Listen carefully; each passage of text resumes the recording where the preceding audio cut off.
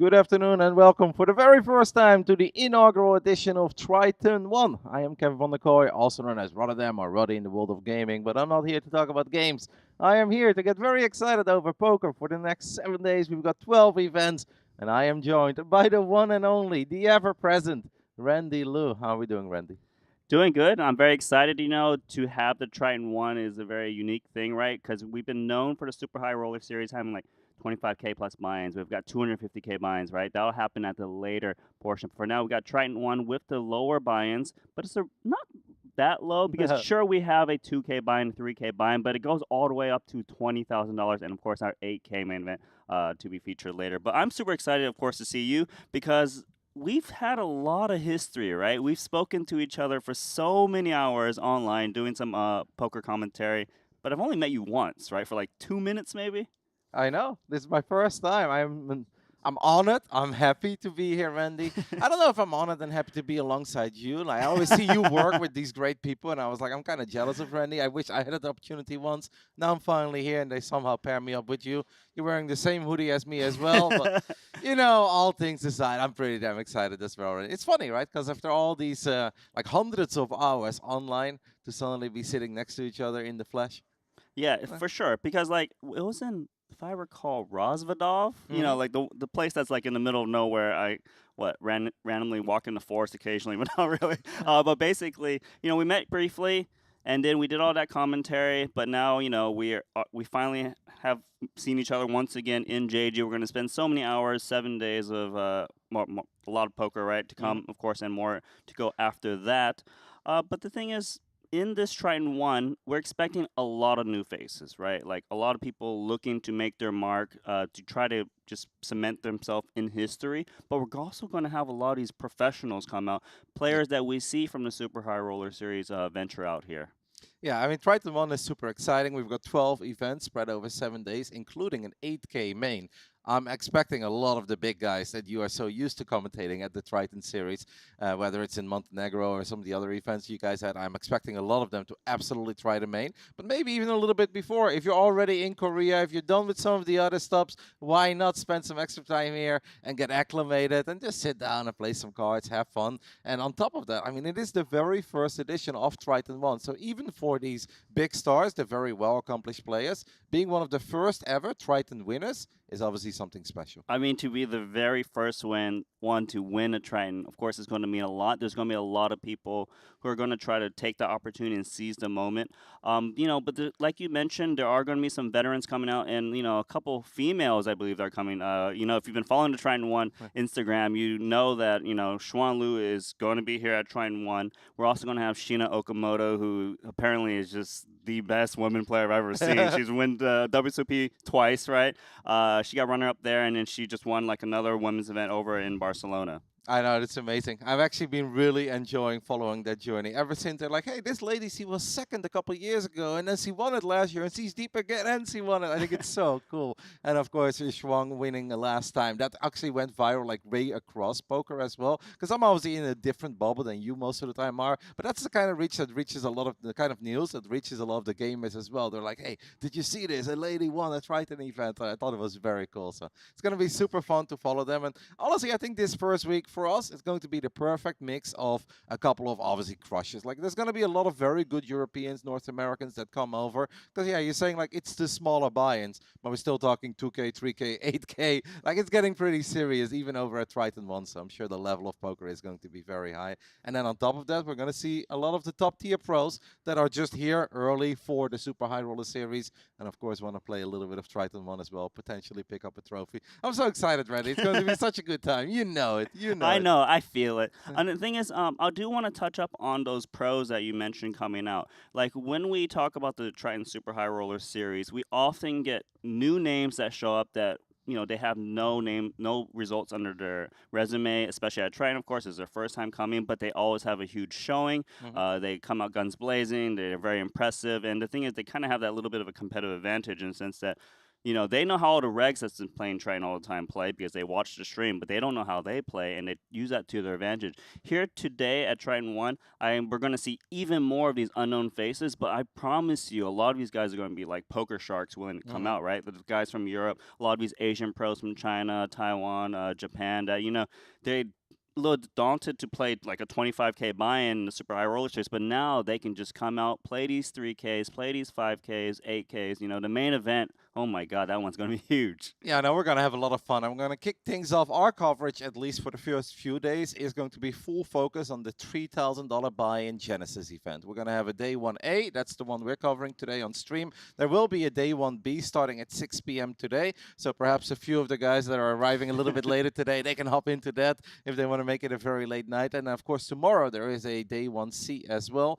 And I believe the plan is for all these flights to play down till the final 16%. And then we'll continue our coverage. And we're basically very close to the money bubble, but not quite. So there is going to be some heartbreak in the room. But yeah, that's going to be our first focus. Honestly, I think it's going to be a very fun event. Maybe the first day it's going to be a bit random, but isn't random fun in poker? I think we're going to see some crazy stuff here. Of course, there's gonna be those players that kind of want to, make a move because they're on the live stream table, like, and then other are just gonna kind of play their own game. That'd be, interesting to see. Like you said, we do have 4 starting flights, 2 today, 2 tomorrow. They're gonna play down to 16%, which is kind of an odd number to hear. But mainly it's because we're gonna play right before the bubble, so 15%, cash, and then tomorrow not tomorrow, the day after they're gonna combine, and then we're gonna have 1% of people who doesn't make their first cash in Triton One, but that'll be fun to watch. One thing we have not mentioned yet, which we absolutely should mention before we start hopping over to the TV table and take a look at some cards, is that's of course why we are here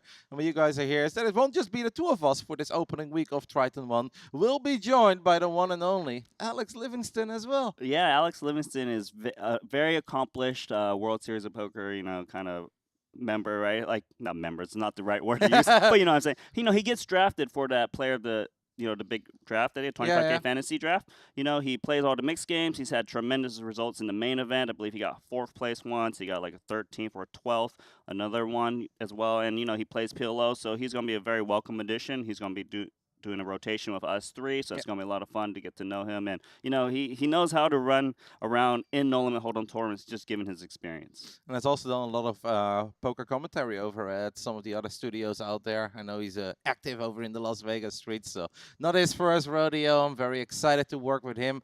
You, Randy, like I'm already a bit burned out, I have to be honest. After 300 or 400 hours online, I'm looking to talk to someone else who actually knows a thing or two about poker.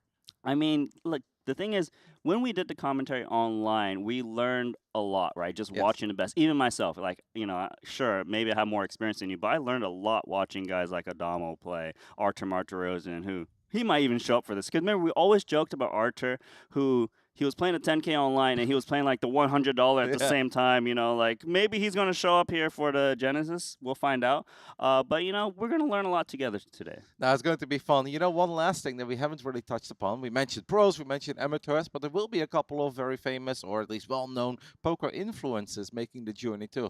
Obviously, poker vlogging has been blowing up for like the last 5-10 years. There's a couple of very established bloggers out there. Also, a newer generation of poker vloggers that I personally really enjoy watching. My girlfriend is not that into poker, but she does really enjoy watching some of the adventures of what the vloggers getting into. And I know that a few of them will be making it over here to Korea. So honestly, I'm always excited to see those guys. Okay, but play. Do you know which one it is? Come on, there's got to be one that she really watches. Is Yeah, it Wolfgang? Is it Wolfgang? No, she's a very big fan of Corey Eyring. She loves Corey. Okay, cool. Yeah, no, but I love watching all of them. And it's just cool, right? As long as you can relate to some of the players. And that's what I think is the beauty about a lot of these big fields. The first day, opening table, we might not know anybody, but we're going to get invested in the story rather quickly. We see somebody pull off 2 or 3 cool moves, and we're like, all right, that's my guy, or that's my girl, and we're going to follow them throughout the next 2 days. And I think that's always very fun about poker. Then again, maybe like after watching the poker throughout this week, they're going to learn that pocket fours always make a set. Because that is your tagline that I never invested myself into, but maybe we'll see someone go ham with it today. Hey, what is the reigning world champion again, Randy? Who is the reigning world champion of poker? You're talking about the World Series main? Yeah. This year? Yeah. What is his favorite hand? Hold on, I got to think of who it is first. you're joking right now. There's no No, way. I'm running a blank. Oh my goodness! No, this is the biggest story ever. He got introduced to the Hall of Fame. Hello. Oh, Michael Mizrahi. Yes, yes, yes. And Woo. his favorite hand is? It's not fours, is it? It is pocket Oh fours. my God. You too. You're related. All right, well, this was our little intro. We are going to get ready for our very first TV table. We've got no idea what to expect. We have no idea who's on it. What I do know is that it's going to be 3 40-minute levels, so we can get ready for 2 hours of non-stop poker. I'm Kevin, with me is Randy, and we are so ready to get Triton ONE started. Booyah, here we go. This is the set, all of the outer tables. Waiting to get their cards dealt, but you can see it there in the back with the LEDs. That's where our featured table is going to be. And I was worried I was going to be a bit lost, Randy, but you already forgetting the recent world champ after 3 weeks is honestly making me look very good here. Maybe I'm the expert after all. I'm a little afraid to look at the chat, so I'm going to hesitate for a second. But this is going to be our featured table. It looks like it's going to be 500 1K for the blinds, 250 big blinds to start off, so a lot of deep stack poker to be had, and 4 fresh faces for me. My most important question for this entire week, Randy, is how good are you when it comes to pronouncing the Asian names? Because I have to admit, I can struggle. Yeah, I'm going to be better than you, I would suspect. Usually I have a little trick. See, like when I don't know one of the Chinese names especially, I like send Selena, my wife, a voice message. Like, how do you say that? So that's kind of usually how I go about that. But the thing is, I just saw these names for the first time, so this might be a little bit of a struggle, but we'll see. So we're going to start off very short-handed, right? Only 4 players over at this TV table for now. I expect that to change in the near future. That is fun, because that does mean that we're going to see a lot more of them and how they want to approach a certain hands. So that is actually going to be very cool. And I feel like if you're a confident player, if you believe you have an edge on the majority of the field, then you don't hate this initially, because this might be a good opportunity for you to get a few more hands in and potentially steal a few more blinds. It is, of course, very early at the start of a long event, but you know, it's a good way to get started and get your feet wet. Yeah, I hear you. So here we go. First hand underway. Xiaohu, I believe it's about how you say it. Sure. Queen 5, button open. I guess he just ends the hand here. I don't know, 400. We might want to battle a little bit. The king high against the queen high. Queen high takes it down. First blood officially drawn in our 3K Genesis. This is flight 1A. We'll have 1B starting at 6 p.m. today. For the folks who either arrived very late yesterday, I saw a lot of people come in with suitcases late at night, or perhaps some of the players that are arriving this afternoon. And then there is a 1C tomorrow. Eventually, all the fields will sync up and we'll start playing very close to the money. I'm really excited to follow the action here. I'm also very curious how big the field is going to be for this very first ever Triton ONE tournament. This is something very cool, Randy, something very special to be a part of. I think a lot of poker fans over the last almost decade at this point have been following the super high rollers or some of those massive cash games that Triton, of course, has broadcasted in the past. But now it suddenly becomes a little more accessible for the average poker player out there that can dream of at least playing in a Triton event and perhaps even win one. And that's why we have 4 fresh faces already. You know, people trying to, you know, get that big score here in our Genesis. Looks like a little blind versus blind spot. Limp pot. Little top pair against the open and straight draw. Although chasing the bottom of the straight is not ideal. Does check through. I think with Queen 8 we're feeling quite good here. Yeah, I should be going for value. That is absolutely what is happening. Got a very bright shot clock as well. Ace on the river. He's perhaps going to slow the action down here a little bit. I mean, with 9 high, we're going to have a very hard time winning this. And let's see if Anton Lu wants to get a little adventurous in one of the very first hands of this marathon event. The 3K Genesis Day 1A. Yeah, he's going to give it a shot. He's like, I am not checking back 9 high. Let's just see if I can steal this one away. Bet 5K. Nice. Hey. Took it down. Yeah, you definitely have to bet when check 2 on a board. That's very scary. If your opponent did have a king, they probably would just keep betting. So, you know, you can't just be chasing the hit. When you miss and you get the opportunity to bluff, just go for it. How much table talk are you expecting in, like, let's say, the opening levels of an event like this? Generally speaking, there should be more, but this table is not giving me those vibes at all. I mean, it is a very international table, right? We've got someone from Vietnam, we've got a Chinese player, we've got a German player, and an Australian player. They might want to establish first which language they want to communicate in. All right, so not much change in chip counts at the moment. Now, the Triton app is awesome, and we can take a little look at all the players that have currently entered the event and who is doing well. And it's getting updated non-stop. It is very cool. There's not too many names that really jump out to me. This is obviously incredibly early, and I'm expecting that to change. Yeah, it's very cool. And if there are some big jumps in the play counts over the other tables, we'll obviously let you guys know. I think we are going to start filling this TV table up as quickly as possible, as it seems like we have already found a 5th player.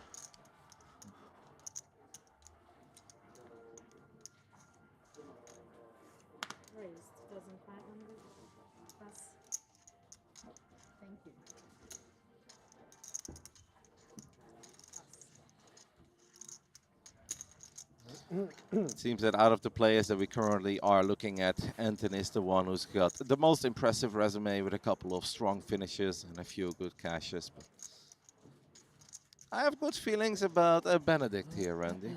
I don't know how familiar you are with him, but I feel like he's going to be solid.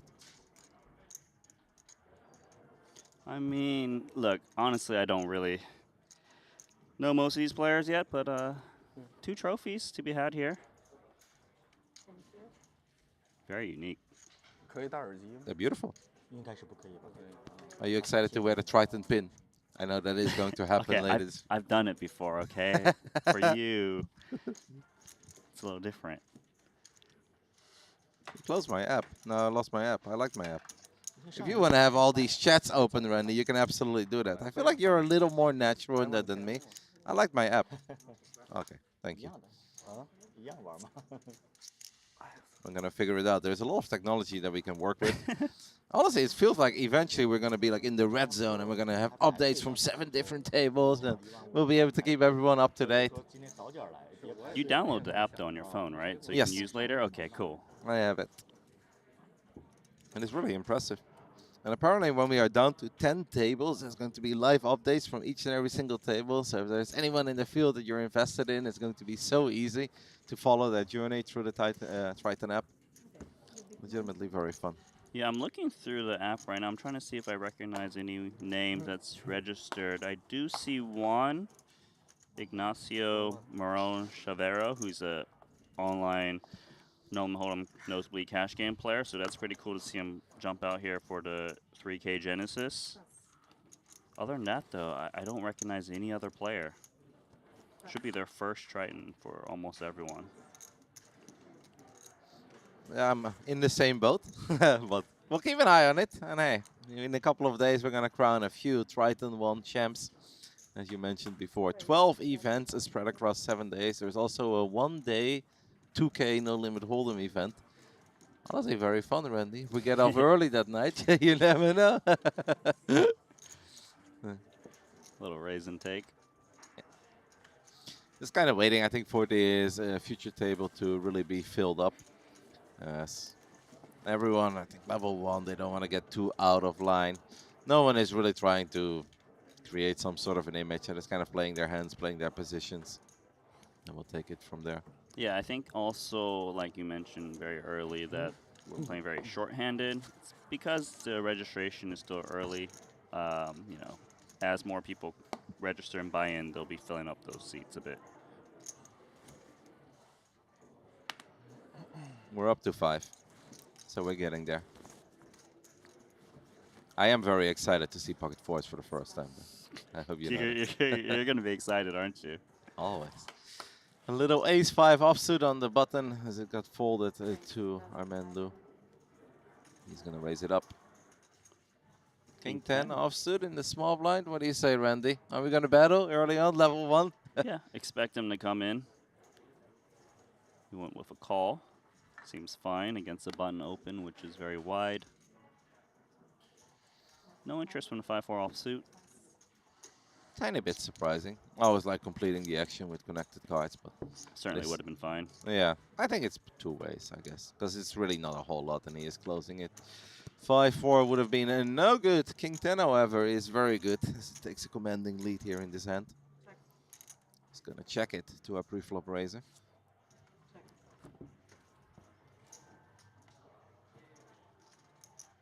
Okay, so there's a check through on the flop.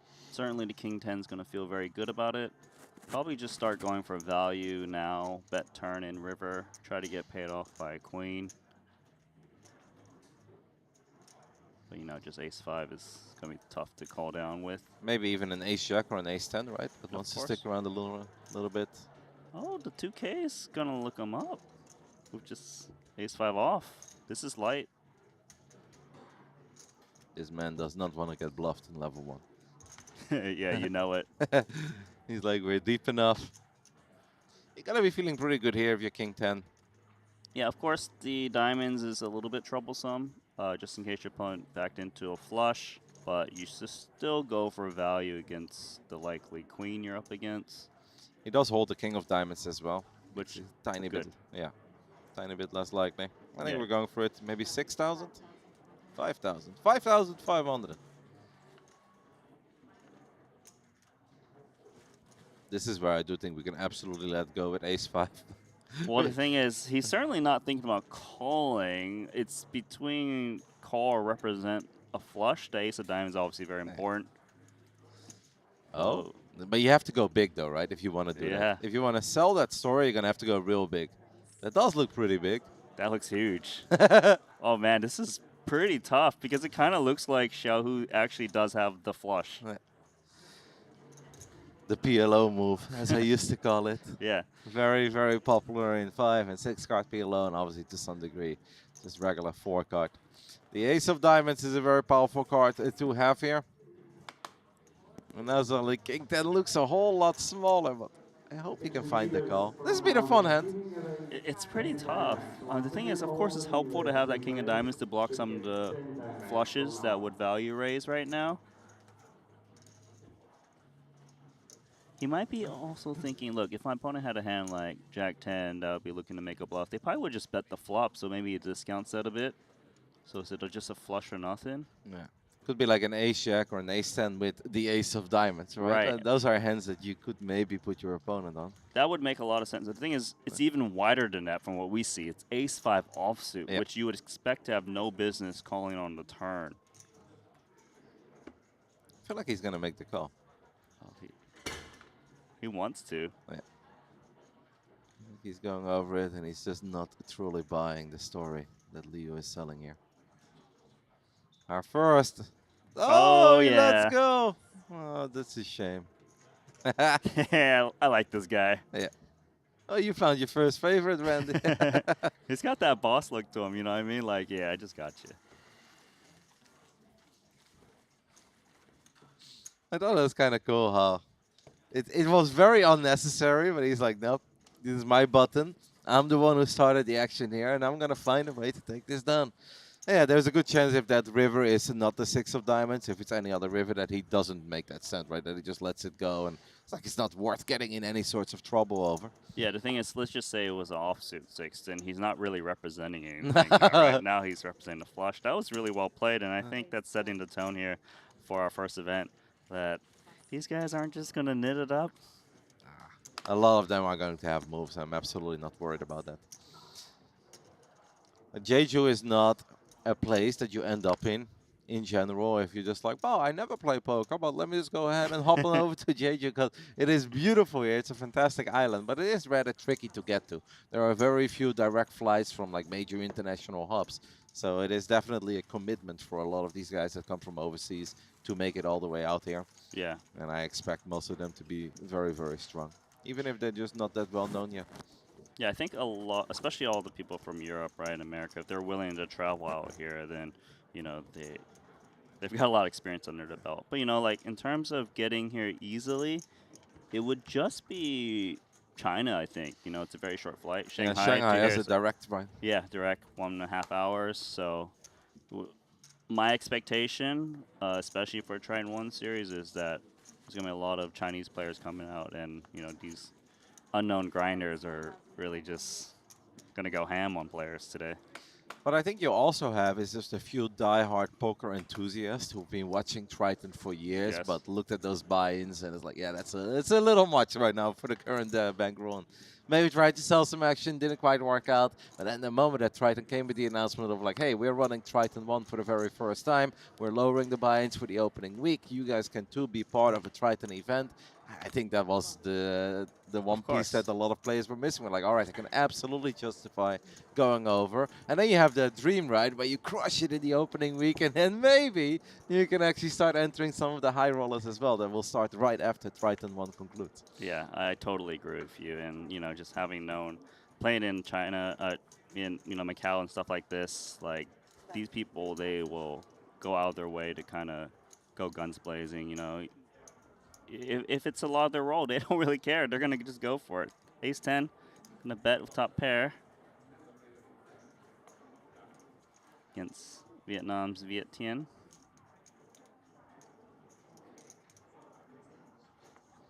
He's out. If there was a club on that board, I feel like he might stick around a little bit, because then you have a decent piece of it and there is more to look forward to. But I think with 0 clubs, that board is just not appealing enough.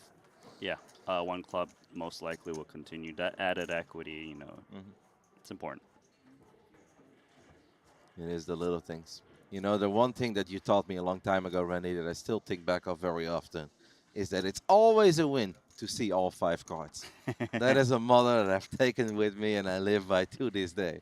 Because I used to be frustrated, where I had to give up on the river. And these days I look at it so differently.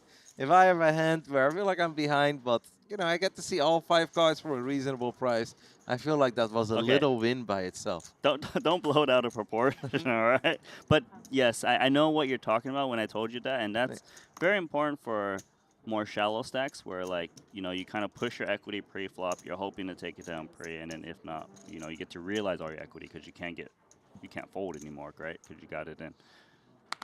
Into this hand. It's a German flag, right? That is absolutely a German flag. I know you know all the European flags, right? And that's a very German name as well. Benedict Wenzel. Is it? Yeah.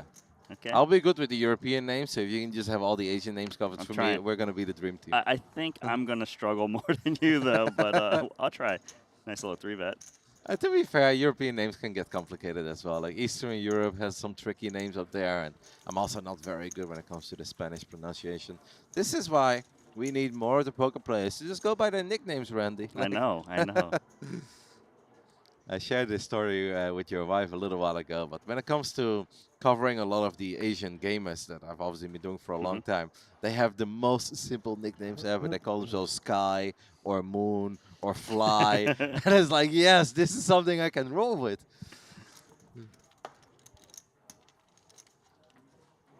It becomes a little more tricky. All right, so you're going to start calling me Nanonoko or what? No, I've always liked Nano. And in my head, you are still Nanonoko. Cheers. If you want to go by Randy. All right, Rotterdam. No, that sounds really awkward. Let's not do that. Another ace-5 offsuit. Definitely the hand of our TV table so far. King 9 of diamonds. Little 3-bet from the small blind. Very capable of 3-betting this. Calling is fine too. Which one's he going for? I feel like he's on the aggressive side of the spectrum. Yeah, especially when we saw that bluff with the ace-5. Yeah. So he did 3-bet. We'll see how much. 8,500. All right, how about some street poker level 1 4-betting with the ace-5 offsuit, Randy? Technically, it's a decent candidate to do so with. I'm not sure if that's crossing his mind. It feels one of these moves that is kind of unnecessary, but if it works, it does feel really awesome as well. Yeah, for sure. They are very deep, 250 big blinds. Did he just... I think he did. Is that you? Are you Anton Liu in another universe? I love it. I feel like Anton picked up on the fact that Liu is getting a little creative and is getting a little out there. And he's just like, you cannot have it every single orbit. I love it. Well done, Anton. He is the most accomplished player of the 5 guys that we currently have on our future table. Ah, street poker level 1, Randy. Man, it's been very aggressive in our first hour of play. That was cool. Man, you've been sharp. You've been playing a lot, haven't you? I've played a little bit lately, but honestly not that much. I feel like when we were doing a commentary, I was playing a little bit more overall because it was really important for me to stay up to date, obviously, and make sure that I felt like I was dialed in. And I was also trying to apply a lot of the things that I learned from listening to you and watching these best poker players in the world on a weekly basis. I've just been very busy with a lot of other things over the last 12 months, maybe even 24 months, but I've been getting back in there. I've been playing a little bit lately. Yeah, but you definitely know how to play ace-5 offsuit. You seem to get it right every single time so far today. All right, what do we have here?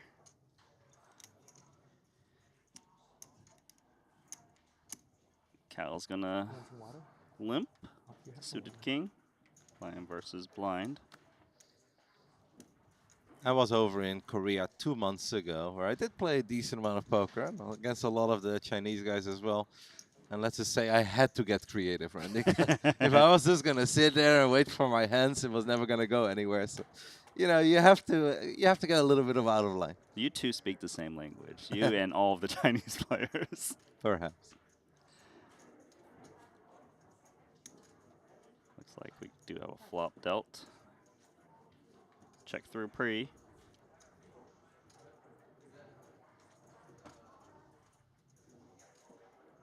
Ace 3 deuce. Two clubs. King high versus king high. And a check through. They kind of both have enough showdown value where they don't really need to bet.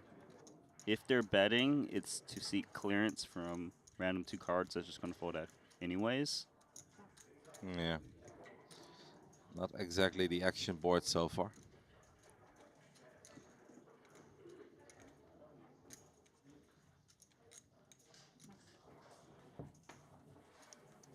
Isn't really a whole lot to fight over either, so neither of them, I feel like neither of them are very invested in this hand. Yeah. It's like, can you just do something to take it down and get me out of here? I hear you. And they both have the king high, and they know a pair is not going to fold anyway, so why waste any chips? And that 8's going to play, isn't Yeah, it? the 8 will play as 5th card.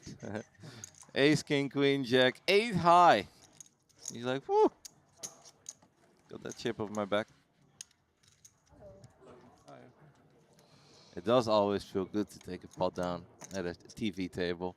Because the last thing you want is have friends and family watching. And then you sit there for 90 minutes and you don't win a single hand.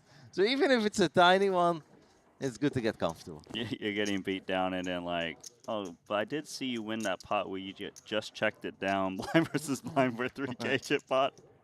Like, I that was all me. That would go on the Instagram reels immediately, mate. Highlight play of the day.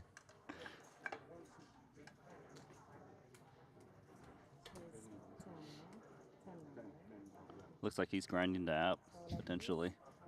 Maybe he's keeping an eye on his on some of his buddies that are in the field. Seems like we're gonna fill up this table real quick at this point. Oh yeah. Good to see some faces. So far, absolutely been enjoying Anton, even if we haven't seen that much. But I love that ace 5 4 bet. He's picked up on it real quick. That our Chinese friend was getting a little bit out of line. It's like, all right, I don't believe that you have had it multiple times in these first 20 minutes that we've been playing. It's time to take a stance. Yeah, Anton's already giving me these like season reg kind of vibes, you know? Like, sure, first Triton, but to make a move like that so early, you know, just goes to show like he's not playing fit or fold.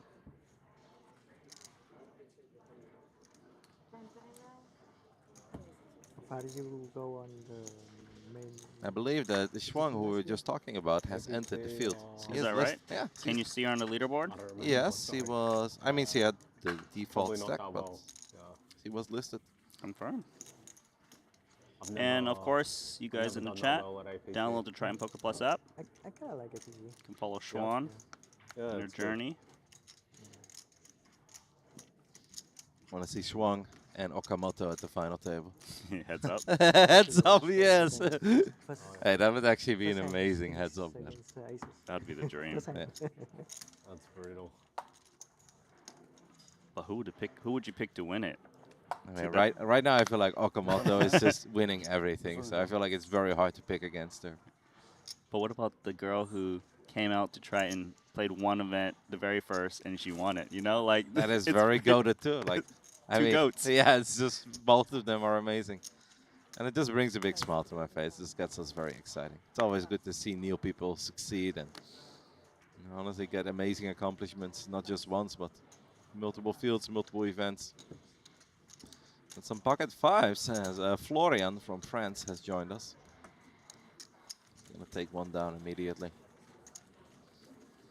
You've played a lot of live poker as well in the past, Randy, even if, of course, you're famous for your online grind, but I know you've done a decent amount of live poker too.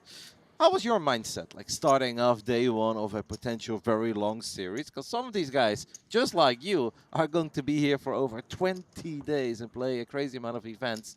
What's going through your mind on day one? Yeah, I think for a lot of players, especially if they come from an online background, playing live for like the first or second time, they're a little bit uncomfortable and nervous, right? Because it's different.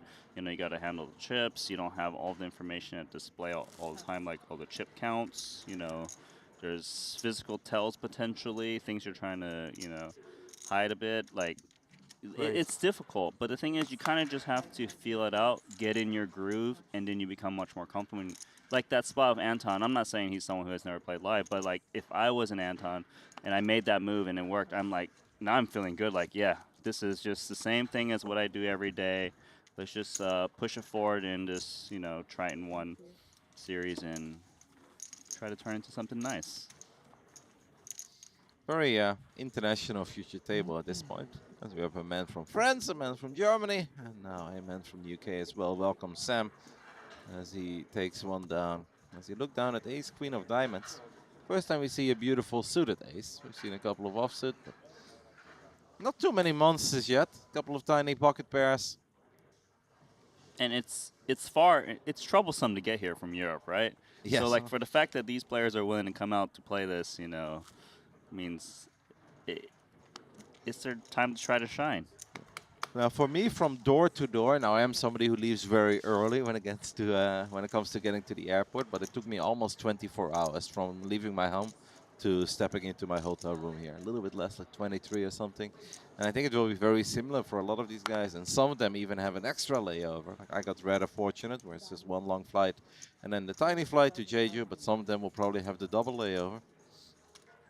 Yeah, I got to the airport about 50 minutes before my flight was leaving. I don't know if that would be acceptable for you. No.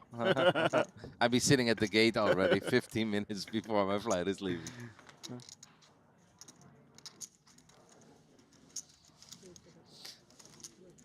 5-4-5 board here. Queen 4 does take the lead. 9-6 has 2 overs to the board, couple backdoors. And I feel like we know that Liu likes to get involved. You might look at this board and be like, you know what? I see a lot of potential.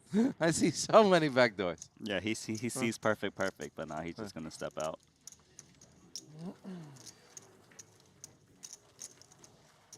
I am expecting very strong plays from almost everyone that came overseas. Like I feel it is unlikely, unless someone is on a holiday in Korea and just saw this and has been a massive poker fan for a long time. It's like, okay, let me just sneak away from Seoul or where I was for a couple of days, or maybe Japan, right? I fly over to Jeju, play 1 or 2 events, just so I can say, I've played in a Triton event once. I can absolutely imagine that's a bucket list thing for a lot of poker players out there that have been watching these streams, listening to you and Henry and Ali for all these years.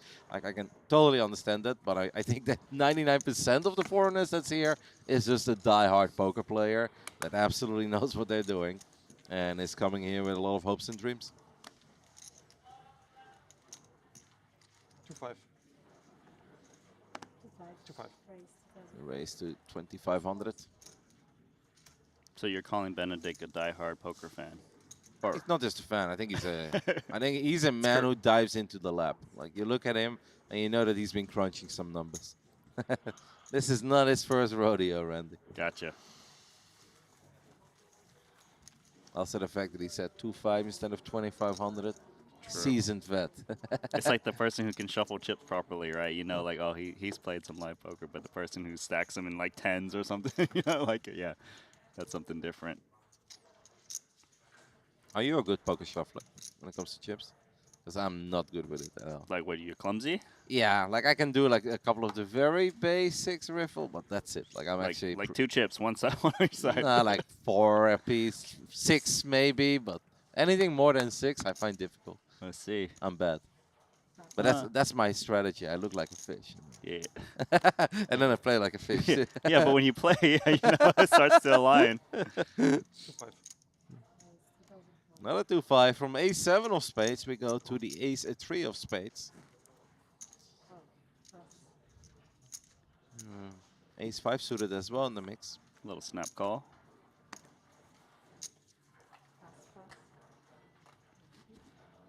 Hearts or spades, Randy? I mean, the solvers love ace-5 suited. How can I not take ace-5 suited in this spot? Plus, I got that little kicker advantage, you know? Oh, look at that. Oh, my goodness. Look Okay. at that. Sure, ace-3 is ahead right now in terms of actual strength of hand, but look at the percentages. Yeah. It's ahead, but behind. Something that happens very often in PLO, especially in 5 and 6 card. In No Limit, you don't see it very often, where you're ahead, but behind. With a lot of cards, and Win will take the lead. Obviously, any 6 makes a straight, any heart will make him a flush. Any 5 will also give him a superior pair. You're looking for more for half the deck. Yeah, so the ace-3 suited can't go anywhere, especially with the backdoor spades. Nope. There's the check call. Bottom pair, and the spades is still alive. How about the 6 of spades as a turn card? Jeez. Upside down 6, but not even a spade. 9 of clubs means that ace-3 now does officially take the lead. It was the stronger hand on the flop. I would like to see a big bet here from Nguyen. You know, he's got so many outs. His opponent's hand looks very weak to just check call. He might just win it here if he can bet big enough, 7.5. I don't know if that's big enough. Yeah, it's about half the pot. Because we're looking at a hijack flat. I mean, it could be a pocket pair. Like, this could theoretically maybe be a set. But then the flop action would have perhaps gone a bit different. It's interesting because he's getting a better price to call off ace-3, but then again, if his opponent is, you know, value betting wider with a smaller sizing, then he's not in great shape. Let's see. What do he choose? He does choose call, and as you expected, he comes along. I think he just has a hard time putting his opponent on a lot of hands. The king of clubs is a blank for us, but it's definitely a card that players could represent. Curious how this river action is going to go. I feel like Benedict Wenzel's pretty well dialed in.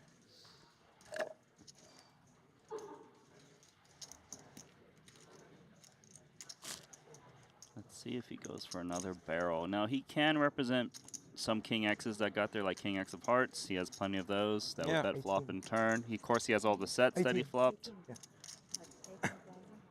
He go again? Yes, he did 18,000. Now, Wow. calling here of ace-3 is pretty tough. That's really tough. That is an incredibly tough call to make. And it's also a call that I think you really need to take your time for. Now, players do have the time bank extensions, but do you really want to use that many of them? Level 1, when you're working with bottom pair. Be a sick call, but he's going to let it go. Wow. Well played. These river bets are getting it done today. Yeah, and the thing is, Benedict played that hand pretty well to make that turn card. Wasn't easy, but the thing, he got one up there on the river where Viet was still willing to fire 3 barrels. I think with a less scary river card, maybe like anything that would have paired the board, but it's another 9 or it's another 6, it's like, or another 7, another 5. Maybe.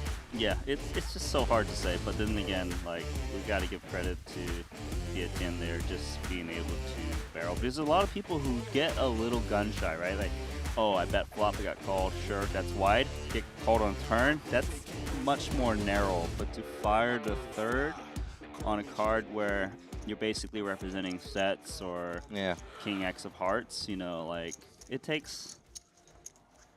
takes some guts to do that, and that's really nice to see from Vietnam.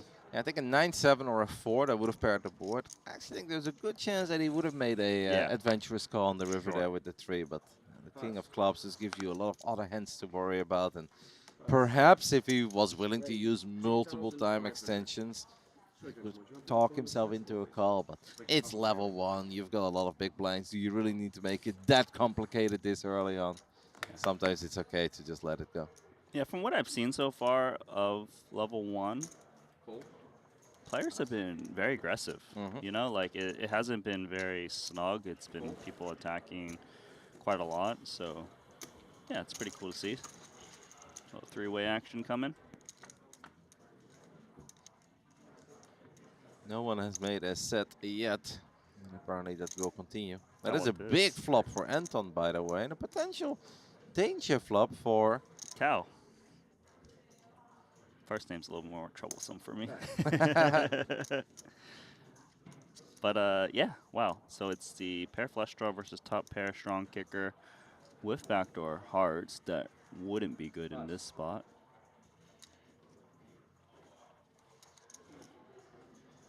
The pre-flop raiser was Anton. Followed through with the C-bet. Yeah, obviously can't go anywhere here with Queen 10, with Queen of Hearts. That we know is no good. That's a beautiful ace, by the way. The Triton deck. Do you think there is a chance we can get our hands on some Triton decks this week? Maybe, maybe. So the thing is with the King 6s, you probably would normally want to slow down, but the ace is a pretty decent card to actually put a lot of pressure on a 10x if you fire quite huge. He's just going to check it back though. As played, I would think that both players are happy to show it down rather than seek value. Expected a little more fireworks in this hand with the flop that we got and the 2 hands that Yeah. our players were holding, but check on the turn suddenly brings us to a river that is. It is a 3, pairs the board. I'd give Anton actually the feeling that his 6 is good here, right? Of course. Gonna get the Niels that 6 is no good. Queen 10 takes it down. Didn't look like that was going to be the way that this hand would play out on that flop. But like there were a lot of turn cards and river cards where this could have gone very different. Well done by Chan.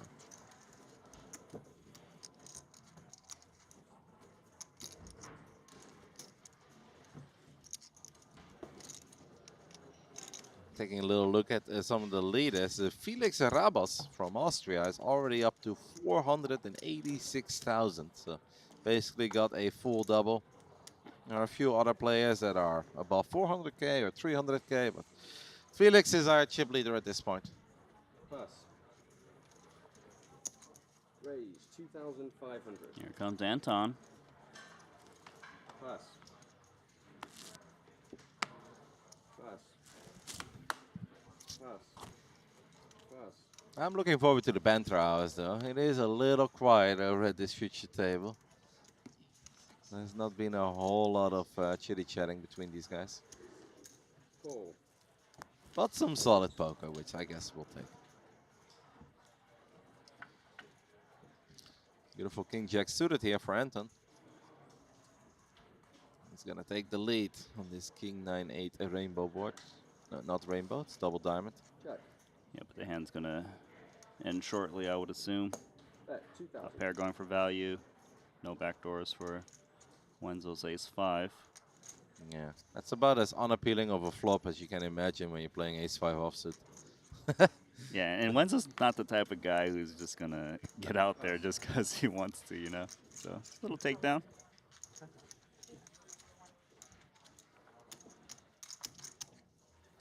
Anton is just playing well.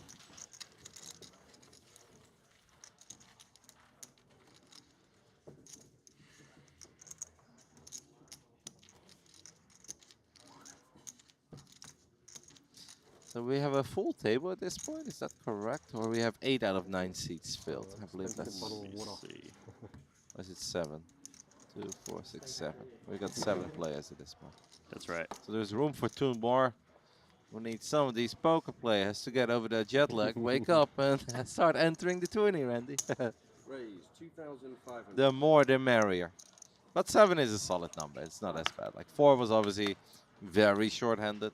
I think 7 is quite okay. There's a small thing I want to point out to you. Go ahead. Is that when I'm looking at the app, you know, there's seat 1, seat 2, seat 3, seat 5, seat 7, seat 8, seat 9, but there's no seat 4. It's just not a thing at the Triton series because Really? 4 is an unlucky number. So like, there's no event number 4. There's no seat Really? number 4. Okay. Yeah. So just to give you a little insight to that. But there is a seat 6 and a seat 10. That's right. Because well, I don't know if seat 10 because normally seat 10 doesn't exist. But Yeah, but normally you do have 9. I think we typically play 8-handed. Always 8. I think. I feel like there's 2 open seats at this table. You might be right.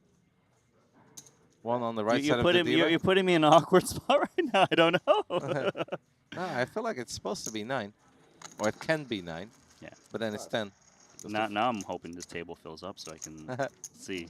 Well, like, if the camera zooms out, you will see that potential seat 4, but in this case, Maybe. absolutely not seat 4. Maybe it's a bag seat, seat for your bag. Or yeah, exactly.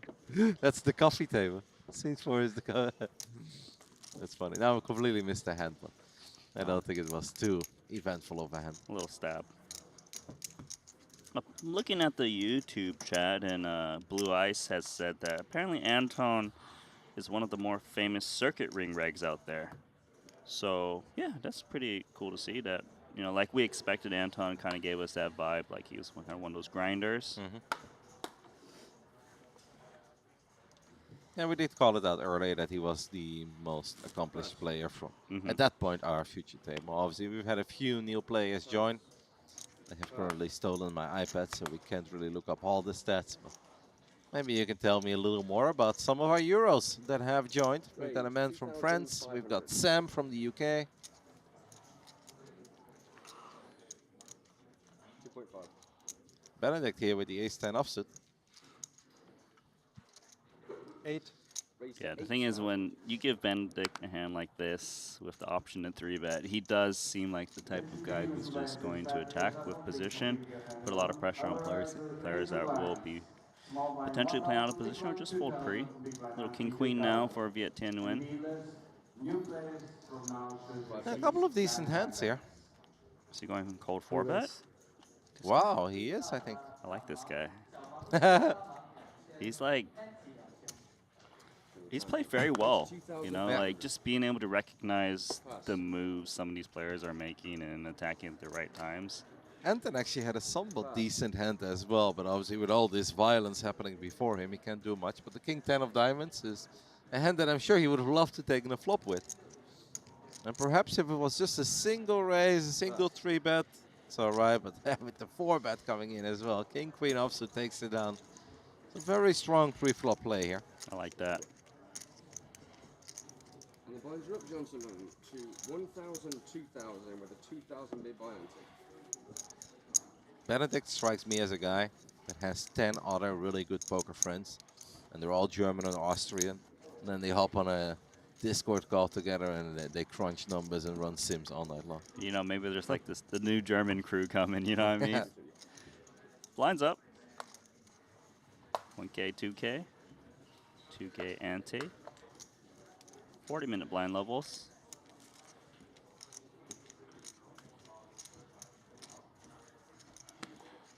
Pass.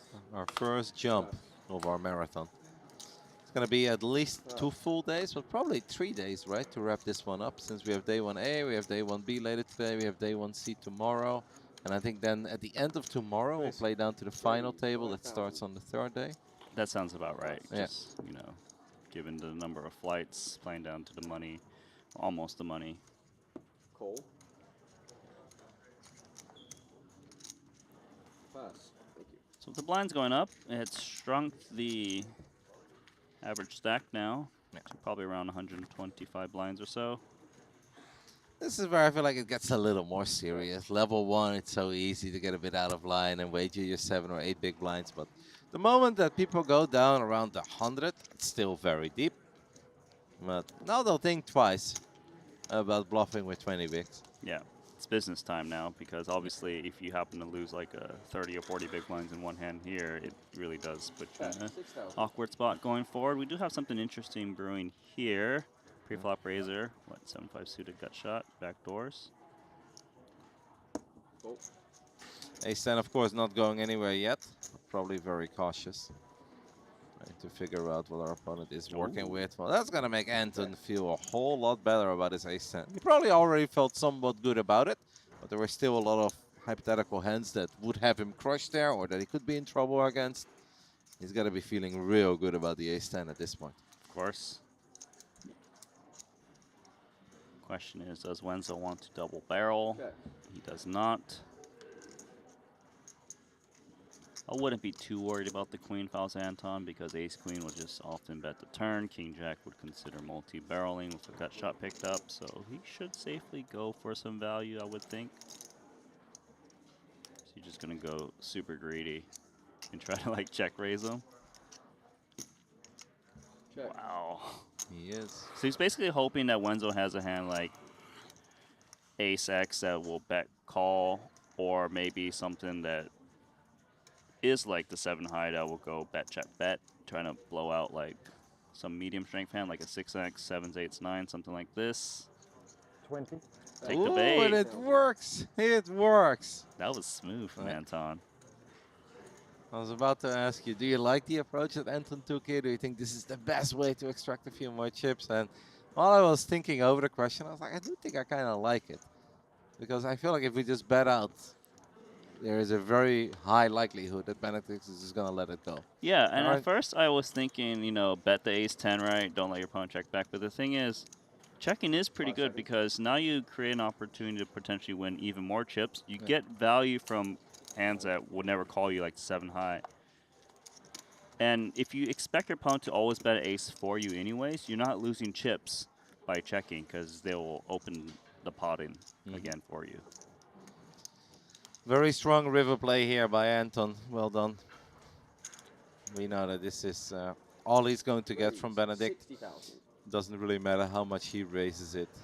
Yeah, unless Benedict is going to get ultra out of line and somehow feels that the 7-5 of clubs is a really good candidate to just go all in with, but that's never going to happen. Or at least it should I never want to happen. say never, No. but never say never. But it just doesn't really make any sense, right? Because Benedict is holding the kind of hand that he would ever hope that his opponent is holding if he wants to make some sort of a play.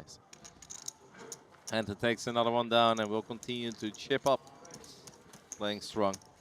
Yeah, he picked up an additional 10 big blinds there, 20K with that check. A lot of people would just get, you know, a little antsy and just try to get value themselves. Yeah. Now imagine a world where Benedict would have played an ace-queen or an ace-jack in a very conservative way. Then there is actually a chance that you'll get paid off on the river as well. Thank you.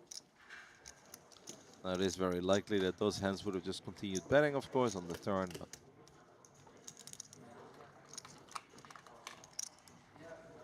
This table looks full. Oh, you're saying that seat right there isn't the empty seat. yeah, I mean, that is... Yeah, that's 9-handed, isn't it? 1, 2, 3, 4, 5, 6, 7, 8. 9. Yeah. You got me. You got me, man. I like how you're like, this table looks full, always staring at a very empty chair. I don't know, maybe. In the dead center of the camera shot. Maybe the shot clock doesn't choose to seat at the seat. It just sits on the table, you know? So. Sure, Randy. No, he just moved it to the left. I love that. It's like Randy's looking at that shot and he's like, if there was only a way that I could imagine another player to fit at this table. And there is a wide open chair that's like right here. Anyone could join. And Randy's like, I just don't see it, guys. Table's full. Unlucky.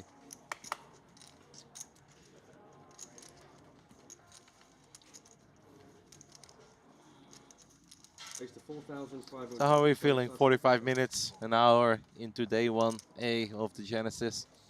For me, I've been very happy with the level of play. You know, like it's been quite action heavy actually so far. Table chat, sure, doesn't exist, but pretty cool. Raise 15,000. How are you mentally preparing for your 20+ days? I mean, just despite the conversation about the missing seats and stuff, it's gonna be a struggle for me with you. Wait, so you're gonna blame me for you missing a very, very, very obvious empty chair? Yeah, shifting blame, you know, it's one of my expertise. That is amazing. What do we got going on here? Dwan Bin, 3-bet pocket 9s. Made it 15K. Ace jacks out. Nice play. Pass. Really excited to talk more about poker with Alex as well. Of course. Already got to get familiar with him a little bit over the last day and a half that he was here and I was here. Seems like an incredibly nice guy, and he obviously has a cool career with a couple of very deep runs in massive offline events. So does seem like a lot of the guys that find big success early on in their careers in No Limit Hold'em start falling in love with other forms of poker, whether that is short deck or PLO or the mixed games. You've never really been much of a mixed game guy, right? It was the same on Season 2. Is there other ways of playing No Limit Hold'em? Because that's what I would do. But nah, I just love No Limit. Tried PLO a little bit, and I really thought it was confusing, and I just gave up right away. Really? Yeah. But I know a lot of people love it. We also have a lot of like No Limit players that play Tritons that cross over and play the PLO portion as well, you know. So it's, if there's value, you got to learn the game, right? I mean, I feel like we've been talking about it for a long time, but PLO does still seem to be growing.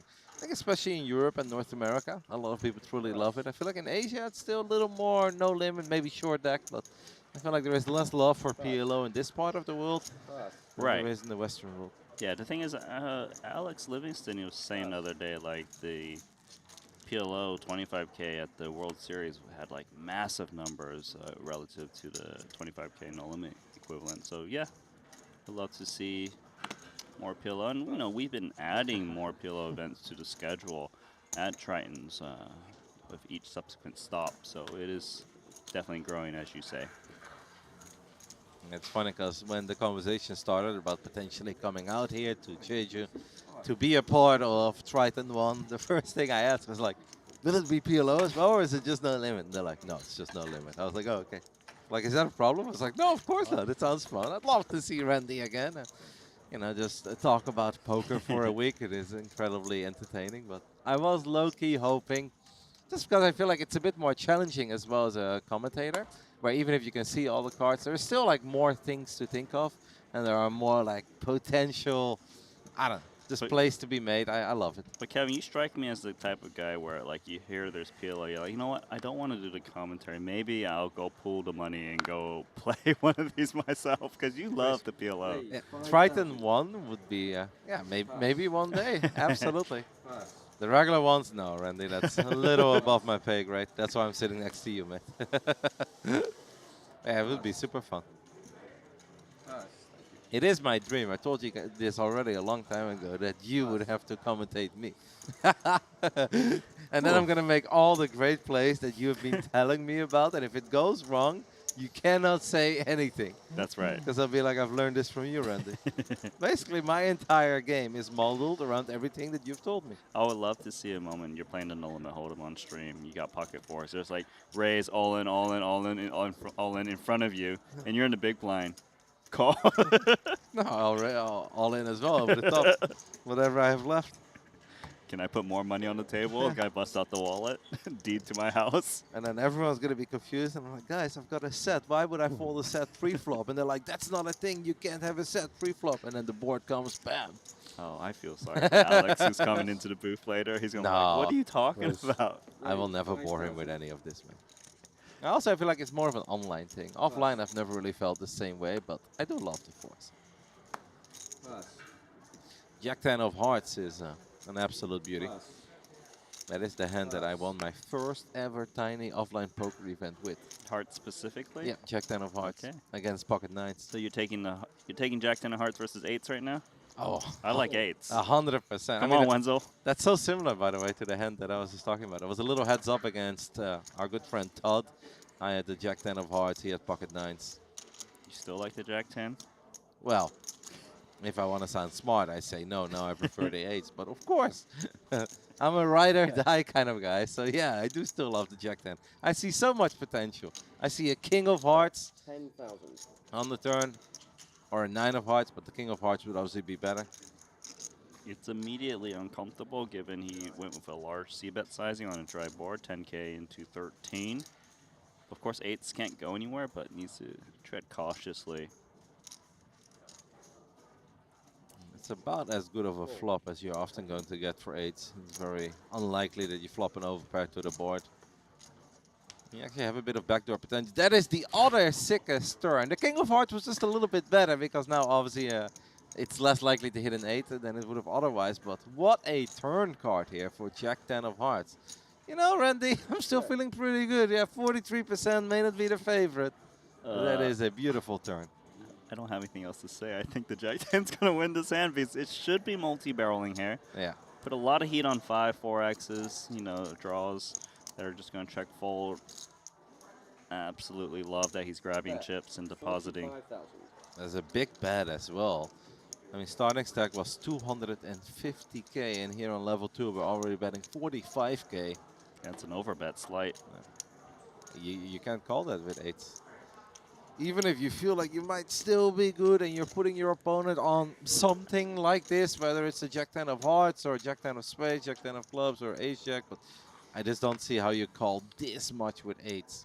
Yeah, and the thing is, when your opponent is bluffing, they have a lot of outs against you, as you see. 43% equity still against the 2-8s, and you still have to fade a river card. Oh, yeah. I understand this fold. It's just a very strong bet once more. Anton is on fire, man. Anton has played very strong so far in the opening 2 levels. I feel like I just ate my words. I was taking the 8s. You Jack 10 of Hearts. You whiffed the board, and oh, man. I didn't whiff the board. That was a world of potential. See, I see whiff the board. You saw all the backdoors. You saw turn plus river, right? Yeah, that's the difference. Yeah, that is what, I don't know, hundreds of thousands of hands of PLO is going to do to you. That's just wired into your brain. You see backdoors, and if you're holding 4, 5, or 6 cards, those backdoors come into play way more often than not. I hear you. That's a fun hand. Yeah. It's funny because that was the second best turn that he could have found other than like actually hitting. I think only the King of Hearts would have been a better one. But yeah, that's something he didn't know, of course, because he didn't know that 8s were actually the hands that his opponent was holding. That's hilarious, though. I mean, like, the King of Hearts, the obvious one. Jesus, 9 of Hearts. Raise 5,000.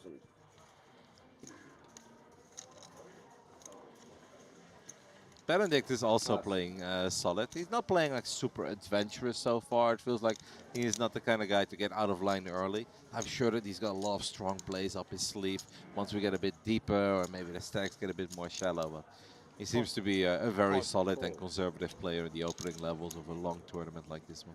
Yeah, but he is currently the only player under 200k at this table at the moment with 180 or so. Every event in Triton ONE is rebuys though, so we can always fire in the hole, Randy. Why are you laughing? There is nothing wrong with firing a little bit in the opening event of the series. You best friends with the rebuy? You've been rebuying a lot in your days? Online for sure. Offline I try to behave a little bit. All right, on to a flop. What do we got? Ace Queen 4. It is rainbow this time. Selena was teasing me for a little bit whenever I would misread the board. Like, look at me, like, so how bad are your eyes? And I was like, they're pretty bad, Selena. I've played video games professionally for 10 years. I've been staring at them for another 15 years. Like, it's pretty tough. But yeah, so all that microing in StarCraft definitely going to ruin the eyes a bit. Especially like in the 2000s where you had the curved CRT monitors, you know, and they were like kind of green. And I was sitting in the dark just playing Warcraft 3 all day, very close to my screen. It's like, yeah, that probably wasn't the best for my eyes. 4 of diamonds rolls off on the turn. Probably a card you like to see when you're playing A7 here, because now there's a very good chance that you don't have any kicker issues anymore. The queen is a strong kicker. True that. I also don't mind checking back to A7, because if your opponent has a Queen X, they have very few outs against you now, right? Yeah. Like a Jack doesn't improve. But he is going to bet, but I wouldn't mind a check to try to induce from like missed straight draws. That probably will stab. As played, it's pretty difficult for Queen Jack to want to call again with no flush draws out there. Yeah. It is starting to probably get a tiny bit frustrating for Benedict, right? We're all still human in the end of the day. We're not playing like Solvis, where it's like, I keep having something and it's just not quite good enough to continue. It's not quite good enough to, or it's not the right spot to truly make a play, but these tiny frustrations will start adding up now, of course. There's no reason to get too upset this early into a tournament, but it is nice to see a couple chips come your way rather than having to let it go, especially if you do have a piece of it, just not the right one. Yeah, and the thing is, what's worse for Benedict at the moment is that, like you said, he's flopping a piece and then having to fold later. So not only is he losing the pre-flop raise chips, he's losing the flop bets as well. And you know, it's like 10K, 15K. They're starting to add up. It's currently on 170K, but still, it's the equivalent of 85 bigs. So nothing to be worried about at the moment. Schwan is already up to 192 big blinds, 390K. Pass. So she has increased her starting stack by 130K Raise to so far. 4,500. Not bad. No, I think there's a very good chance that we'll see her on one of these TV tables. Maybe after our first break, right? We're going to play 3 levels, and then I believe we're going to have a 15-minute break.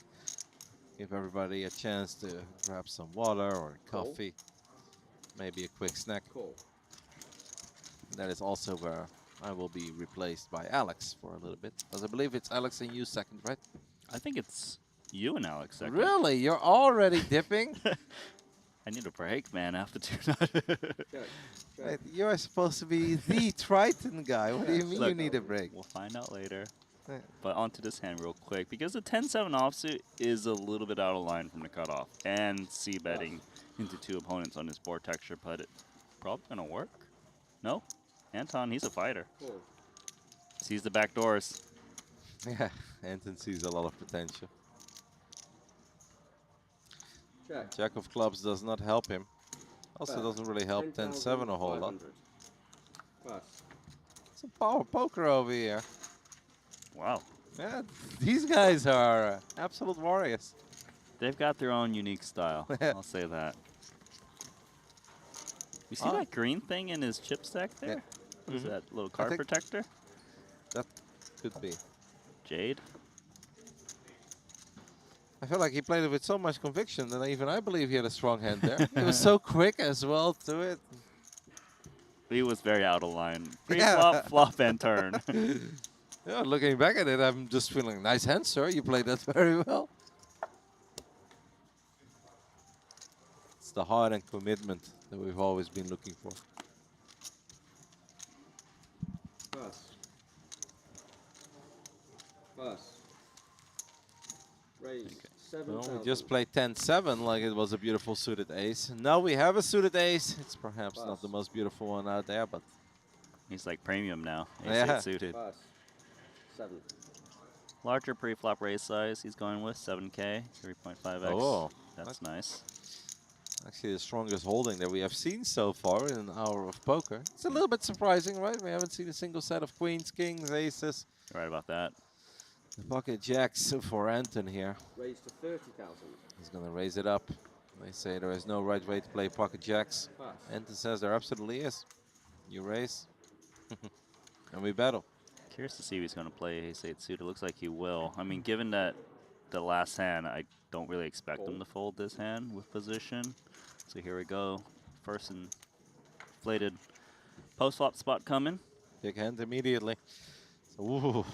Oh, that's nice for a set of jacks. Yeah. Ben actually has something as well, right? Makes a pair of eights, and we'll probably see that the hearts are still alive. It is a very connected board, but I'm sure Anton felt very good about his hand pre-flop. Feels even better about it now. By the way, Benedict folded Queen 10, I believe, after Ace 8 opened. Yeah, it was Queen 10 offsuit with one spade, if I recall that correctly. I mean, he would have to let it go anyway if there's a big 3-bet behind him and he has to worry about someone else. But that is a bit annoying if you're Benedict and you feel like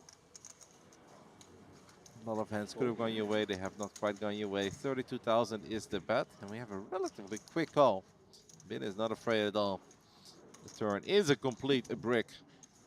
The 3 really does not change anything.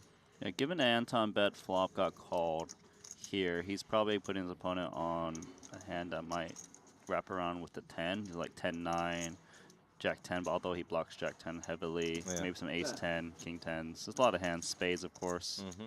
He needs to charge these hands because these type of hands likely won't bet when checked on the turn, especially if they got showdown value, so that's why he's betting once again. Very hard to put your opponent on Ace 8 of hearts here. That is the hand that Ben is working with, and Ben is going to let it go. And Benedict is probably fuming a little. Especially when you see, like if you flop Queen 10 on a board like that, Or you would have had queen 10 and you would have flopped the nuts. You're like, okay, well, let's hope at least that the turn would have been a really bad card, you know, like Yeah. the 10 of spades or something, or the king of spades. So I don't feel too bad about it. And you see a complete blank rolling off on the turn, and you see the heavy betting. You're like, oh, come on. Yeah, you like the anti-sweat, right? Yeah, no, at that point I was like, give me the worst turn card imaginable. So I feel better about my fold. So with that pot, Anton has a sizable lead on this table. He's up to 358,000 in chips. Pass. Playing good. And actually, you can see on the bottom of the screen, Raise. 4,000. there's 71 entries at the moment. One player has been eliminated Pass. already in this tournament. It was a Midang. Lost against Nikita Wozinensky. Nice. Dude, you said that so confidently. I would never would have been able to say that name. Nikita Volsnev. Yeah. Oh, you got it with I the way you said it. It's so smooth. don't know if it was good though, but that's. But you convinced me. What a bluff. I think it was pretty close to what it should be. Pretty good. Dwan's getting in there again. He's calling a 3-bet. Jack 10 offsuit. Out of position. Jack 10 against ace queen, and that board is going to be very hard for Jack 10 to find a way to win this spot. Check. And the Triton app is legit sick. You can just see how people got eliminated as well, and which hand. Me then got eliminated with 5-4 offsuit, by the way. I don't know exactly how he got there, but started the hand with 94k.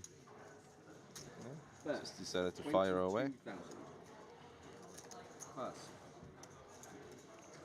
Liking the way Viet's been playing. He's won like every pot he's entered, although there's been just a few. But played them very strong, had aggressive. Gentlemen, you have an idea? Come on. Thank It you. does feel whenever he enters a hand, he enters it with the idea of, I'm absolutely taking this down, and there is no flop, turn, or river that's going to discourage me from taking this spot down. Let's take a little look at the standings overall here. But as Randy just mentioned, Anton Liu is our chip leader. Up to 179 big blinds, 358k. Florian must have won some chips on other tables, right? Because I feel like he hasn't really won any chips on this table. Practically starting stack, I suppose, right? Yeah, maybe he played one hand with the fives, he took it down and got some extra chippies. Sam a little bit below starting stack. And Benedict was the worst start of all of them. But it's still very early and there's a lot of poker left. And there is always day 1B and day 1C. I was going to get to that, like, you know, if day 1A wasn't your thing. 1B, C, and D still available. Pass.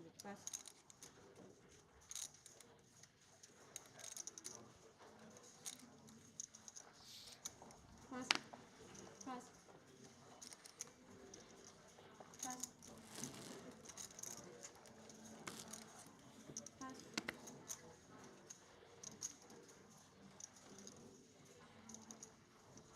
So, Ben here is a bit of a tweak here.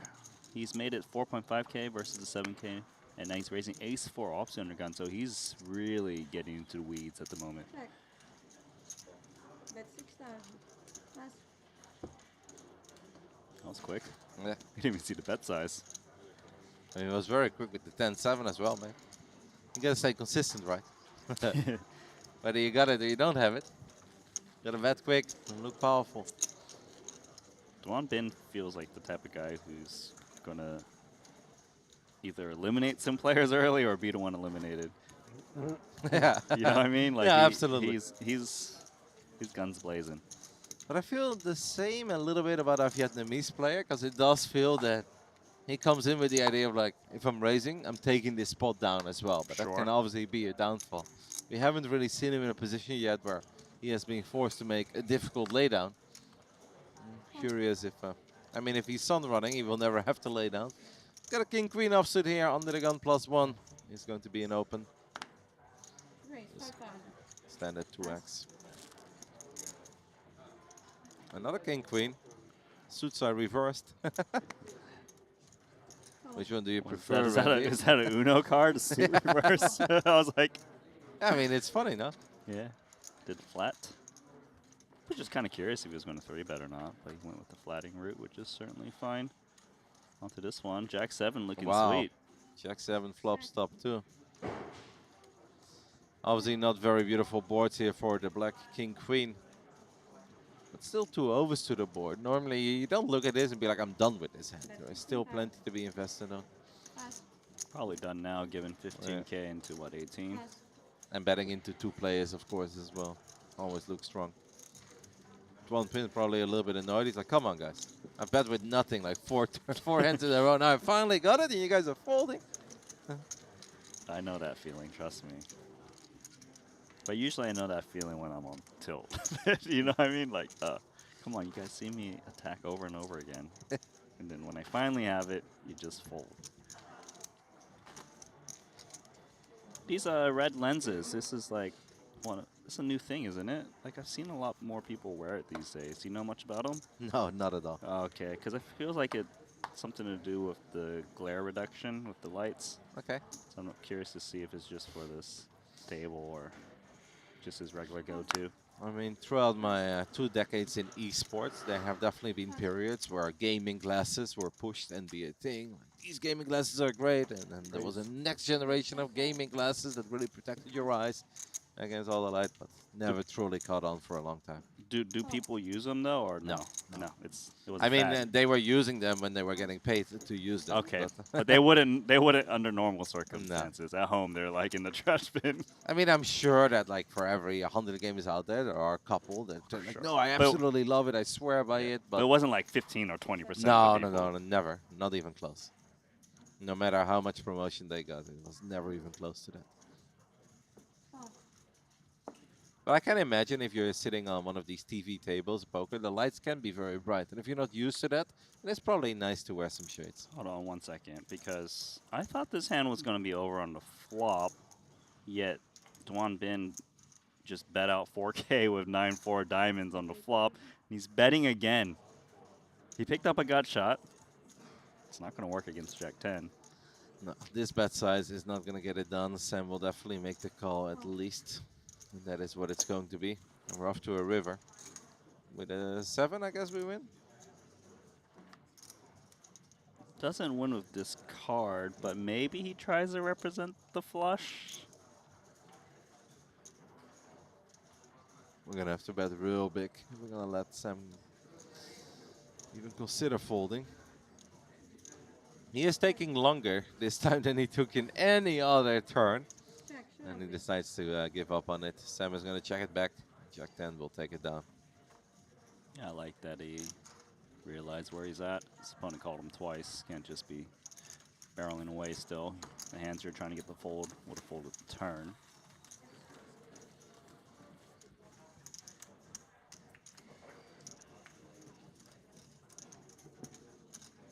It's good to see that one bin can slow it down, though. That is what you were looking for. You want to make sure that it be like that. And it is not always a bad fire away. Look, his foot got tired. It was on the gas pedal for a while. He had to take a little break. He'll be back at it. When I saw the sizing on the turn, I already had the feeling that he was not going to pull any triggers on the river. Oh, so you got a bet size read? You're like, no, oh, I just felt like it felt a little bit less aggro than he has been in a lot of the other hands. sure. It felt like his heart wasn't really in this one. The 9-4 was perhaps a little loose even for him. Almost forgot about our OG. Leo had a couple of good plays early on. We have the ace-7 of diamonds. As Florian looks down at ace-7 of clubs. Raise 15 pass. Well, that's more than 5K, isn't it? Yep. Makes it 15. Pass. I think a7 diamonds is absolutely going to come along. Then there is a good chance we're going to have a bit of an uneventful hand because a lot of the boards are going to be similar. Unless we want to get feisty. Nah, he's just out. I suppose he's just not really interested in playing out of position. He did raise early position, so usually when people 3-bet you, they have bigger aces than that, but a7 clubs. I get it, but I don't get it when it's a suited ace. Then I do feel like we should just throw in the chips and see if we can get lucky with a bunch of diamonds. Yeah, I think it's very reasonable for him to call just because of how deep they are. Of course, if we're playing like 20, 30 big blind stacks, it's very different. Yep. But, you know, conservative is his way to go in that one. You know, I think this is too early to be opening and then folding suited aces when it's just a single raise. Like obviously, if we're talking 3-bet, 4-bet, then Well, there's- that one was 3-bet, right? 5K to 15. yeah, I know. Yeah. Yeah, but there's no 4-bet. Right? Yeah, There yeah, was no yeah. one else that really made it terrifying. Sure. And you're closing the action there as well. Raise I think that's an 7,000. easy call. A little upgrade from the cutoff. Last time it was 10-7 off. Now 10-8 offsuit for Bin. Okay, the way Viet Tien's been playing, I feel like he's going to 3-bet this Jack 10 suited. Oh, Completely wrong. He went with call. I like to take that, Randy. But you know what I'm saying? Like, just the way he's been Yeah. playing stylistically. But maybe this hand is just so pretty that he really doesn't want to face a 4-bet. Because he's like, I love Jack 10. check. Sure, yeah. Just come along for the ride. And this is actually a perfect flop for him. As Jack 10 obviously takes the lead over 10-8, but one bin. We know that he likes to bet. We know that he likes to throw chips to the middle. He could be in a bit of danger here, Randy, especially if the turn is like a low card, a 7, a 6, a 5, or not a deuce. Like that as one, well. right? Yeah, that is a problematic card for the one bin. Check. Jack 10 running good. Now, we can't fault Dwan for betting again. He's At 31,000. often does have the best hand. He's going to bet again 31K. Jack 10 is Jack 10. Let us continue. Probably a little sad there was no additional diamond there, but you got to be feeling good with your Jack 10 here. How many deuces does the cutoff really have in their range? The thing is, Dwan's been playing so... It is a big bet, by the way. It It a is very, scary. Yeah, because this actually leads to a potential river jam. I hear you. So I understand that we're taking our time here. I don't think we can really let it go yet. And let's see. Now that is a scary river card. Queen of Hearts is a very good chance that Viet Chen is just gonna check again, and he really hopes that one bin gives up on it. 110,000 in the middle. Well, one bin has 143K left behind. Check. Check. Yep. Showdown, please. Snap check back, which is actually good for Dwan to see the queen. Yeah. Here. Chop it up.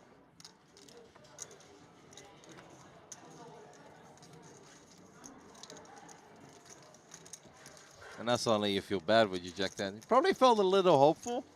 I'm like, hey, this was my hand. What happened? I was ahead. I continue to be ahead. And then that river card ruined the party. In the end, it is just a chop pot. Could have been problematic one with one bin. I'm looking at the YouTube chat. Mhm. Is this the SC2 caster? That is right. That is me. Long-time poker enthusiast. Friend of Randy Lou. Well, the thing is, Aunt Mang, he's recognized your voice because he might have missed a pre-show, but he knows it's you. It's funny because recently I played a little bit of online poker as well.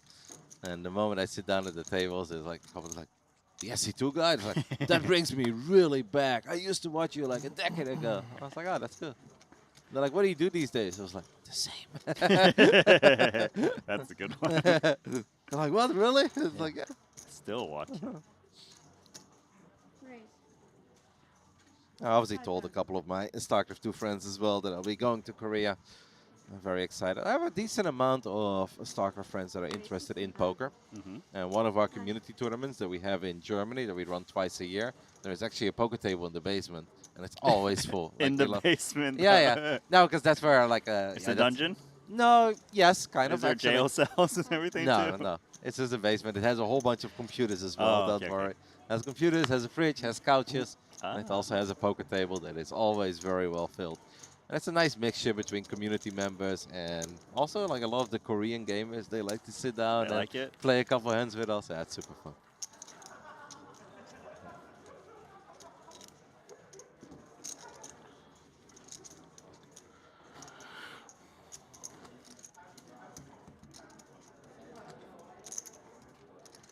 It's been swingy. Yeah. I mean, it could have been real bad for him. That is a different river. I guess there were a lot of safe rivers, to be fair. Like any ace, any king, any queen, any 10, any deuce would have also given them the same hands. Decent amount of safe rivers. VPIP has been astronomical. And once again, pre-flop raise. Queen 9 offsuit. in +1. he's getting in there, isn't he? He did not show up to fold today. And that's a good thing. Oh, Sam looks down at pocket tens in the big blind as well. I actually kind of like 3-bet in this spot. I know it's big blind versus +1 where maybe you lean towards call more, but the way Dwan's been playing, the way he's been calling 3-bets, I would really lean towards 3-bet to get value. I think that analysis is spot on. And it seems that Sam has picked up on that as well, and Dwan is just gonna let go immediately. He's like, I was really not invested in the Queen 9 offset anyway, guys. Like, this is not a big deal. Gotta say, the poker gods have shown mercy so far. I think in the first 2 hours of poker that we're watching, not too many like big setups, massive coolers, doom scenarios. A lot of the hands, definitely not all of them have been straightforward. We see some really cool power poker coming out of Anton, I think in particular, and perhaps a little out of Yeten. But no crazy setups yet, where it really feels that somebody was destined to go out or destined to lose all the chips. Yeah, nothing where someone's like, gonna lose all their chips, like you mentioned. But, you know, just strong, solid, aggressive poker off of, you know, 2 streets or so. We have lost 3 players so far, by the way. Looks like 4 potentially now. I did not see that one yet. Reds. We've lost another Chinese player, and we've lost a 10 from Malaysia as well. How's Schwan doing? Yeah, she's owning, mate. She's absolutely flying. I was taking a look. I think she's still around 400k. Yeah, she's 6th at the moment. 6th out of 74. Up to 398,000 chips, 199 big blinds. So there's a very good chance that we get to see some of her today at one of these TV tables. Nice one from Lou. 3-betting Queen 10 offsuit from the button. I like Liu as well. I feel like he's played all right. He's made some moves. Anton probably Someone named Moron. our favorite from these first 2 Someone named hours. Moron. Sorry? There's someone named Moron. What did he say? There is someone named Moron.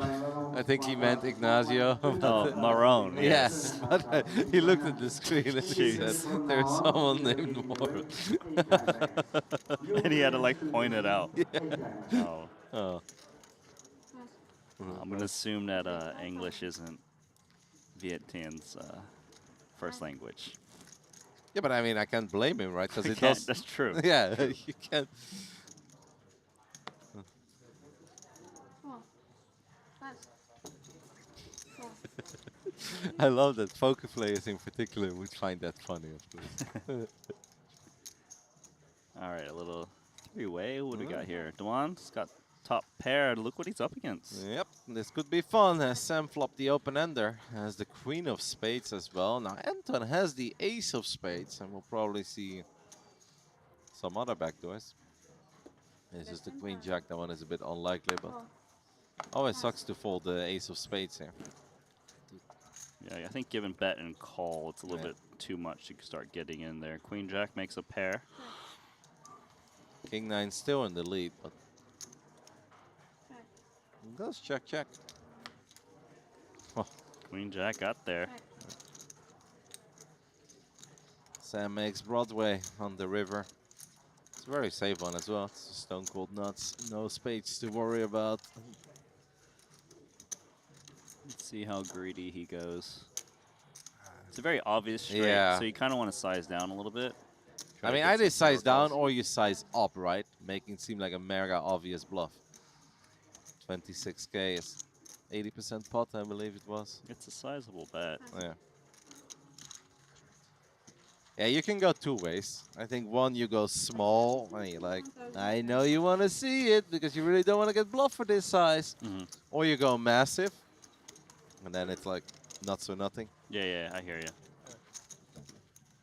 But, you know, quick fold from king 9, recognizing. Like it's now it was unlikely. king 9, but imagine if it's king 10 or king jack. Then it becomes a lot more annoying to make folds. Like king 9, I think is a lot easier to fold. Like you're losing against literally everything on that board. Yeah. Someone would have to have like 8 high for you to have the best hand there. And the thing is, obviously, if you call king 9, you're probably calling any bet. You're calling like every hand, Yeah. so you don't want to be calling every hand if you can help it.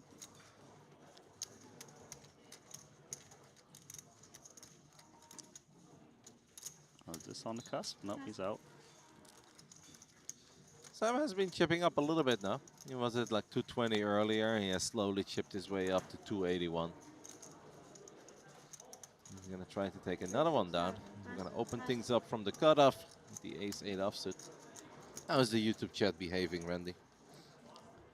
They are very invested in you. In me? In you. Oh my goodness. Why me? Oh, because they love you. I'll get to it in a second. Let's see if anything flops. That's why I wasn't reading anymore. I was like, well, no love for me, so I don't want to really read it. What do we have here real quick? It's a good flop for Benedict. Flops mid-pair. Diamonds is still alive. Some backdoor straight draws. 6-4 of diamonds looking a whole lot better than ace-8 offsuit here. But ace-8 offsuit is going to c-bet. You like this c-bet? It's more of a c-bet just to try and take it down. I usually check back the middle aces, like ace-8, ace-9, the ones that can outkick some weaker aces. More likely to bet the wheelie stuff, like ace-5, ace-4 to have the little back doors. Ace-8 tends to go more in checking range, so not in love with it, but I don't hate it because it's a dry board. Another jack rolls off on the turn. Not, maybe it's not Benedict's favorite card, but it's obviously not a bad card either, because he was already losing against a jack. Makes it a little bit less likely right now that Sam is sitting on a jack. And I think with the check back, starting to feel real good. That 4 is not very relevant, as we were already playing 6s and jacks. Yeah, let's see if he can try to squeak a little value. 6-4 is often the best hand, given the way the hand's been playing out. But he's going to check. But like if he would have bet very small, right? Like 8K, 10K max. Yeah, trying to get called by, 3 or 4x, or maybe a very curious ace high. But nothing there. But, let's go back to that chat. So, ZG is saying, what's your StarCraft 2 caster name? You sound familiar, but you can't remember who you are. Can you tell him? Yes, it would be Rotterdam. Or Roddy. Basically, everybody in gaming calls me Roddy, because Rotterdam is a bit awkward. Well, here's a more specific question from someone else. It's how does it feel going from casting StarCraft 2, which is super high pace, to poker, which is slow paced? Yeah, that is an interesting question, but obviously I'm not new to commentating poker, because I've done it hundreds of hours with you online. And I've done it a little bit throughout my career offline, a few times, hopped into a booth whenever I was at a live poker festival, and it was a very casual stream, not that serious. I don't hate it, because I think it's very similar to the first 5 minutes of a game of StarCraft, where it's also not hype, where it's more about talking about the strategy, talking about ranges in a way, even though we don't talk about ranges in StarCraft, but you do talk about what players could potentially do. So it's very similar to out of game with StarCraft 2 chat and the beginning of a game. And of course, there aren't too many moments that replicate like 10 minutes non-stop action, battles everywhere. But there are still very hype moments in the poker, right? Like if it is a big flip, if there is a massive pot and someone needs to hit, or someone hits that miraculous 1-outer or 2-outer, those are things that I can get just as excited over as, a crazy fight or some really good micro in a game. But I'm getting kind of excited right now because Dwan is the one betting with absolute nothing once again. King 8 on Jack 9-5 against 2 opponents. Is he thinking about the back doors again, or is he just blasting? I think we're kind of blasting at this point, because I don't see too many very strong backdoors. There are backdoors for sure. I guess with the King of Hearts that being the best one, but I think we're kind of just firing in the hole here. He got called in 2 spots. That is rough. That 4 kills all our hopes and dreams. I'd love it if one can just give up now. Hey, remember before he did a double barrel in a spot we didn't expect? Oh, he did it this but time. This one would be too crazy. Ooh, trip 9's ace kicker. Oh yeah, TLDR, to answer your question. There's a lot of similarities, actually. I think more similarities than most people would expect. And in StarCraft, I am used to spending a lot of time with my friends. And Randy, poker is no different. Looks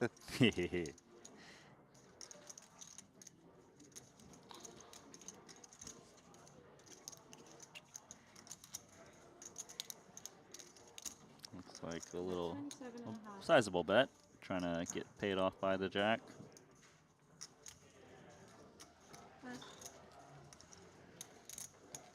It's nice for Benedict to take one down. It's been a little while. So he can chip up a little bit.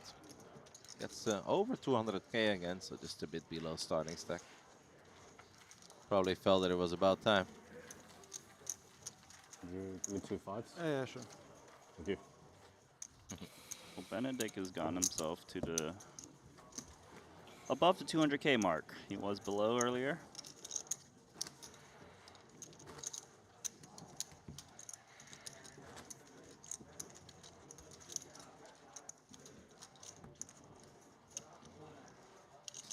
Most of the time when I go and attend a poker festival or a longer series, there will always be a few new people that I've never met, but they have watched me do my thing in the past. And then it's like, it's a really good way to start new friendships, where it's like, you know, I used to watch you.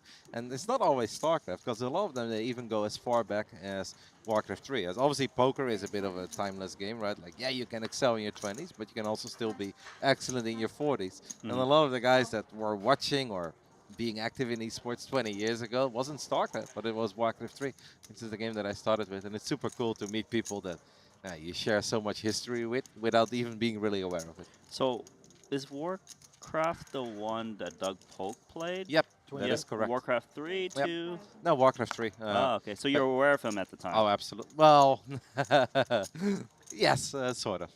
But like You Doc hesitate to answer this question. Yeah, Is there 'cause- something awkward? No, not awkward at all. I love Doc Polk. First of all, I think he's awesome. I think he's. I watch pretty much basically all his stuff. But like Doc Polk was good in Warcraft, but he wasn't that good. That he wasn't like, the top player. No, he was not a global superstar. He was good for American standards within that region. He was a strong competitor. But you know, when we're talking about like the best players out of South Korea, the best players out of China, the best Holy. Europeans. Whoa, whoa, whoa. 1 second to interrupt. Wenzel with the squeeze, king queen. Look at Triton ONE. 4-bet cold, queen jack suited. That's so difficult right now, right? With the king queen of diamonds. It's expensive too to Yeah. call. And he can't think that Nguyen's getting out of line, even though he is. He said it earlier, right? Where you felt that he was going to 3-bet the jack 10 and he didn't, but we will 4-bet the queen jack suited. Button versus small blind. Does feel like Benedict is very suspicious of what's going on over here. But still, it's very ambitious Yeah. to call. Well, he is going to call. And he Sick. is right. But man, like, if you could easily be up against like ace king, ace queens and stuff like this. But he is going to make the call. 4-bet pot, 136k in the middle. And look at that flop. It's actually not bad for the queen both. jack. Yeah, it's actually pretty good for both, right? Yeah. Queen jack has clean outs to the nuts. King queen flops over to the board and the king high flush draw. There's a good chance that we're going to end up all in here, Randy, because there's already 136,000 in the middle.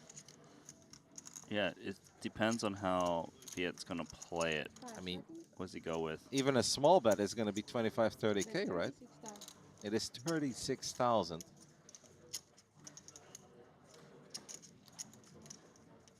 Wenzel might even just jam here on the flop. Yeah, would you love it? I wouldn't hate it personally. If we're already so invested and we have 146k behind, there is 172k in the middle.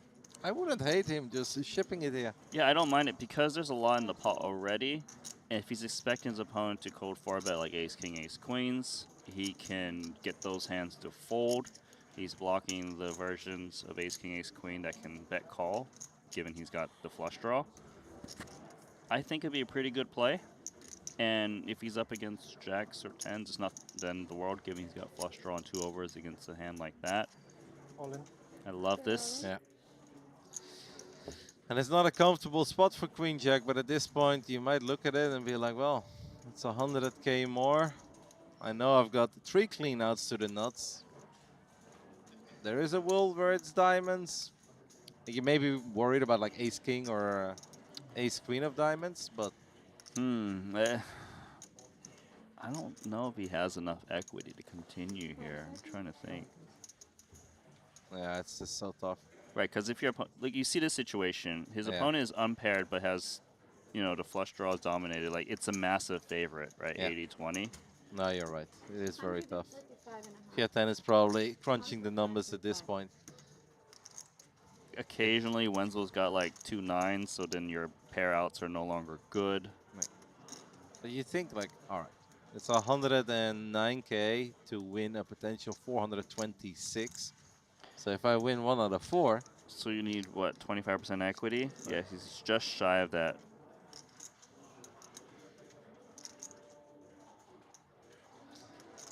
he's gonna let go of it. Rabbit hunt. Shows that turn and river. Nice play by Benedict. Wins the biggest pot I think we've seen so far in the opening 2 hours of our very first Triton ONE event. Oh, yeah, sure. 7 days of Triton ONE, 12 different events with an 8K main event as well, starting in a couple days. And I think it's going to be massive. First 3 days for us will be mostly about the 3K Genesis that we are currently watching. We are entering level 3, I guess. I don't know if we're at level 3 already. Something Thank you. clicked for Wenzel because he went all the way down to 170,000 in chips, and boom, he's got 318k. He's almost the table chip leader now. Yep. And kind of what you called earlier, Seth. Viet Tien's kind of one of the guys where maybe he is one of the guys that really plays a huge pot because he's just so aggressive. He made a 60k pre-flop in a spot where, you know, most people wouldn't. But then again, Wenzel, he called that 4-bet with King, Queen of Diamonds.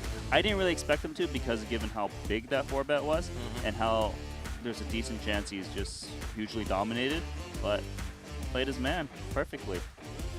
And Queen Jack suited. Such a beautiful hand to take a flop with as well, especially if you're the one in position. You're like, doesn't really have to be that big, but he went for it. I guess he was in the small blind, right? So he was out of position. That was a cool hand. Yeah, Loved it. It was very fun. Well, I would love to see a turn as well. I'd like the play by Benedict to just ship it there when there's so much in the middle already. And you know, even if your opponent is sitting on an absolute monster, whether it's aces or kings, they're like, well, I've got outs. What's the worst that can happen? And maybe they fold, and that's what happened. I know you want to rabbit hunt so bad. I felt that energy. With a hand like that, you can just feel that the 10 is waiting to jump out of the deck for the extra drama, you know. Queen Jack takes the lead. Raise 6,000. Florian has been the one who's been receiving a lot of these tiny pocket pairs. We've seen him with the 5s, and we now see him with the 6. Oh, tell me about it. I mean, Benedict is on fire. They're like, why? Yeah. Why are these two commentators so excited about 4s being dealt? I know which hand I'm picking over here, Randy. Oh, you only got one out. Oh. All right. You say pocket 4s always makes the set. Yeah, that is actually very difficult. Also, Dwan Bin only having 1 out. Florian is absolutely crushing these guys, but normally if you're playing 6s and you've got 2 players fighting back, you are a little bit worried. As I had to sneeze. It is tough to make a set with 1 out. The deuces do it, though. Oh my God. With only 1 out as well, because let's not forget, yeah, 4 got folded, but a deuce got folded as well. Dwan Bin hits his 1-outer. Set over set? 7,000. This is nasty. That makes it just extra nasty. You hit a 1-outer, he's drawing dead, right? He is drawing dead. Yeah. Because the other deuce is folded. That's... You flop a set and you're drawing dead. That's so grim. Oh, poor guy. I think he's going to lose all of it, Randy. 100% he's going to lose all of it. Yeah. With the way that Dwan Bin has been playing, he's been aggressive with the 10-7s, the king-9s, the check-7 offsuit. There is a 0% chance that he's slowing down here, flopping bottom set. And drawing dead. Yeah, Florian with the slow play, recognizing that Dwan's the type of guy who can just have nothing. If his opponent has something good, he'll get the chips in anyways, like the slow play. Well, we mentioned earlier that we haven't seen a very gross setup yet. We haven't seen the ultimate coolers or 2 monsters going at it. This obviously is a very, very grim one. Like ace, 6 deuce as well. Normally it's like very safe for bottom set. And even that jack is a jack that doesn't really scare you that much if you're sitting in a set of deuces. Dwan Bin is going to get stacked here. There is not a damn thing that he can do about it.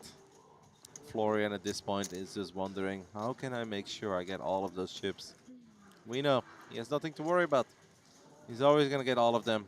And with one of the deuces folded pre, quads are not an option. Do you think we're going to see the daily quads today? Daily quads.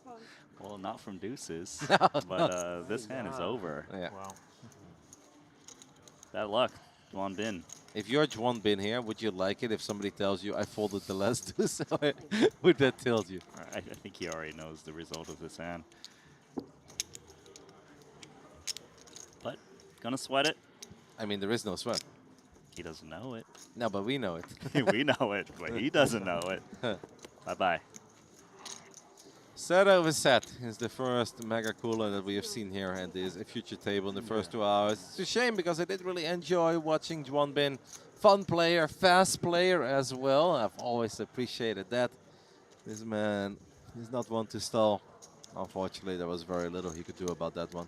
I think it's kind of brutal for him, especially given how active he was. He's Yeah. like, all right, this is my moment. You know, I got the set. They're not going to believe me. And then No, that's what you've been playing for, right? For the first hour and a half. Like, look at me, I'm the crazy guy. I play fast. I have Jack 7, 10-7, King 9. Like, I'm capable of playing any two. If you then do flop a set, of course, you're not slowing down. exactly. Yeah, I think the entire field would have busted there. Perhaps even Sheena Okamoto would have busted there. But honestly, I'm not sure. He would have probably found a way to get away.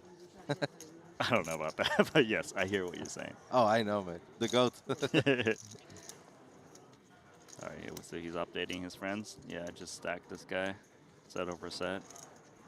Yeah. Outplayed him. He's like, going well, guys. Playing the best poker of my career so far. Yep. Got a set. Other guy had a set. He never saw it coming. You guys watching the stream, you know, like, come on, rewind it if you missed it.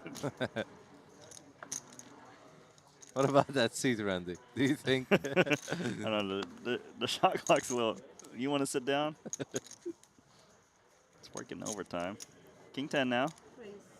using those Juan Bin chips. Pre-flop raise, first position. I know it's nothing new for you because you've done lots of Triton events so far. Do you keep track of how many times you've gone out to a Triton event? Do you have like a list? I will now after this, Yeah. maybe, but I never thought about that, no. Okay. But I can tell you the first time I went was 2018 in Montenegro. So that's a long time ago. And actually the second stop after that was in Jeju. So it's, you know, it's the same venue, just, you know, it's more razzle-dazzle. We got a lot more players, setup's nicer and everything. Yeah, it's cool to see. Yeah, but where I was going with my stories is that I really appreciate the graphics overall. I love the flags, the player pictures. It just looks very clean. And I know you're used to it because it's nothing new to Right. you, but I've done a couple of wonky poker productions in my days. And In the basement dungeon, yeah, we don't really stream those. That's where I'm just grinding, baby. But those are the ones I want to watch, all right?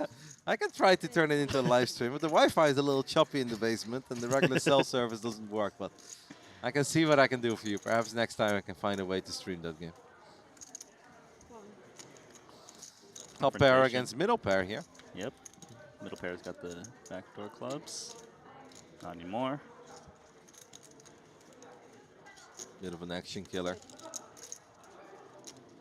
Potentially could see Blue call another bet if Florian does opt to do so. Went for check. Is Florian now the chip leader of this table, by the way? He has to be, right? Has to be. Very close on the leaderboard as well. Currently in third on the overall leaderboard. Oh yeah, then he's definitely the chip leader. Since the first two guys are not on a future table. How's Anton doing? Anton should still have chips, right? Yeah, he's 14th overall. Has to be a value bet with the King 10 now. Mm-hmm. Bet flop. Opponent called, check through turn. Opponent showing weakness. 11,500. Third spade is not intimidating to you here. No, probably not. But you just need to seek value from the middling pairs. And that's why he's opting to bet small. You know, he knows that Lou is most likely holding an 8. And he doesn't want to scare his opponent with a big bet. And it works. Florian, upswinging. Yeah. Feels really good to get paid for these tiny value bets on the river. We're like, I feel like I got max value. This way you can send another text message to your friends. It's like, guys, I'm on a heater. Yeah. Are you watching? Not as impressive as the last hand, but still a win. I mean, to be fair, you had to work slightly harder for this one. More effort, of course. And What's happening on here? Our next featured table is that's Xuan Lu. Your request has been granted. It had to happen. There we go, and she's destroying this bowl of I don't know what that is. Noodles? Fried rice, maybe? Come on, what fried rice bowl is that huge? Oh, the ones that I would order here. She's using 2 chopsticks with 2 hands. All right, she's pulling something apart. The Yangzhou fried rice in this place is excellent. Okay, And if they have a bigger order, I would go for it. you can just order 2. Yeah. Put it together as well. Oh, that's going to be exciting. Oh, that's going to be a very good feature table coming up. And Rishi Meta, new to the table.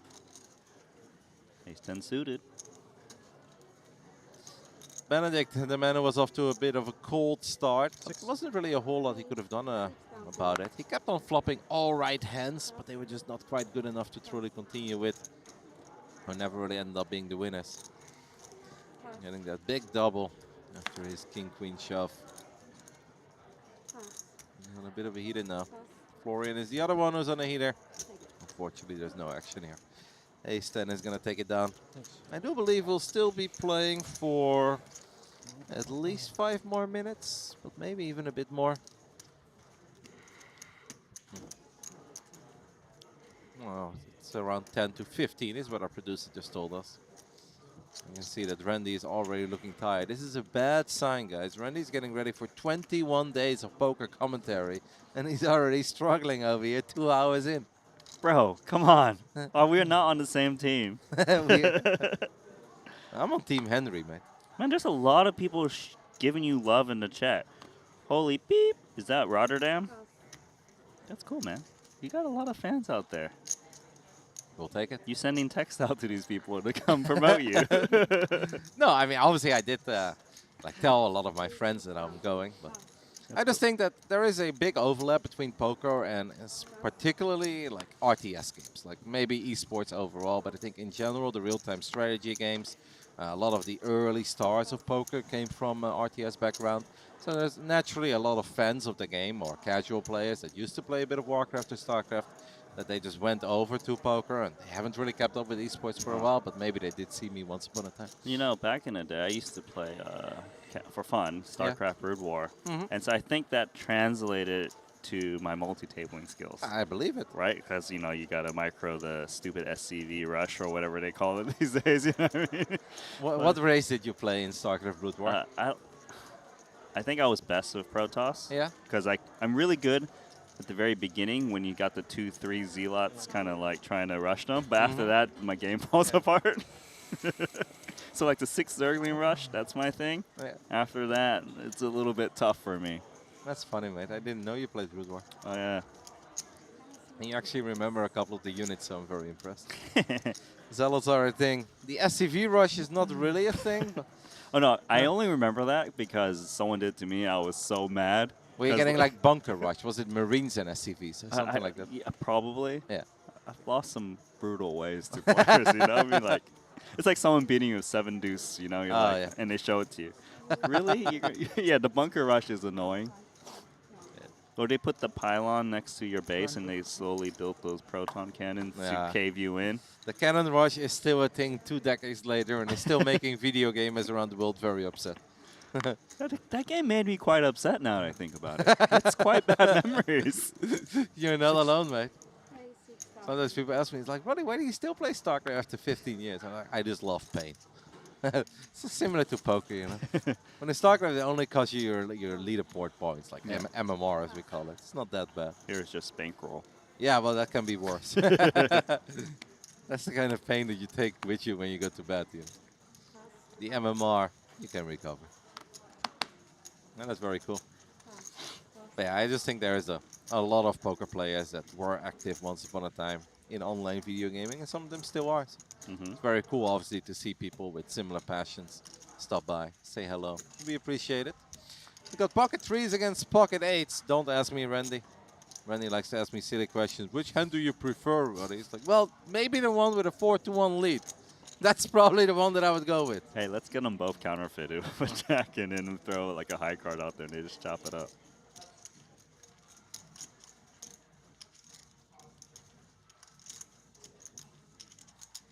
Pre-flop raiser was Wenzel. 2 threes. 5 seconds. That's 7,500. He's going for a little C bet. Quarter pot. 7,500. I feel like with the 8s, we're not quite going anywhere. We've already seen that Viet 10 does not enjoy folding. Yeah, it can't be folding 2 8s. Your opponent could be just stabbing with ace highs. Worse pairs, as you can see. Yeah. It is still 3 overcards though, right, to your 8s, but I know the board is spared. So that makes you feel a little bit better. 4, it shouldn't change a whole lot. Unless he was going up against pocket 4s instead of pocket 3s, but that's not the case. 8's still good. Kind of have the feeling this is going to go check, check. Since Benedict has honestly made a very solid impression so far. And I feel like he doesn't get too out of line. Like, yes, the king-queen hand was crazy, but I think that had a lot to do with the opponent and the position that they were sitting in. And then perhaps the flop that rolled off. I think he's just going to let this one go. It's actually Viet 10 who finds a very strong bet here. Yeah, I think the reason he's choosing to bet rather than check is because his hand could be counterfeited by the jack. So it needs a little bit more protection. It actually gets paid off by 2 threes. That means the 2 threes doesn't expect pocket pairs like this to bet, and it's just draws or like a jack or a 10. And clearly he's got the wrong read, as you can see. Third club rolls off on the river as well. Funny thing is they're both holding a club. That doesn't really change a whole lot. The 8s are good. You think Benedict is hoping for a check, check, and the 3s are good? You think that's what is happening here? He's trying to keep like king, queen, 8, 9 honest, diamonds. This bet confuses me, by the way. I agree, but he is right. He knows he's got the best hand. He's hoping his opponent has a worse pair. Maybe some ace 5 of diamonds that kind of hit the 5. It's thin, okay? It's very impressive. If this is what he's like expecting as well, or if he feels that his opponent sees him as an ace high kind of hand trying to steal it. But is the 3s going to pay off? Yes, oh my. it will. That is a sick bet with the 8s. Wow. Everyone's going to be like, yeah. Didn't expect that. And the way he flopped his cards over as well, it felt that he was very confident that those 8s were good. That was not a, oh, he called, like, let me reveal my hand and hope it's good. Like, no. He turned those 8s over with conviction. Yeah, that's a good eye by you. That's sick. Very impressive hand by Viet 10. Good one. I think Viet just asked him, did you have like ace queen or something? No, he called him with 2 3s. Because it looked like he was targeting ace high. Yeah. And Benedict was honest. He said, nope, I also had a pair. Not too many options left, by the way, with the 4 and the 5 as a run out. Yeah. 8s wins. So I was like, all right, you had 7s, 3s, or deuces. But like, which one is it? But those are the only options. Very nice value. 2 8s. I would say he pretty much got the max. Yeah, no, that was impressive. Turn and river. Very impressive post-flop play there by Viet 10. Makes a good impression on us as well. I mean, I'm absolutely, and I already said this yesterday, of course, when we were previewing this tournament a little bit. And I figured that a lot of these guys are going to look very good, but so far I feel like they look very, very capable poker players. I feel like we've already seen some real cool plays in the first 2 hours of this marathon event. Not worried about the level overall. Got our first Indian player at our TV table. And our first Taiwanese player as well. Limp the king jack. Free 3 cards. Dealer.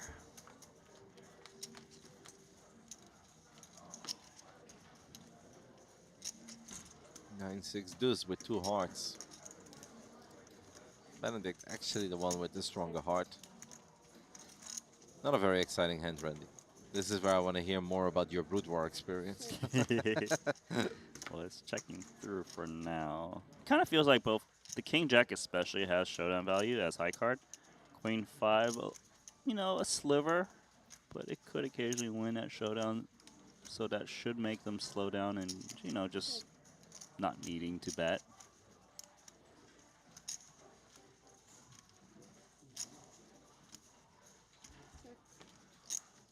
mean, this hand is all you. Benedict finds the queen. Okay. Queen on the river. Value time, right? Yeah, but A, what are you going to get called by? And B, look at how small the pot is. I'm curious to see if Lai will think about calling with King Jack. I think if we bet one big blind, he might call. Hold on, he's actually the one betting. Okay, that's confusing. And that was an odd bet with the King Jack. Because he had the nut no pair, he probably... I would have preferred just checking and hoping it checks through. It's also a really bad feeling when you are good on the flop, good on the turn, but you didn't bet, and then you bet on the river when you're no longer good. You're like, wow, I really messed this hand up, didn't I? Yeah. It's obviously going to happen, but a bit unfortunate. I mean, it's hard to have a 100% batting average, you know? Like, you're going to make mistakes here and there, but hopefully it's in the smaller pots.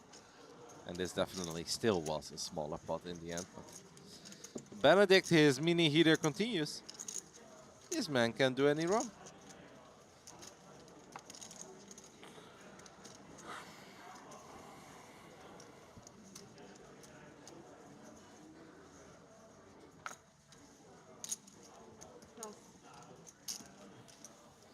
I believe that we are getting very close to our final hand before the break, Randy. So let's see. Overall thoughts about the first 2 hours? Been happy with it. Yeah. Oh, just give us a little bit more fireworks. Come on. How happy are you with me? Is it better online or offline? You've been great so far. So far. Yeah, 7 days is a long time, eh, Ren? Xiao Hu. Okay, we should have an interesting hand here with the King Queen of Diamonds. We've got the Queen Jack of Spades. Benedict will let go of the Jack 9. This is a little deja vu, but different operators. I don't expect them to make it as big. Previous, obviously the seats are different as well. Flop is Ace-10 for Rainbow. Both of their flushes are still alive as backdoor dreams. I think both these hands have plenty of potential. Hard to really foresee how this one play out, but for now it is the pre-flop raiser with a c-bet of 6k, getting called by the gut shot with the diamonds as expected. Turn card. Hope it's an exciting one. I think that they hope that for their own hand as well. Oh, that is a very exciting card. That is a very exciting card. The Queen Jack, I mean, this is just a dream card. Hey, you have the nuts, you have a redraw to the second nuts, maybe. Well, you block some flush outs in case your opponent somehow has an ace-x of spades. Look at a little bet, too. Just 11k is probably going to get the king-queen curious. Yeah, because if you're king queen here, you're like, well, I've got outs as well to the nuts. That's true. Could always be a jack, and if you hit another king, you probably feel very good about your hand. Sorry? Decent pair, good price, but drawing dead. Just do a chop. Line needs a jack and a jack only. 10 and no good. But it does obviously make it a tiny bit scarier for Liu, as he no longer holds the nuts on his paired board. I do think he's still very confident in his hand. Yeah, he should still go for value. Sure, boats show up, but if he checks here, he's allowing an ace-x to get away cheaply, and he doesn't, you know, want to do that. So he should bet here, and he will. It is absolutely gross if you now get raised and your opponent ships it. That is just one of the worst spots, but I do like that he is going with what he feels like is right, and that is the bet. And it's a sizable bet as well. It is around 60% of the pot. Yeah, I think it's pretty good. You just want that sizing where an ace doesn't fold, and, you know, he just wins it. And I believe that is going to do it for our opening 2 hours of the first ever Triton ONE, the 3K Genesis. Or maybe that will not do it yet. We might get another hand or two, Randy. Are you trying to get away from me, or am I trying to get away from you, buddy? Well, I'm just very excited to see and listen to Alex. Whether I'm alongside of him or it's you and Alex. I feel like this broadcast could use a bump up already in quality. So that's where Alex Livingston comes in. But apparently we're going to have a few more hands. I got excited. 2 minutes and 40. You can see right there. Who's on the leaderboard? Can't really read that too well. Need some new optics. 2 minutes and 40 seconds. 2 hands or 1 hands then? Depends on the quality of the hands dealt. Right now, it looks like 2 hands. Yeah, okay. If we keep going, if we keep folding like this, there will probably be another hand after this one. As we can get closer to wrapping it up a little bit. Okay, but maybe a little blind versus blind. Obviously, the queen 10 is going to come along. Two of our favorite players of the opening 2 hours as well, Viet10 and Anton Lu. Anton is probably going to defend. King 7 offsuit is, you know, it's not mega pretty, but He's small blind actually against big blind. thinking about reaching for chips. He's going to make it more. Raise. It's not something he needed to do with King 7, but maybe just felt that Viet's just playing very weakly from the small blind. But, you know, Queen 10 should come along. King 7 offsuit obviously is a hand that flops rather rough, so maybe he was hoping to just take it down pre. But it's also unlikely you take it down pre against Viet10. This man does not fold pre, I think, too often. Oh, he... But it looks Okay. like it. He lets it go. Anton has been a little quiet around the last 45 minutes.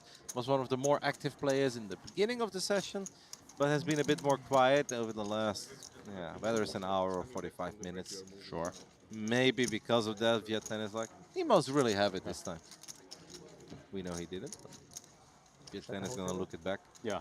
an hour from So now, it and just he's moves going to down be, there. oh my goodness. So one more hand, Randy, One before more. our session done. What's your biggest takeaway of the opening 2 hours? That people are just they're in their element, you know. They seem very confident. Don't really see people, you know, that seem nervous. And it's many different players that are, you know, attacking at the right spots. Yeah, I would say that this looks like a pretty solid game out there. And who was your favorite? So far, it's kind of the guy who got busted. I really like watching him play, to be honest. You know what I mean? Yeah, I really enjoyed watching him play. Yeah. You know what I'm saying? I'll give it to Viet10. Even Viet10? though, like, I think Anton is very solid and has played very good, but I feel like Viet10 is the one who gave us most to talk about and gave us the most action. Yeah. Like, yeah, Viet's been the most cool to watch because he Okay, perfect. played that very memorable hand with the queen jack against the king queen suited, you know, and that was something I didn't expect. But you know, you need to have gear shifts when you play a long tournament like this, right? Because your opponents are viewing you, they're adjusting accordingly, and you know, they think you're playing style A, and then that's when you shift gears and go to style B, and etc. Take a little look at the final standings of this table. Florian in the end ended as a chip leader, and that is going to do it for us, Rennie, for the first 2 hours. One of us is going to stay. One of us is going to make space for my good friend Alex Livingston, which I'm very excited for. I'm really curious to see how Alex is going to navigate the early hours of a 3-day event.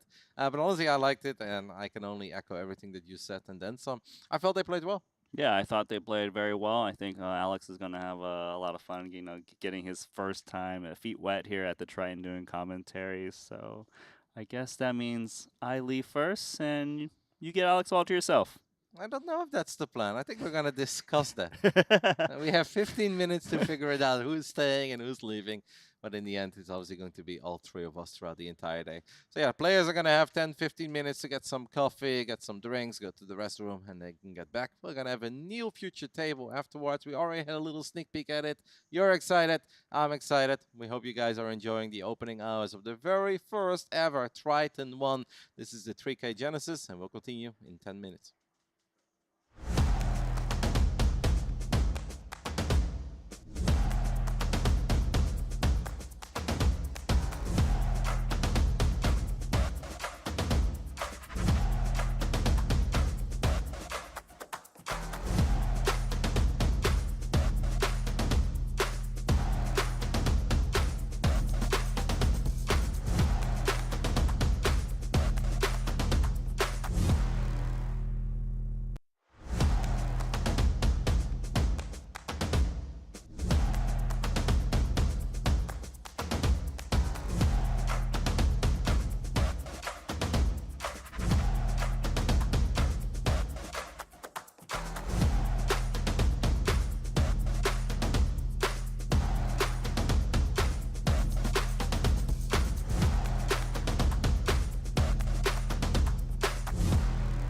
see that the hearts are still alive.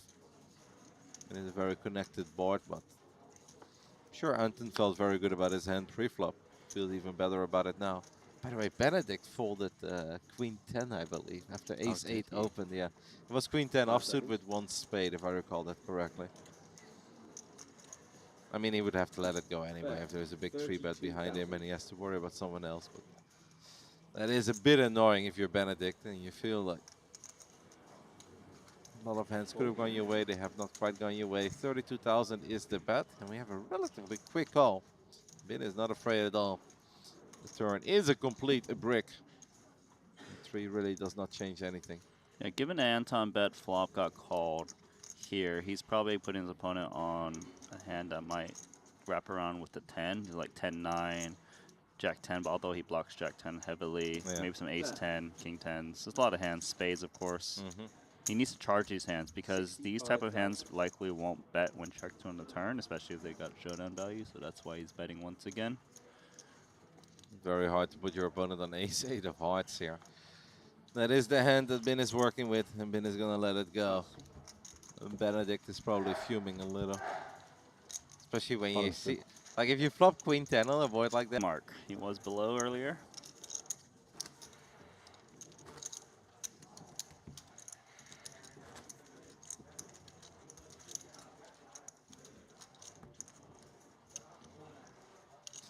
Most of the time when I go and attend a poker festival or a longer series, there will always be a few new people that I've never met, but they have watched me do my thing in the past. And then it's like, it's a really good way to start new friendships, where it's like, you know, I used to watch you.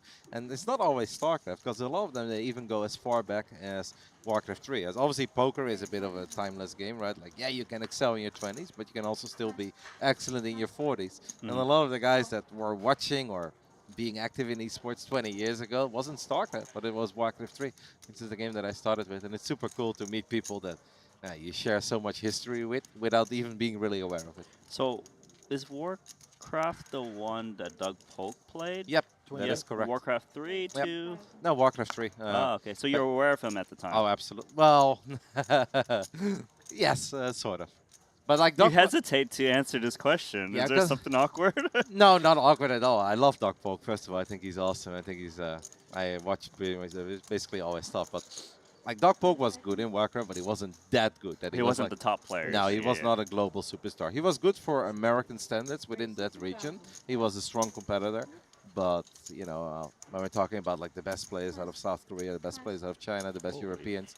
Whoa. 1 second to interrupt. Wenzel with the squeeze, king, queen. Look at Viet Thanh Nguyen. 4-bet cold, queen, jack suited. That's so difficult right now, right? With the king, queen of diamonds. It's expensive, too, to call. And he can't think that Nguyen's getting out of line, even though he is. He said it earlier, right? Where you felt that he was going to 3-bet the jack 10, and he didn't. But we will 4-bet the queen, jack suited. Button versus small blind. Does feel like Benedict is very suspicious of what's going on over here. But still, it's very ambitious to call. Well, he is going to call. And he is right. But man, like, if you could easily be up against like ace king, ace queens and stuff like this. But he is going to make the call. 4-bet pot, 136K in the middle. And look at that flop. It's actually not bad for the both. queen jack. Yeah, it's actually pretty good for both, right? Yeah. Queen jack has clean outs to the nuts. King queen flops over to the board, and the king high flush draw. There's a good chance that we're going to end up all in here, Randy, because there's already 136,000 in the middle. Yeah, it depends on how Viet's going to play it. I mean, what does he go with? Even a small bet is going to be 25, 30K, right? It is 36,000.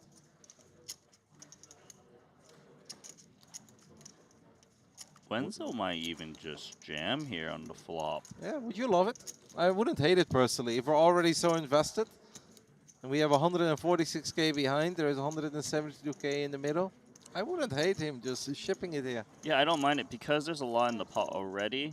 And if he's expecting his opponent to cold 4-bet like ace, king, ace, queens, he can get those hands to fold. He's blocking the versions of ace, king, ace, queen that can bet call, given he's got the flush draw. I think it'd be a pretty good play. And if he's up against jacks or tens, it's not then the world, given he's got flush draw and 2 overs against a hand like that. All in. I love this. Yeah. And it's not a comfortable spot for Queen Jack, but at this point you might look at it and be like, well, it's 100k more. I know I've got 3 cleanouts to the nuts. There is a world where it's diamonds. You may be worried about like Ace King or Ace Queen of diamonds, but I don't know if he has enough equity to continue here. I'm trying to think. yeah, it's just so tough. Right, because if your like you see this situation, his Yeah. opponent is unpaired but has, you know, the flush draws dominated. Like it's a massive favorite, right? Yeah. 80-20. No, you're right. It is very tough. 135.5. Fiat 10 is probably crunching the numbers at this point. Occasionally, Wenzel's got like 2 9s, so then your pair outs are no longer good. But you think like, all right, it's 109k to win a potential 426. So if I win 1 out of 4, So you need what, 25% equity? Yeah, he's just shy of that.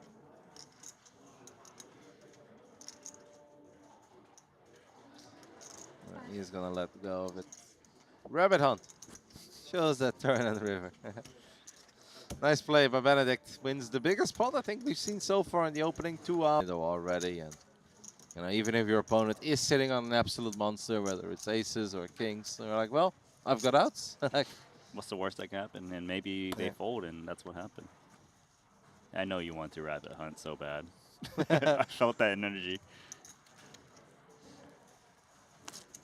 With a hand like that, you can just feel that the 10 is waiting to jump out of the deck for the extra drama, you know. Queen Jack takes the lead. Raise 6,000. Pass. Florian has been the one who's been receiving a lot of these tiny pocket pairs. We've seen him with the 5s, and we now see him with the 6. Oh, tell me about it. I mean, Benedict is on fire. They're like, why? Yeah. Why are these two commentators so excited about 4s being dealt? I know which hand I'm picking over here, Randy. Oh, you only got 1 out. Oh. All right. You say pocket 4s always makes the set. Yeah, that is actually very difficult. Also, Juan Bin only having 1 out. Florian is absolutely crushing these guys, but normally if you're playing 6s and you've got 2 players fighting back, you are a little bit worried. As I had to sneeze. It is tough to make a set with 1 out. The deuces do it, though. Oh my God. With only 1 out as well, because let's not forget, yeah, 4 got folded, but a deuce got folded as well. Juan Bin hits his 1-outer. Set over set? 7,000. This is nasty. That makes it just extra nasty. You hit a 1-outer, he's drawing dead, right? He is drawing dead. Yeah. Because the other deuce is folded. That's- You flop a set and you're drawing dead. That's so grim. Oh, poor guy. I think he's going to lose all of it, Randy. 100% he's going to Yeah. lose all of it. Yeah, with the way that Juan Bin has been playing, he's been aggressive with the 10-7s, the king 9s, the check 7 offsuit. There is a 0% chance that he's slowing down here, flopping bottom set and drawing dead. Yeah, Florin with the slow play, recognizing that Duan's the type of guy who can just have nothing. If his opponent has something good, he'll get the chips in anyways, like the slow play. Well, we mentioned earlier that we haven't seen a very gross setup yet. We haven't seen the ultimate coolers or 2 monsters going at it. This obviously is a very, very grim one. Like ace is 6 deuce as well. Normally it's like very safe for bottom set. And even that jack is a jack that doesn't really scare you that much if you're sitting in a set of deuces. Juan Bin is going to get stacked here. There is not a damn thing that he can do about it. Florian at this point is just wondering, how can I make sure I get all of those chips? We know he has nothing to worry about. He's always going to get all of them. And with one of the deuces folded pre, quads are not an option. Do you think we're going to see the daily quads today? Daily quads. Call. Well, not from deuces. No, But this hand is over. Yeah. Wow. Bad luck, Duan Bin. If you're Juan Bin here, would you like it if somebody tells you I folded the last deuce? Or would that tilt you? I think he already knows the result of this hand. But, gonna sweat it. I mean, there is no sweat. He doesn't know it. No, but we know it. We know it, but he doesn't know it. Bye-bye. Set over set is the first mega cooler that we have seen here, and is a future table in the first 2 hours. It's a shame because it did really active once upon a time in online video gaming, and some of them still are. So it's very cool, obviously, to see people.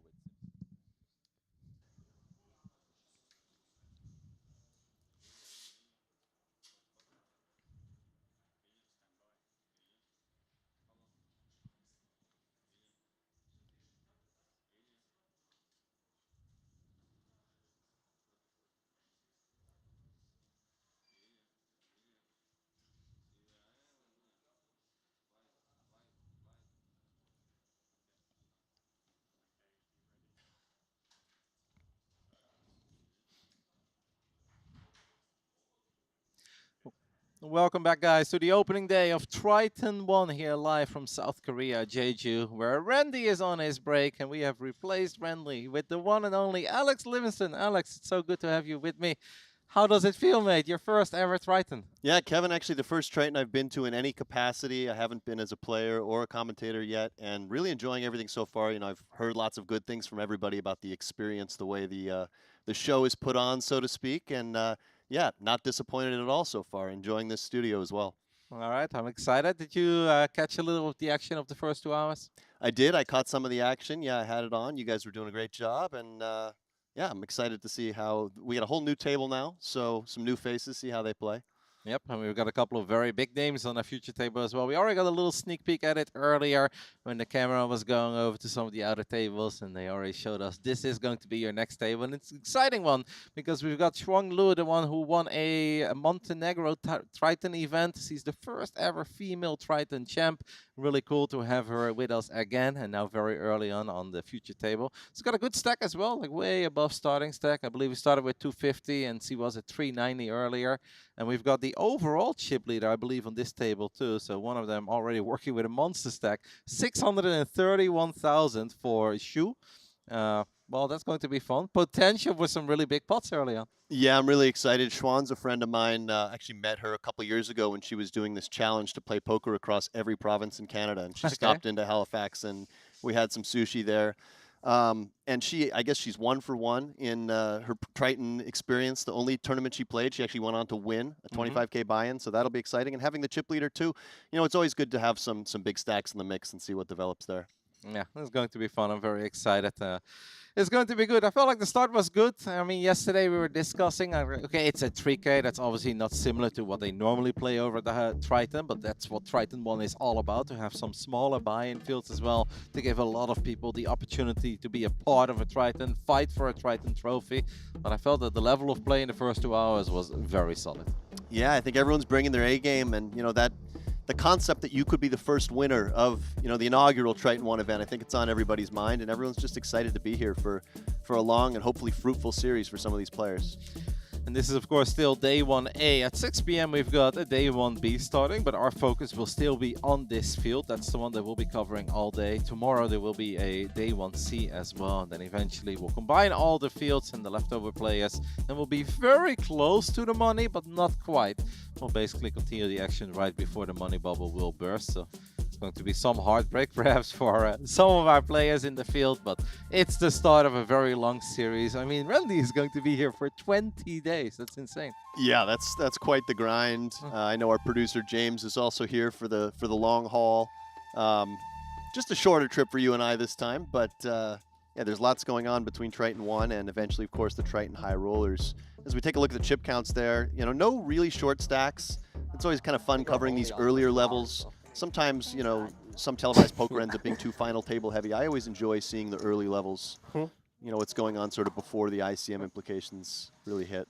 Also, I think a great place to learn as a poker fan or a poker enthusiast, where you have maybe played some events, but you're not that familiar with it. Seeing how people navigate these early levels is just as important as knowing how to navigate a shallow stack deeper into a tournament. Kevin, are you familiar with the dirty diaper? No, I am not familiar with the dirty No, that's diaper. a term coined by Nicholas Rigby, who has made several deep runs in the WSP main event. It's his favorite hand. He's out of Pittsburgh. It's the Trey Deuce offsuit. I only say that because first 2 players both held the dirty diaper there, and I know if Rigby was at the table, he would be getting in there. Okay, I'm familiar with a lot of terms, but the dirty diaper I've legit never heard of, and I'm very curious if Randy has heard of it. Yeah, and the clean diaper is when you're suited. Oh my Rigby, of goodness. course, does prefer the dirty diaper, as Okay. we see 2 players flopping top pair. How many nicknames do you have for weak hands? Because this could become a very interesting first 2 hours. I'm not one of those people who's great with like all the old school nicknames. The dirty diaper just is sort of iconic because of this Rigby guy. You'll have to go back and watch some footage. He's a real character. He's good television. I believe it.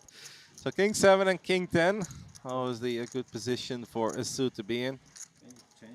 Absolutely. It's one of the shortest stacks, by the way, so there's a good chance that he's going to be able to get paid here by our chip leader, Shu. Su versus Shu, and of course, kicker no longer playing here for Duo Su. The board pairing, both of them now playing the jack. Obviously, a 10 or a 7 would still change things because they are both above the 6s on the board here. Be interesting to see if Su ends up going for value on the river if it breaks off. Just because it's a little bit hard to expect a jack to call 3 streets here, but certainly possible. Wow, and now the 10, of course, playing again. Yeah, that is really funny. That is one river that I did not really count upon, but both players holding the 3 pair, which is obviously no good here. 10 will play. That's very good news for a short stack. Maybe nice for a little table dynamic as well to make sure that he gets properly in the mix again too. Yeah, and an interesting bet here from Shu, a little bit of a block bet, betting about 1/3 pot here with the King 7. A bit unusual, I'd say, when you play the hand this way to check, call, flop, and turn, and then come for the lead on this card, but I expect Shu to just call and win a healthy pot.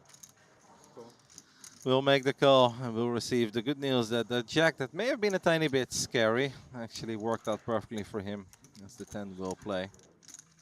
We'll take that. There was a little table talk in the first 2 hours, and looking at this lineup, Alex, I don't think we're going to have too much table talk in the upcoming 2 hours either. Yeah, I don't get that vibe, but you never know. Maybe somebody could get moved in, or perhaps there could be some type of unforeseen confrontation. I'd say table talk in general is one of those things that has really slowed down over the years. I know a lot of the characters from the sort of early days of televised poker were known for their table banter, but poker's taken on somewhat of a more serious tone in more recent years. Yeah, I guess it still truly depends on the event and perhaps how deep are we. Like now it's still so early as well. Right. Nobody really has a whole lot to be very happy about. They're all locked in, right? And probably mentally preparing for a very long series. There's a good chance that a lot of these guys are not just here for the opening 3K Genesis, but at least want to play multiple events in Triton ONE. And then perhaps, if it goes very well, we'll even try our Maybe luck. parlay, yeah. And I think that's kind of part of the goal of this series is to have a few players do really well in the Triton ONE and then end up playing some of the high rollers as well. And I know we do have a leaderboard as well for sort of player of the series, and the top 5 players will be receiving some cash prizes. Yeah, that is definitely something that we'll be talking about in the upcoming days. But 2 hours in, I don't think we have a favorite yet. No. Perhaps our chip leader, Wang Shu, up to the early lead as we see Su take it down there with the ace-king suited. Or maybe Anton Lu, maybe he was off to a good start, so perhaps he can continue on that high note. And Right. we'll be talking a lot more about him. This is what I always think is very cool about the opening stages of a long event. Like, yes, of course, there will be a lot of small putts, and there will be a lot of very simple hands where it's open, bet, fold. But we do get familiar with a lot of the guys that are in the event. And then if we see them later, tomorrow, we're like, hey, we remember him when he had a small stack in the very beginning, but we did already see him play a couple of hands correctly. And then it's very fun to think back of how they played those hands. Yeah, it's a little bit like character development in a movie or something. You sort of get to know these players maybe on a personal level, particularly when there is that table talk, but also just sort of knowing their style of play and seeing how they navigate through the different stages of the tournament. I love it. We've got ace-king for who? We see a bit of a tight fold there from King 8 suited in the small blind. Definitely had options there. Calling would have been very reasonable. Perhaps a 3-bet candidate as well. Fang is, of course, going to complete the call here with his pocket eights. 10-7-7. That's not a bad flop for pocket eights. Not bad at all. Are there commentators right now? Yeah, I think there's like a Chinese and English commentating. I don't think we're on till like 30 minutes. I think. Can hear them at the table wondering if there are commentators or not. Oh, there most Right. certainly are. Chinese and English commentators. The 8s fill up on the turn with a third 7. If you ace king here, though, you probably feel kind of good about your ace king, right? Yeah, certainly you're going to call here. I don't see much point in raising. You check back the flop. You get a pretty good card, really, reducing the combos of, you know, it's not a card that pairs any additional hands. Oh. And the king of hearts rolls off on the river, so 8's no longer good. We do see Feng slow down. I think value betting would have been reasonable to target some ace-high hands, but against the hand he's up against, definitely a nice check. I wonder how big are we going to bet here? You got to be feeling real good about your ace king here. Absolutely, and just hoping your opponent has a 10. I think you can go pretty big here. Yeah, maybe pot size bet. Yeah, because I think what you're going to see is that your opponent in the big blind is going to have sort of a polarized range on the turn. He's going to have some kind of whiffs, and then he's also going to have a lot of some hands like pocket 8s, but a lot of 10x in particular. So I like this sizing. Good read there, Kevin, that he does go for that big, slightly overbet pot. Yeah, even a little bit bigger. 110% here. This is a tough one for Fang, but he makes the correct laydown. Played the hand perfectly, right? He was betting when he was ahead. Made a good call, and in the end, he gets away from it on the river. It's a nice disciplined laydown there from Fang. And it's also one that's very nice to look back at, where like, okay, if you see that your opponent has ace queen or ace jack there, you're already a little bit annoyed. You're like, okay, that was a rough way to start this TV table. But knowing that you played the hand as well as you could have, just the river didn't go your way. It's a good feeling. Pretty quick fold as well. Yeah. Yeah, didn't use any of his time bank extension chips. Wasn't deep in the blender. Felt like he really felt his opponent had a king there. And the feeling was correct. Sevens. I looked at the lineup of our TV table here, and I said, I feel like these names are rather tough. You felt very confident, but they are quite similar, right? Well, they are similar, but there are a lot of 2 to 4 letter last names. That's not as tough as, I think the toughest one here would be our Supanat Rojsuk Thavorn. I probably botched that, or at least I didn't say it very smoothly, but the other name's not too bad. Yeah, he's the only player from Thailand that is a TV table, and there's a good chance that we'll refer to him like that because, yeah, we're probably going to have to find him in a break. The and be Thai like, gentleman, and be like, sir, please help us out. How on earth do we pronounce your name? You know, I was asking, I went and got a coffee earlier, and I was asking the guy there, how do you say thank you in Korean, which is probably something I should have looked up before I got here. And he said it to me, and I have already forgotten how to say it, but it was so long. I said, is there a shorter version of that? It was like 5 syllables. Was it Kamsahamnida? That sounds right. Yeah. Yeah. It rolls right off the tongue for you, I see. You've put it into practice already. You've spent some time in Korea, though, haven't you, Kevin? Yeah, I've gone to Korea quite a few times. First as a Warcraft 3 gamer, later on as the StarCraft 2 commentator, and then I was here once for poker as well. So, but my Korean is really bad. I absolutely don't want to brag. I know a few of the incredibly basic common words, like kamsahamnida and annyeonghaseyo is like have a nice day or something along those lines. But that's pretty much the limit of my Korean. It's not very good. As we see, our first 3-bet pot here, ace-jack offsuit 3-betting out of the big blind against the pocket 7s. I think both options were on the table there, and does just come with the c-bet. A lot of immediate pressure here for 2 7s. Yes, you're going to be ahead a decent amount of the time, but you don't have great visibility. It's hard to know what turns and rivers are good for you, and you do see that he just lays it down there. It's a strong bet over a relatively small stack, just to be willing to wager 22k there when you only have like 120k starting the action post-flop. This man not afraid. Yeah, very nice pickup. As you mentioned, he was below starting stack. It's already the second hand. I believe he has won since we started this second block of our day 1A 3K Genesis. So these 25,000 won chips are. And it looks like we have 131 players so far, Kevin. If you had to pick an over-under right now, what would you set the total at for the entire 3 flights? Ooh, I think it's going to be damn high.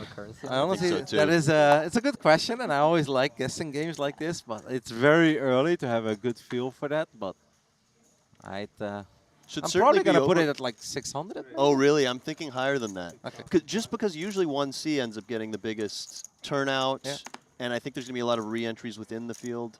All right, I'll set the over-under at 850. Okay, I'll take over for $10. Sure. All right, I'm in. All right. We've got a bet. 3-bet for the feature table.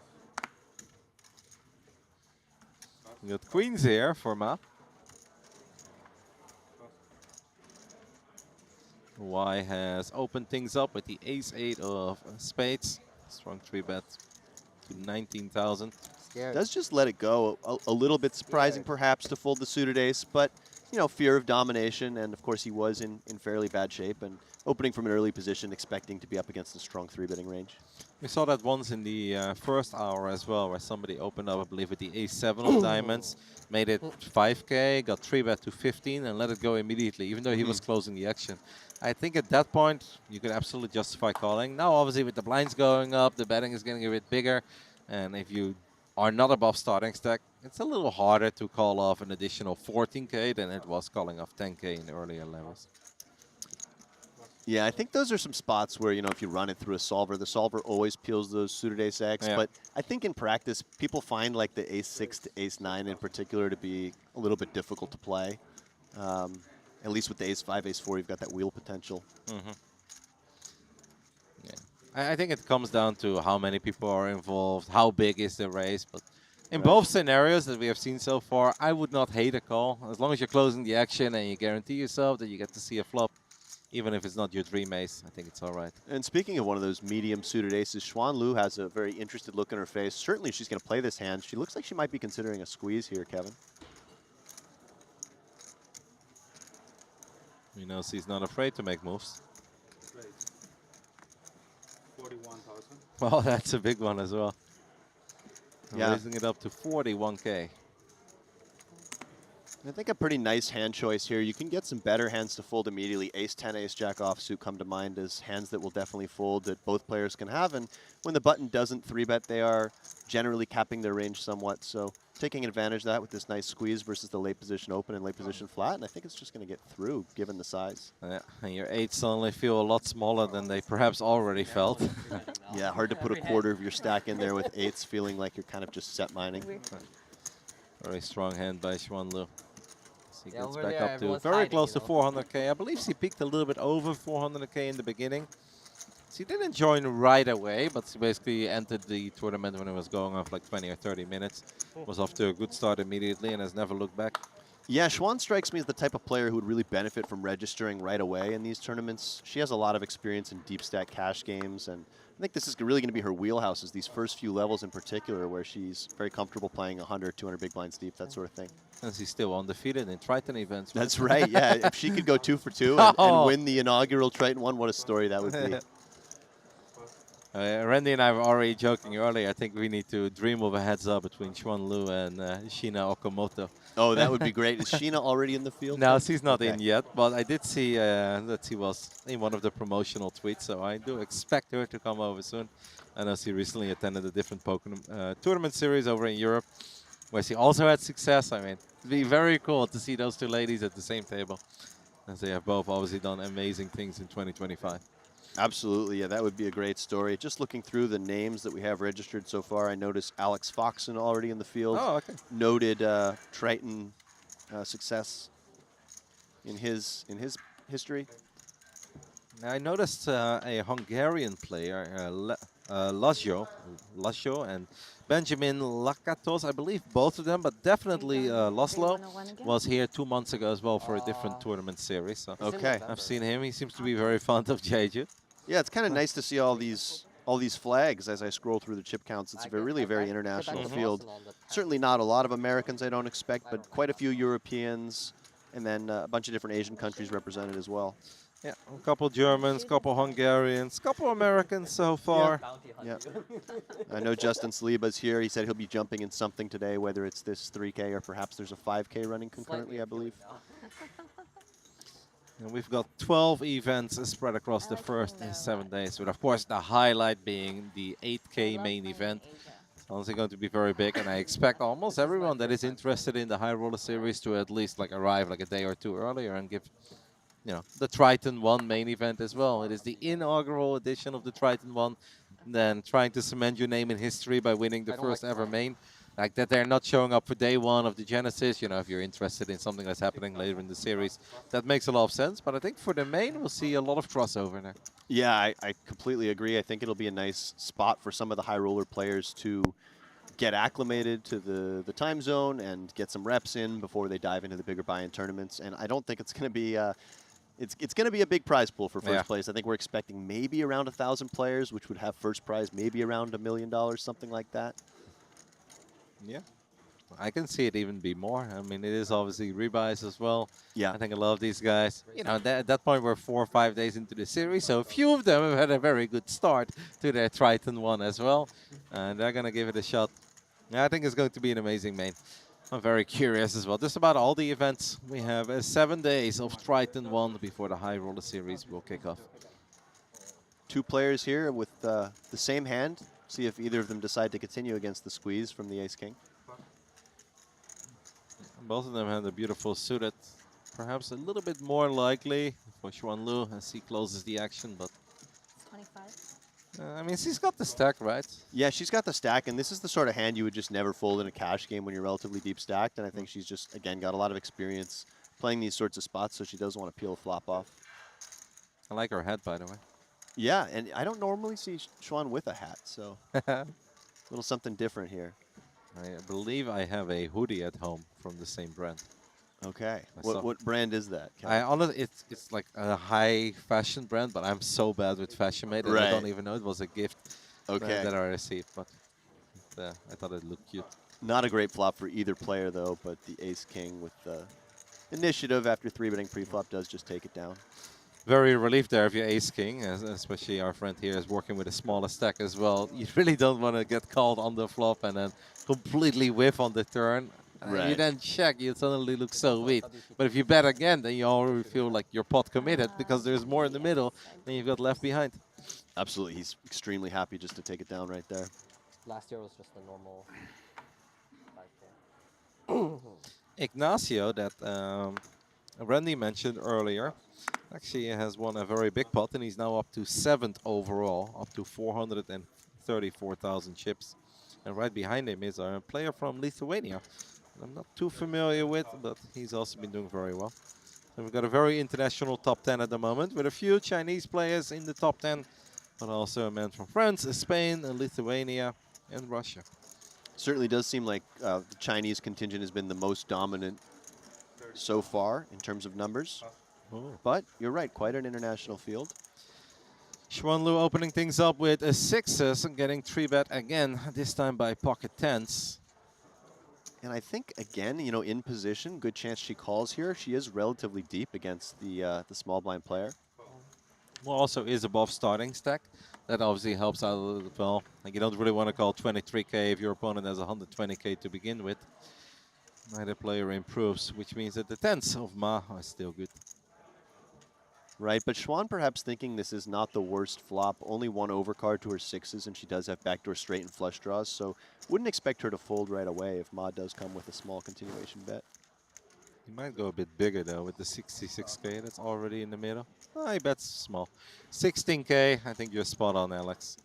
I think for 16, because you see the backdoor potential as well, right? You're like, all right, a 4 is also pretty decent. Yeah, Because then suddenly we're at the top end of an open-ender. You can definitely be ahead right now, and if you're not, you do have quite a bit of backdoor potential. That is not the card that Xuan was looking for. Probably not really the card that Ma is looking for either. A little bit uncomfortable. No, not a great card for either player. Not a bad card for Ma's range, perhaps. He is going to have a lot of ace-jack and ace-king that whiff the flop and now improved. But I could definitely see this just going check-check. If he bets, there's a very good chance he's going to take it down. If he checks, it's a bit confusing for Xuan Li as well. He's probably wondering where he's at in his hand. Yeah, Xuan could consider turning her hand into a bluff and betting turn and river, trying to target a hand like the one Ma has, but I think the check is the more conventional line. Wow. And the king of clubs rolls off on the river, so both of the flush draws do brick. But that means another overcard for the 10s. And at this point, you have a hard time imagining, if you're Ma here, that your 10s are good, unless you are specifically going up against a hand like 9s, 8s, 7s, or 6s. True, but I do think given the action that Xuan will have those hands at a decent clip, she's either going to have those hands or perhaps something like Queen-Jack suited, King-Queen suited. Wow, that's a massive bet, by the way, with the 10s. So this is a PLO play. This Yeah, he's like, I've got blockers. You Yeah. cannot have Jack 10 because I've got 2 of them. Yeah, exactly. And it's This is interesting because the 10s did have, in my opinion, some amount of showdown value, but he's just decided to turn them into a bluff and to target the Queen X, I think, in particular, hoping that Xuan folds a hand like Queen Jack suited, Queen 9 suited, something like that, if she called a 3-bet with those hands. I'm so happy you called it the PLO move. Since Randy doesn't have a lot of love for PLO, but I've played a crazy amount of PLO hands in my life. I did notice you guys, having that back and forth about PLO. You seem to like, you strike me, Kevin, I've only known you for about 24 hours, but you do strike me as a bit of a gambler, and I think the gamblers tend to be drawn towards PLO. I think that's pretty good analysis by you, Alex. I guess I would identify as one, but I do really love those plays, especially where you hold the, the ace of diamonds on an unpaired board. You're like, all right, we can absolutely apply some of the PLO logic to no limit hold'em as well. And of course, we've seen that throughout history, but I often think of it as PLO moves too, because they're so frequent, right? They're like almost a given, especially in 5-card or 6-card. If you got any blockers to the nuts, you see people make moves with it. But even in 4-card, it's very, very common. Right, yeah, definitely flush blockers, straight blockers, full house blockers. They all get used quite a bit in Pot Limit Omaha. 那肯定没有，因为他就是要下午啊。 We'll have some PLO events, not during this Triton One, but later on during the Triton High Rollers. Actually, was looking at the schedule yesterday. Quite a few events. There's a 30K half and half, no limit hold'em and Pot Limit Omaha. That's so fun, by the way. And I think four or 5 standalone PLO events. So quite the schedule. That'll be a little bit later when those Triton High Rollers kick off in about a week. Seems incredibly fun to play the half and half. A couple levels of hold'em, a couple levels of PLO. I think that could be a really good one. I think it's I could be wrong. I think it may be the first time they've done that here at Triton, but there might have been 1 or 2 in the past. I really like those kind of formats. I think it's very entertaining. I think for a lot of the players as well, right? Just to switch it up a little bit, or if you're running bad in one particular form of poker, switch it up a little bit. We've got some 3-way action here with Queen 9 versus Ace-4 and 8-7. 8-7 flops a gut shot, and that is about it. Backdoor hearts are alive. Yeah, we see the Queen 9 flopping very well here, but it does go check, check, check.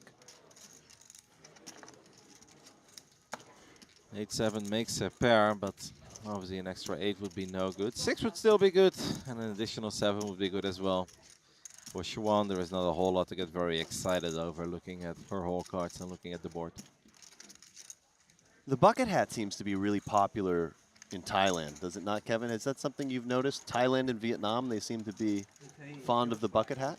I have not noticed it, but I will keep an eye on it. There is one member in my community of StarCraft that is very known for wearing a hat like this. But is he Thai? Or? No, he's from Finland. So okay. But he loves them. I've actually never been to Thailand or Vietnam or Singapore, Malaysia, unfortunately. Neither have I, and definitely on the list. I would love to do a trip to that part of... I've only really spent, prior to this trip, a week total in Asia, and it was all just in Tokyo and Hong Kong. Tokyo is beautiful. Queen 9 goes for a decent-sized bet here, 25K on the river. I don't really see a lot of moves here for Isu. I think we're just going to have to let this one go. Well, he is thinking about it. He's thinking about some of the hands he could beat, maybe Jack 10, King Jack, King 10, if those hands semi-bluffed the turn. But, of course, our Thai player here, Supanat, did bet into a field of 3, so his range is a little bit stronger than it would have been just betting into one opponent, but he does get curious. Yeah, it's very curious, and he's not going to be very happy when he sees that he went up against a very strong hand. I did notice that Supanat's timing on the river there was very quick, and that's something perhaps we can look out for to see if that's something he does, you know, with his bluffs as well, or if he just got excited with a big hand. But either way, the sizing was perfect. He did get the call from the 7-8, and he had some chips to his stack there. We've got a new chip leader, by the way, in our day 1A, and I'm pretty good with flags, but I'm kind of second-guessing myself about that one. I believe it is Armenia, could also be Azerbaijan, but I think it's Armenia.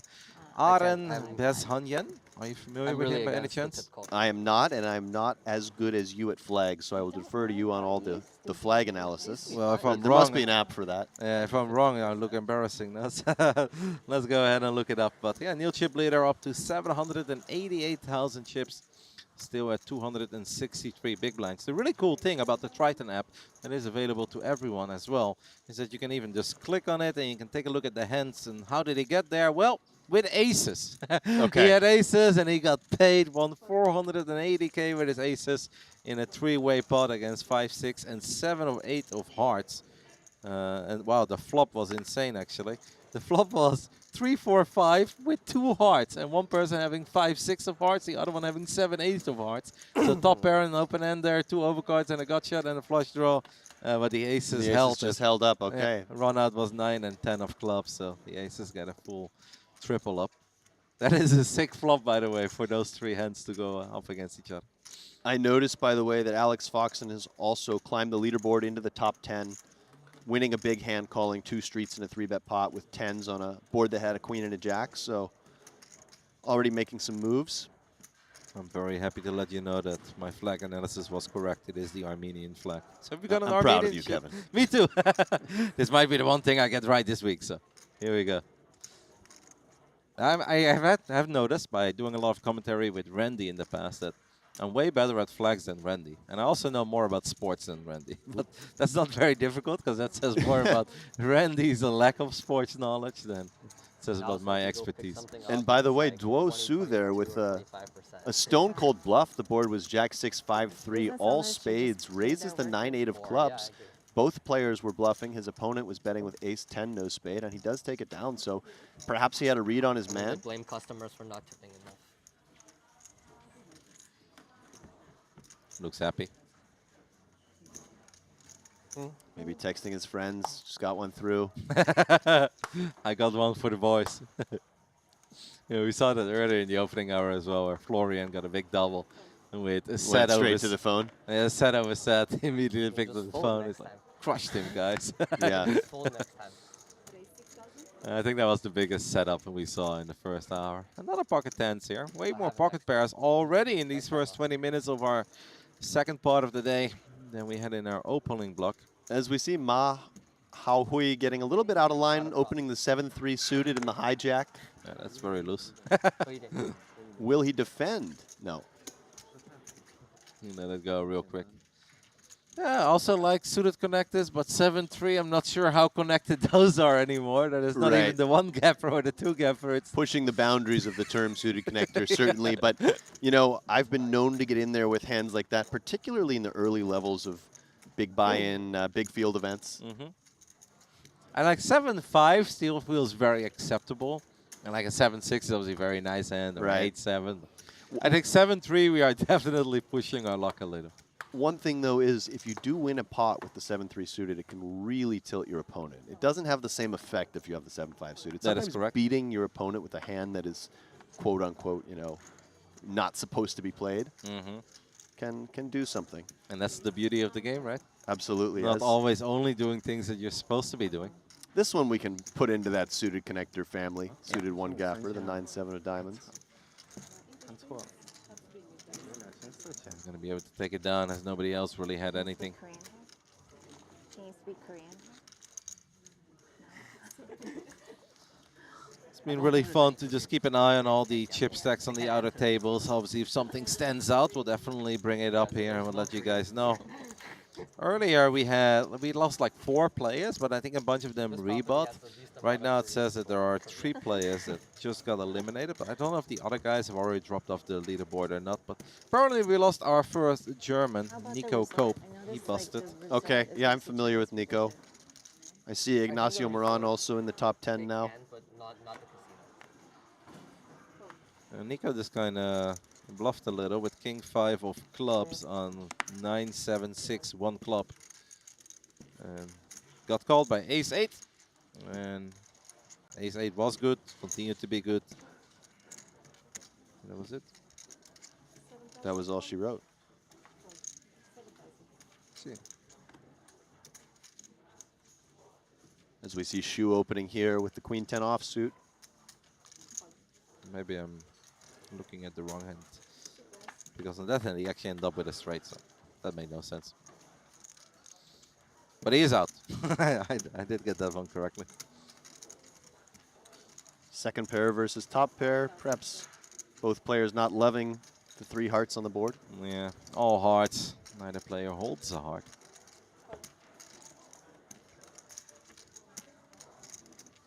That looked like a very lackluster call, by the way, where it's like, Yeah. here you go.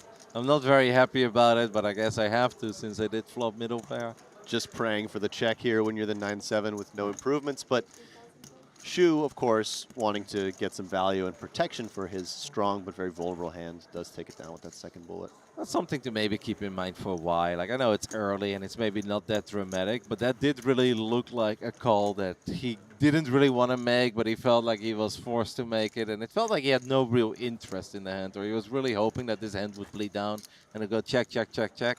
Obviously, he faces a bet and he has to fold immediately. Yeah, it could definitely be true. I think we just have to keep an eye on some of these mannerisms and if they're doing the same thing, because people do have different ways of calling. But you certainly might have picked up on something there, Kevin.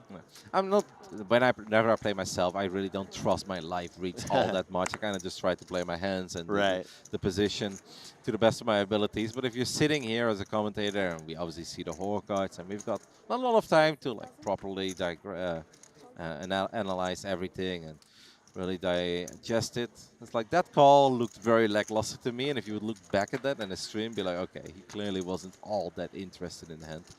As we've got Ace-King for Xuan Lu going up against the King-Deuce of Diamonds for Su.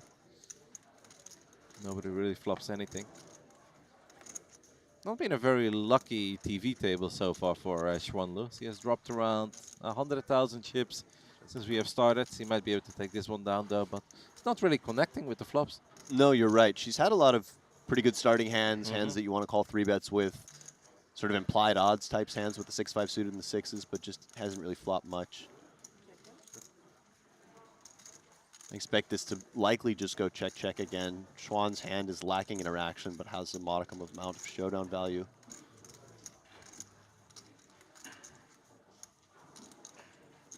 The board pairs on the river. And Su with this sort of like fake blocker value bet here. Just instantly betting 3K, trying to like look like he has a 6 and maybe just get his opponent to fold ace high, but it's not going to work. For a split second there, I thought, is that a race? And I was like, that'd be very adventurous and I'd be interested, but it was just a call. I don't really understand that bet. I feel like that's just too small to really get almost anything to fold. Well, I think the idea is that you are going to have a lot of hands that want to make those thin value bets there, like a lot of, like, let's say you get there with pocket 4s or 6x, where you're putting your opponent on a lot of ace-high hands. So you are going to want to have quite a few of those thin value bets. So you need to throw some types of bluffs in there as well. I don't know I would have necessarily chosen the King-Deuce, but, you know, certainly reasonable to have some amount of bluffs. But you are going to get called a lot, but of course, you know, you're also not risking very much, so it doesn't have to work that often. I don't know, maybe that's cynical of me, but I have a hard time believing that too many one big blind bluffs are going to get anything done on the river. Right, but if you just always have value there, then, you know, it's quite easy to play against as well. Yeah. But I think in practice, you're right. It might be like one of those spots where the bluff underperforms.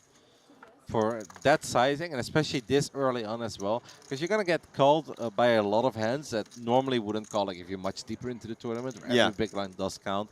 Like at this point, a lot of them are still sitting at 150 or 200 big blinds. Then the one big blind bet on the river, I just have a hard time believing it's going to accomplish a whole lot. I would usually choose like an even worse hand as well, because King High actually has a little bit of showdown value there, not much, but a little bit. I would choose like, you know, the absolute stone bottom of range and maybe something that interacts a bit more with the board. But certainly, you're right, that bet is going to get looked up quite a bit.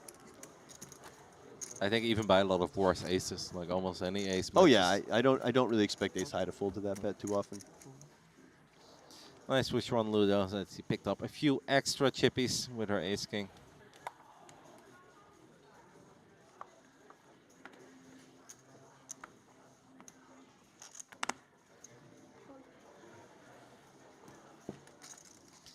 Ace-8 suited for Fang. A lot of these suited aces have unfortunately failed to see flops. Xuan looks like she has something decent. She has Look at you, Alex. You're so dialed in.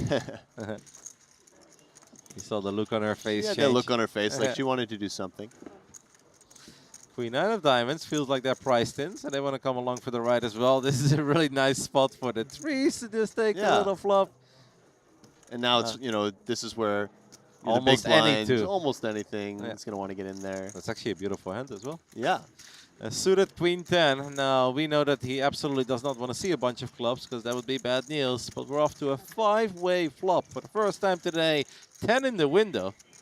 Flush for Duosu, and yeah, usually when you see a 5-way flop, Kevin, you think, oh wow, what a soft table. But in this case, everybody has a very legitimate hand.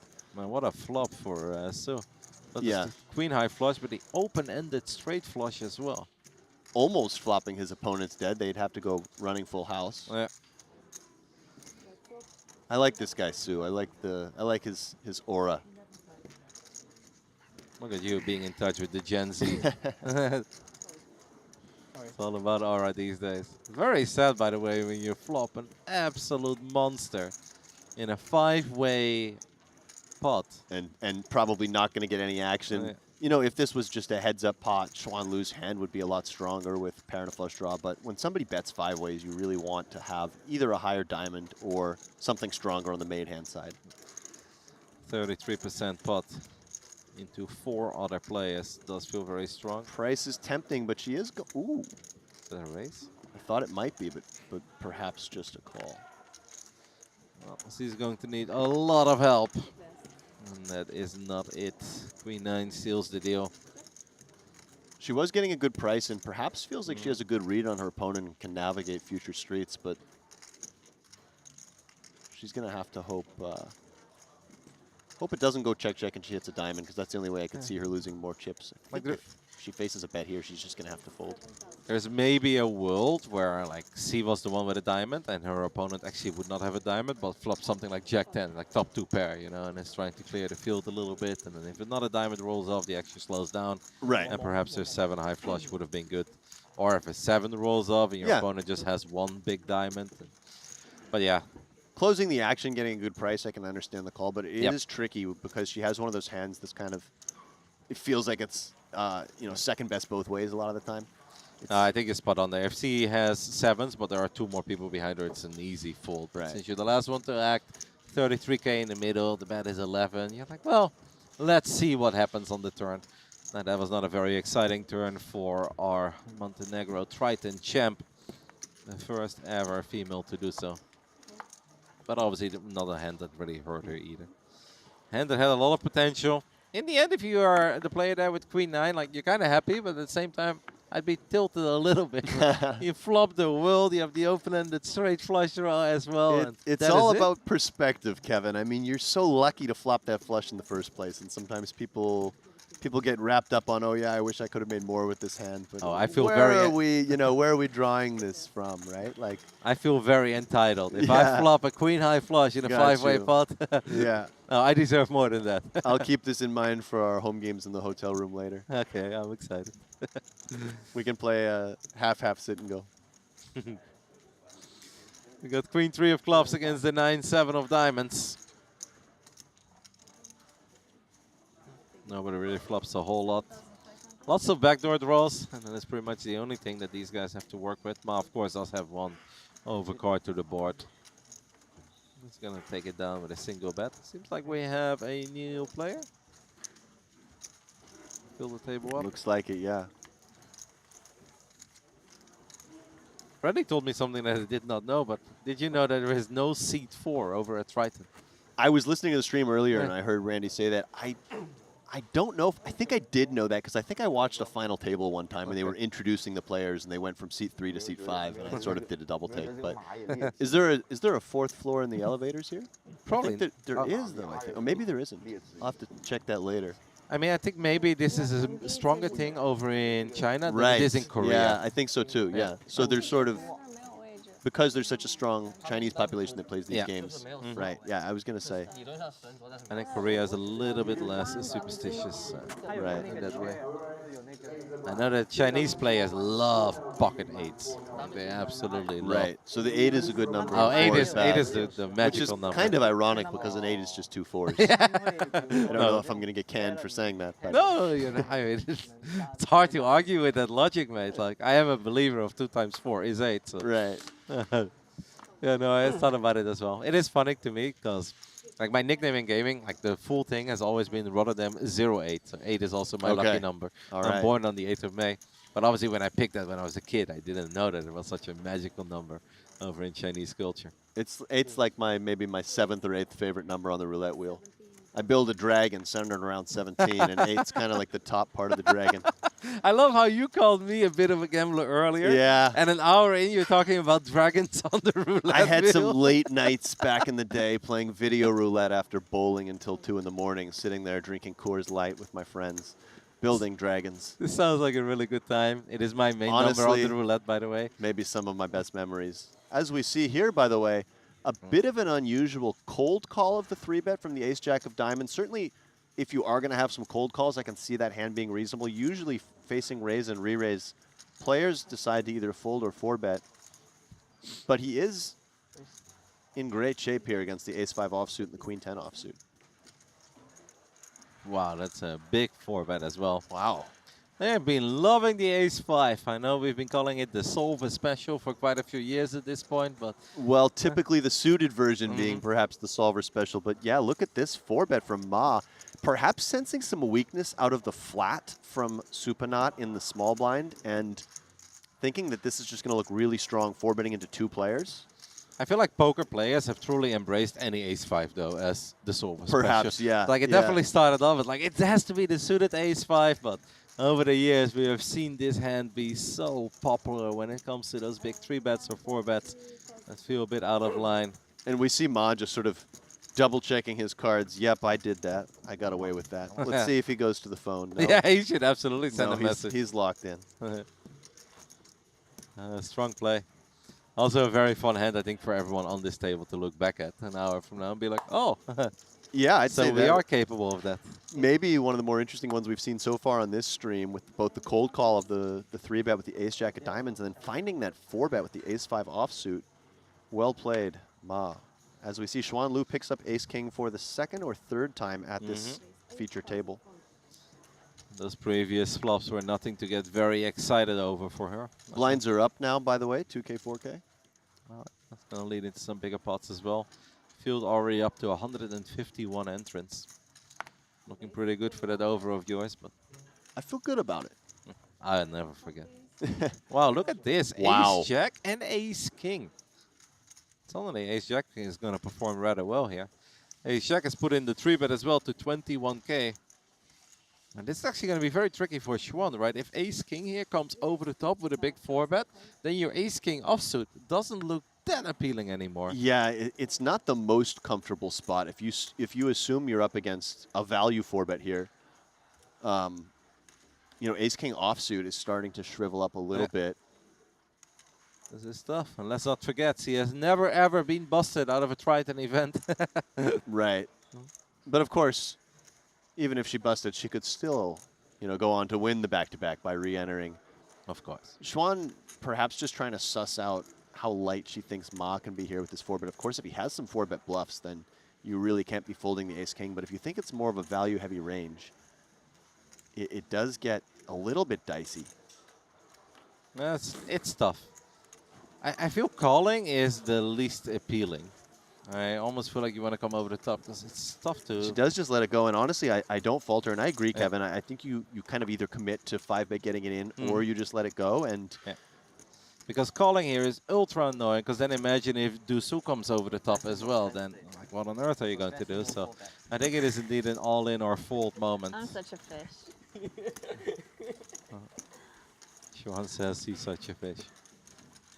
I kind of doubt that. And it is the ace-king. I mean, this is the power of position here, right? Yeah, I think you always feel, especially when you're on stream, Kevin, and you make one of those kind of big folds pre-flop, you maybe start to second-guess it a little bit, and you say something like that, but I can definitely get on board with the fold there with the ace-king off. Same. I think it's very understandable with a player left behind you as well. It just looks so strong. Like, it feels that at best, you're flipping. Right. And worse, you're very dominated. So I don't hate the fold. And like, is it really worth jamming like 80 big blinds with ace-king offsuit at level 3 or 4 of the tournament so far? It's one of these plays that wouldn't really be necessary, right? And if you then get snapped off by aces, you look kind of silly. So Yeah, no, it's certainly a difficult spot. Perhaps I'm more likely to get it in because it's a re-entry tournament. But She is above starting stack still. is, yeah. I think it's also one of these moments where if you're already a couple levels in and you're way below starting stack, then it's a bit more appealing to just run it with ace king. And absolutely. at this point, even if you rebuy, you're going to start with less than you currently have. I think it's completely fine. It's just unfortunate. If there is no 3-betting there from the ace-jack offsuit, I think that hand plays out in a very different manner. where there's a Sure, good chance yeah. that Yeah, Sean if the ace-jack had flatted, perhaps, Yep. and then we see the squeeze, then I think Sean would have definitely come in with the 4-bet. Absolutely. And then it becomes very difficult for Ma to play his ace-king against. Fang with the suited king 5 has not really been running very hot so far. I mean, he gets a lot of suited hands, but he's not quite able to make a lot out of them. He's going to complain to his friends. So guys can't see a flop. Texting the group chat. Maybe he's taking a look at the Triton app, seeing how some of his friends are performing in the outer tables.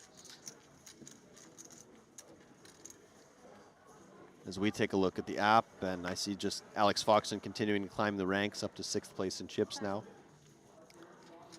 Wow, he's done that very quick. We've got the chip leader from Armenia, I believe you said, RN Bejanian, and then we have 2nd place in chips is Shu, who's at our table, and then 3rd in chips is Florian Ribuchon of France. Hey, this app is so good. Like you can just The app's click on- amazing, and Triton Plus app, everybody, available in the App Store. It's unreal. Shows you all the hand histories that went to Showdown, as well as very accurate, up-to-date chip counts. Alex won a couple chips with ace king against ace jack. Took a lot of it down without seeing a flop. That's a super cool app. So much information. It's almost like there's infinite information. Yeah, you're gonna get so lost in the app. I'm gonna have to do all the talking here. I can see Like you're there's gonna be like enjoying the looking setup through of the it. centuries, like Right. aces, kings, queens, and I'm like, hey guys, Alex Foxon won a hand Yeah, an exactly. hour ago with ace jack, and Chad is gonna lose it. It's like, pay attention. What a Sorry. flop here for Hu Ruida. Mhm. Top pair and the flush draw. Nobody else has too much going. Yeah, poor Fang just can't connect with any flop he has seen so far. And he kind of is showing it on his face, isn't he, Kevin? He looks a little bit disheartened with the way things have gone since he got moved to the stream table. It's hard, I think, to always have a smile on your face when you play poker, and I'm sure that like everyone that we are currently looking at loves the game and has been mentally so excited to look forward to this. But then the moment you sit at a table, even if it's an hour straight and just nothing goes your way, not even a tiny pot here and there, it's just very human-like to become a bit annoyed. No, that's exactly right. Looking for a tiny change. And look at this. Supinat raising almost a min raise here to 50K. Yeah. No pair, no draw. Well, there's not a whole lot for Fang to think about, but there's a lot to get very excited over here if you're Ruda? Yeah, and if you're Hu, I do like just calling here, keeping in some bluffs. Although, given the stack sizes, just going all in is quite reasonable too. I think shipping it here is very acceptable. 36K extra, there is already 111K in the middle. If he calls for 36K, he's going to have like 90K behind. Well, there's going to be 150K in the center. So I think an all-in play here. It certainly would be fine. My argument would be that basically there are no bad turns. Sure, you could, jack through ace offsuit are not great, but your hand is so strong that you're going to pretty much get it in on any turn if you face a shove anyway. So I might want to just keep that that check raising range wide. Imagine there could be some 6-5 of clubs in there and stuff. I don't mind leaving those hands in. I definitely don't argue with you, as I believe you have tons of experience and do it a lot better than me. But certainly the shove is completely fine, and Supinat now has just got his hands in the cookie jar. I think he's just very worried about the ace, king, queen, Right. jack. It's like black or hearts. That just then suddenly your hand feels so much weaker. But I believe your analysis is way better than mine. But I completely understand that who decided to play it like this. And he does just take it down right there. So big pickup there from Huruida. Yeah, like this is already, like you can look at this spot as well and be like, that's already a solid win. It's not really one of these spots where he's like, okay, now I flopped the monster, but I really need to get something out of it. Like, no, what's in the middle is literally bigger than what he had left behind if he would have made that call. So I completely understand that he's happy with that. As we do pan over to Alex Foxen here, 500,000, just over 2x starting stack. Yep, and did not get it all in and got a full double. He just slowly chipped his way up, winning pot after pot. It'll be interesting to see how many of the Triton high roller regs come here and play this full series. I think Foxen's the only name on this list that I see as somebody who really consistently plays those very high stakes tournaments, unless I'm missing somebody. No, I think you're right. I believe there is definitely a decent amount of players in the field that have tried their luck at 1 or 2, but there's obviously a difference between somebody who cherry-picked one Triton event versus somebody who plays the entire series. Right. But I think the closer we'll get to the high roller starting, the more of the regulars will show up. And as we mentioned earlier, I think once the main event starts of Triton ONE, which is in 8K, I'm expecting a lot of the regular. Yeah, that's going to be a Triton high really rollers. cool tournament because you're going to have some of those Triton high roller regulars, and then you're also going to have some lower stakes players who maybe satellite in or have a hot start in this series who are really just taking a shot. So I think that the player profiles are going to be very interesting in that field, the field composition. Well, it's going to be super fun. 1 week, 12 events for the inaugural edition of Triton ONE. Hopefully the first of many. Hope to see you at some future stops as well, Alex. Wouldn't that be cool? Absolutely, yeah. On this side or that side of the felt, perhaps. Same, mate. I'd be very happy to be sitting on one of these tables. I've told Randy for years that one of my dreams is sitting at a TV or a final table and having Randy to commentate my plays, and then hopefully they all work out. So he has to compliment So he has me. to be nice Yeah, to you. yeah. He hasn't done that in like hundreds of hours of commentary when he's sitting next to me. There might still be a way to rip on your play. He might say like, well, this worked this time because he ran into this part of the range, but this was a terrible play nonetheless. But you know what? As long as Chad is on my side at that point, I feel like I finally got one over Randy. That's just my dream. Everybody needs a mission in life, and when it comes to my poker hopes and dreams, it's not winning a bracelet or a ring. It's hearing Randy compliment my plays. Right. I feel like that would really hurt him as well. We got the 5s here, battling it out with ace-9 on ace-jack, queen-7. 2 diamonds, 2 spades. The river is the 10 of hearts.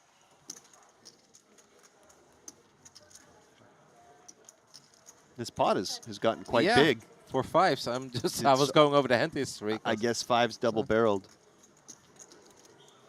I got a little lost in our conversation. Same.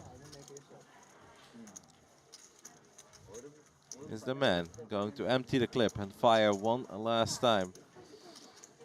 I mean, it's four certainly to a straight. It's certainly tempting. You get here, you're not going to get here with too many worse hands than pocket 5s. Oh. Your opponent can have some queen X of spades, jack X of spades, and ace X that you can target here. And with 4 to the straight out there, any king completing Broadway, it is very tempting. And who obviously knows that if he fires a decent sized bet, if his opponent is not holding a king, it becomes almost impossible to call. And it seems like we are going for it. He is pulling the trigger. Wow, that's a big bet as well. 61K. This is some gangster poker coming out of who?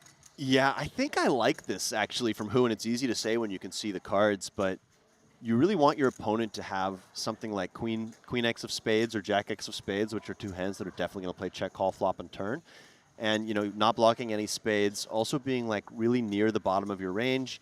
You also don't block any diamonds, so like hands like, I guess, ace X of diamonds you can target to fold. Kristen Foxen has just entered the field as well. So, Okay, yeah, I figured if Alex was here, Kristen was probably here as well. Let's just start a little bit earlier. Kristen shows up. It's like, how are you doing, honey? It's like double. Try starting stack. Yeah, it's always interesting watching them play. Sometimes they've ended up at a few feature tables together. Yeah, So and they've even sat next to each other a Right. few times as well. and which you is- can kind of feel that tension in the Yeah, air, you know. I love watching it though. It's one of these wholesome poker moments that just brings a big smile to my face. Right. I think it's very cool. Definitely a power couple in the poker world. I saw. 9 of diamond. Yeah, we complimented Shuang Lu and of course Shina Okamoto for her amazing year so far. But Foxen has been a household name in the scene for a very long time, and she's also widely regarded as one of the strongest females in any field.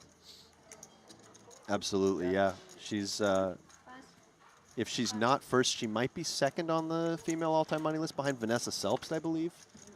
But Doc Pork. That's a joke. right, yeah. Queen Jack versus King 6 here. King 6 of diamonds in the big blind. Let's see if Fang can finally connect with a flop. And He that does. is one he can absolutely not complain about. The top pair and the gut shot. But he can complain, Kevin, because you said that you tend to find if you don't get action with your big hands, Yeah. there's perhaps some cause for complaint, and he's just going to get the quick fold from the King 6. I mean, this one is big, but it's not like the dream hand. You know? Right, It's still a Queen right. Jack offsuit. It's a beautiful flop. Of course, ideally you get called there and you either drill the gutter ball on the turn or the turn is complete blank and you still feel very good about your top pair, Jack kicker. I can't tell if that's a $50 watch or a $50,000 watch. I didn't see. Are you a watch guy? Not particularly. I have a couple watches. I like a nice watch, but I wouldn't call myself a watch guy. As we take our first look at Kristen Foxen going over saying hello to her husband and then taking her seat here. I took a little look at his chip count. I was like, all right, set the right example for the family. Here we are. Polite smiles around. That's always fun. I find the opening day of a poker festival always very cool as well. But Yeah, there's a good energy Yeah. in the air, you know, Yeah. like everyone's excited to be here. Nobody's burned out yet. You feel the same thing at WSOP, you know, you get there day one, everyone's all excited, big dreams, and then by the end there's some pain on the faces of your opponents. You walk through the hallways, nobody wants to make eye contact anymore. Trip jacks here for Ma with King Jack offsuit. Against the nut flush draw, but we do see it quickly go check, check. Not flush draw also pairs up with a 9. We know that that doesn't really change a whole lot. Yeah, a bit of finesse here being shown by Fang. I think most players would just sort of auto bet that nut flush draw, but a bit of deception, a bit of pot control, being able to get some raises in on turns and rivers when you do make the flush. It's kind of nice. Obviously expecting a call here. It is, of course, a paired board, but ace-9 probably feels like a bit of a monster. Yeah, certainly we can have the best hand right now, and if we don't, we almost always have outs. The King of Clubs would be an absolute horror turn. Or river, excuse me. Sure would. That one will not roll off. It is just the Queen of Diamonds, which means the Trip Jacks of Ma are still good. It's actually a really nice river for Fang if he's not going to improve to make the best hand. The Queen is at least a scare card, connecting with the King 10, King, Queen, 10-8 kind of semi-bluffs that Ma can have out of the big blind here.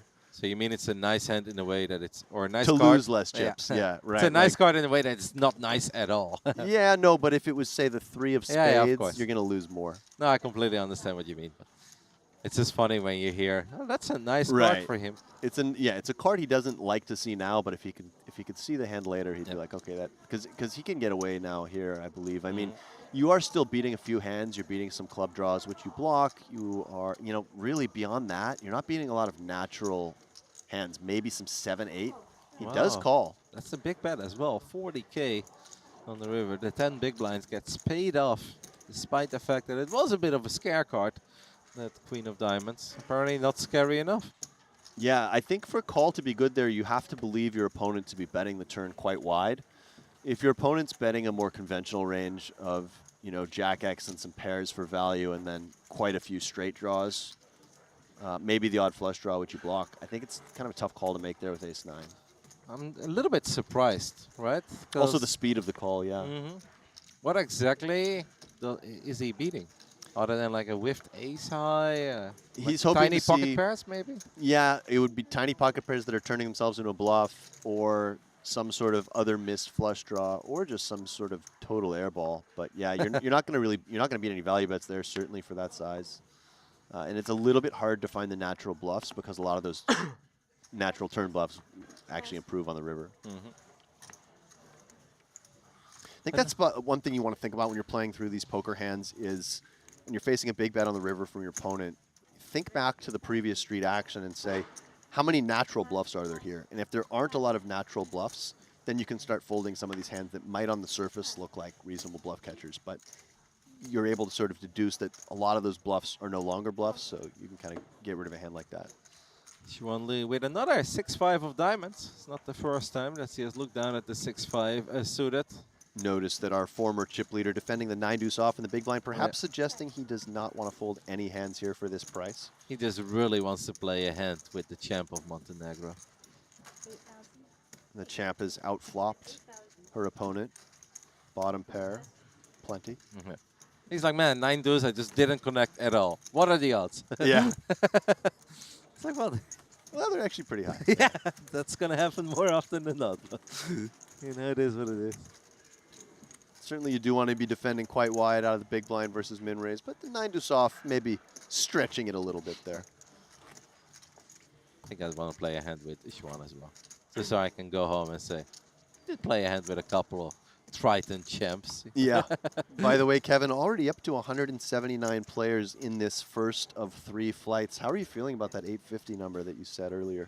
Now, I think we're going to crush it, which obviously excites me. That makes me happy. And if in that process I lose $10 to you, I have a lot of peace with that. You know, I don't even know if I can accept the $10 after you sneakily paid for the dinner we had with our producer last night. Korean barbecue, always worth. Ooh, that was a bit of a clumsy fold, and actually one of the cards got revealed there. Couldn't quite see what it was. I think a 4, 5, 6, whatever. But yeah, obviously the entire table will be aware of it. But always a bit awkward when it happens. Yeah, sometimes I do find playing with the cards on these feature tables sometimes feels a bit different. This one doesn't look too bad, but I've played on some before where the table's quite large, the rail is really quite big, and it can be a bit more awkward just maneuvering with the cards and the chips. Not to mention the added pressure of knowing that you're on stream. And then you get extra clumsy. You're like, Yeah. I don't even know how to look at my cards anymore. You pick them up like a real old man, you know, like all the way off the table, bring them close to your face. So, Kevin, just to go back to our dinner last night, our Korean barbecue, I think we were a little bit flummoxed at the end that we had thought that pork was the only meat available on the menu. And I think it might have just been our own lack of Korean knowledge or not really inquiring deeply enough, because it seems that other people did have other meats. No, it's very common that there will be chicken and there will be beef, but Right. I don't know. I didn't want to make it too complicated either, because it was a long day for all of us. We were a bit jet lagged and we were all kind of hungry, but also not like starving, because we already had food before. So I just kind of saw like a family order. I was like, let's just click it, send it. And listen, the pork was good, but it was just a lot of pork. It was a big... I was telling my fiance about it, and she was horrified. She doesn't eat red meat, and pork in particular, she does not like. It's very common for Korean barbecues places to have it, but they should definitely have other options as well. You can always try. And perhaps they did. Yeah. I mean, if not this place, literally every other place will have it, but I'm quite certain that the place that we went to, I think it was just maybe my lack of patience and, you know. No, the menu was a bit confusing. Yeah. People might I just think like that. clicking Exactly. buttons. This is why I'm online with you. poker is very tough as well. Right? It's like just click, click, click. Right, it's a little too easy. A little too accessible, perhaps. You know, I do better with the old school system of a waiter or a waitress coming over, and you can just ask questions. Like all these iPads, it's like I just click. Yeah, one thing I really didn't like during COVID was the advent of these digital menus. I'm an old school guy. I still like to read a newspaper from time to time. I want to be able to feel my menu. No, I completely understand that. There's also like some cases in particular where, let's say, if you want to order nachos, but you want nachos without beans, on an iPad you can't really do that. It's either you get nachos or you don't get nachos, and then you have to find somebody in time. So I'm completely with you in that regard. We've got kings over here for Fang. Ace 8 opening it up, Jack 10 offsuit making the call. Yeah, Fang has been a little unlucky so far with the card distribution he's had and the flop distribution on top of that, but here picking up the kings, unlikely to receive much action here, facing such weak holdings. That is unfortunate for him, right? This is where you really hope your opponents have something that's just a little bit prettier.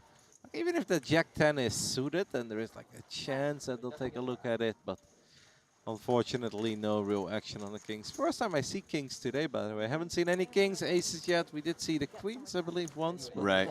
first time we see kings. Yeah, a little disappointing not to get action there as kings. But on the other hand, you know, he's just been losing a lot of pots. Just winning one can sometimes be good for the confidence.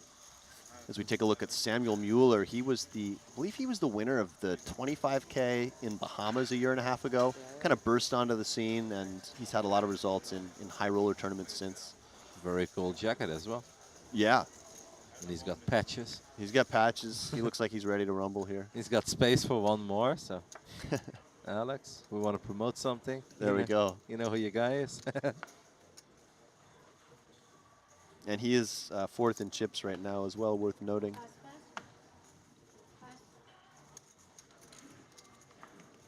Now we've got a Hungarian player breaking into the top 5. Antal Mizai is what I'm going to go with. I don't know if that's correct pronunciation, but he's up to 555K. And look at this, pocket jacks for Supanat, our Thai friend against the pocket 10s of Ma Hao Hui. No, A6 of diamonds for Feng. Wisely, let's go with it immediately. And Schwann's got a hand that's very pretty, but really shrivels up facing this action. Yeah. Just off, you're not closing the action. There is a chance there is more violence behind you.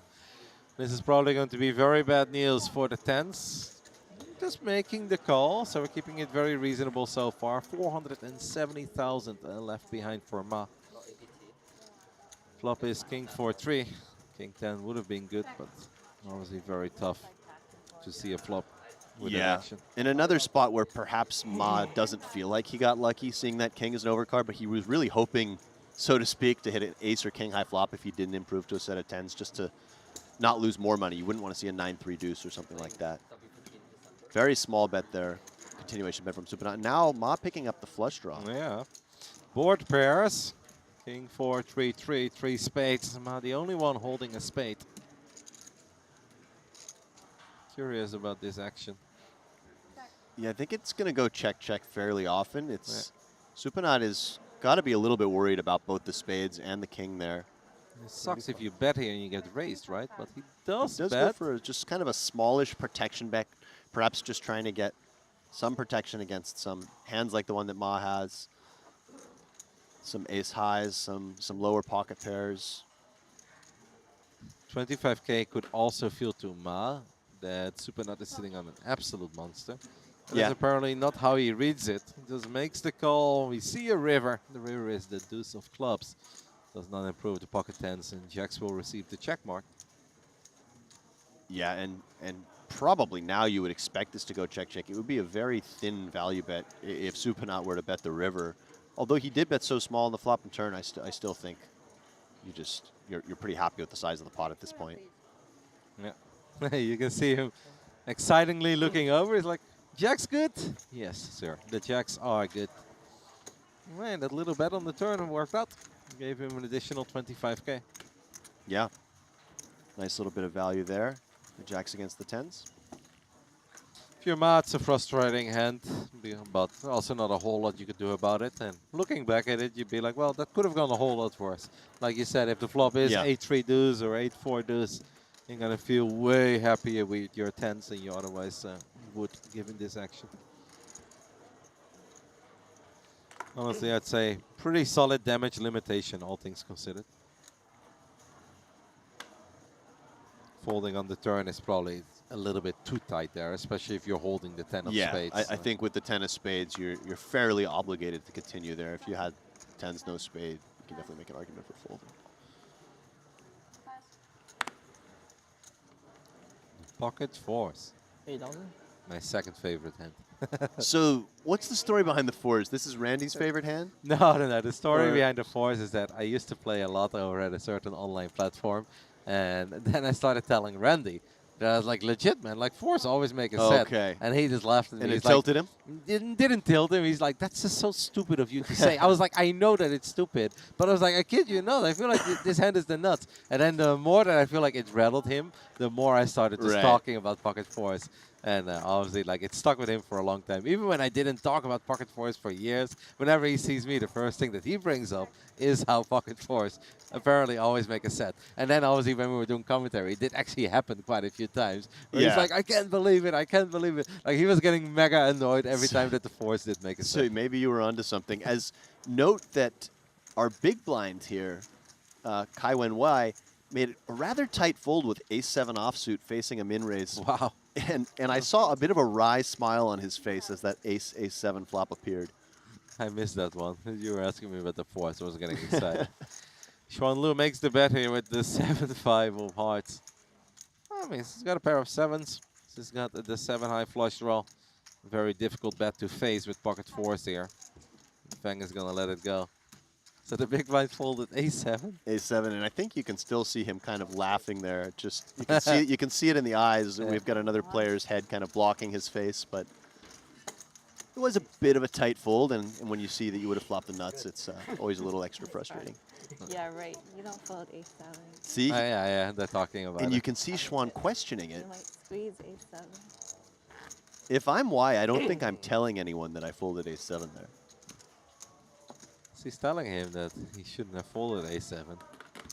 Yeah, Should I don't want to squeeze give A7. I don't want to give my opponents any info that I'm making tight folds out of the big blind. Although I think there is this natural reaction when you would have flopped a big hand. People do it all the time when they have like a 9-3. They say, "Oh, I would have flopped the nuts." You know, it's like it's this common thing in poker. People have to get that, almost like get it off their chest. Yeah.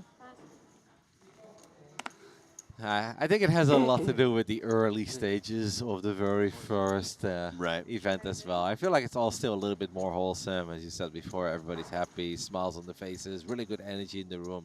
Then I don't think they mind. I believe that if we are, you know, at the final 27 players, that somebody folding a7 in the big blind there and flopping the nuts Maybe is they're not not gonna telling, say it. you know, it's Right. not telling anyone. And I don't think that particular player would tell anyone either. But I still feel like this is a bit of that part of the tournament, like we're all a happy family, and I hope to see all of you guys at the final table. You know, and I feel like those vibes, they do exist, especially often at the very beginning of the first event of a long series. As we see here, Wang Jiangshu getting a little bit out of the line, chipping, three-betting the ace-deuce of hearts against the early position open, and Fang does wake up with ace-king here. It is a suited ace, but that is a lot of additional chips. I have to toss in 10.5 extra big blinds to see a flop.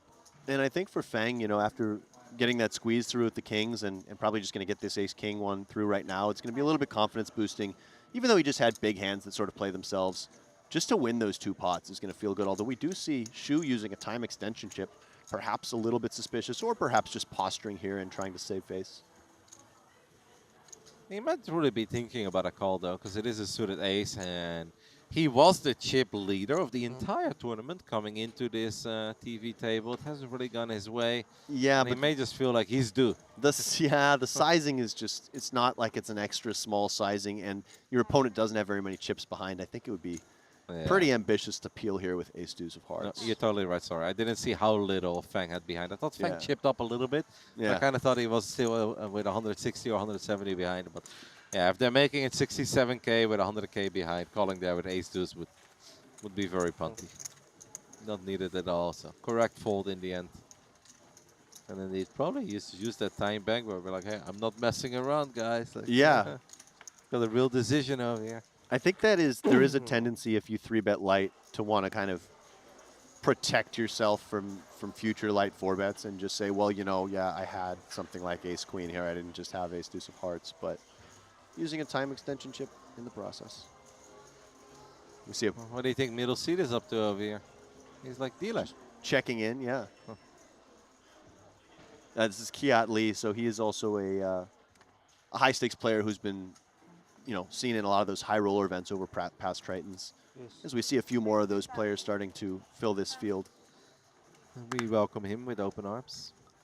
That's an interesting way of checking in. I didn't know that that's how it went. I see a couple other names I recognize in the field. Fabian Gomez, Joe Chong. Later additions to this field. I mean, it's very exciting to see so many well-recognized names already. Well-established names in the world of poker. Day 1A First of a yeah. of a 3K buy-in, which for Mhm. Triton standards feels quite low, but still, this is going to be, you know, with a pretty good turnout. I think, you know, it's going to be a nice prize pool here. Poor Anton Lu, by the way, has lost basically all of his chips. One of the more exciting players that we had in the first 2 hours over at that TV table. He is down to 31K, so basically nothing left. And we see caution being employed again by Kai Wen Wei. He folded the A7 offsuit earlier out of the big blind, and now we see him just flatting the open here, where a lot of players might have 3-bet.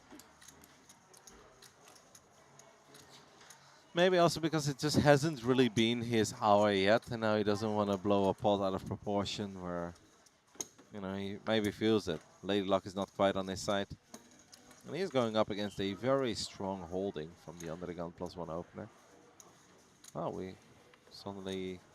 Yeah, I think the graphics might have been a little behind there. Yeah. Ace Queen does down, beautiful flop for that Ace King. Even though it's all black cards, there is another spade that went off on the turn. As we take a look at the flop action. So, was it bet 15K for Shu, the man with jacks, and White just called the 15K with Ace King. The jacks will slow down on the turn and check, and now it's up to Ace King. I think we're pretty confident in betting here. Yeah, and we've just seen a lot of this kind of more conservative play from Y, and now he lets that 4th spade appear. Yeah. Unclear if Shu is going to decide to turn his hand into a bluff here, but probably one of the worst hands he could really get here with. I'm a little bit surprised that we checked that turn. And now I feel like betting the river is almost impossible with 4 spades on the board. Yeah.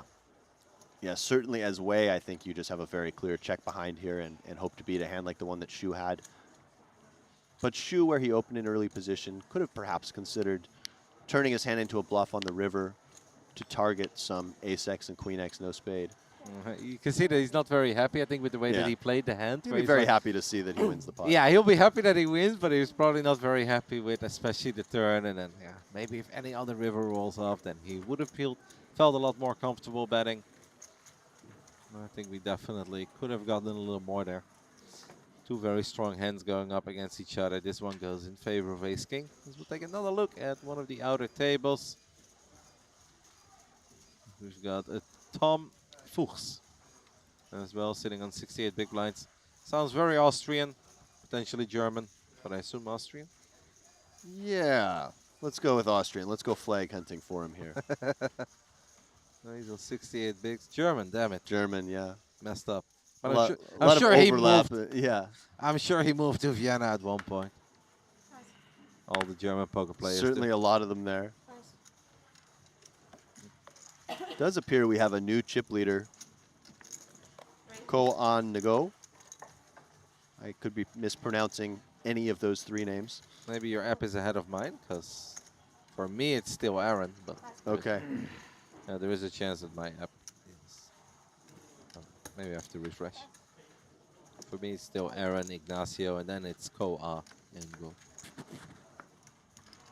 Difficult, a Vietnamese name as well. We've got 7s, 3s, and King, Queen. Ooh. Heading towards a flop, and that is, well, Feng, we mentioned it. He had a hard time connecting earlier. I don't think we can be too upset about this one. No. The only thing is, again, is that it's, I mean, Shuang Lu is actually going to fire a little bit. I mean, I can't blame her. 3s here on 7-4-4. Very often, 3s will actually be good if your opponents are holding Broadway cards. It's annoying for King Queen to just let it go. But there is little to get excited over. And Fang is never letting it go in a million years. He's got a lock on this hand. Unless we got running 3s, but... Yeah, and no, certainly reasonable for Xuan to try to protect her 3s here. After the preflop raiser checks, perhaps just putting him on a lot of overcards. Annoying turn. Because it actually gave Xuan Lu some straight outs as well. Thinking that if she does need to improve, that a 6 might get her there. A 6 would be bad, and a 3 would be a disaster. Yeah, 3 would be a total disaster. And 6 is a pretty big disaster as well. Even though, you know, then any 8 makes a straight. So yeah. perhaps that's a bit easier to get away from. A 3 would be an absolute nightmare.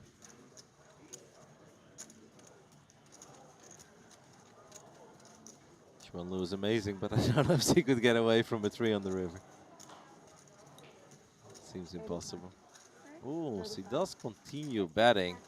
And this is music to the ears of Fang. You gotta love it when you flop a boat and they just keep on betting. Yeah, Schwan could feel that her 3s are still best here. Her opponent's going to be check calling a decent amount of ace-high hands. And if your 3s are best, you actually want to get a little protection because the 5 or the 7 could counterfeit your hand. The problem is when your hand's not best, you're not going to have a ton of outs. In this case, a 0. We're going to have the check raise. Yeah, so Fang deciding to go for the value immediately, targeting the stronger portions of Schwan's range. I think I would have typically just preferred to continue check calling here because you're going to expect a hand like ace-4 suited going to bet almost every river anyway, and I just want to keep the 9-8 of clubs or anything like that that she might have in the pocket 3s, for instance, in this case. Would you be a fan of, let's say, calling turn and donk betting any river? No, I would just go for check raise on the river too, because I would just expect that Schwan, when she bets the turn, I wouldn't expect as many middling hands like pocket 3s or pocket 6s perhaps to be in there. I'd expect it to be a little bit more of a polarized range where you're going to see some bluffs and you're going to see some very strong value bets, and I would expect a lot of those hands to continue firing the river. Things definitely heating up for Fang. Picking up a couple of tiny pots earlier, picking up a few big hands, and now flopping an absolute monster with the 7s. It's all Asians and Alex Foxen. As we see her say, it's all Asians and Alex Fox. There's a few Europeans in there as well, but we've got Germans, we've got Austrians, we've got Hungarians in the mix.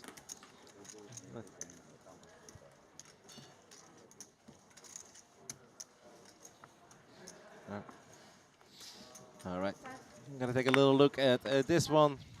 We've got some hands, and I do believe we've got a tiny commercial break coming up, so just stay tuned. Obviously, Alex and I are not going anywhere, and Randy will return in a little while. We'll just see how this one goes. King Jack and some deuces. Got a tiny break coming up, and we'll be right here.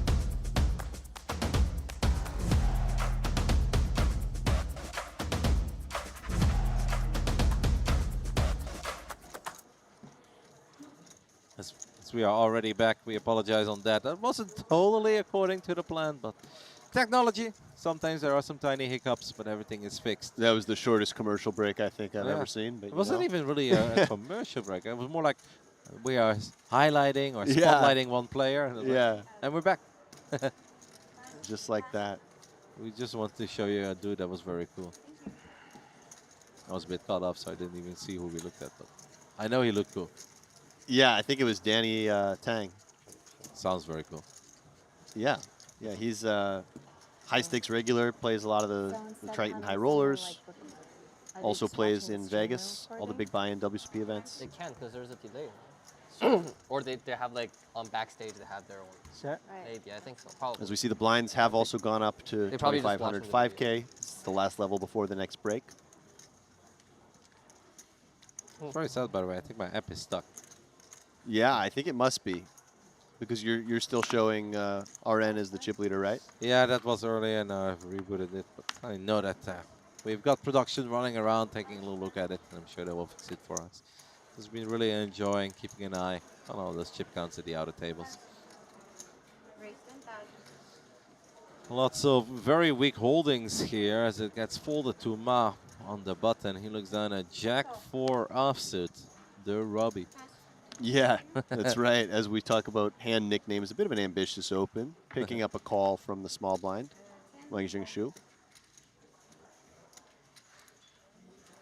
Seems like ace-9 offsuit came along for the ride in the small blind.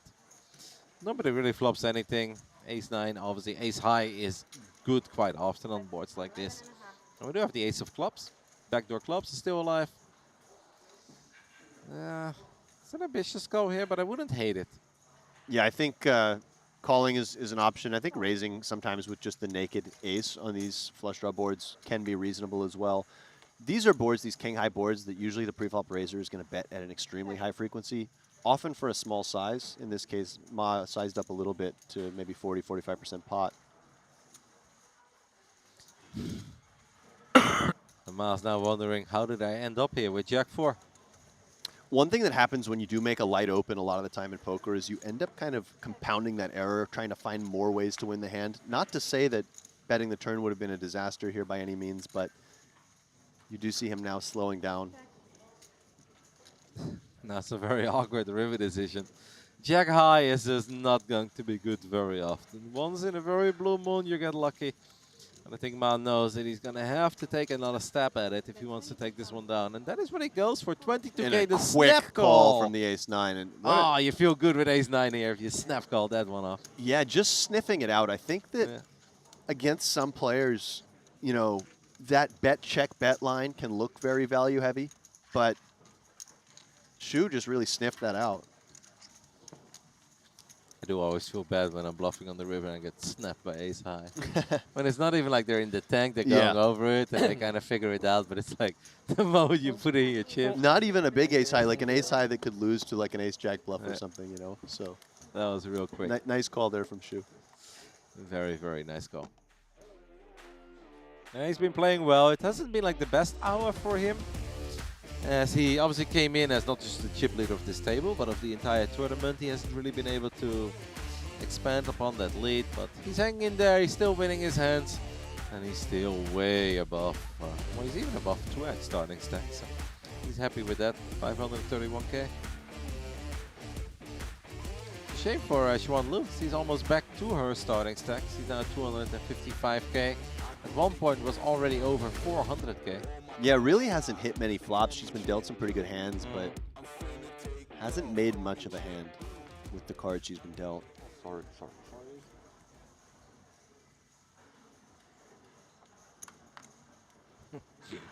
I do love her analysis of the field. It's a bunch of Asians, and and Alex foxes. Foxen. yeah, that was good. That is a quote. I mean, Alex Foxen is obviously a dude who does stand out in the room. He full of certainly stands out. Not just because he's not Asian, but also his size, perhaps. And then his poker resume. His poker resume, yeah, not to discount that.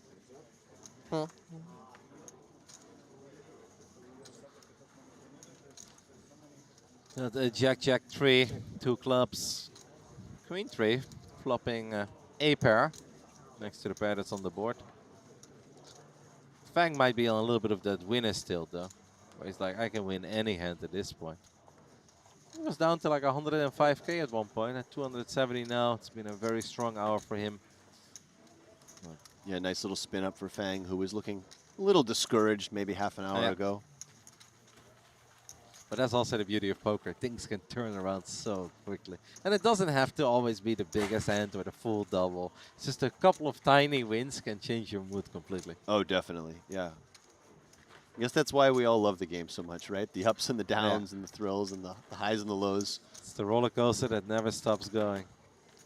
So like maybe once in your entire poker career will you have that sun run when you start a tournament and it's basically the never-ending upswing straight to victory. But every other time, every other session, there is always things to get unhappy about, things to be very happy over.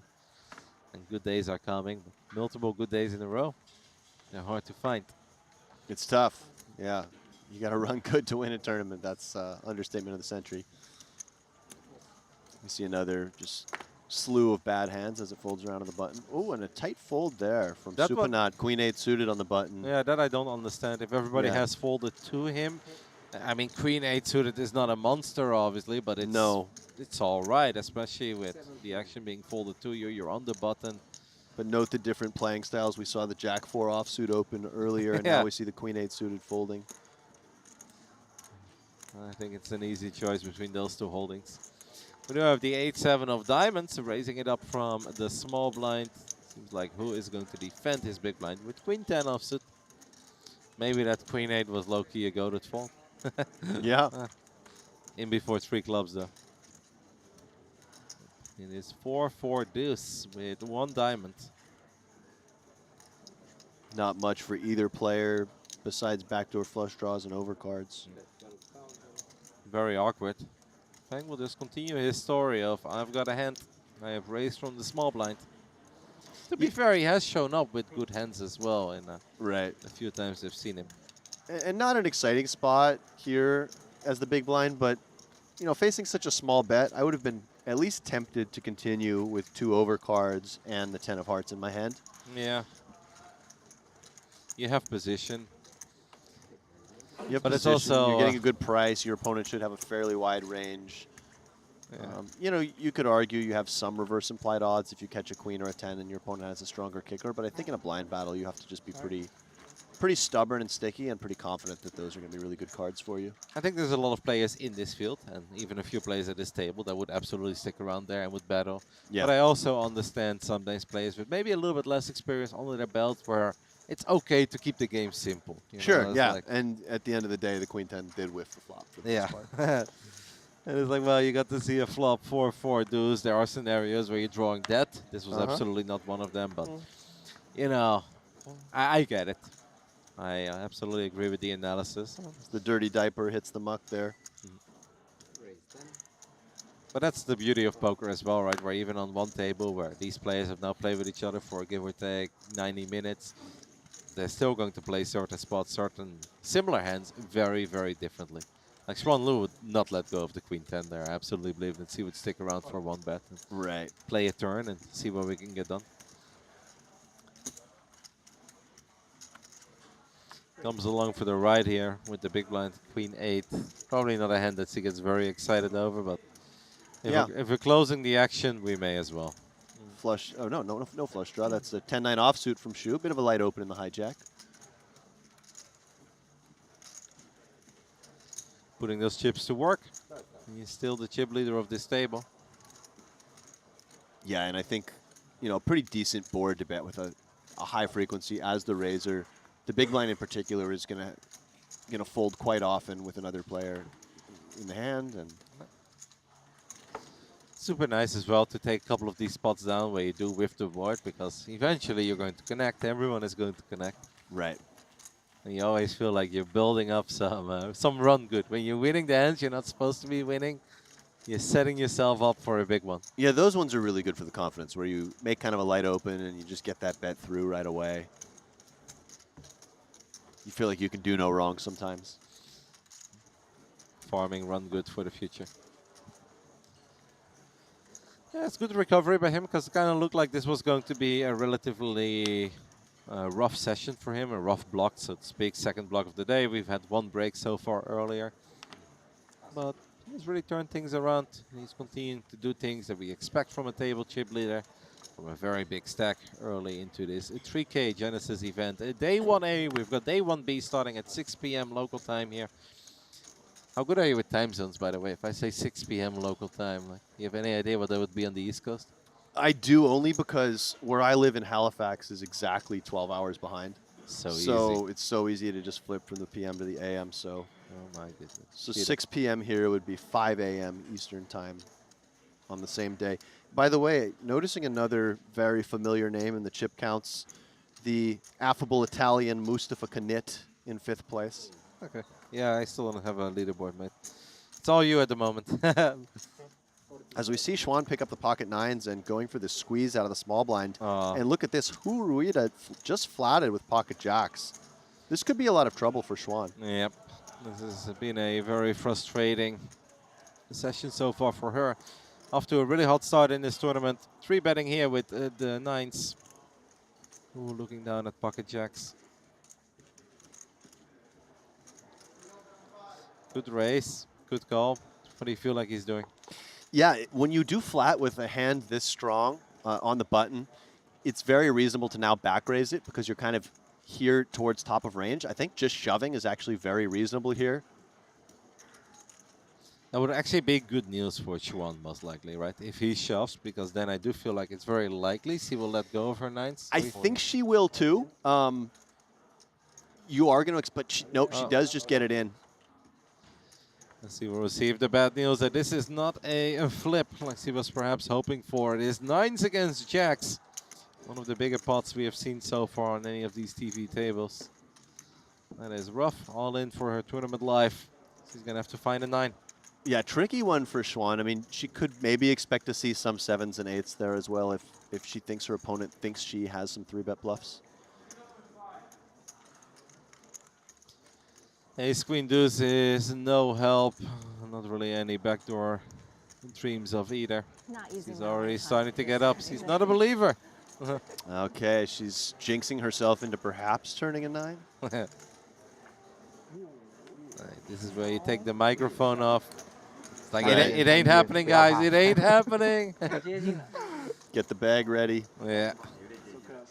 Start saying goodbye, wave around. Oh, and it did look a little bit like a 9. The table is in full agreement on that one. There were Yeah. some laughs, but that is going to do it. We obviously hope to see a lot more of her throughout the entire Triton ONE series. And if I had to guess, I'd say she's very likely to jump right back into the field. Yeah, could also do day 1B, right? If she enjoys the She early. could, yeah. She could play day 1B from early levels. If I'm in her shoes and I'm just trying to get as many bullets in as possible, I would play this one again, and then if I bust, you know, when the late reg is over in this one, I would jump into B. But you're right, maybe she wants to play from level 1, and maybe she'll take a little break in between as well. Yep. As we see Samuel Mueller now climbing the chip counts up to 2nd in chips overall. Yeah, shame for Schwanlu. Was off to a hot start at one point over 400k. Had a couple of big hands, but just never really connected and kept ending up with 2nd best. Don't think there was a whole lot he could have done. Maybe the 9s here. Like, it's obviously annoying if you 3-bet to 47k and then you get shoved upon. Folding there, if you feel like you're flipping, is obviously minus EV, but Yeah, it's a tricky spot. Usually when you do decide to 3-bet a hand like 9s, for value, you're kind of drawing that line in the sand and you're saying, I am going to 3-bet call. But when you face specifically that back raise from the player that flatted, it is a tough spot. It looks a lot like, in my opinion, 10s, jacks, maybe ace, queen suited, hands like that. But you could also see some 7s and 8s. it is tough. We decided to just run it. And as you said, it's still very early in the 3K Genesis. And there's a good chance that she will try her luck again, and potentially again. Take a little look. We haven't seen any hole cards yet. I do know that we are getting ready for the 3-way. No, it's just a hands-up battle. 10-9 offsuit against pocket 10. Lots of pocket pairs being dished out here. Not the hand you want to be up against when you have the 10-9 off. Flop is ace is 6-6. Kind of a large bet given the board texture for Supanet, but he does just take it right down. Kind of feel like Supernet has only been winning hands as well at this future table. Yeah, it's gone pretty well for him, I'd say, overall. Not any like monster pots heading his way, but just chipping up slowly. Yeah, he So- got the 2 streets in with the jacks against the 10s earlier. The fisherman set. Maybe after our break. We got to look into if this is like a trend in Thailand. I just feel like I've got a Thai friend who lives in Nova Scotia, who I play poker with regularly. He very often wears a bucket hat. And then I've seen some golf streams online in Thailand and Vietnam where I see a lot of bucket hats. So I suspect there's some correlation there, but we're I dealing think- with a small sample size. This might be very bad analysis of hats, as I don't really know a whole lot about hats. But I guess it helps a little bit against the heat, right? Because it's not Yeah. that tight on your head, so... And their summers would be very hot. Yeah, absolutely. 9s again, 9s and 6s this time. It is pocket pair hour over here Ooh. at the TV table. And kings for Y. Look at this. Now, Y, who has been a little conservative thus far, just flatting the ace-king off, folding that ace-7 where he would have flopped top boat. I do expect him to not play this one slow. Raise. He has learned his lesson. 38. What do you think? 48? 45? 38? I think he said 38. Yeah, very reasonable sizing. There's a good chance he will get action from the 9s of Feng, even though we just saw 9s pay off the jacks already. Yeah, and Feng does call. Note that, you know, the stack to pot ratio is quite low already, down to about 1.5. So if it is one of those kind of undercard boards, it's going to be extremely difficult for Feng to get away. Another spot where an ace would be a good card for him to see if he doesn't see a 9. Slowing the action. Big flop here for Y. And Fang. Jack is 7-5. And it's obviously a very beautiful flop to look at if you're Y. Not a whole lot to get very worried over. And yeah, if they did flop a set, so be it. There's not a lot you can really do about it. Yeah, and really one of those tricky flops when you're Fang and there is just that one overcard. You have to assume your opponent can have some ace, king, ace, queen. Yeah. Very difficult to fold the nines to one bet. See what sizing Wei comes with here. Might be a bit smaller, right? Like something 25 or max 30. Does go just over that 35K. Setting up a decent little turn shove here. Yeah. Felt like he could have gone quarter pot, but he goes 33%. I think it's totally fine as well. He is going to get a call. Poor Fang worked so hard to get his chip count back to above starting stack. He's now going to end up way below starting stack. As that is actually a safe card for the nines as well. So Fang thought he was good pre-flop or on the flop. He's got to believe that he's still good over here. Yeah, and I think that the way he set the stacks up with that flop bet, just setting up a very clean turn shove. A little tricky to do anything other than shove here. If you go really small, you know, there are some awkward rivers, and he could do 45 or 50, but it'd be very silly. He could, yeah. With this 115K stack and 168 in the middle, shoving is the cleanest. What if he wants to be the milkman, though? What if he bets 25K? Yeah. But do you want to be the milkman when your opponent could have, like, you know, some eights or some 7-8 suited where they actually have quite fair equity? I think at this point he wants. Nah, he has announced all in. It is the only reasonable play with 115K behind, 168K in the middle. And it's a very tough spot for Fang. And this is also one of these spots where I feel like the longer you start thinking about it, the more likely you are to call. Where you're just like, he's bluffing me. He's got ace king or he's got ace queen. Yeah, it's a tricky spot. As Fang, you have, you know, one of those sort of neutral feeling bluff catchers. You're not going to beat any value bets, but you do beat all the bluffs. One thing I'll say is that he has seen that showdown where Wei played that ace-king offsuit very passively. So that could weigh into his mind somewhat, but he does. Oh, no, that's just a time extension chip. Sometimes those chips trick me into thinking that he's made the call. It's a tough one. It really is a tough one. Can't really fault him either way. I hope that he finds the fold because I have been enjoying watching Fang play. He seems like a nice dude. Well, he does cover his opponent, so he's not going to go anywhere even if he makes the call. Yeah, I know, but he would be down to 105. Be a little rough. After finally climbing your way back up to 300K. Y hasn't really been very out of line. That is definitely something to keep track of. There is a good chance that obviously these guys already played with each other the first 2 hours where they were not on the TV table. As he tosses in another time extension chip. Perhaps like Y was a bit more adventurous in the opening hour or two. Obviously we didn't get to see all those hands. We got a little sneak peek at the table once. But so far on this TV table, Y has been very solid and the opposite of out of line. Right. Very conservative, if anything. I feel like we might find the fold here. I think he's finding the fold. He is indeed finding the fold. You can see. That's a nice fold from Fang, and you can see that, yeah, the pain in his face there, Kevin. But there was acceptance. I felt like that's why I felt he was suddenly folding. He did not look like a guy who was about to toss in that final chip. Or say call. It felt that he went over it. He's going to be very happy with himself when he looks back at this one. So take a little look at the main room here over in the Les A Casino in Jeju. It is beautiful. We are currently watching the $3,000 QQPK Genesis Day 1 event.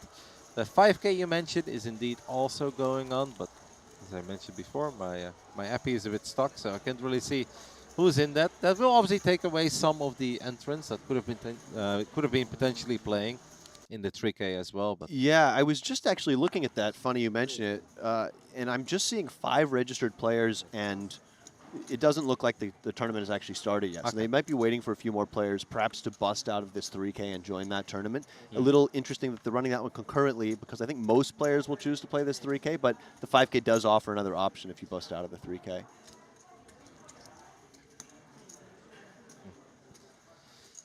Well, we'll keep you guys informed, obviously. If there is cool stuff to talk about, whatever is happening here, we'll share it with you guys. 7 days, 12 events here over at the Triton ONE. Perfect lead up to the Triton High Roller Series that will be played right afterwards. It does feel that this being the official starting event might be a little bit more appealing, right, to a lot of the players here in the casino. Yeah. As this is your name to get your trophy on the first ever. Like, whatever event starts after this is obviously going to be prestigious because it is affiliated with the Triton brand and it is still part of the opening festival of the first ever Triton ONE.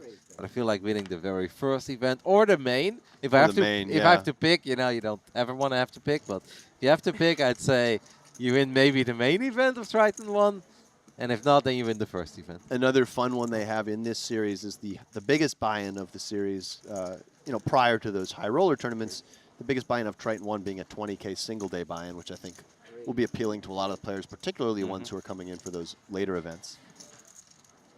That is indeed a really good way for them to get their feet wet, get started, and just get comfortable.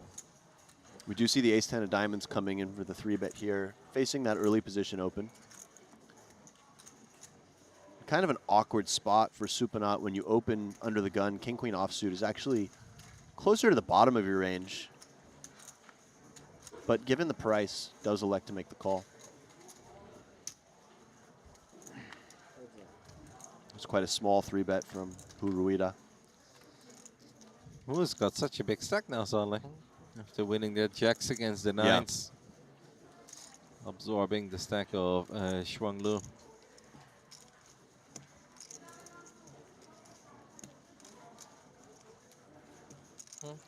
Not the worst flop ever for ace-10 of diamonds, but maybe not exactly what he was hoping. Not maybe the worst, but it's certainly not much to look at for either of these players. But given the very small nature of who's bet here, Supanaut does continue to peel. You have 2 overs to the board, and it does always feel like the 10 is going to give you some additional outs on the turn. Well, there you have it, the 7. We now have the top end of an open ender. And that's why it wasn't that bad. It is a third hard, though. That's something to obviously keep in mind. No cleanouts. One thing to note here is that if it does go check-check, Supanaut has arrived at the river. Let's say the river's a brick, like the 3 of clubs, with really pretty much the worst combo he could have, besides maybe a little bit of queen-jack and queen-10 suited. So despite the fact that his blockers aren't really good for bluffing, I think he has to at least consider bluffing, and you know, especially if he puts his opponent on a lot of ace highs, having taken this line, you're really not going to get to the river with many worse hands than king queen after taking this action so far. And it is absolutely a pot worth fighting over, right? With the 80K in the middle. Yeah, absolutely. And I think this will speak a little bit to the type of player that Supanaut is, what he does go for here, because if he checks, it seems like he's maybe just playing a little more passively and trying to make some hands, which he does. I just feel maybe he felt his opponent was very strong and he didn't want to lose any more chips than he had to. Well, looking back at it, there you can see the face of I should have bet. Yeah, that is when you do see the ace high. I mean, of course, his opponent could have been strong, but I would expect a lot of the overpairs and strong hands like that to continue firing on the turn. So again, not exactly the combo you want to have, but just being so far down in your range, you have to at least think about bluffing there. Pocket 8 or pocket 9? No one all-in bluff on screen. Said no one all-in bluffs on stream. We take a little look at one of the outer tables. We see Victor Chong here, 28 big blinds. It's obviously a bit less than the starting stack of 250,000 chips. He's in there. Yeah, I believe next to him was, what's his name? I know. It's one of the Hungarian players. Okay. Patrick Demish, I believe. Demush, sorry. Okay, not familiar with him, but I saw him here 2 months ago as well. And we do see now Samuel Mueller has overtaken the chip lead. The young Austrian. The Austrian poker wizards, they're everywhere. Got ace-8, ace-10, and pocket threes. Heading to a little three-way battle here. Flop comes, oh, that's a fun one. Queen, Jack 9. Ace-10 flopping the open-ender. Not a whole lot to get very excited over if you're super net. Ace-8, like it's the bottom end of a really bad straight. Yeah, I mean, you do have the backdoor nut flush draw, but that is the better part, yeah. but already your hand is not very fun to continue with, especially in a multi-way pot. Even hitting your ace is not going to spark too much joy. Still so many things to worry about. Right. So Ace-10 might just be able to take it down. Ma does not like folding. We'll make the call. He does stick around. It's like, so we pray for the 7 of clubs. Yeah, I was about to say the Yeah. 7 of clubs. Yeah. Is that the one card that really brings I mean, joy? if I make this call, I'm definitely just hoping to see that club. It is not the 7 of clubs. Turns out when you're praying for one-outers, it's pretty difficult to drill. Yeah. It's pretty difficult to drill them. Note the 5 of diamonds might make Fang a little bit more likely to continue with a double barrel here, because then he can rip off a bluff on some diamond rivers. Just gives him, in addition to the outs he already has, some fake outs. That's a 35K here with the semi-bluff. Ace-10 is good here. We know it's good. I really don't think there's anything that Ma can do from here on out. No, and Ma's at the stone bottom of his range, having called the flop. A lot of his hands are going to be paired. So to have no pair and just such a bad gut shot, you really don't get here with any worse hands, and I do expect him just to let it go. I think the man was low-key praying for the 7 of clubs. Like Oh, yeah. He's like, that's my turn. Or maybe thinking about, well, if my opponent shuts down, maybe I'll run off a 2-barrel bluff. Yep. You know, it is kind of funny, because if we're praying for like one specific card to improve our hand, but at that point we still don't have a made hand.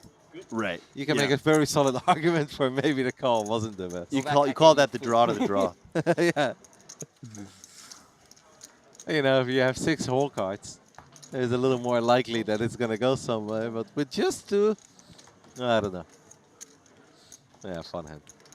I'm a really big fan in general of like believing in my backdoor flush draws, but yeah, I think this one was pushing it a little bit.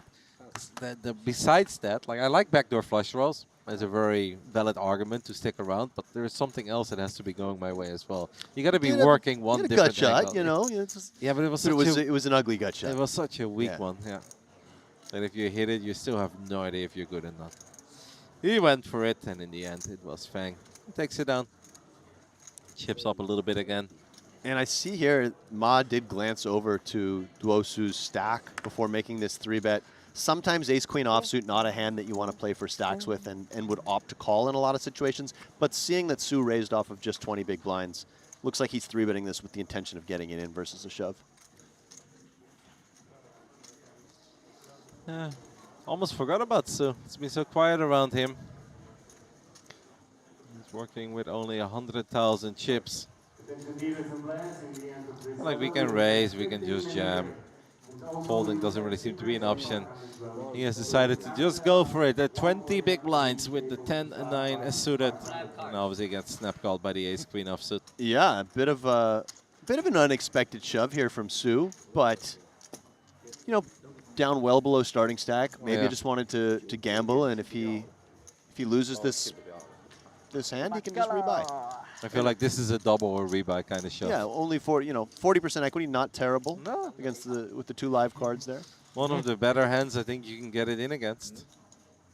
7 is promising. We flop the top end of an open-ender as well, so any jack is good, any 6 is good.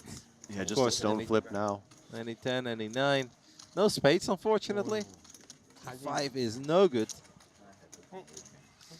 You need a jack, 10, a 9, or a 6 on the river. Or it's time to make the walk over to the cashier and give it another shot.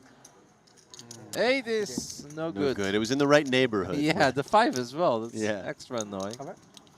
He probably feels like he's getting needled over here. One player we really haven't seen much of at all is Zooming Key, who got moved to this table and I think has just been very card dead.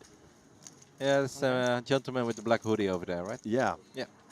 No, he hasn't been in a lot of playable spots yet.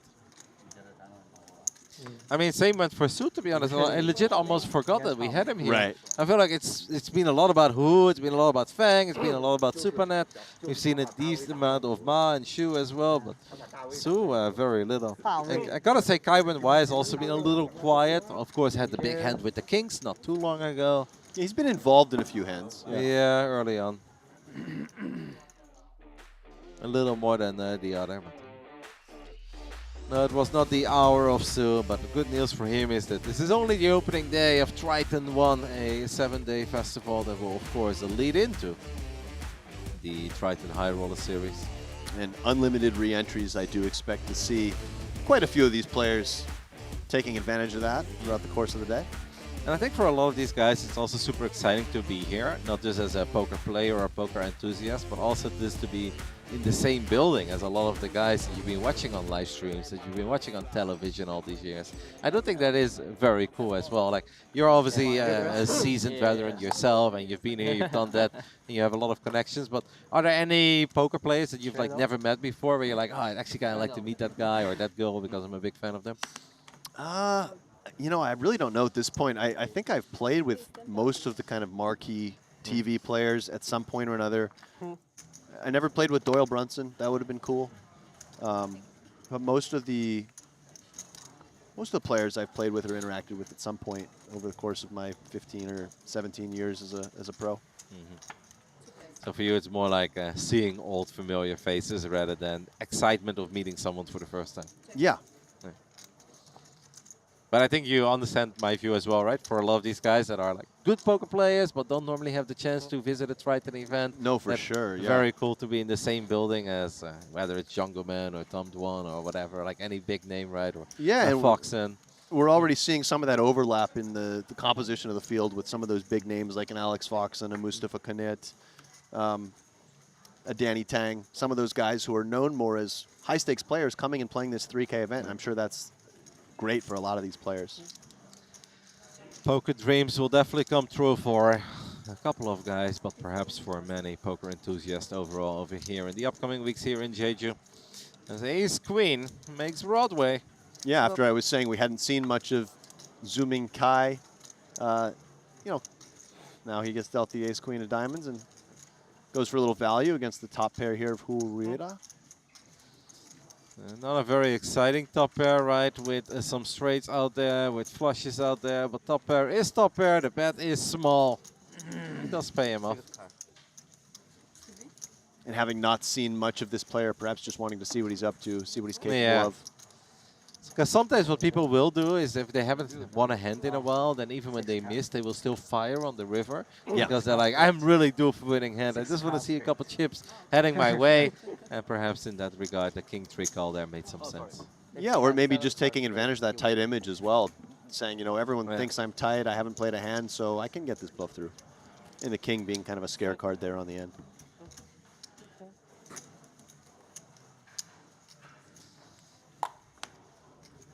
I believe if you take a look at the clock there on the top right side of our TV, oh, beautiful set, TV table. It's 2 more minutes, so maybe 1 more hand, maybe 2 more hands. And then we're getting ready for a break. How do you think that the first 2 hours went, Alex?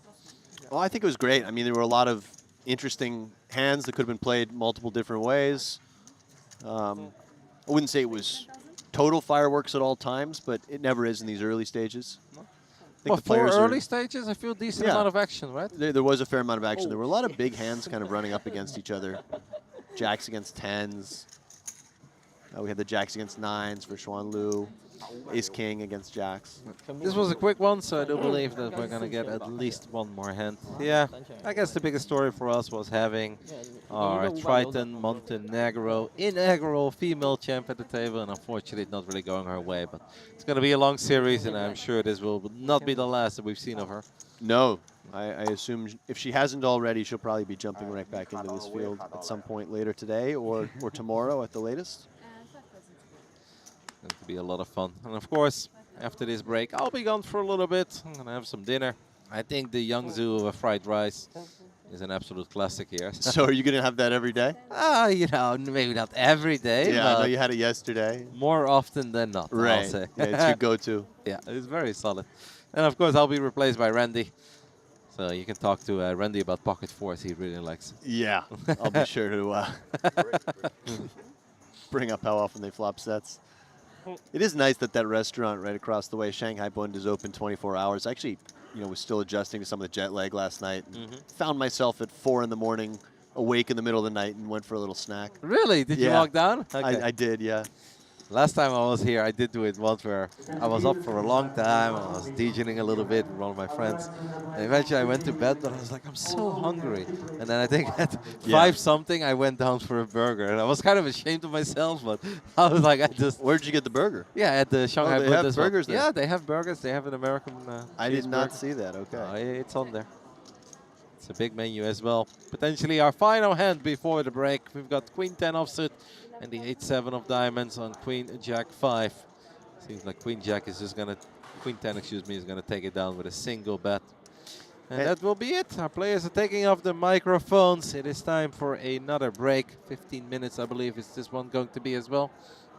And then, of course, I'll be making space for Randy. Alex, you already went over it a little bit, but is there one more standout moment of these 2 hours of poker that you'd like to address one more time? I think that pocket fives triple barrel was pretty cool. That ace high board and got ace 9 to fold where the Broadway completed on the river. It was like ace queen jack brick and then 10 river with the 2 flush draws missed. I think that pocket fives triple barrel was a really cool find and was probably my favorite moment from this final table. Yep. We had Fang as well with his 7s flopping a boat and then having people bet into him for 2 streets. That was always a kind of a nice moment for him. It's been a bit of a roller coaster because I feel like he started low, he was up high, then he went back again. Now he's climbing back up a little bit. So we wish obviously everybody that we saw on this break or these 2 hours all the best for the rest of the day. I do believe we're going to have a Neil Future table again after this break. But for now, we'll wrap it up. I'm going to go ahead and have some fried rice. And I'll be replaced by Randy after the break. We'll see you guys in give or take 15 minutes.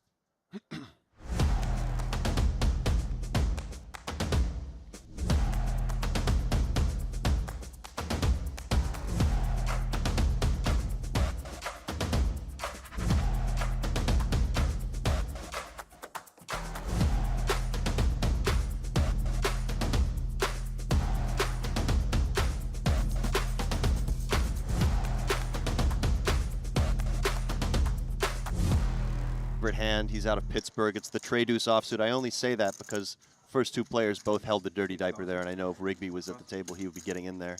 Okay, I'm familiar with a lot of terms, but the dirty diaper I've legit never heard of, and I'm very curious if Randy has heard of it.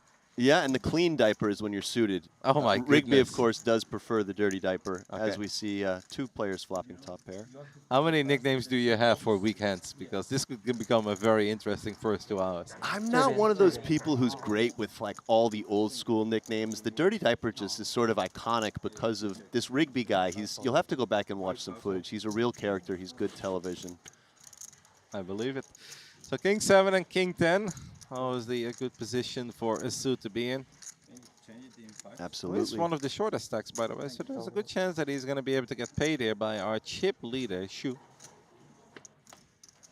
Su versus Shu, and of course, kicker no longer playing here for Duo Su.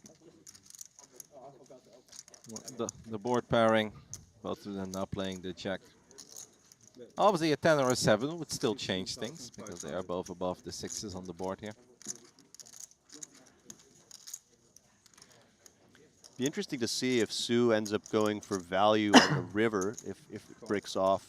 Just because it's a little bit hard to expect a jack to call 3 streets here, but certainly possible. Wow, and now the 10, of course, playing again.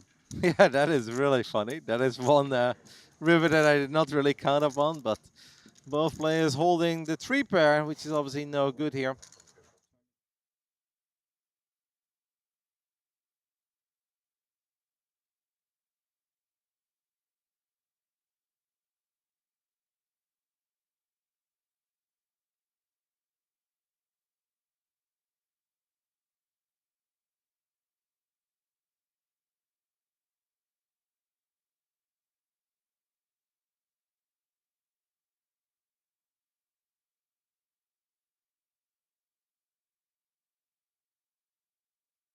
Play. We'll take that. There was a little table talk in the first 2 hours, and looking at this lineup, Alex, I don't think we're gonna have too much table talk in the upcoming 2 hours either. Yeah, I don't get that vibe, but we'll have some PLO events, not during this Triton One, but later on during the Triton High Rollers. Actually, was looking at the schedule yesterday. Quite a few events. There's a 30K half and half, no limit hold'em and pot limit Omaha. That's so fun, by the way. And I think four or five standalone PLO events. So quite the schedule. That'll be a little bit later when those Triton High Rollers kick off in about a week. Seems incredibly fun to play the half and half. A couple levels of hold'em, a couple levels of PLO. I think that could be a really good one. I think it's I could be wrong. I think it may be the first time they've done that here at Triton, but there might have been one or two in the past. I really like those kind of formats. I think it's very entertaining.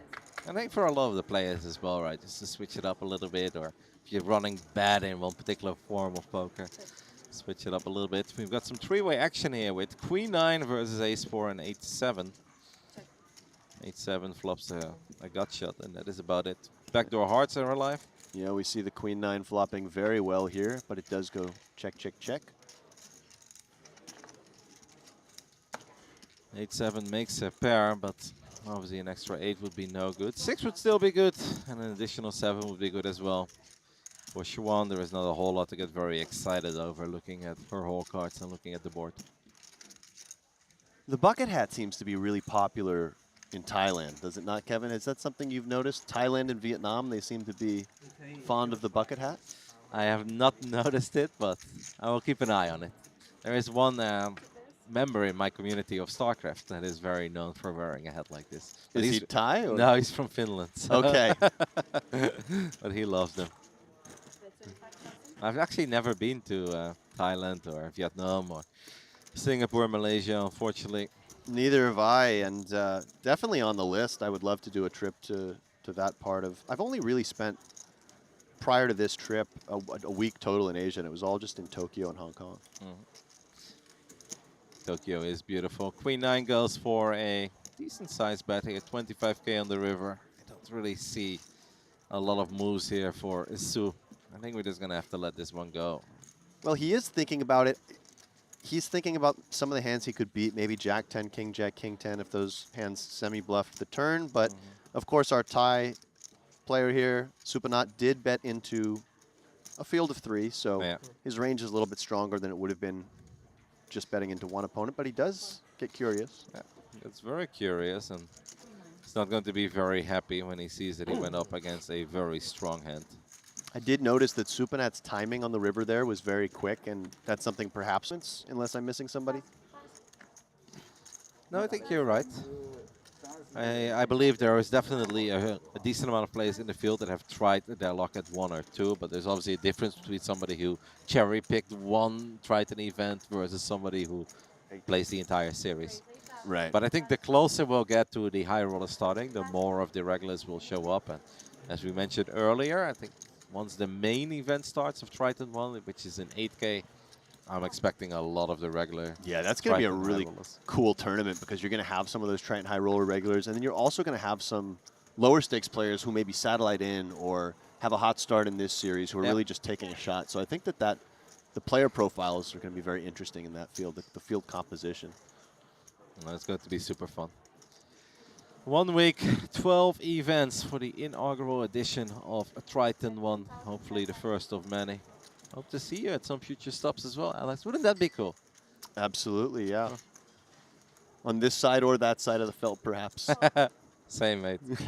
I'd be very happy to be sitting on one of these tables. I've told Randy for years that one of my dreams is sitting at a TV or a final table and having Randy to commentate my plays, and then hopefully they all work out. So he has to compliment So he has me. to be nice Yeah, to you.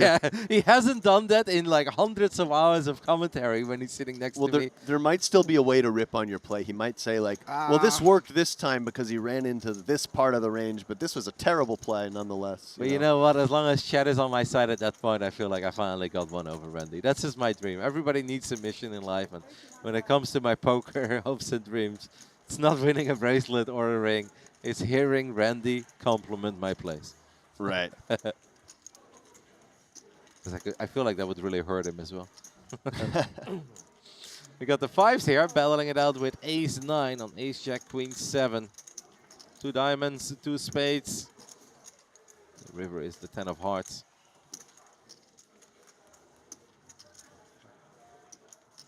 This pot has gotten quite Yeah, big. for fives. I was going over the hand history. I guess fives double-barreled.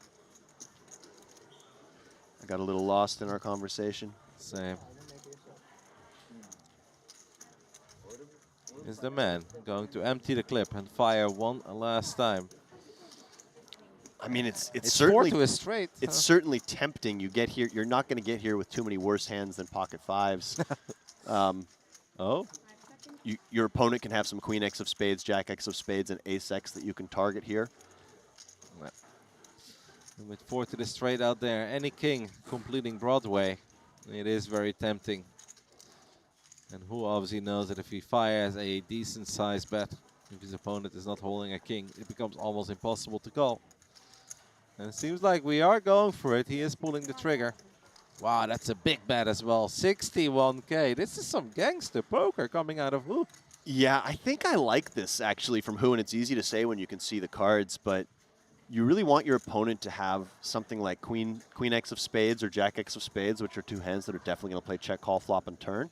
And, you know, not blocking any spades, also being like really near the bottom of your range. You also don't block any diamonds, so like hands like, I guess, ace X of diamonds you can target to fold. Kristen Foxen has just entered the field as well. So, Okay, yeah, I figured if Alex was here, Kristen was probably here as well. It does appear we have a new chip leader, Ko An Nago.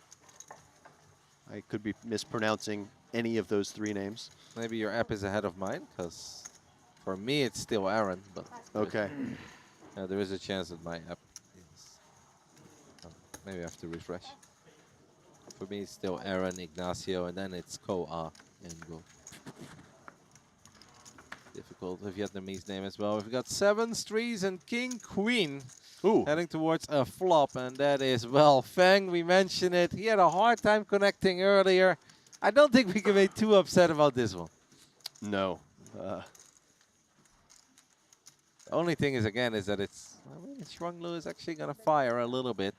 I mean, I can't blame her. 3s here on 7-4-4. Very often, 3s will actually be good if your opponents are holding Broadway cards. It's annoying for King, Queen to just let it go. But there is little to get excited over. And Feng is never letting it go in a million years. He's got a lock on this hand. Unless we got running 3s, but... Yeah, and no, certainly reasonable for Schwan to try to protect her 3s here. After the preflop raiser checks, perhaps just putting him on a lot of overcards. Annoying turn. Because it actually gave Xuanlu some straight outs as well. Thinking that if she does need to improve, that a 6 might get her there. A 6 would be bad, and a 3 would be a disaster. Yeah, 3 would be a total disaster. And 6 is a pretty big disaster as well.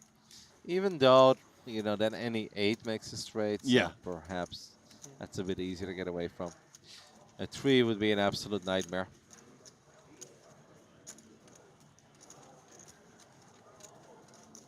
Xuanlu is amazing, but I don't know if she could get away from a 3 on the river.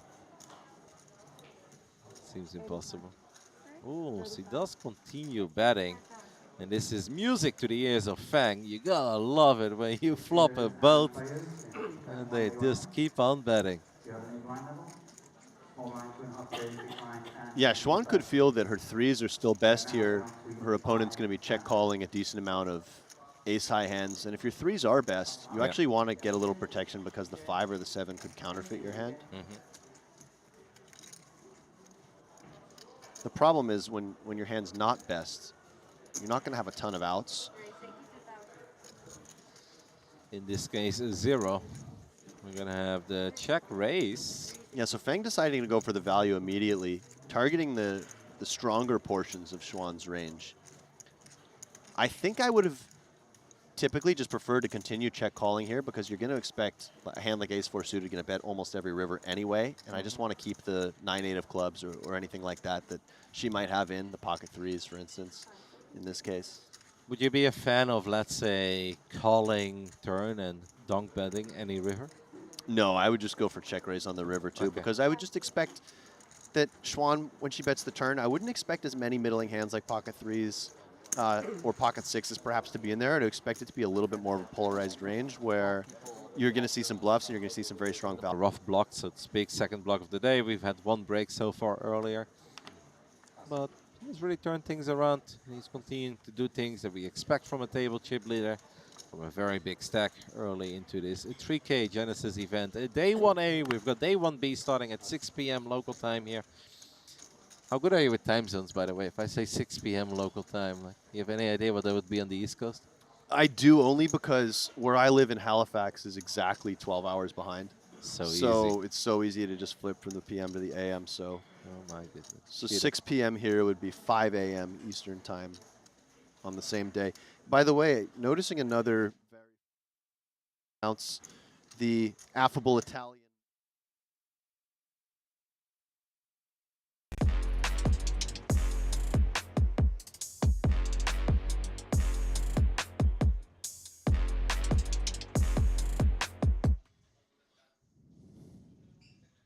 Hello, everyone, and welcome to the Shinhwa World Jeju for the Triton ONE series, the Genesis event, our open event, a 3K buy-in. This is Randy Nanokalu alongside Alex Livingston, and we got to witness Schwan play, I believe, last frame. Is that what happened? Yeah, Xuan Lu was in the mix. Unfortunately, she got pocket 9s all in against pocket jacks and didn't improve, but I did notice in the chip count she's already re-entered. She's already re-entered. She's So already back in This there, is yeah. not one of those she flew all the way here. Dumped in one buy in a 3K, even though she did so well the last series and then go home. So No, she's and I don't think that too many players are one and doneing this particular tournament. I think most people are here willing to fire a few bullets. We've seen a lot of re-entries already, and I think it's just only going to grow as the blind levels increase up until whenever that registration cutoff is for the flight. Okay, well, you know, in the beginning when I did the first frame of play, I didn't really know any of the names that were entering, but if we take a look at the Triton Poker Plus app, we can see a lot of familiar faces that are now entering. You see in fourth currently on overall leaderboard, Samuel Muller's got 906,000. You see Alex Foxen in seventh with 686K. So a lot of these big names that do normally frequent our super high roller series is jumping out here for this tournament. And, you know, you can see even our feature table is going to be very exciting. We got Mustafa Kanit. We've got Shi Shang Luo and Renji Mao. A lot of these guys are, you know, they know what to do at higher stakes. So certainly 3K is going to be pretty interesting for them. Yeah, and you know, Renji Mao, a friend of mine, and Zhizhang Lu, somebody I play a lot of mixed games with, actually. One of those guys who kind of goes after it during WSOP and plays all the different formats. So it should be a lot of fun. Mustafa Kanit perhaps headlining the table. Well, this is the outer table. Before we get to that feature table, as you can see, so many players have entered now, bringing the total entries to 227, where 177 remain. Is that Kiat Lee? Yeah, it is. It is, yeah. It'd be fun just to get a whole new table every couple hours here, Randy. Yeah. Every 2 hours we do change it up. Playing a little bit of Where's Waldo. Can we find some other names that we recognize out there? Is that Xuan Lu? It is, yeah. That's Xuan Lu on her second bullet. Maybe a little luckier on this one. Coming off of her inaugural Triton debut, winning that 25K in the previous series. And there we see Biao Ding, I believe, in the pink. No, that's No? someone else. That's someone you definitely have played with. Okay, somebody who looked but familiar. it's not him. Okay, my God, bad. I know his name, but then I don't because it's not rolling off my tongue. As So we see excuse the, me. the I know Foxens these two. conversing. Yes, I'm not gonna mess those names up. Bit of Alex a height and difference Kristen. here. But he's big. Yeah, feels like he just gets bigger and bigger.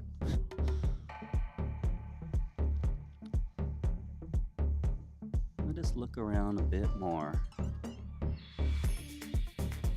And you know, one thing you and I both commented on yesterday walking through is it just seems like there's a ton of tables here. I think we were told there were 59 or 60 tables, something like that, but it felt like even more.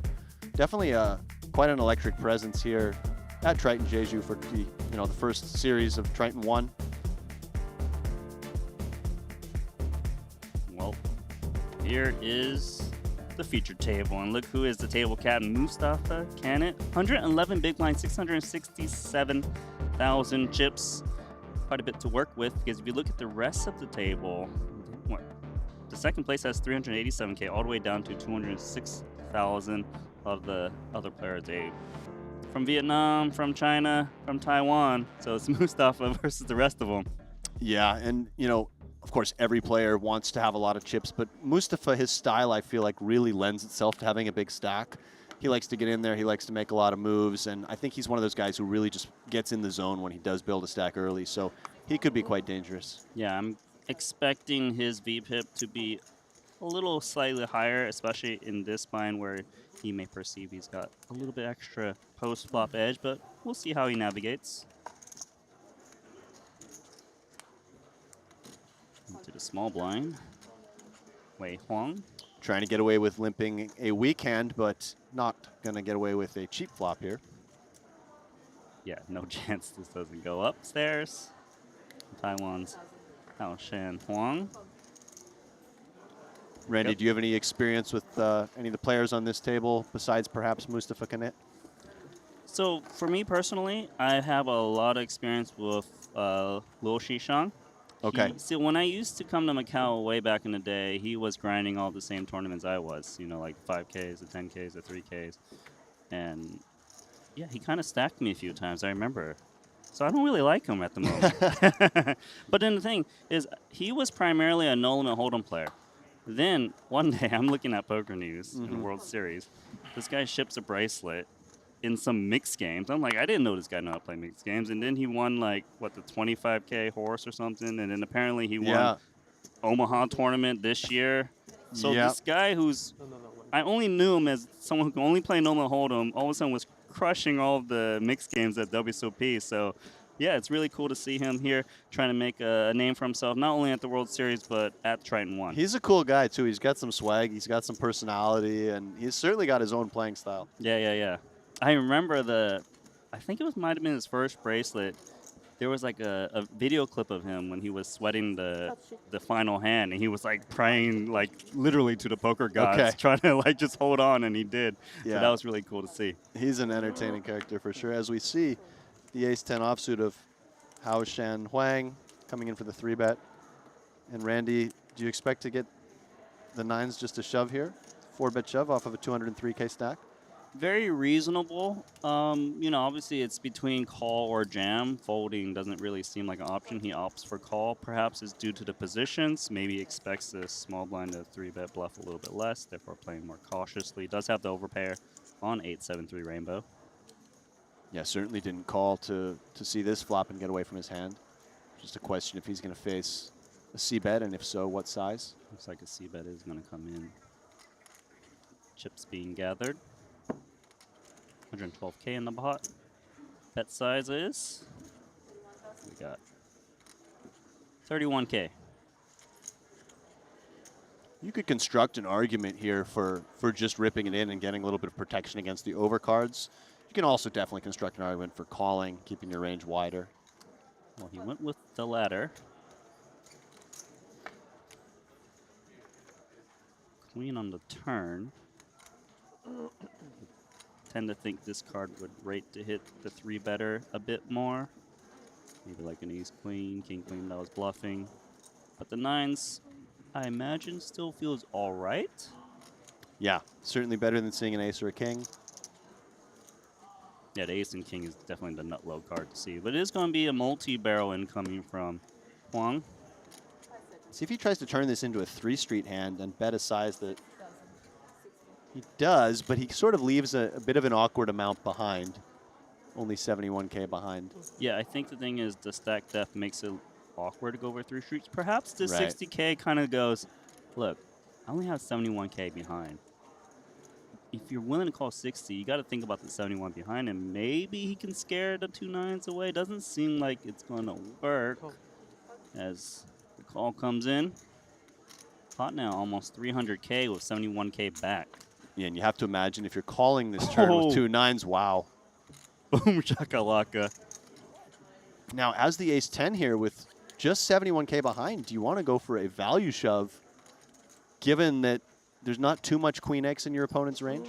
For me, I would shove here because of how little stack is remaining. If I check, I'm not really getting the 8 or 7 to bet for me. Yeah, But I he does tend to check. agree. And Yang can't really feel bad about the way he played the hand. He actually kept calling when he was ahead and then, you know, slowed it down when he was behind. But unfortunate river for him. And a nice pickup there for Hao Shanhuang. So this is how it's going to be, huh? Just aggressive right away. First Yeah. hand, I like it.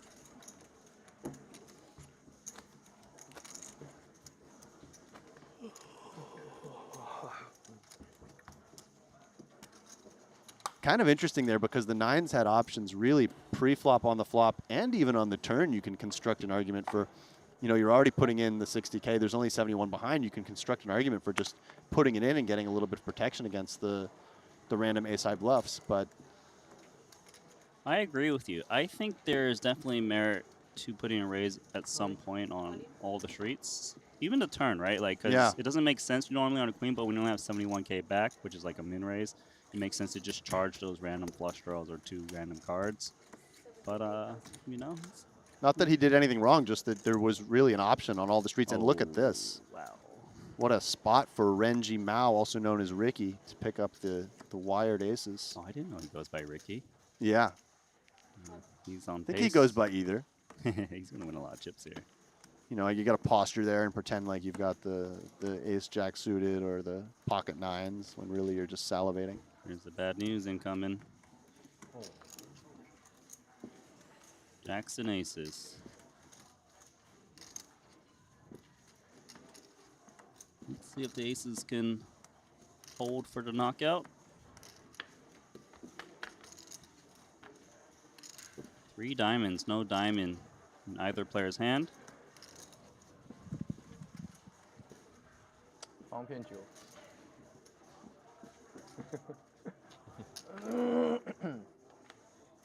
很接近， Okay, 很接 see 近 the。outs. A little bit of extra equity there for you.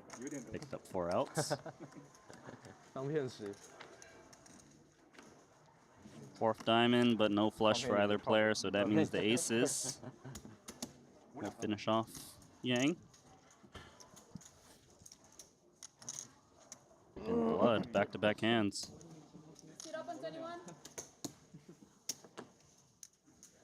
Perhaps making his way to the rebuy cage. Yeah, he's looking for it. Excuse me. Oh, no. Rebuys that way? Okay. Turn around. He's looking. He's looking for something. Somebody called his name, perhaps. Nice pickup there for Renji Mao. Seat open. As we see the Armenian player at the top of the counts, Aren Bejanian, he's been in the top 5 for most of this tournament so far. Do you know any of the top 5 players on the overall Yeah, leaderboard? so I see Hughes Girard in second of France, not familiar with him. Samuel Mueller in third place. I am familiar with him. I've played with him a little bit. He won, I believe he won the 25K in Bahamas, one of those really big ones. Okay. For like $3.5 million or something, maybe a year and a half ago, and that kind of launched his career. Although I think he'd had some success before that as well, but definitely a good player, has good table presence. How about this guy? This guy I've played a lot with. I've played some tennis with Mustafa as well. We got together in Brazil and took some tennis lessons and hit some balls against each other. Is he good, though? Yeah, neither one of us is great at tennis, but we're having Who's some got the fun. edge? Like, if I had to put money down, I'm out betting on From you. what I Alex, remember, or? it would be me, but again, it's a bit of a pillow fight, I think, compared to, you know, some stronger tennis players. Okay. I used to be decent. I was pretty good as a kid, but I just stopped playing for 15 years or so. Do you play any tennis, any racket sports? Pickleball? Does that count? Pickleball. Oh, you're one of the pickleball guys. I gotta There's look a at, bit of a rivalry between Look at the my tennis build, players. okay? Do I Yeah. look like a tennis player? No. Well, you know, you could cover the court. I can see you being speedy. Maybe one way. Yeah. You won't be able to return. Yeah. Pickleball's all the rage. Is it big in Melbourne where you are? It's getting bigger. Yeah. Yeah, for sure. I hate wasn't seeing all into these tennis courts get demolished in So favor you're- of pickleball you're courts. the guy I don't I'm a like talking purist. to about Yeah, it. exactly. No, it seems like an all right game. I really enjoy. Because you're still fit enough to play tennis, so Yeah. you haven't need to venture. Well, I like that you get a good workout, like a good cardio run in playing tennis. Back to this hand real quick. Pre-flop raise was from Canet. 18K called by Lu Shishang. Bet and call. Here we are, where Mustafa is checking. Over to top pair with the ace of spades, 9 kicker. Betting? I think you could go either way here. If Mustafa has some sort of random kind of bluff with one low spade in it, you might want to keep those hands in with a check, but betting obviously for value makes a ton of sense as well. I think Mustafa would have bet a lot of his strong ace-X on the turn, so targeting some weaker ace-X and some king-X. I actually like this very small bet from Shishang because he doesn't have to worry about a spade rolling off, given he's got the nut spade. Right. So he doesn't mind if another spade and maybe you flush over flush someone, right? Yeah, I too? think if you are going to bet, the sizing's quite nice, perhaps encouraging Knit to call with all of his one spade hands. So, yeah, I like that thinking, Randy. And as we see the ace pair on the river, of course, Lou going to go for value, just a question of what size he chooses. And does Mustafa decide to hero? He's got to try to figure out what the natural bluffs would be at this point. Yeah, first, I suppose, what is the sizing to come from Lul? What do you like for sizing here, Randy? Well, hold on, I'm just, he's taking some time. Okay, I was wondering if he was doing some weird block bet. He went with 40K, so 40% pot. Seems reasonable. He needs to try to get value out of the King X. And I guess he's getting enough value. He expects the better aces to bet, right, a lot on the turn for him, maybe? Yeah. Yeah, and he does get called fairly quickly, and there you will go. win quite a nice pot. And for Knit, he just has to figure out, what the natural bluffs are, which I guess in this case would be Queen Jack, Jack 10, Queen 10, perhaps with a spade that floated the flop. Maybe potentially some 4X turning itself into a bluff. Yeah. Maybe he's just like, let me keep him honest. He's to my left. Right. And again, this is, when you're a player like Luo and you have that sort of unpredictable kind of, I think he maybe even looks more unpredictable than he really is, but he's got one of those images that I feel like you do just get paid off when you look like him and you value bet rivers. To be honest, like his table presence gives me that vibe like, I am going to bluff you. Yeah, like, exactly. And like, I think that, he might not even be bluffing at the frequency people expect, but he, just like you said, that he emits that aura of being capable of it, certainly. Of course.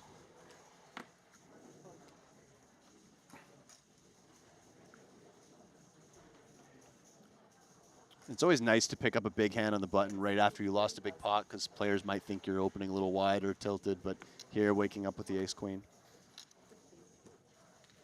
We get some action from Bing Xin Lin. Queen Jack, dominated. He doesn't know it. 2.5x on the button from Kennett. Ace high texture.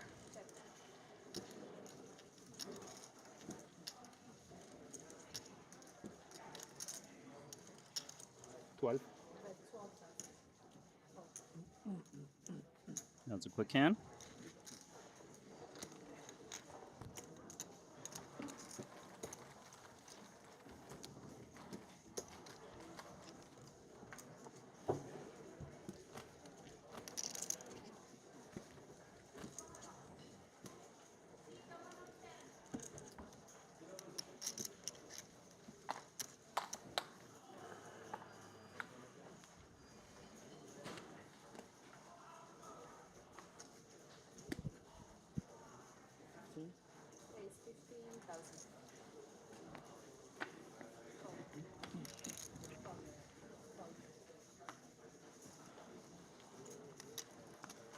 On to the next hand.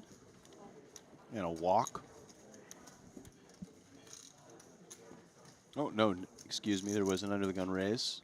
Bullets. I saw the action there. Got the 10-8 offsuit in the big blind to fold, perhaps due to the pre-flop raise sizing of 2.5x. Simple hand. Yeah. How the first 2 hours of your commentary go? Was fun? Well, I had to work with Kevin, but besides that, it was it was great. There were some pretty cool hands, some big hands running up against each other. Mostly, I was pretty impressed with the caliber of play. Being a 3K buy-in, not one of the biggest buy-ins you're going to see over at Triton, but I think everyone here, they're on their A game. They're trying to win that inaugural Triton ONE trophy. Yeah, I feel like we have a wide range of players playing this tournament specifically. You know, there's pros that aren't able to play like the 25Ks plus, you know, coming out here to having all their own action. You know, we got the super pros that, of course, are coming out here. And then, you know, we have, you know, some lesser experienced players, but then, you know, they're taking their shot to shine here at Triton ONE. Yeah, it's definitely a nice balance, and it seems like the field started perhaps without as many of those superstars, and then as the day's gone on, you've seen some of the late registrants be some really elite players. That's right. So, like, in the beginning, with the first 70 entries, I only recognized one name out of the whole list. And then now, you know, there's plenty of players. You know, some of them looking to take a extended break before starting the day, which is understandable given how long it could consider be. Because we're going to play down to 16% of the field, which is 1% before we make the money. So obviously that could take some time, especially as this field grows. Registration is still open. Quickly to this hand. Yeah, it's an interesting thing that Triton's doing where they're playing down to 16%. You see a lot of the time, you know, tournaments will play down to into the money, and then the fields will combine. But here they're combining, and they're saying, some of you are going to have to go home with a sour taste in your mouth. You're going to play all this way. And you know who's going to be sour? Lul. Yeah. He's got top pair against a better top pair.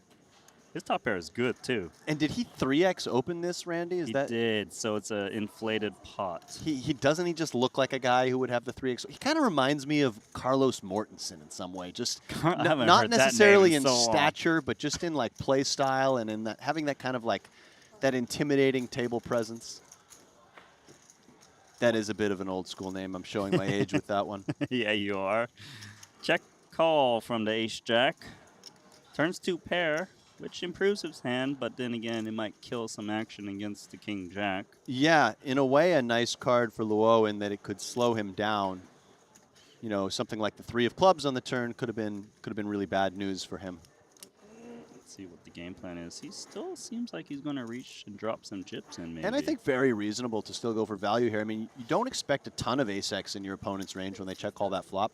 There should be a lot of straight draws, flush draws, weaker jack-x, 8x, etc. The board's quite wet.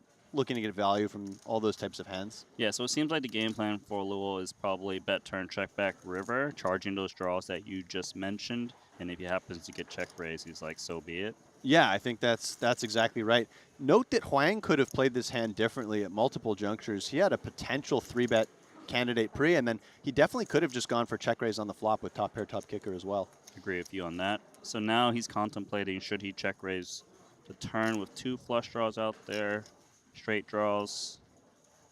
Yeah, I think this really comes down to, you know, what you're putting your opponent on in terms of, does my opponent have a lot of stone bluffs, or is he more sort of weighted towards some ace-x and stronger value hands? He does go for the check raise.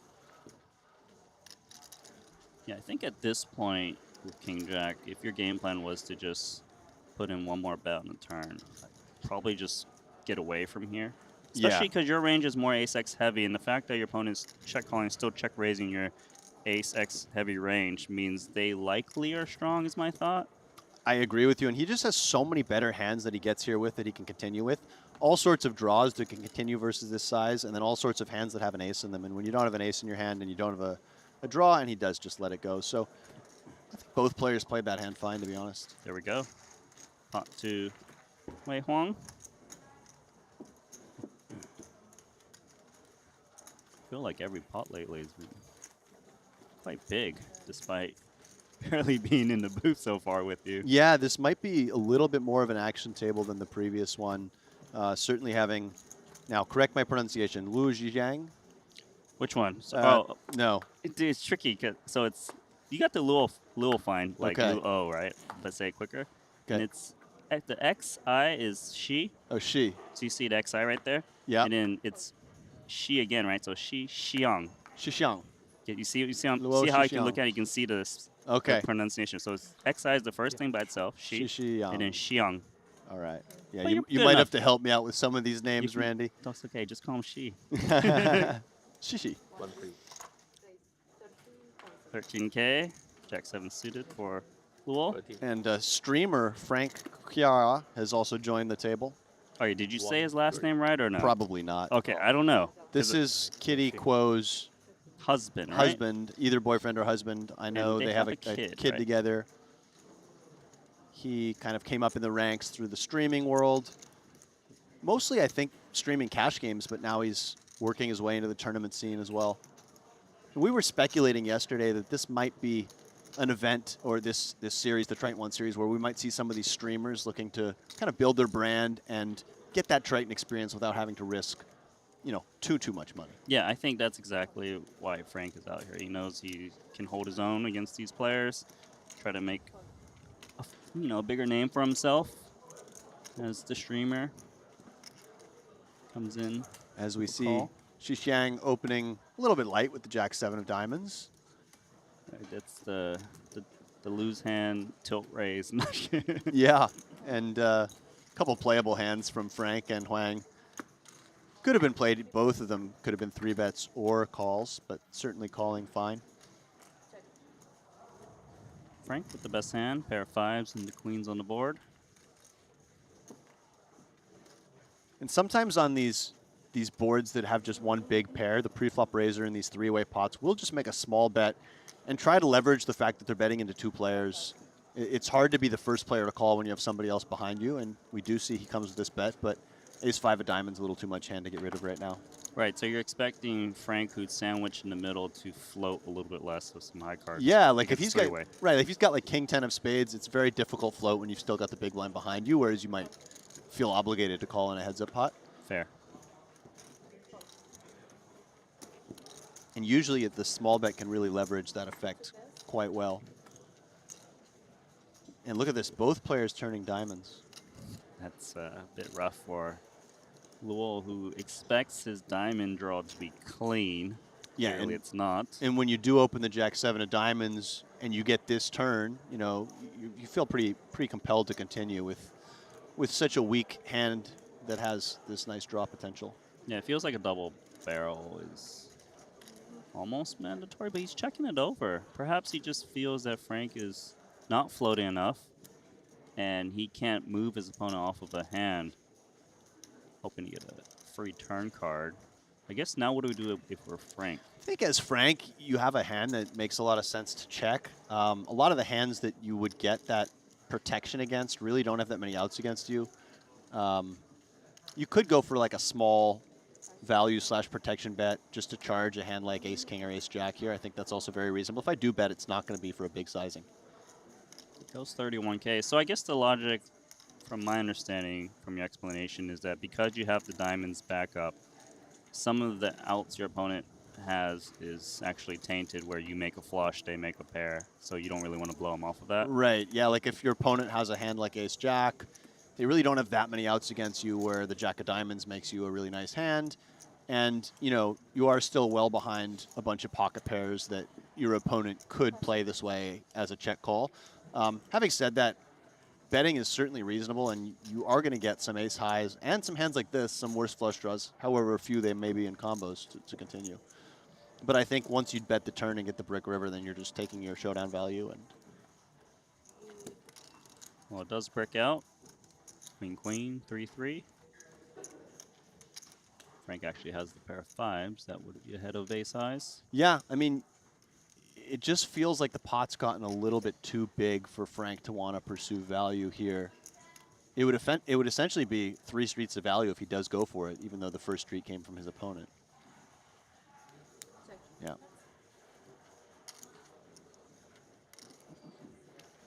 And a little surprised that Luo took that line of check calling the turn rather than just betting himself, Randy, where he could start to apply pressure to a lot of Frankie's weakest flop calls with a double barrel there. Yeah, I kind of would have preferred betting the turn, but then I guess he just didn't really want to let go his flush draw, the fact that he didn't bet, so that's why he opted for check call. Yeah, It's an interesting just one. trying to realize his equity maybe.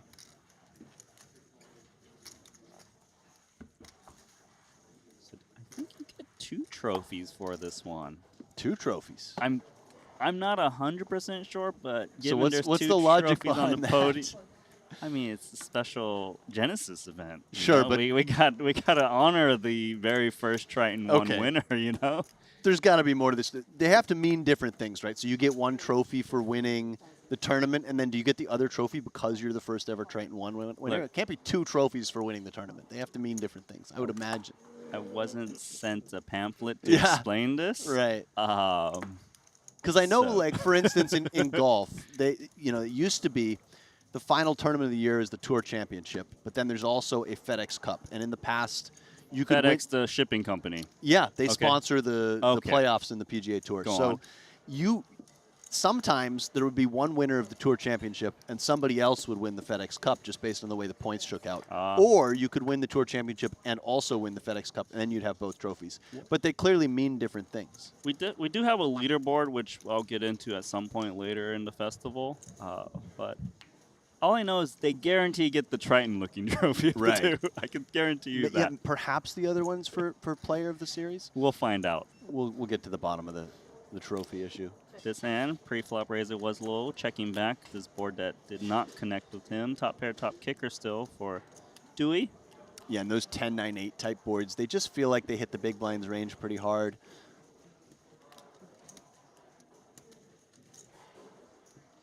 I'd like to see a big bet here from Wen, just given the presence of all the draws here on the board. He comes with just over half pot.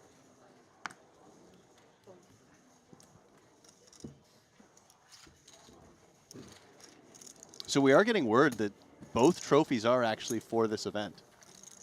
So you were right, Randy. If you win this tournament, you win. Not only do you win a whole heaping pile of cash, not only can you say you were the first ever Triton ONE winner, but you also get 2 trophies to add to your collection. That's value. Yeah. 2 trophies. It's hard to get 1. They get 2 in just for winning 1. Trying to do the math if I can jump in this turbo flight tonight and still do no. Yeah, you can jump in, Yeah. deposit your 3K, and then Right. come back to the booth the next day when you have 0 chips. All right, Alex? Or I could build such a big stack that I can just blind into the money on day 2 and I can still commentate. There you go. I can like that. commentate my dead stack.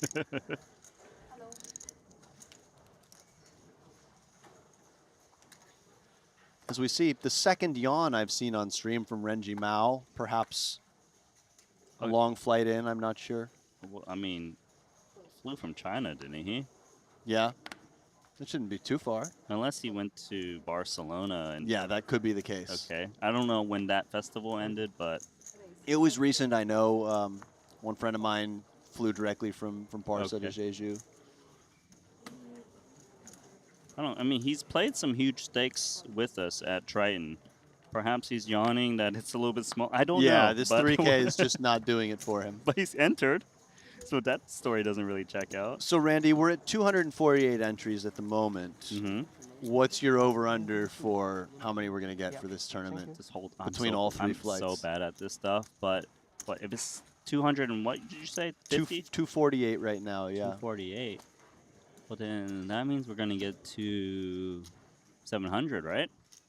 Is that a pretty good guess? I would think over because I've got over 850 with our other co-host Kevin. Oh yeah. My thinking is that day 1C always gets the most players by quite a lot. 100%, because more people are going to fly in. People today. will fly in, exactly. But I will say probably day 1B could be fewer players than this one, just given it's a turbo and it's such a late start. So we'll see how it shakes out. I believe registration is still open for this flight, though. Yes, there should be 10 levels of registration. What level are we currently on? I'm not sure. We are on level 7. There we go. So 2, 8, 9, 3 levels Okay. and partial remaining. As we kind of look at what's going on here on this very nice Triton Plus app that I recommend if you're following at home. Great way to get updates on the chip counts. You can see hand histories in the app. We're not able to cover all the key hands that happen on outer tables, but you can at home just by following when there's big stack movement and going back and finding those key hands, as we see 2 players here with the ace-queen. Yeah, not gonna lie, I was grinding the app a little bit on my off time, realizing all the big names. So pretty excited to come back into the booth. Ace Yeah. Queen, Ace Queen. Are you familiar with the term dirty diaper? Yeah, Rigsby. Okay, you know it, all right, because I just saw a player fold the deuce tray. Kevin didn't know the term. The first hand, I think, of our entire coverage, it was deuce, 3 deuce back-to-back players, so I had to say something about the dirty diaper. Yeah, I don't think our big blind last hand knew about it either. No, or refused to honor it. As a small free roll here from Renji with possible spade, but no more. check through. Yeah, and I expect this pot to get chopped. I don't think either player has like a ton of incentive to try to bluff the other one out of it. They both have a decent amount of showdown value. If anyone bets, it's probably going to be a small bet that will get called by the other player, would be my guess. I agree.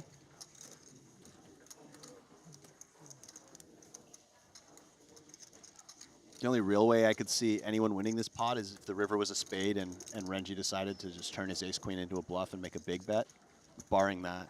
But even then, still, it feels like ace-queen has enough showdown value. Yeah, I would agree. King on river.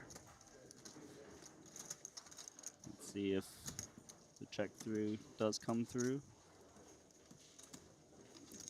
Well, it's crossing his mind. Does he need to turn his ace-queen into a bluff, representing the king or not? Yeah, it's an interesting card because now you can maybe get your opponent to fold the 5, 7s, 8s, 9s, but he does just check. Chop it up. Smile from Nguyen. No such smile from Renji. You saw Looking, that? he's here for business.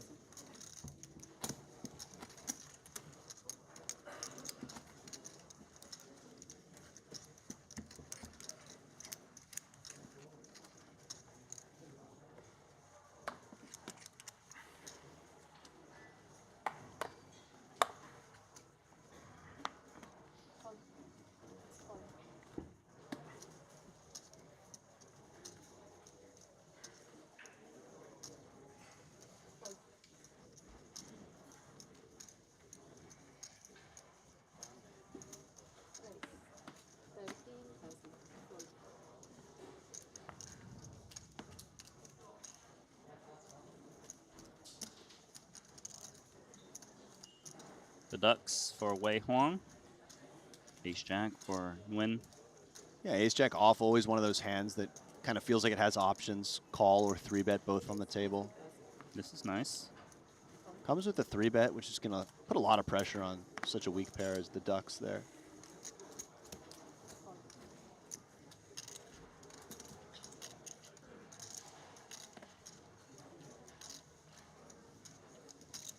Playing about 50 big blinds deep to start this hand. I think that's the solid fold out of position. Yeah, it's a prudent play. I mean, with deuces, you really have just a pure set mind. With some of the other pairs, you can flop a little more. You can flop over pairs occasionally. You can flop some straight draws. The deuces are really in pure set mind land, out of position. I like the fold. Oh, here? Okay. Okay, sorry.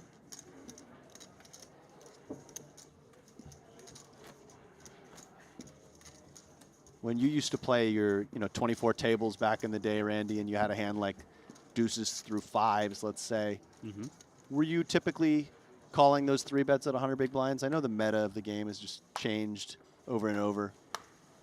Trying to recall back then. Definitely not out of position, because even though you're playing deeper, it's not like every time you flop a set, you just stack your opponent. Right. And I think that's something that a lot of like newer players might not realize. They're like, oh, well, I'm getting the odds to hit the set, but you're not stacking your opponent at 100% frequency, and that really changes the math for your hand. Therefore, why you'll see more experienced players folding these baby pairs. Maybe even just pre-flop sometimes too. That's, I think, a real change of, not a recent one necessarily, but a change from perhaps the early days when we were playing online, is that open folding the small pairs, even in the low jack, for instance, of open folding deuces and trays, and particularly as there's ICM pressure and you start to want to have those high card blocking cards in your hand. That's not something that people used to do back in the day. They did not open fold pairs. They might have limped them. Yeah. They weren't doing a lot of folding of the pairs. Yeah, obviously this game evolves with time, and like you mentioned, especially you'll see in the super high roller series is that players are relying more on the blocker aspect that you mentioned, like having like big cards in your hand, like the ace-x, to block hands that are willing to kind of battle you a bit.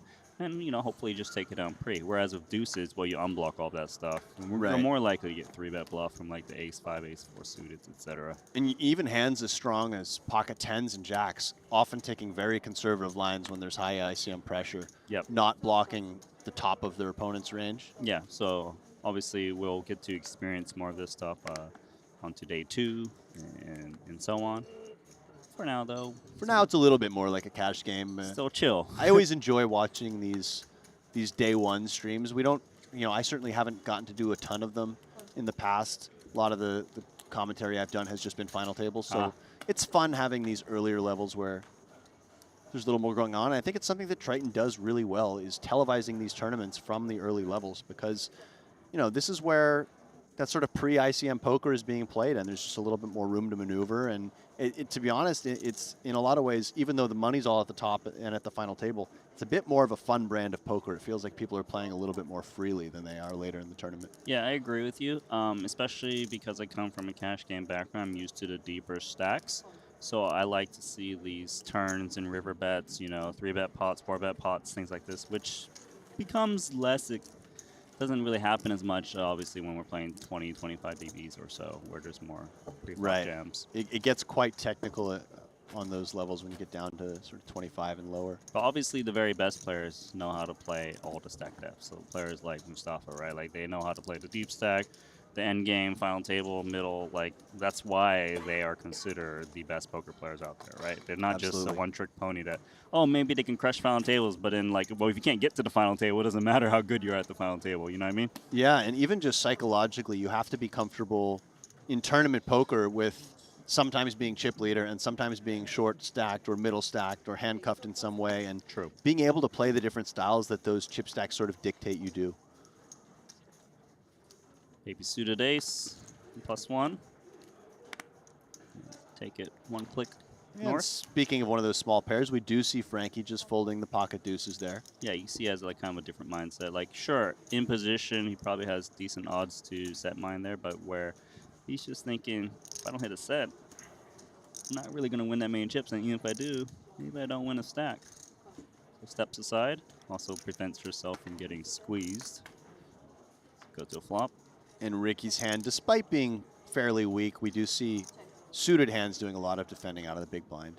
Especially against min raise, you're just getting a decent price, of course. Ace 4 for quick check back on the flop. Pot controlling the top pair. Gut shots do arrive, which you might want to charge against. This should end the hand shortly. And before the bet was even out, Mao had folded.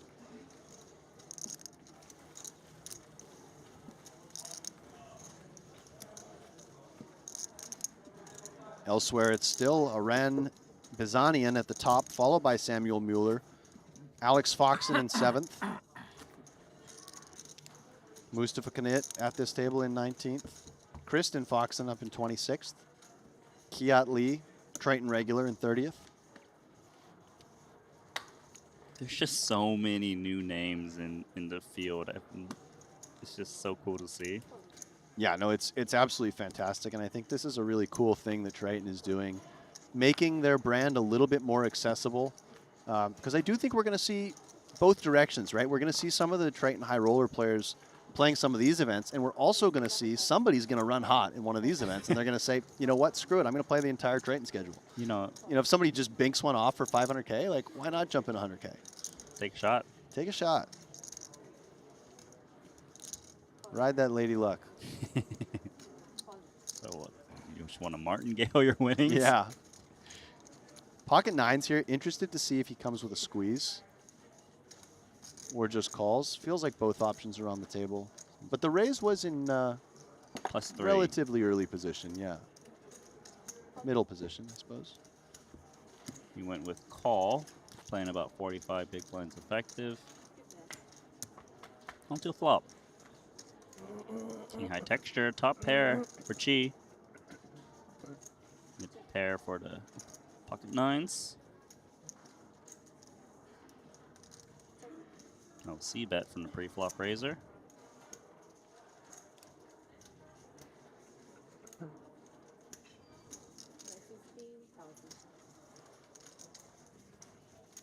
15K. Third pot.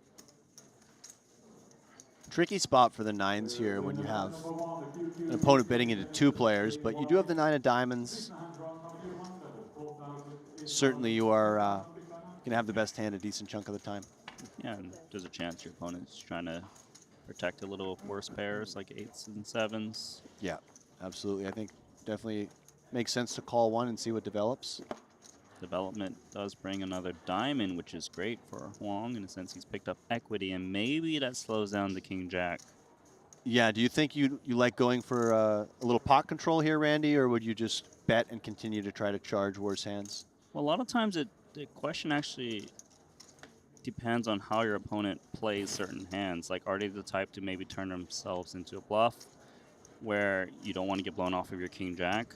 Right. You know, if your opponent plays very straightforward, there is merit to just bet turn, check back, river. Agreed, yeah.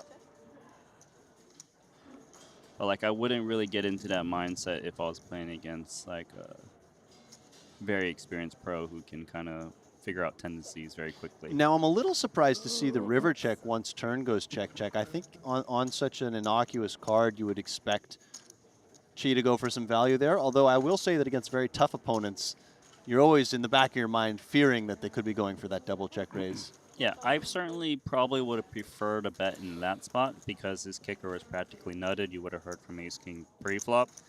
And then again, 2-pair probably would just bet out to not fear the check back. So I would prefer a bet from the king-jack, but conservative he went. Lines up, 4K, 8K.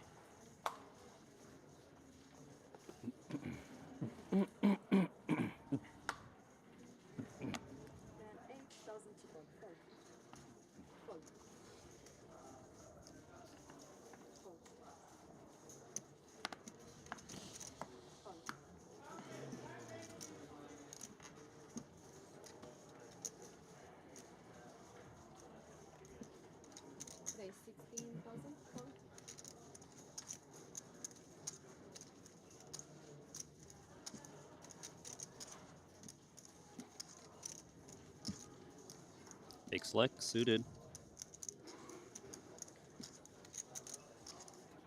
Oh, Wei Huang's going to get in trouble. 3-betting King 10 off Wow. to 77K. He goes with a large sizing, and I expect Chi is just going to rip this in his face. Yeah, given that his opponent's put in a third of his stack. Right.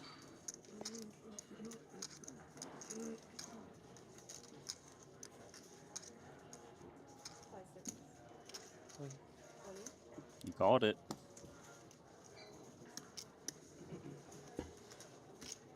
And Huang asking for a count, but I think just posturing here. Yeah, save some face. No chance he's getting in there with King 10 off.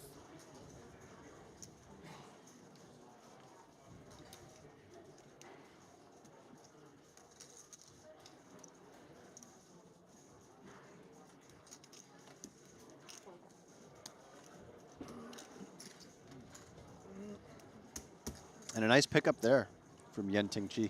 Yep, brings him up to 385,000 in chips. Just shy of 50 bigs.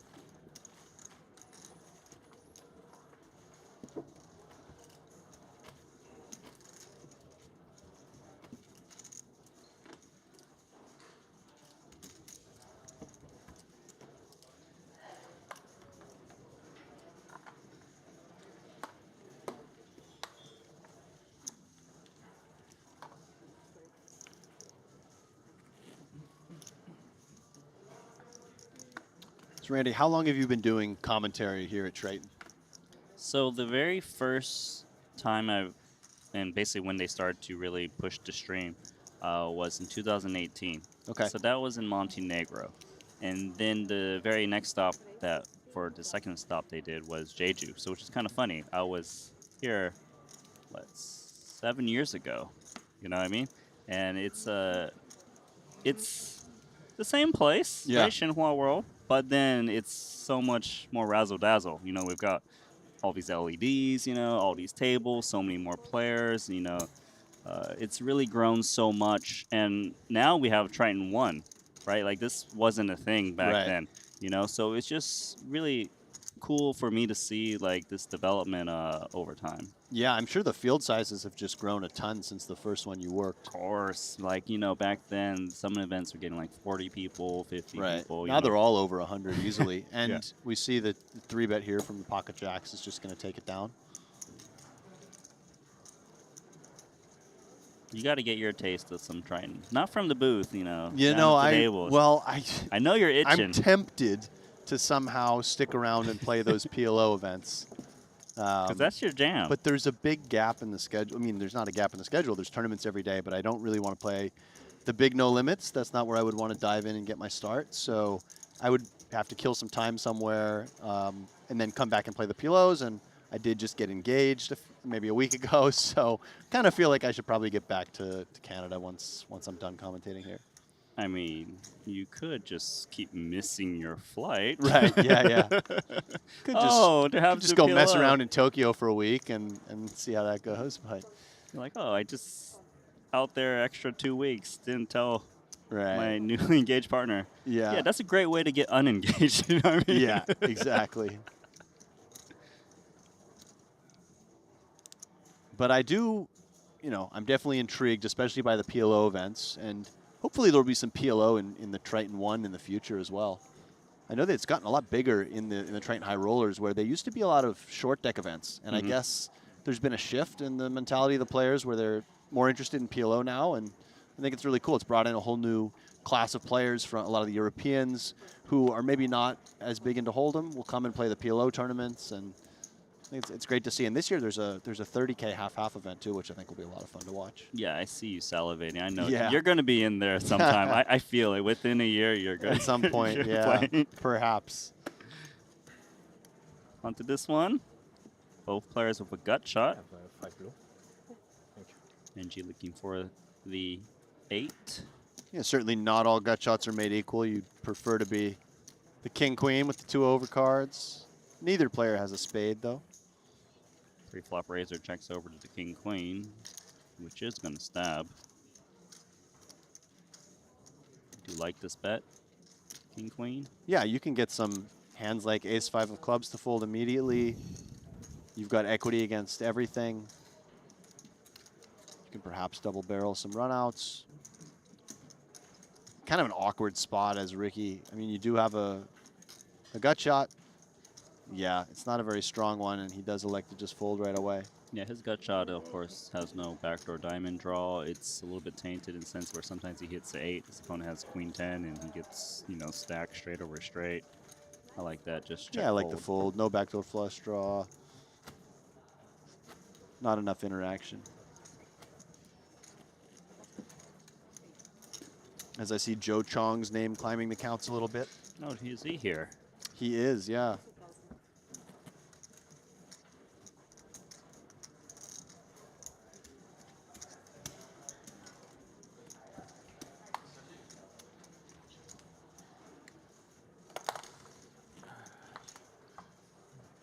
Joseph Chong, he outdid you in best performance, well, deepest performance in the main event, right? Yeah, he got second. That's right. I got third. He got second. Did he get second or did he get third? Well, did he get third? He did get third. So he didn't outdo me. He tied me. The hand I where got he third quote as well. unquote punted, right? You're right. He did get third. Yeah, because John Racner was the beneficiary of that. I believe it was the Duhamel year, right? Duhamel had all the chips. Racner was very short, and I don't remember exactly what happened, but Joe Chong got all in a big pre-flop spot. He kind of punted. Did he put ace 6 Ace 7 or something like that against something queen? like that? It was like 7 bet. I don't know how many bets went in.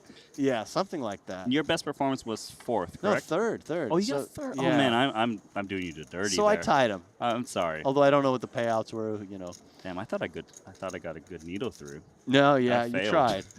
Well, you had me thinking he got second. 48K pot. Pre-flop razor being Xin Li.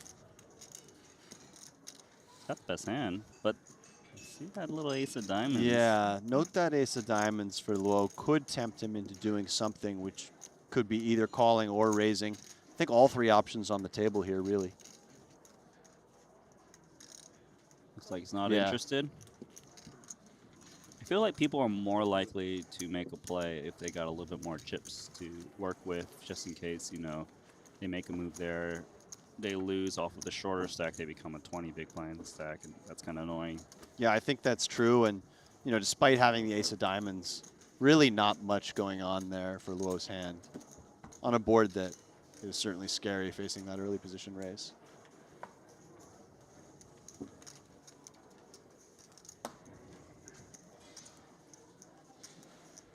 Alex Foxen chipping up just a little bit more into 5th place now. Still the same 2 men at the top, Aren Bazanian and Samuel Mueller. As we see, actually, 4 Europeans at the top of the counts. I guess. They came to play, huh? Yeah. Actually, top 5 is Top all 5 not from is- Asia. Right. It's not over yet. They just got the little No, there's- sprint, all right? They There's got a the lot running going on. start. But it's cool seeing all these flags. I always love when you go to a poker series and there's just really good international representation. I hear you. King Queen offsuit. Vietnam's Triton ONE. Yeah, King Queen, one of those hands that can be slotted into either 3-bet or flat. Does elect to take the more aggressive action here, and really awkward spot with ace-9 offsuit. Not the hand you want to have out of position facing 3-bet. Yeah, I like the 3-bet with King Queen off. I think if I was suited, I'm more likely to consider flat given the playability. Yeah, I agree with that. Obviously, shrinking the stack to pot ratio, suitedness isn't as important if it's a 3-bet pot. And then ace-9 off in the face of the 3-bet, generally just going to be a fold with the occasional 4-bet mixed in, perhaps. Yeah, I think the 9 is actually a problematic card to have for 4-bet bluffs, just because you want your opponent to be holding that 9 with 3-bet bluffs that are just going to fold. So that's why you tend to see ace-5, ace-4 suiteds. They attack a bit more than ace-9 offsuit. Yeah, although the 9 perhaps better than a 10 or a jack, your opponent can have some ace-10 off, ace-jack off. Yeah, I hear King you. jack off. But either way, I think folding is certainly the most common option there at the ace-9.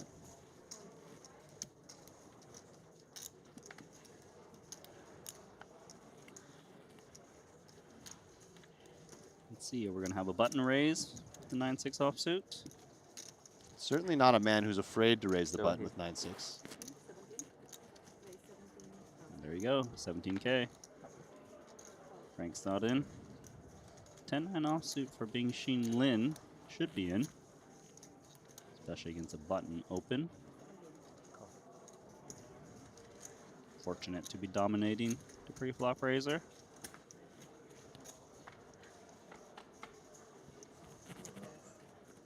Ace 8-5, 2 spades. Advantage pre-flop raiser, given he's got the gut shot. Yeah, really bad flop for the 10-9 off. Probably just going to be a nice little pickup here for Luo. Shishang. Pretty good. Not bad. I'm You just so I know working on it in my head, you know. you're close. You're very close. Okay. So I know you've seen the Make it better. You're going Xiang, right? Because you see A and G as Xiang. Ang. It's actually Ang. Oh, Shixiang. There you go. Shixiang. Okay. Perfect. And it's Luo Shixiang. There you go, man. Alright. Next time you see him, you say it to him. He's like, Yeah, whoa. yeah. He's gonna be like, who are you? No, we played together a decent amount this WSOP. Like I said, I really like his energy. He's pretty funny. Yeah? And he's got good table presence. Plays all the mixed games. Love seeing these no-limit players getting in the mixed streets. So I'm pretty aware of him, and then apparently I think he was doing like a little interview after he won his bracelets or whatever, Mm-hmm.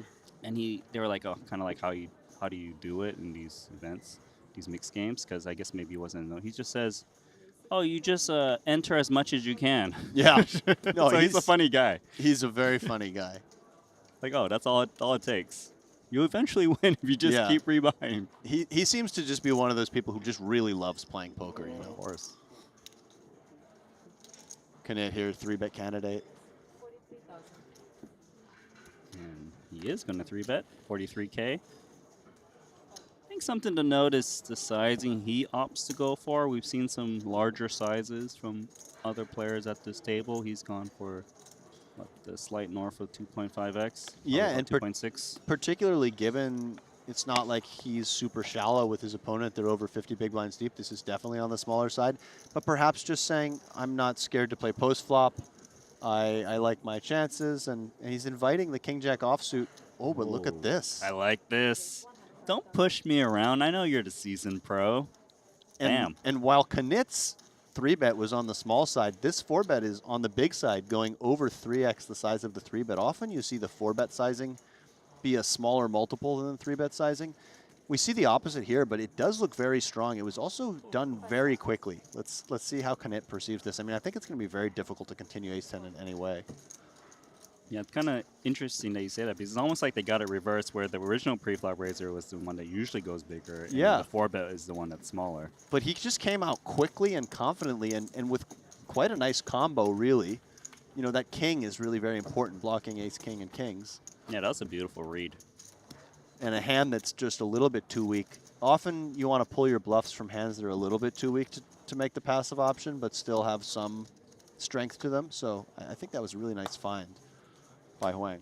Yeah, I believe he probably felt that, you know, king jack offsuit, well, sure, he can call the small 3-bet, but maybe I can just take it another route.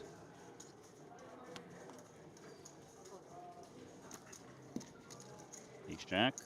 For the second time after losing a decent sized pot, Knit wakes up with a pretty good hand the very next hand.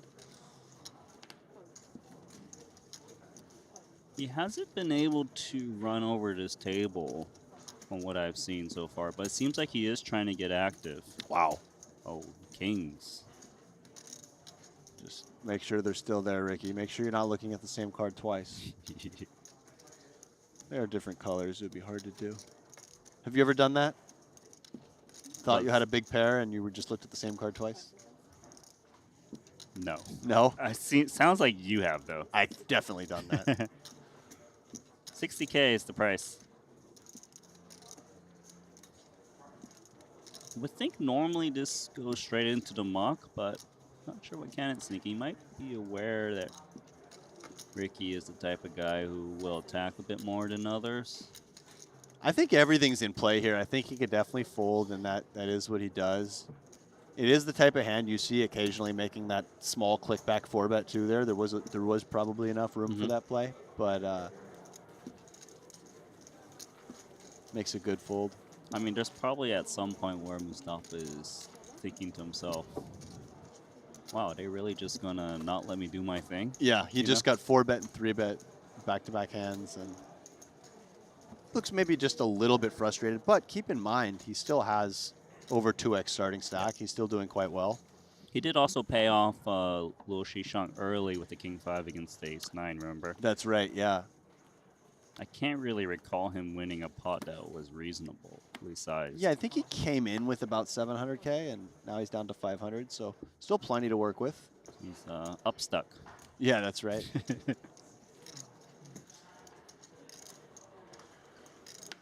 All right, let's raise the Queen 7 of clubs. +3, that's middle position. Yeah, low jack, I guess. Low jack? Okay. It's a new graphic for me. Yeah, +3. it is. It's kind of, you would expect it to go the other direction in a way. Well, just referring to the screen that Randy and I are privy to here that shows us the actions. What do we got here? Jack 7 with the gut shot. Queen 7 just backdoors. Big blinds started the hand with about 20 big blinds. We'll see if that shifts the sizing Shishang goes for. Shoots out 13K.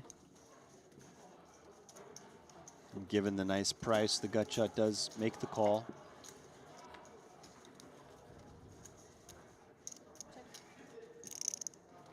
I feel like Jack 7's going to win this pot. It's very hard for Queen 7 to want to multi-barrel this turn. Yeah, these are tricky spots. It's always hard to feel comfortable double barrel bluffing when you have no real equity. You're just kind of hoping your opponent has the weaker portion of their range.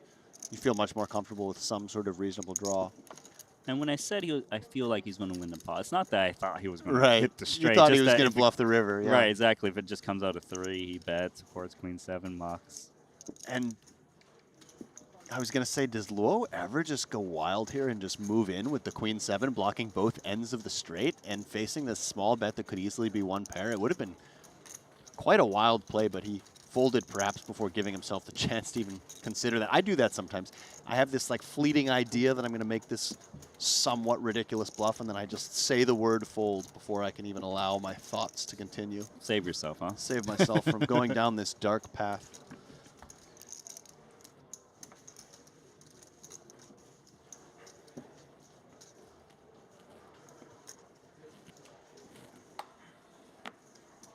We see Ignacio Moran moving into 3rd place, longtime staple in the mid to high stakes poker community, and a new chip leader, Joshua Figueres.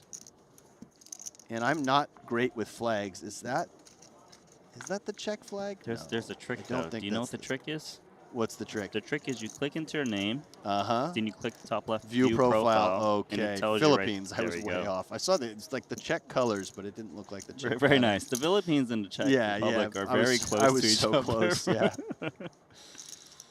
Well, you shouldn't say United States or something because you saw the red, white, and blue. Yeah. Exactly. Yeah. That's a good trick, though. I appreciate that one. I'll be using that today. Yeah, but now I just kind of blown my cover because I could have just been Right. feel like I know the whole globe. You Yeah, know? exactly. As we see Wei Huang pick up the pocket queens here out of the small blind.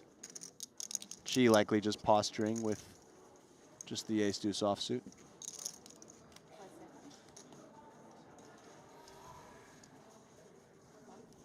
Correct.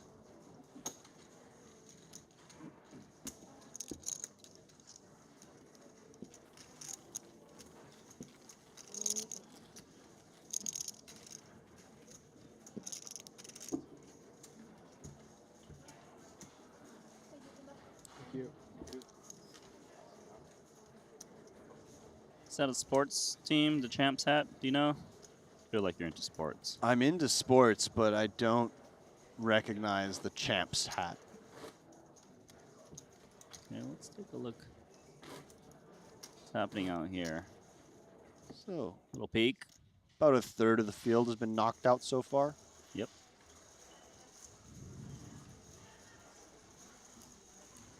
Let's pan right. Okay.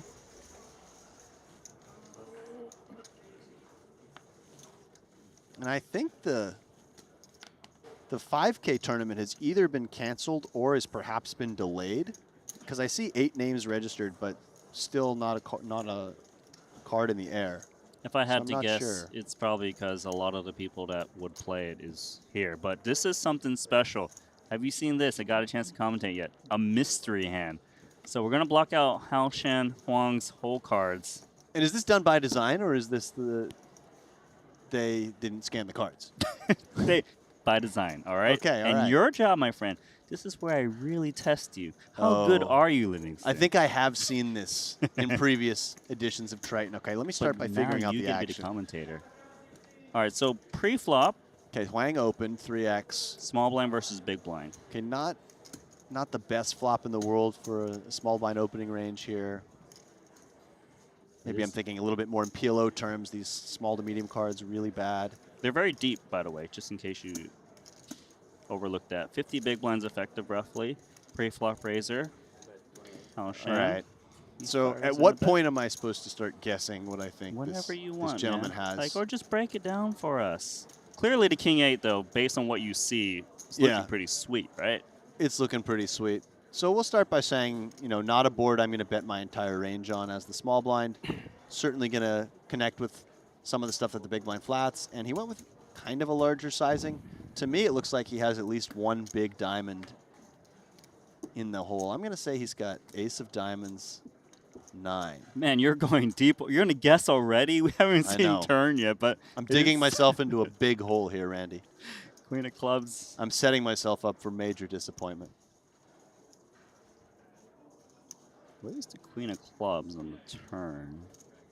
And a multi-barrel is coming in. For now, though, let's look at the point of view of Dewey, for King 8, mandatory call again, you think? It's I up do- against a pot-sized bet, by the way. I think it's actually closer than it looks. In these sorts of spots where you face two really big bets, I mean, a very big turn bet, ranges converge from your opponent to the point where King 8 is no longer going to be beating any value bets. Mm-hmm. So in spots like that, you would often just rather have, you get here with enough draws, like you'd rather have just 10-9 double gutter, or you'd rather have diamonds, or of course the times you floated with some Queen X. King 8 starts to feel a little bit uncomfortable. Not to say that it's a fold right away, but it certainly starts to feel like it's an awkward spot because your visibility is very poor on rivers. This board is getting nasty. 234,000 chips in the middle. Another overcard to the 8. Oh, 10-9 to get there, which was a double gutter on the turn. So I'm no longer putting my man Huang on the ace of diamonds 9. I think when he bets that turn, of course he can have some draws, but I think they are going to be actual draws, not something like ace high. And he just said all in. I'm going to put him on pocket aces.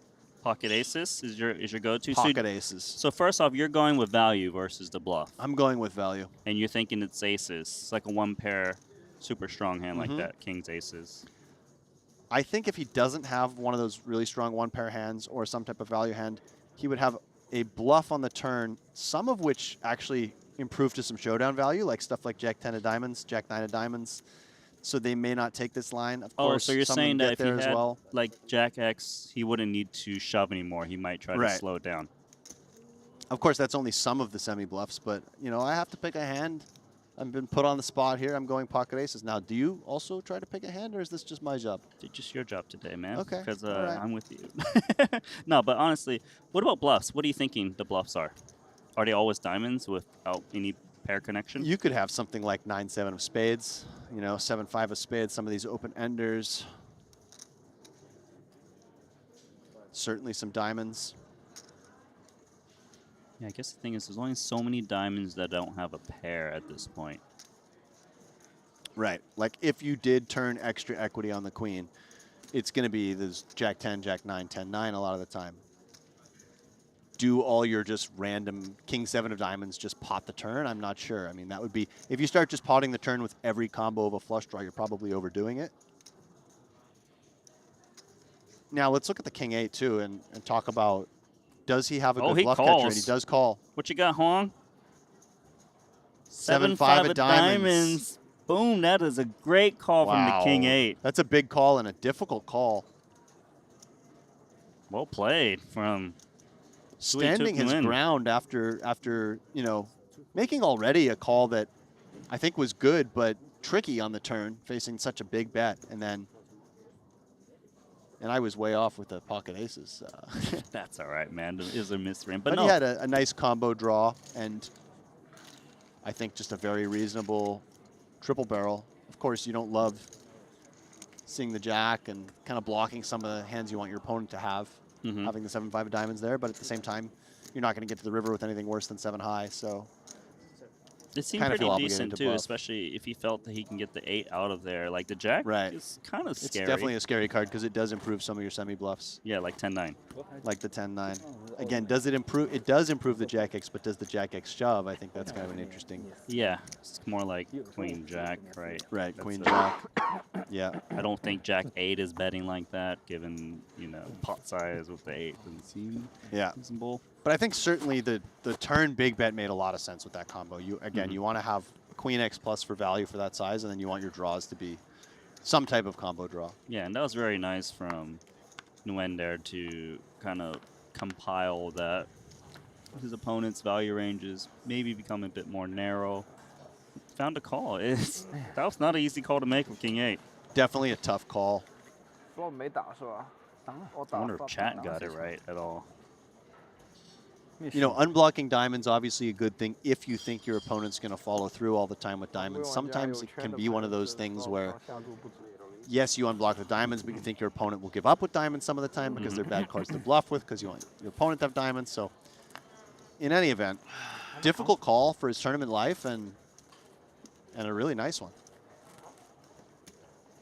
And Let's try to spin up this stack. so is this a steam shove or does he have a hand? So do you want to do mystery Yeah. guess again? Do you think it's a steam shot? No, I think he has something reasonable here. Do you want to say pocket aces again? No, I don't think he has pocket aces. Come on, show us. Come on, show us the aces.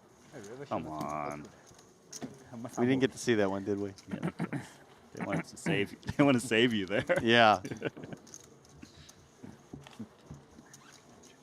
But, you know, I think Huang's played very well overall, and I don't think he did anything wrong, triple barreling that 7-5 of diamonds, and wouldn't be surprised to see him make a nice spin off of this short stack. Well, there's plenty of other operators who are in that spot of King 8 that end up folding. Oh, absolutely, 7-5 yeah. gets through.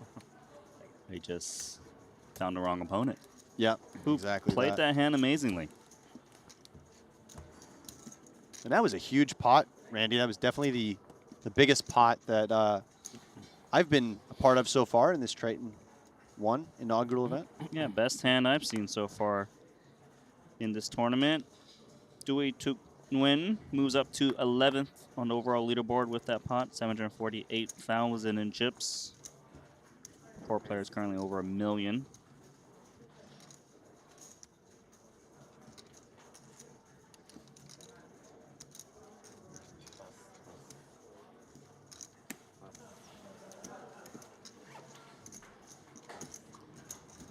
Hello, Aces.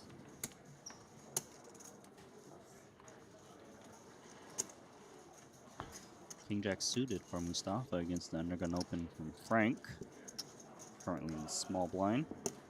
And you do have options, but maybe given the fact that the open was in such an early position, it's okay. We seem to have a graphics issue here because it says 3-bet, but it also says 16,000. It should be a flat. Just a call, yeah. There's the overcall from the big blind. 6 deuce of clubs. And we got 9-7-3, 2 spades. So very safe flop for the other two in terms of not getting into trouble flopping a pair against the aces.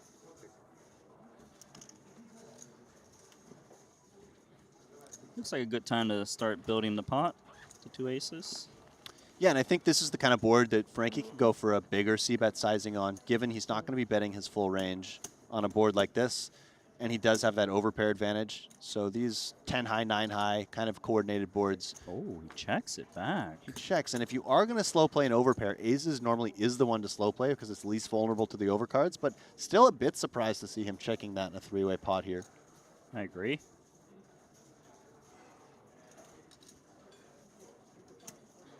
When you get the 3 of diamonds turn, you're feeling really nice about your check. You know you've got your opponents often drawing dead, as they are in this case. Or at least drawing thin. I'd like to see him build the pot now. Yeah, I think you absolutely need to start trying to get some value off of some pairs and charging draws.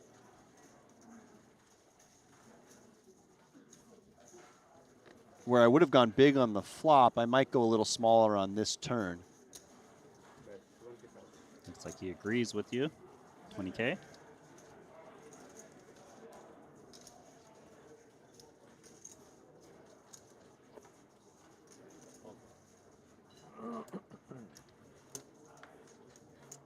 That's the end of it.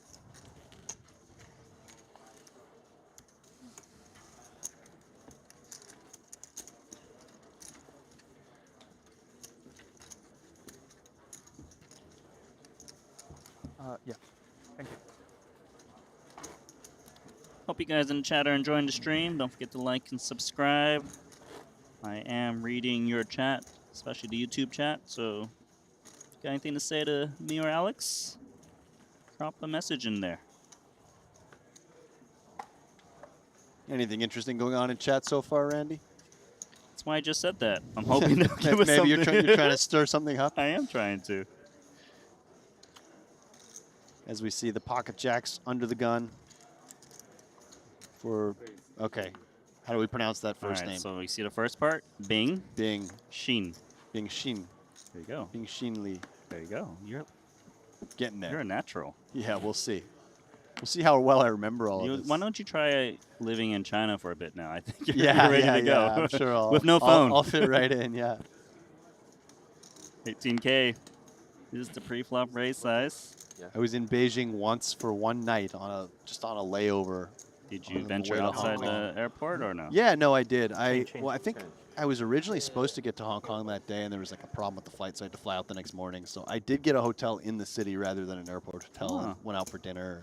I don't remember much. I mean, I didn't have like a big night or anything. But So you didn't see the Great Wall. no, I did not make it the Great Wall. Got it. That's Very mobile. exciting stuff from you. Yeah, not a very interesting trip recap. That's very nice. Just had to check it off my country's list, you know. You Yeah, I just feel like if stepping you don't, foot- if does you don't the leave airport the doesn't airport, count though, right? an airport hotel, I don't think really counts. Okay. You know, you have to at least go into the city.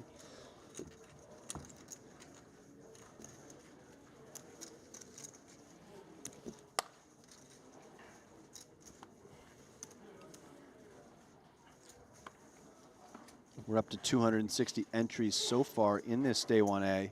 And I did book that over 850 bet with Kevin. I'm feeling pretty How good much about you got on the line? it. $10. Oh, nice, nice. Yeah. You got a voucher on the line. We got a voucher on the line. Yeah, I don't know if I accept the form of the voucher. I want that cold hard cash. There we go. You guys doing euros, USD? True, it wasn't specified. I was thinking USD would be the sort of generic. Depends on which way the bet goes, I suppose. That's Yeah, a great way right. to angle, huh? That's a great way to angle for $1 or so. I did say $10, so I think that Fair. kind of clarifies it. 10 Canadian dollars. Another loose open here coming for Shixiang. He's just trying to attack those buttons right now. You know, expecting the blinds to hopefully overfold. 2 10s. That's a monster hand off of these stacks in positions. This is one thing that I do recommend to players playing in tournaments that have, and I'm not saying this is the field I would do it in, but something like the main event in Vegas where you get a lot of recreational players, a lot of kind of first timers. I say just really go overboard opening cutoffs and buttons until they give you a reason not to, because I do find that the small blind will under 3-bet and the big blind will overfold as well. Wow. Oh. This is trouble for Frankie. Given the raise, the initial raise came in, in the button too. These positions are just, can he get away from 2 10s here? All right, here comes the 4-bet to 125,000. And this is where we were talking about those blockers too, Randy. You'd way rather have ace-king in Frank's shoes than the 10-10. Really, you're just going to be in very bad shape against the value range. You're going to be looking at jacks plus and ace-king, really. Can we continue 2 10s in this spot? And in which way, if so? Right. It's easy to say when we can look at the cards, but Well, he's going to does just jam. move in. That's going to get snapped off, obviously. Bad news incoming for Frank. And you know what? I'm looking at the stack sizes. They're only 40 big blinds deep. I really don't know that you can get away from 2 10s there. Mm. Well, he did Button, not get small away. blind, big blind. Yeah, I hear you. It's kind of a cooler. Yeah. 645K pot. Queen's heavy advantage. Comes the V-logger. Needs a 10. Oh! How you like that for a highlight reel? And not showing any emotion, keeping it in, waiting to see the rest of the run out. Lee find a queen. Oh my God, is this real? And notice Frankie's face didn't change much there. Oh. I'm in pain right now for him. There's a little smile. A little from smile Jing on the Ji. face of Lee, yeah. One I don't out. blame him. Oh, No, or maybe Howard? I'm not sure. that run out's insane. Yeah. I was expecting a 10 on the river. I thought this was one of those setups. Frank can't even leave the table. He's got 7,000 chips remaining. He wants to leave the table. Sometimes when you're in one of these situations, you're left with just a little nub. You almost wish you were out at the rebuy cage. He's just staring at his chips. Don't make eye contact. Well, he didn't really show much on the outside, but on the inside, that had to be just such a huge emotional swing. Seeing that 10 in the door and then boom, queen on the turn. So much blood at this feature table.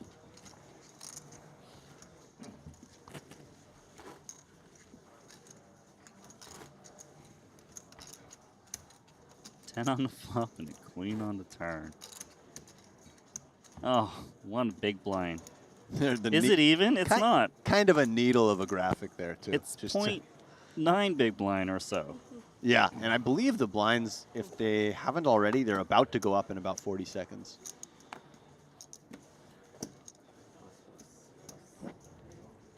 Close your eyes and play this next hand, Frank. Well, technically, you are on a button. You do have a orbit of free hands. I suppose choose wisely. Don't choose Don't choose this now. hand because 2 ace. Oh, Oh, wow. Another setup here, Randy.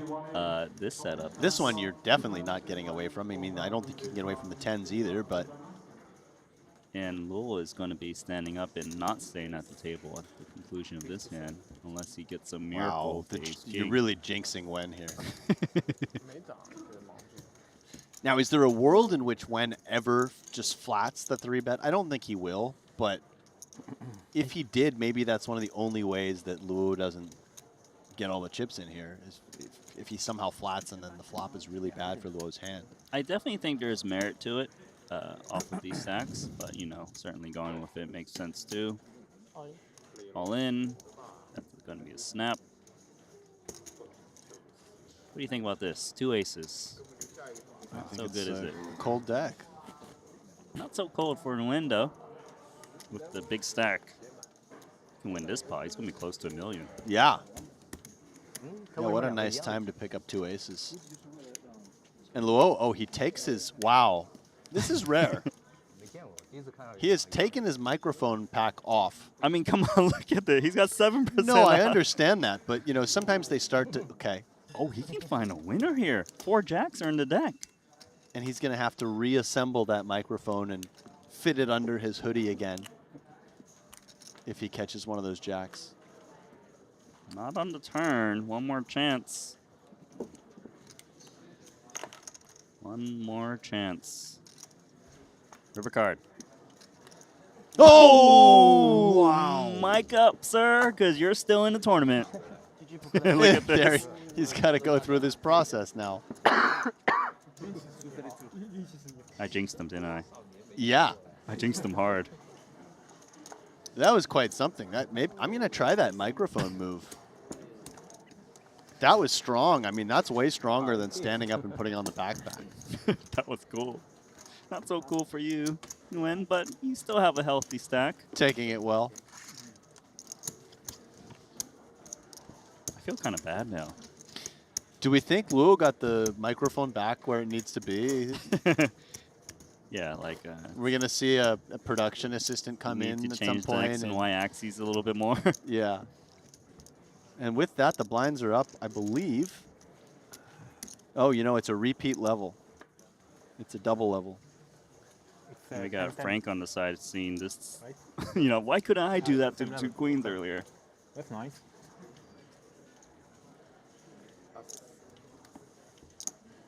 See the players commenting on the fact that it's a double level. It's a what level? A double level. Two levels in a row, 4K, 8K. Ah, I was like double level. Or what does that mean? Yeah, no, repeat blinds. Something they do to make the structure a little better. Fair, I like it. 4K, 8K, 8K remains.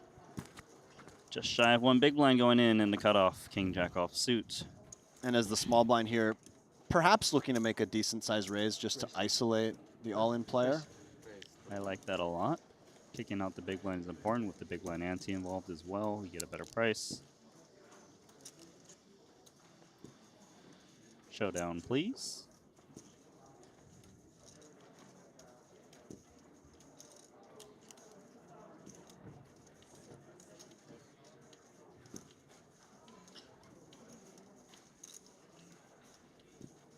Vlog's up.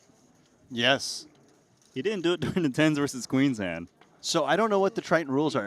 Everywhere has different rules about vlogging. I know at WSOP they made it so you can only record all-ins. I'm not sure if Triton has the same rule. Well, he was all in on the 10 Yeah. versus No, queens. it's interesting that he's recording this one. Why do you in think this the tiny queen pot, came but on not the queen- turn? It's because not he the didn't bring queens up on the the tens. iPhone. It is kind of ironic. Maybe he just knows the hands he's going to win and he only records winners. Oh, got it. But he took it away. Maybe he just wanted a photo. He saw the yeah. king and was like, that's good enough for me. 2 pair. And a double up from Frank. Yeah. There you go. You happy about that? 29K.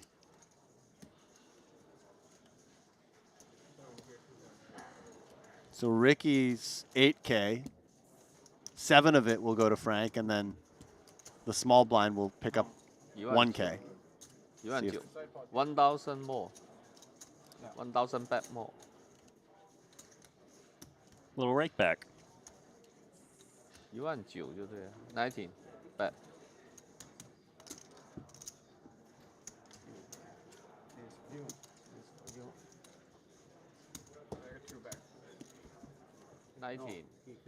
It's a 19. No, I put 10 here. Yeah. Yeah, he transferred 2,000 and the 19. 19 and 2,000. Did you follow all that, Alex? I was think- lost, man. think That was they a did maze, that. a You labyrinth. 2K from the wrong pot. Think they did that Give him back correctly? 2K and take 2K from him. 你应该拿回I don't know.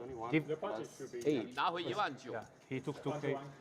The dealer got a little flummoxed there. Take, Sometimes no, it's from tricky him. when Yeah. everyone's telling you what to do. We've got 4 players and the dealer involved right now. Yeah, now it, I think they settled it. 20 Yeah, 21加 yeah. 8 We've got English and Chinese going on, trying to figure it Right. out. have 29. 你错了，他是拿回1,000 One commentator's lost, me. Mustafa's in now. But 赢了塞破1000的。 they're happy. Let's deal the next hand.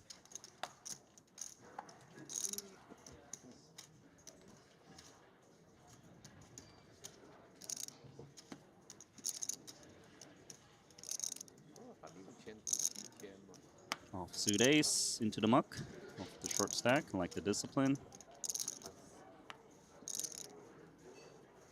It's been a downward spiral for Yeah. Mustafa. Let's see if he can get something going here.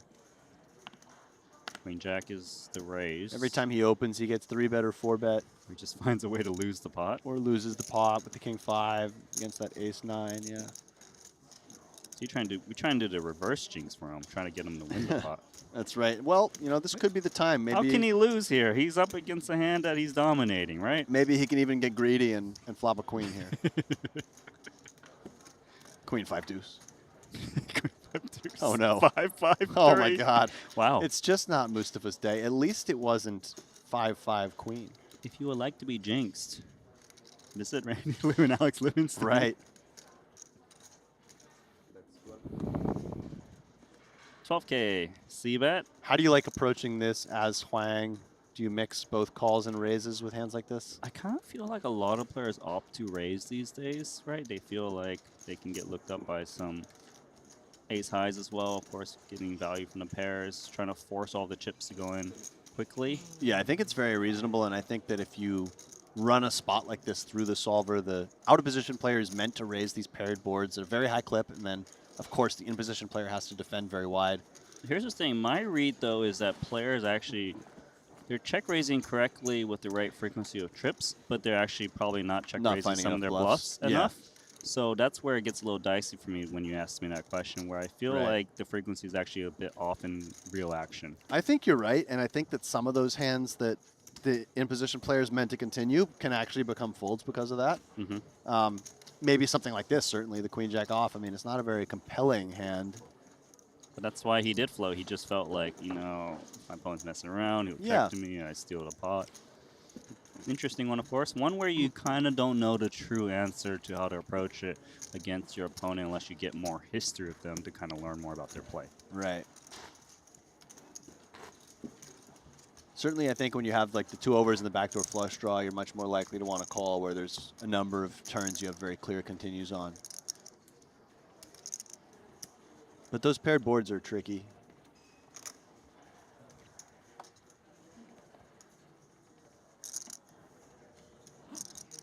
And, you know, Mustafa might be feeling a little frustration at this point. Started the day so strong, then got moved to this feature table, and just nothing's gone well for him. Yeah, I really cannot recall a hand he won. And in a lot of the hands he's lost at least a flop bet at the minimum. Let's see if he'd be able to turn it around. Ace 3 of clubs for Renji Mao. Shoots it up on the button. Offsuit Queen 9 with a little bit of hesitation, but into the muck as expected. Deuces. And I Off think 101K. these are just going to be all in, I believe. Should be. We got fold equity. Is it a bit too much for ace-3 suited is the question. Yeah, Getting close, isn't it? Looks very close to me off of this stack size of 13 or so, 12 and a half bigs. If it was more like 15, 16 bigs, I think he'd have an easy fold. But versus this stack size, I mean, you're going to see a lot of like, you might even see some offsuit broadways in there, plenty of suited hands. I don't know, it's definitely close. Does elect to just fold. Which kicker do you think we're very comfortable just, you know, like, sure, we just call? How high are we going, I think even ace-5 suited, I mean, just given he only shoved 12 and a half bigs in its button versus big blind, but it does depend a little bit on your opponent too. I mean, some players are just going to be, certainly like ace-7 suited is like a snap in my opinion. Beating all of the baby suited ace, yeah. other ace, offsuit aces. Flipping with more pairs. Right. But it really does depend. Some players are just like way too tight and passive in the big blind spot there. And against those players, you know, you can't feel as good with those medium suited aces. How about you? Where do you draw the line? I think you're right. You know, above the 5 is pretty important to me. Yeah. You know, just flipping with the little baby pairs, just dominating the offsuit aces that will shove. Let's see if Mustafa can win a hand. Ace-Jack offsuit.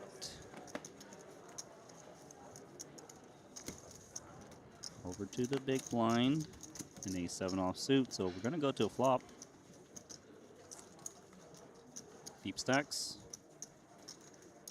And again, he's in dominating position for now, and of course it's going to come 7-7 deuce. It's going to be the slot machine, 7-7-7. Okay, Mustafa stays ahead. Not that he loves the flop, but... Might chop it. Yeah. Let's see if we start with a little C-bet to pull out some random hands. Yeah, I think small bet makes a lot of sense. You can go pretty close to a range bet for a small size here. He agrees with you. 12K. And A7 and straight into the muck. Yeah, I mean, it's tricky. Facing such a small size, you are probably in theory meant to continue most of your ace-X, but Mustafa's raise was from early position, and he had no real backdoors. His visibility and playability were poor, so I don't mind just folding right away there. Yeah, maybe a little bit more merit to call in the flop just because it's paired board. You can kind of, you got outs to chop, right? But if it's like 10-3 deuce, more likely to perhaps fold because kicker will play. Yeah. So it makes a lot of sense. But he wins a pot. You happy for him? Of course, yeah. Mustafa's a great guy, and he's got a good sense of humor, and nice to see he made the trip over here. Yeah, is he going to stick around for the whole thing? That's the question for me. Yeah, I don't know. He's not someone that I He doesn't really just play remember like all the playing all the out big there, buy-ins. Right? No. Yeah. Picks and chooses. As we see somebody who is willing to play all the big buy-ins, Alex Foxen moves up to 4th place in chips. He's just been sort of steadily accumulating chips over the last couple hours. Anyone else catching your eye in the leaderboard? No other huge names in the top 10 or 15. Again, Samuel Mueller, he's been there sort of throughout. Kristen Foxen jumping up the ranks up to 17th in chips. Yeah, but earlier it was no Asian players in the top 5. Now there's top 2. That's right, yeah. Nago and Haron Sun, who looks like a female player from... That's China. From China, yeah, okay. I could have figured that one out. I read the hesitation from you. Come on, man. No, I did know that one. But there's a few very similar flags. I hear you. The stars and... Yeah. I just wanted to be sure. It's okay, man. Just yanking your But the chain. Chinese flag, you know, the field, certainly the highest percentage of players of any country is going to come from China in this field. By a good margin, I would say. Looks like 100 players eliminated so far. 2 7s. What's funny is I'm going through the flags, and I knew Kiat Lee's flag was Malaysian. Maybe because it looks a lot like the American flag. So it's always stuck out in my mind. You and flags is going to be a little bit questionable. I Yeah. thought I was bad, no, but I'm you bad. might be worse than me. I'm bad. Especially when you said the Filipino flag was Czech. Yeah. Well, I knew it wasn't, but I knew it was the right colors. I was like, what is this variant of the Czech flag? Wait, so onto this hand. Mustafa defended the big blind against under the gun. Flop mid pair, which, you know, it's a pretty solid pair on this board texture. Opts to go for small check raise. So this is like a modern poker thing. This is funny because this is a play that you would have seen 15, 20 years ago and you would have said, oh, that guy's a fish. And then now you'd see this play and you'd think, oh, that guy's a top reg. Because you are actually meant to do more sort of like wide check raising on these boards, especially given how high the c-bet frequency should be. There should be so many ace highs that are calling. And maybe it's a bit of a two-way bet in that on some runouts, maybe you can get a hand like pocket sevens to fold, and you can also get some ace-jack backdoor clubs to call. I mean, so I think there's some merit to the play. The hand needs a little bit of protection. There's a little bit of everything, I suppose. Yeah. Depends on how the board develops. Board is now got a queen out there. This queen is going to be probably a lot better for your opponent than it is for you when you check raise. You're not really going to be check raising that many queen X, and your opponent should be floating a lot of ace queens, you know, ace jack backdoors, that kind of thing. Fair. Knit, sort of recognizing that and checking over to his opponent. And I don't think too much reason for Luo to want to bet here. Behind still a lot of the value range of Knit, even if he had one of those kind of like mergy value raises with his exact hand. I feel a little bit worried to bet the turn with 2-7s-2 against this opponent who might go for double check raise. I agree with that. So does take the pot control route. Flush comes in. Yeah, I think this may just go check. I mean, Mustafa still has some showdown value against some ace highs. And he doesn't really have a very compelling combo to bluff with no diamond in his hand. Yeah, I think the fact that he went so small on the flop, I just try to show down the 4. Had he check raised bigger, then maybe I'd try to turn the 4 into a bluff. The reason I say that is if you check raise large, you're less likely to get floated by ace highs that you beat now. You know what I'm saying? Yeah, I do agree with that.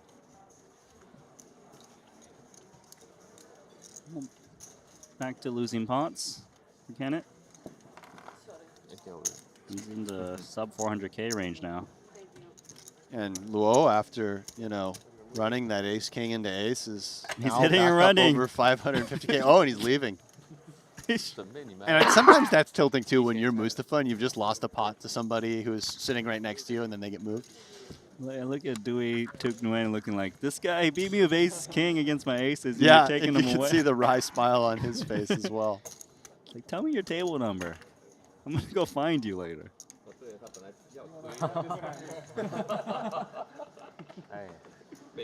I don't think he wants to leave this table. Like, he's got a lucky dealer. But rules are rules. On to the next hand without Lil Shishang. I'm sure we'll see him later. Dirty diaper hits the muck. No steals. You know Rigsby, he won a tournament recently with the dirty diaper. Did he? Yeah. What tournament did he win? I don't know, but it showed up on my Twitter feed, and he was holding the dirty diaper, which is insane. But do you Like, think he actually won the tournament with the dirty diaper, or do you think they just let him hold the dirty diaper? You know, because like there's this guy, Jeremy Becker, who's always winning these tournaments to win. I forget what his hand is, 7-4 suited or something, but he's always holding it in all the winners' photos. Oh, not the first one. So it may have been the case. He really just ruined it for me. Yeah. And a lot of Sorry other to ruin people. your dream. As Mustafa, once again, getting it in not in great shape, of course. Very standard procedures here with Frank being so short in the big. What's he doing? Oh, he's D-Mike. D-Mike with the more chips. Oh, he's trying the D-Mike move. Yeah, he's trying the little Shishan. I don't think that's going to work. With more chips, yeah. Oh, maybe it will. Fun turn. Okay. Four turn. You got to stop recording, 4 Frank. of diamond. Yeah, we agreed. 4 of diamond on the turn. You got to love the Italian accent. Almost. Outs. No Receive. 4 of diamond now. Possible 4 here for the wheel. 4 or king. Otherwise, Frankie will be out of his seat. Probably reloading. Bye-bye, Frankie. See, you know what he did wrong. See, remember when he had the King Jack? He recorded a little bit and then he stopped. Yeah, you're He's still in right. the tournament. Here, he recorded the whole time. He knew his fate. I think you're right. Don't tempt the poker gods. They don't like it. And Mustafa finally wins a pot. It's been tough sledding for him at this feature table. He won a big one, didn't he? All 21,000 chips Yeah. from Frankie. But hey, you know, it's maybe the start of something big. Chips are chips. Chips are chips, wins are wins. Frankie reaching. Reaching for the mic, maybe reaching for some cash as well. Well, I'm sure he'll be back in it. Whether it's this flight or 1B, unclear. It'll be another $3,000 he'll need to plunk in.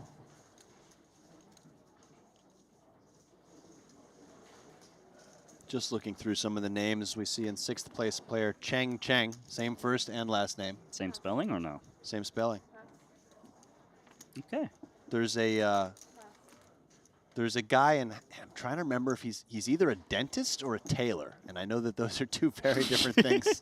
Go on, please. But there's either a dentist or a tailor. I think it's a dentist in Halifax by the name of Daniel. Oh, The wow. trifecta.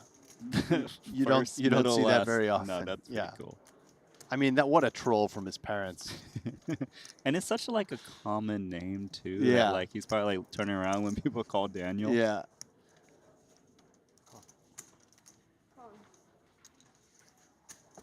Jacks versus Ace Deuce suited.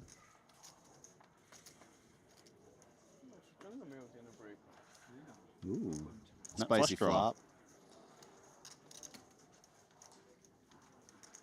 Action on win. If you are going to build a checking range is when often the pair that's sort of right below that top pair is a decent place to start. So the pocket jacks here not needing as much protection, but also a board that you could just bet small with range. Opting to go for 22K. The awkward thing here is when you do face check raise, of course you are behind the value range and just kind of hoping to be up against those draws. But Use Lee for just him goes is- with call. Yeah, just a check call, so he gets to not get blown off of his hand. Gut shot acquired now for Lee. Let's see if Wen goes for some pot control now. Kind of like the pot control if I'm 2 jacks at the moment. Yeah, I do too. I think you can maybe induce some bluffs on the end from missed flush draws. And again, really not wanting to face a raise. Nut flush.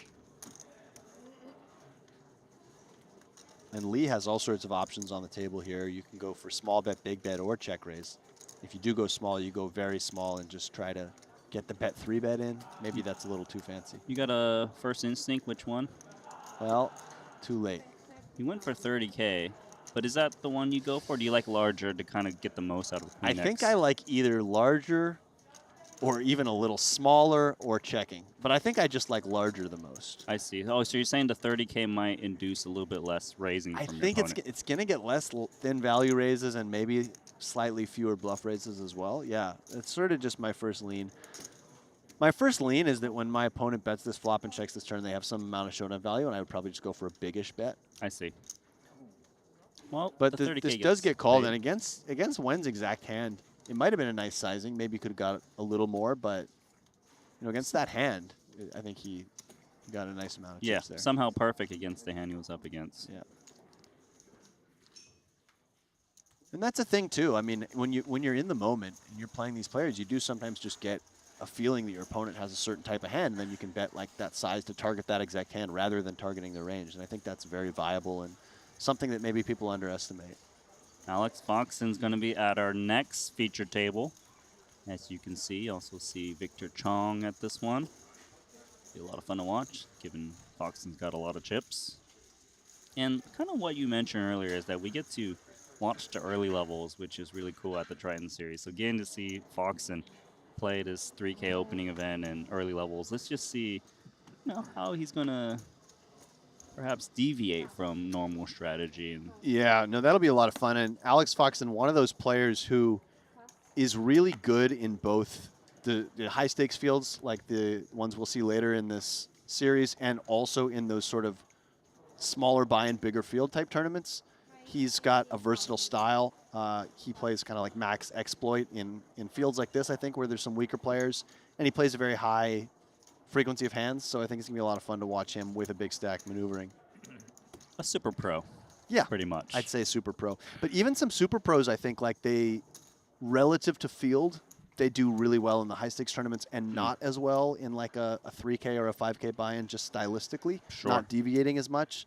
Whereas somebody like Fox and I think Chance, his good buddy, they've got, you know, they're both very good at deviating in those player pools against weaker players and kind of like making the max. Right, I understand.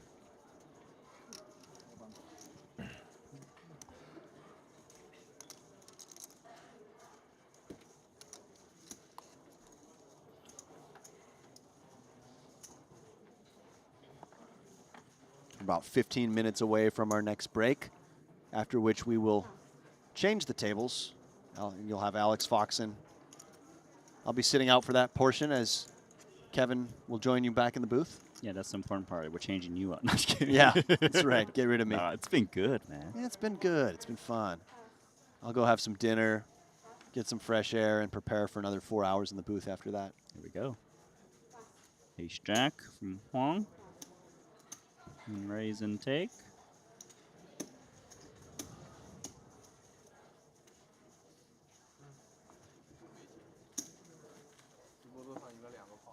$264 entries. Level 9. Level 10 will be the last level of registration. We got about, 55 minutes left of potential rebuys. It's kind of weird because I would expect like a lot of people to jump in normally at the end of late registration, but might not happen given the multi-flight situation of this event. Yeah, that's right. The presence of the concurrently running second flight, Flight 1B, could lead people to say, well, instead of hopping in this one, in the later levels, why don't I just go and play from the earlier levels in 1B? I feel like if it's the people that do register at the last second, it's going to be like some of the super high rollers that kind of want to minimize the amount of time at the table. I agree with that, and then they can also reg the turbo if they bust this flight. Yep. So, by the way, the turbo is up and running. I see 21 entries in that so far. And it's not, when I say turbo, I mean it's a 30-minute blinds, and this one's a 40-minute blind, so it's not like it's some crazy deviation structurally. Not recognizing any names in Flight 1B so far. So it'll grow, trust me. It'll grow. It's always slow in level 1 because people are like, is it a waste of time? But I don't think it is, but some others, rather have a longer extended dinner break. Right. It is kind of around at dinner time, isn't it? 7:30 local.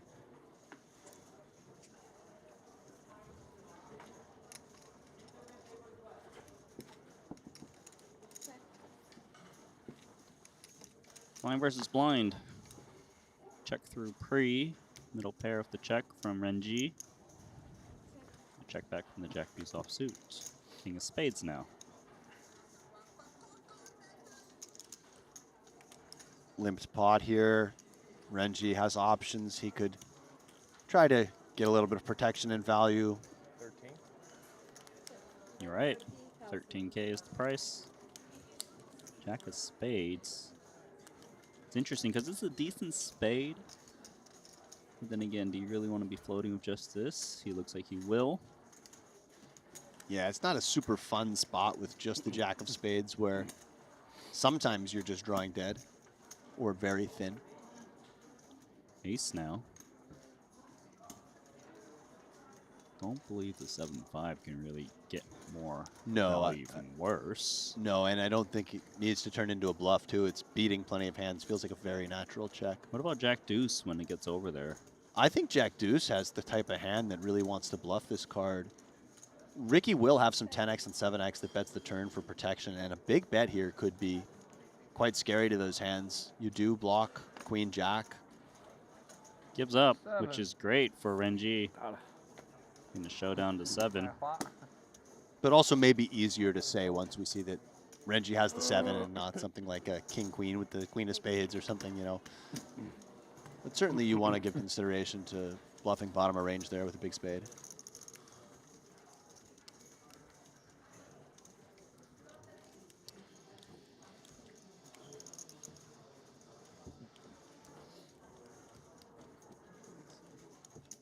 Randy, have you played any Triton events, or have you always been on this side of the booth? Please do not look at my profile one day. It's got a 0, 0, 0, 0, 0. 0, 0, 0. That's in early days. Around the 2018 time. Do you play many live tournaments these days? No, I'm No. semi-retired, Okay. basically. I was playing from But, you know, that table. Hey, kind of sorry. got an idea what's going My on. name Yeah. is wrong. It's not D, it's D. Now, if the Aussie Millions returns to Melbourne, where you're currently living, would that spark your interest? It is supposed to come back next year. I heard I don't rumors. know if you heard that. I Yeah. did hear rumors. Now, when you say next year, when Like- next year? Because I heard it might be in the spring. Yeah, I think the thing is, it's been on such a long hiatus, right? Like, they're probably not expecting the same numbers as before. But Such a fun Have you been- tournament you've been series, though. before? I've been twice. I went once in 09 and then back in 2020, which was actually the last one before it got shut down. yep. Any scores? No, I mean maybe some small caches, but Okay, nothing. so you're chasing. Yeah, I'm chasing. Yeah, and I'm down both times. Hey, look, it's hard to beat your World Series main record, so like That's I can true. never say I got you on Yeah, that. my alleged fourth place finish. 51K 3-bet.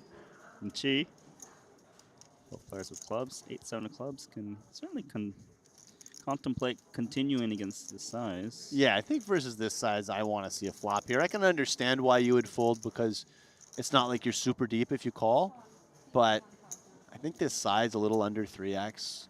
I'm in there. Yeah, just enough stack to play for. Nice to have some board coverage on certain boards as well.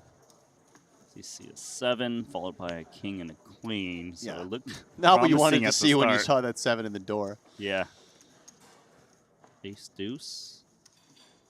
Might still be a decent spot to fire a c-bet though, just given your range is much more ace king heavy. Yeah, you can get hands like 8s and 9s to fold right away.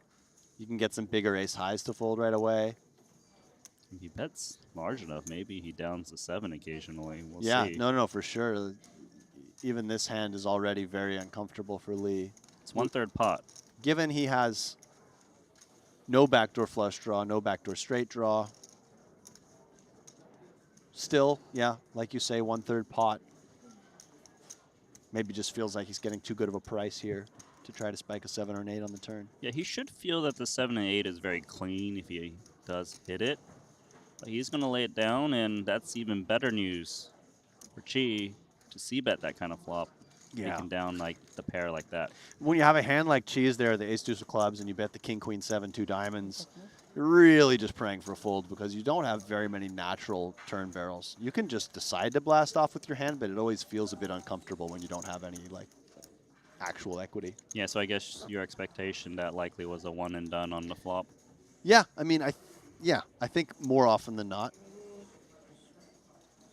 It's certainly it's not a double barrel that feels fun. Not to Yeah. say he would never do it, but It's like you double barrel, you get called down, you're like, am I really in this spot where Right. I somehow have no more chips? and you're on stream, you don't want to look stupid. I mean, I think this does play into the minds of a lot of the players. But then there's always the other Yeah, you side can where look like a players are like, hero. I yeah, want to be that it's guy. true. Yeah, the stream element just kind of The adds another, curveball. and yeah, it adds a layer of complexion to the equation. King 10 off. Not too complex to raise from the cutoff. This is a kind of an awkward hand here. I wouldn't be surprised to just see a fold. Off of the stack. Yeah, Yeah, he agrees with you. I think the suited version, we might have seen him just rip it in there. And it's mainly the stack is the reason that he opted to fold? Yeah, or I mean, I think the those hand, a little bit of everything? A little bit of everything. The offsuit broadways in the small blind are tricky. Besides king queen, which you're just always playing. Given the open came from the cutoff, I think you do often want to get in there with king jack and queen jack off as well. But again, yeah, it is the stacks that make things a bit awkward. He doesn't really have room to 3-bet bluff some non-all-in amount, which would be one option. He could flat. It just feels a bit dicey, and it just feels like shoving. It's you would shove the suited version for sure, but the offsuit version just feels a little bit light to shove. And do you think king jack is the pip where you start to v-pip it, or is that even questionable? I think even king jack, you can construct arguments either way. Yeah. Of course, It's- depending on player. you're Yeah, up against. exactly.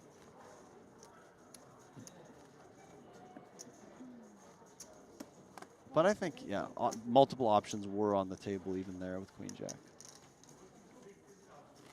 Well, as we know in poker, it's never clear cut. 2 5s just straight into the muck against the open raise from Renji Mao. And this is another one of those hands that, you know, I think is supposed to play, so to speak, out of the small blind quite a bit, these suited King X, but maybe feels a little bit uncomfortable, especially as the open gets earlier in position versus hijack. It's a little bit more comfortable. And you can use this hand as a 3-bet or a flat as well. Elected to flat the small blind. Another King X. 3 suited kings. That's right. Not all are made equal. These diamonds are coming, aren't they? Yeah. Well, you know, King of favorite diamonds. for diamonds. King of diamonds for King sure. of diamonds. The way for Mustafa's running, it's just going to come Ace King 10 or I mean, how can he get the most Do you cooler not here? like Mustafa? No, it just feels like that's how he's running. He's got the best hand. He does. A jack would be a real disaster for Wen here. Queen 10 8. Kind of questionable for all three, right? It's hard to see bet into two opponents. Yeah, I think you just opt to check and take your showdown value and try to turn something here if you're Renji, and he does. Turn that. Does turn that, and it's a little bit of something for Wen as well, picking up an open ender. Let's see if it's enough for him to stab. Wouldn't fault him. Kind of a reasonable candidate, actually. I mean, Mustafa should be flatting very wide there out of the big blind, so he's going to have a lot of auto folds.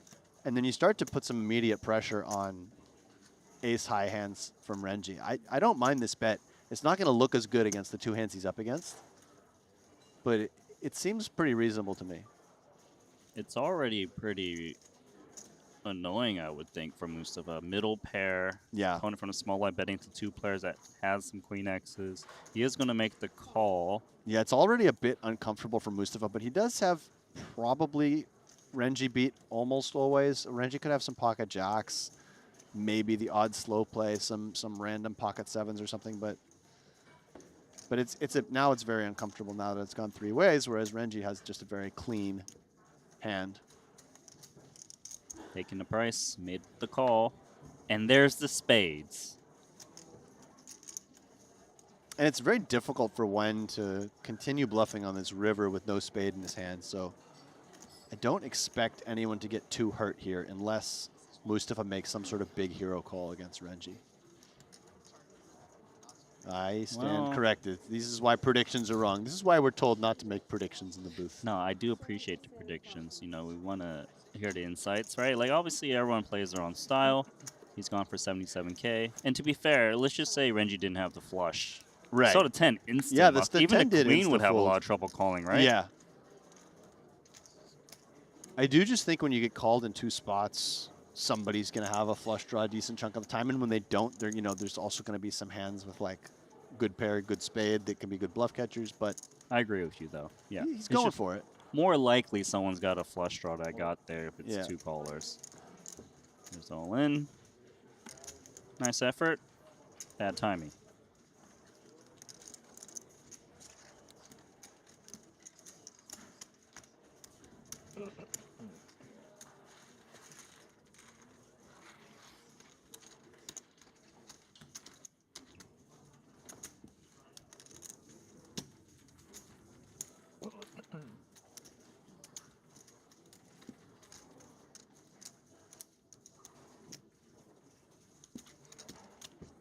Just a couple more minutes left in this level as we do approach our 3rd break of the day.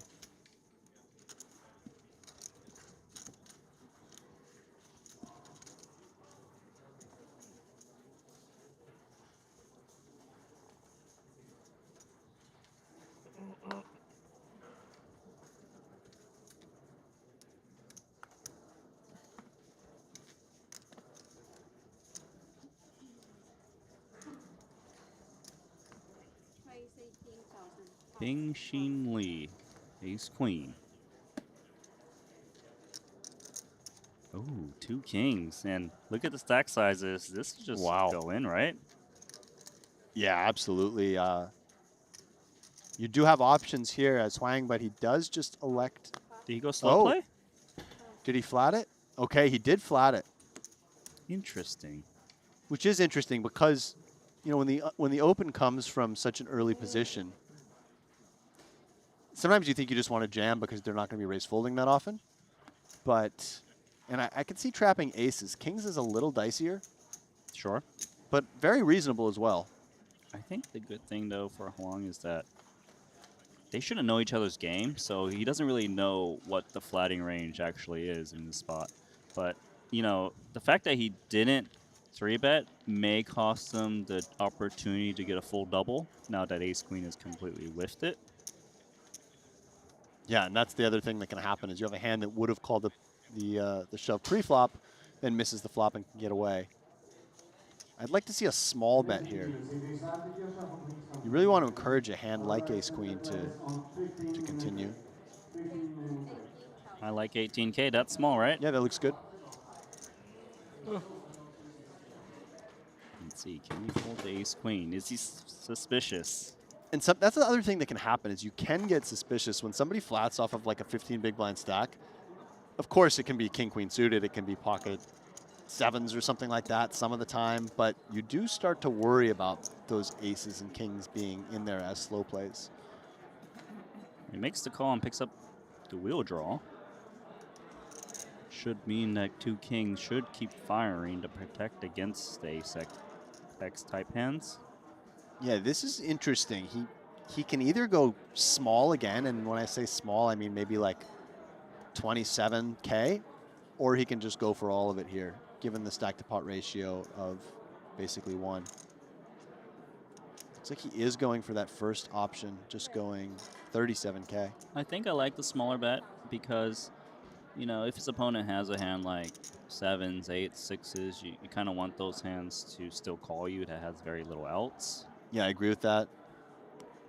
Just got to take that little bit of risk of your opponent, you know, maybe getting there. But give yourself the best opportunity to get the most chips. See if he can bait the ace-queen. He cannot. A little pickup. Nice discipline fold there from the ace-queen. Yeah, and Huang making a bit of a comeback after, unfortunately, losing the biggest pot of the session so far. Does look like players are getting up from their seats. Which, you know what that means. We're going on a break. I think we are. Shortly. And Ping-Xin Lee, 618,000.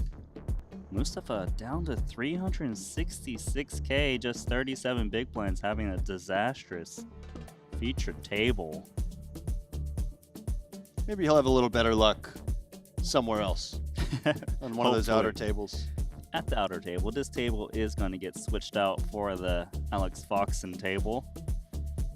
So maybe off camera, things will go much better for Kenneth. And welcome back to the booth. Randy Liu alongside Alex Livingston. And, you know, for that frame, I think the hand that stood out to me was that mystery hand. You know, the 7-5 diamonds bluffing into King 8. How'd you feel about that one? Yeah, I mean, I think that was a cool hand.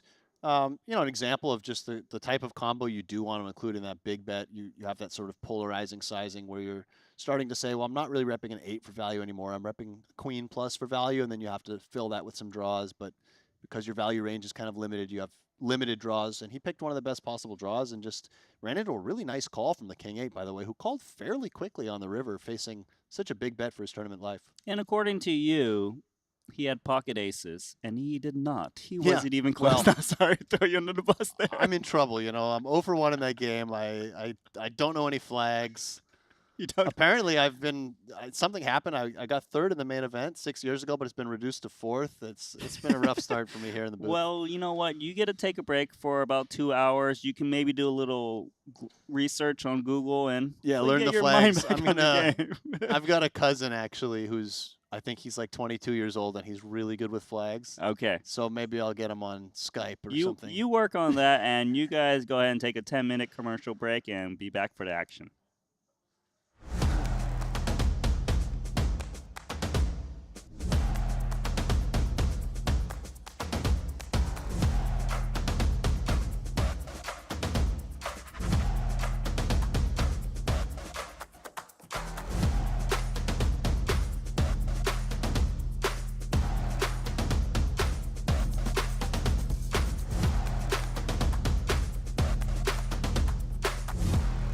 King 8, though, based on what you see, it's looking pretty sweet, right?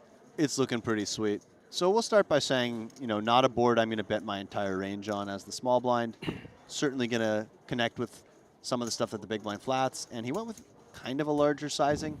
To me, it looks like he has at least one big diamond in the hole. I'm going to say he's got ace of diamonds, 9. Man, you're going deep. You're going to guess already? We haven't I seen know. turn yet, but I'm digging myself into a big hole here, Randy.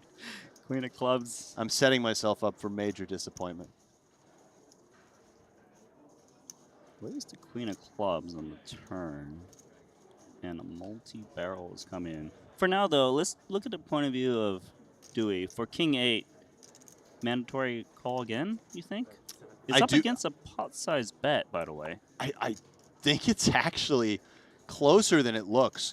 In these sorts of spots where you face two really big bets, I mean, a very big turn bet, ranges converge from your opponent to the point where King 8 is no longer going to be beating any value bets. So in spots like that, you would often just rather have, you get here with enough draws, like you'd rather have just 10-9 double gutter, or you'd rather have diamonds, or of course the times you floated with some Queen X. King 8 starts to feel a little bit uncomfortable. Not to say that it's a fold right away, but it certainly starts to feel like it's an awkward spot because your visibility is very poor on rivers. This board is getting nasty. 234,000 chips in the middle. Another overcard to the 8. Oh, 10-9 to get there, which was a double gutter on the turn. So I'm no longer putting my man Huang on the ace of diamonds 9. I think when he bets that turn, of course he can have some draws, but I think they are going to be actual draws, not something like ace high. And he just said all in. I'm going to put him on pocket aces. Pocket aces is your go-to? Pocket aces. So first off, you're going with value versus the bluff. I'm going with value. And you're thinking it's aces. It's like a one-pair super strong hand like that, king's aces. I think if he doesn't have one of those really strong one-pair hands or some type of value hand, he would have a bluff on the turn, some of which actually improve to some showdown value, like stuff like Jack 10 of diamonds, Jack 9 of diamonds. So they may not take this line. Of course, so you're some saying that if he there as had well. like Jack X, he wouldn't need to shove anymore. He might try to slow it down. Of course, that's only some of the semi-bluffs, but, I have to pick a hand. I've been put on the spot here. I'm going pocket aces. Now, do you also try to pick a hand, or is this just my job? It's just your job today, man. Okay. Because right. I'm with you. No, but honestly, what about bluffs? What are you thinking the bluffs are? Are they always diamonds without any pair connection? You could have something like 9-7 of spades, 7-5 of spades, some of these open enders. Certainly some diamonds. Yeah, I guess the thing is there's only so many diamonds that don't have a pair at this point. Right. Like if you did turn extra equity on the queen, it's going to be this Jack 10, Jack 9, 10, 9 a lot of the time. Do all your just random King 7 of diamonds just pot the turn? I'm not sure. I mean, that would be, if you start just potting the turn with every combo of a flush draw, you're probably overdoing it. Now, let's look at the King 8 too and talk about, does he have a good bluff catcher? And he does call. What you got, Huang?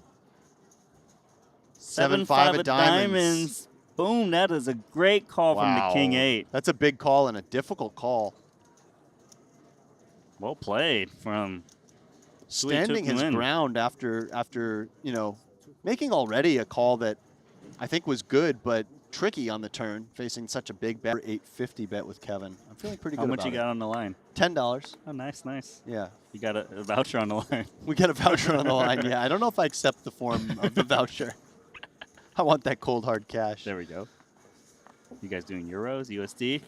True, it wasn't specified. I was thinking USD would be the sort of generic. Depends on which way the bet goes, I suppose. That's a great way to angle, huh? That's a great way to angle for $1 or so. I did say $10, so I think that fair. That kind of clarifies it. 10 Canadian dollars. Another loose open here coming for Shixiang. He's just trying to attack those buttons right now. Expecting the blinds to hopefully overfold. 2 10s. That's a monster hand off of these stacks in positions. This is one thing that I do recommend to players playing in tournaments that have, and I'm not saying this is the field I would do it in, but something like the main event in Vegas where you get a lot of recreational players, a lot of kind of first timers. I say just really go overboard opening cutoffs and buttons until they give you a reason not to, because I do find that the small blind will under 3-bet and the big blind will overfold as well. Wow. Oh. This is trouble for Frankie. Given the raise, the initial raise came in, in the button too. These positions are just, can he get away from 210s here? All right, here comes the 4-bet to 125,000. And this is where we were talking about those blockers too, Randy. You'd way rather have ace-king in Frank's shoes than the 10-10. Really, you're just going to be in very bad shape against the value range. You're going to be looking at jacks plus and ace-king, really. Can we continue 2 10s in this spot? And in which way, if so? Right. It's easy to say when we can look at the cards, but... Well, he's going to jam. Move in. That's going to get snapped off, obviously. Bad news incoming for Frank. And you know what? I'm looking at the stack sizes. They're only 40 big blinds deep. I really don't know that you can get away from 2 10s there. Mm. Well, he did Button, not get small away. Blind, big blind. Yeah, I hear you. It's kind of a cooler. Yeah. 645K pot. Queen's heavy advantage. Comes the V-Logger. Needs a 10. Oh! How do you like that for a highlight reel? And not showing any emotion, keeping it in, waiting to see the rest of the run out. Lee find a queen. Oh my God, is this real? And notice Frankie's face didn't change much there. Oh. I'm in pain right now for him. There's a little smile. A little from smile Jing on the Ji. face of Lee, yeah. One I out. don't blame him. Oh. No. Or maybe covering? I'm not sure. That run out's insane. Yeah. I was expecting a 10 on the river. I thought this was one of those setups. Frank can't even leave the table. He's got 7,000 chips remaining. He wants to. Orbit of free hands. I suppose choose wisely. Don't choose. Don't choose This now. hand because 2 ace. Oh, Oh, wow. no. Another setup here, Randy. This setup. This one you're definitely not getting away from. I mean, I don't think you can get away from the 10s either, but... And Lowell is going to be standing up and not staying at the table at the conclusion of this hand, unless he gets a miracle. Wow, with ace you're king. really jinxing Wen here. Now, is there a world in which Wen ever just flats the 3-bet? I don't think he will, but if he did, maybe that's one of the only ways that Luo doesn't get all the chips in here, is if he somehow flats and then the flop is really bad for Luo's hand. I definitely think there's merit to it off of these stacks, but, certainly going with it makes sense too. All in. That's going to be a snap. What do you think about this? 2 aces. Not so good, is it? Cold deck. Not so cold for a window with the big stack. You can win this pot. He's going to be close to $1 million. Yeah. Yeah, what a nice time to pick up 2 aces. And Luo, he takes his, wow. This is rare. He has taken his microphone pack off. I mean, come on, look at that. He's got 7%. No, I understand that, but sometimes they start to, okay. Oh, he can find a winner here. 4 jacks are in the deck. And he's going to have to reassemble that microphone and fit it under his hoodie again if he catches one of those jacks. Not on the turn. One more chance. One more chance. River card. Oh! Wow. Mic up, sir, because you're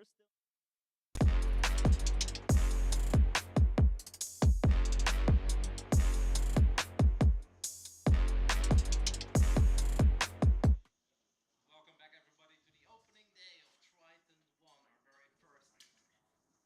Hey, I Mike, knew that Mike. was going to happen. Unbelievable. I had to press a button. Welcome back, guys, to the opening day of Triton ONE, where we are, of course, still watching the 3K Genesis event. We are 1 level away from registration closing for 1A. Alex is on his well-deserved break, and I am here once more, joined by the one and only Randy Lu. How were the last 2 hours, Randy? Tell me how much more enjoyable they were with Alex than they were with me. I mean, it was pretty good. We got a hand where it's a mystery hand, which I don't know if you've gotten to see one yet, so that'll be really cool when that happens later. But for now, like you said, it's 1 level left for registration. That means that this is your last chance to get as many buy-ins as you can. But of course, if registration does happen and closes off also Flight 1B. Yep. That's happening right now. And there's 1C and 1D tomorrow. And quite a few of the players that we saw bust earlier on some of the future tables are already entering day 1B as well. I've seen a couple of them sitting there. We can take a little look at our next future table. We can take a look at the lineup and the chip stacks that everyone is working with. It has already been brought up a couple of times, but we will have a Foxen at our next future table, and he's got a very healthy stack to work with. Yeah, he's got a lot of chips, right? 82 big blinds, 817K. He knows how to navigate his way around like big fields like this, and of course against strong players. So it's going to be cool to see how he does here in day 1A in this 3K, but I'm feeling very good about his chances here. We also saw on the right side of our leaderboard a couple of the other biggest stacks that are currently left in day 1A. Few big names in there, also very international, right? Like, yeah, we've got a few Chinese players, but I see Vietnamese players in there, lots of Europeans as well, the Hungarians, the Frenchies. The Spanish guys, they're all out there, Nano. I also see a Bowser turtle shell on the bottom right of the screen. That's a pretty cool backpack. I did not see that. I missed it. Oh. I was diving into chip stacks, man. I like numbers. I like to look for the obscure things on the screen. So do you think we're going to have a mystery hand in the next 2 hours as well? And do you think that I'll be spot on, or will I be way off? Well, Alex Livingston was way off. So you can't do much worse. Just kidding. And how did you do? See, I stayed out of it because I knew if I guessed, It's I'm a just setup. setting myself up.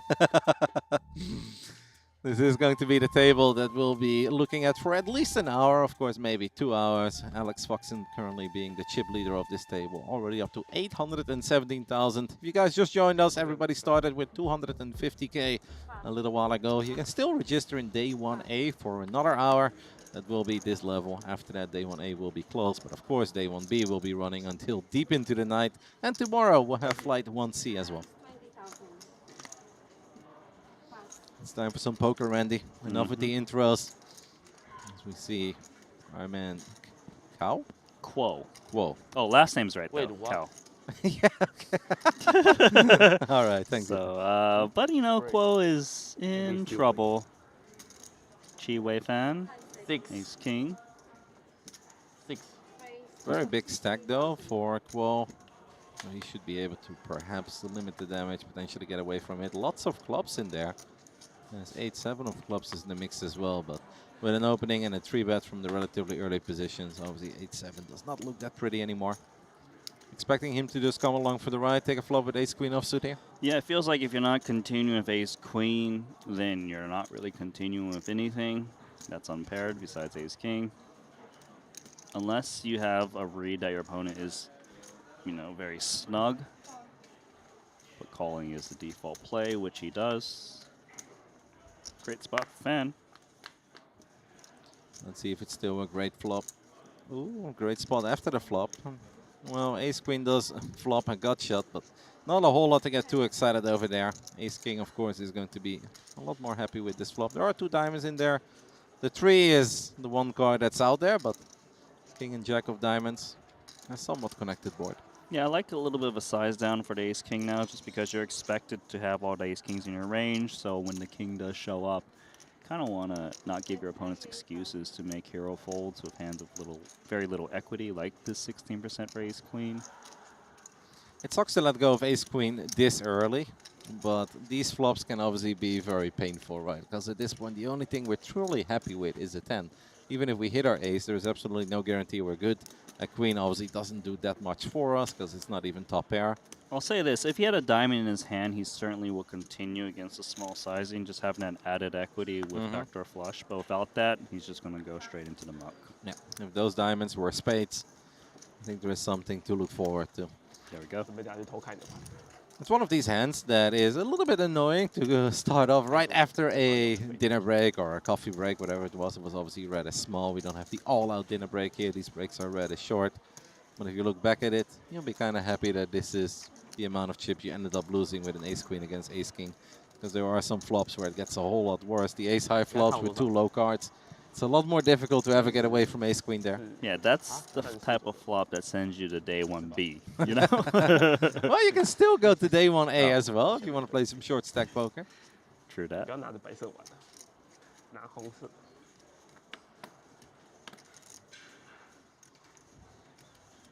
Is there anybody else in the field that you're currently really keeping your eye on, that you've been already invested in their story? I mean, we did have Xuan Lu earlier, but I believe on the frame that you were watching with Alex, she busted on stream, right? Two That is nines correct. against 2 jacks. But I did hear that she jumped back into the mix. Yep, in day 1A as well, like no B or anything. She's actually doing really good. Like 4. Already up to 530k. That's more than she ever got on her first bullet. And is obviously 2x starting stack, so it's not too bad. There we go. Foxen, Queen 10. Look at this. See, this is the thing. A hand like this is not an auto 3-bet. Oftentimes it just folds to open raise. But Foxen is probably deviating a bit based on this field and getting a little bit more out of line, trying to use position to his advantage, and now he's attacking with Queen 10 offsuit. And if your Queen Jack is offsuit, it's really not that pretty. Yeah. Alex Foxen takes it down with the inferior hand. Like that. The power of position, I know you're a big fan. And the power of being Alex Foxen. Players kind of don't want to play out of position against you.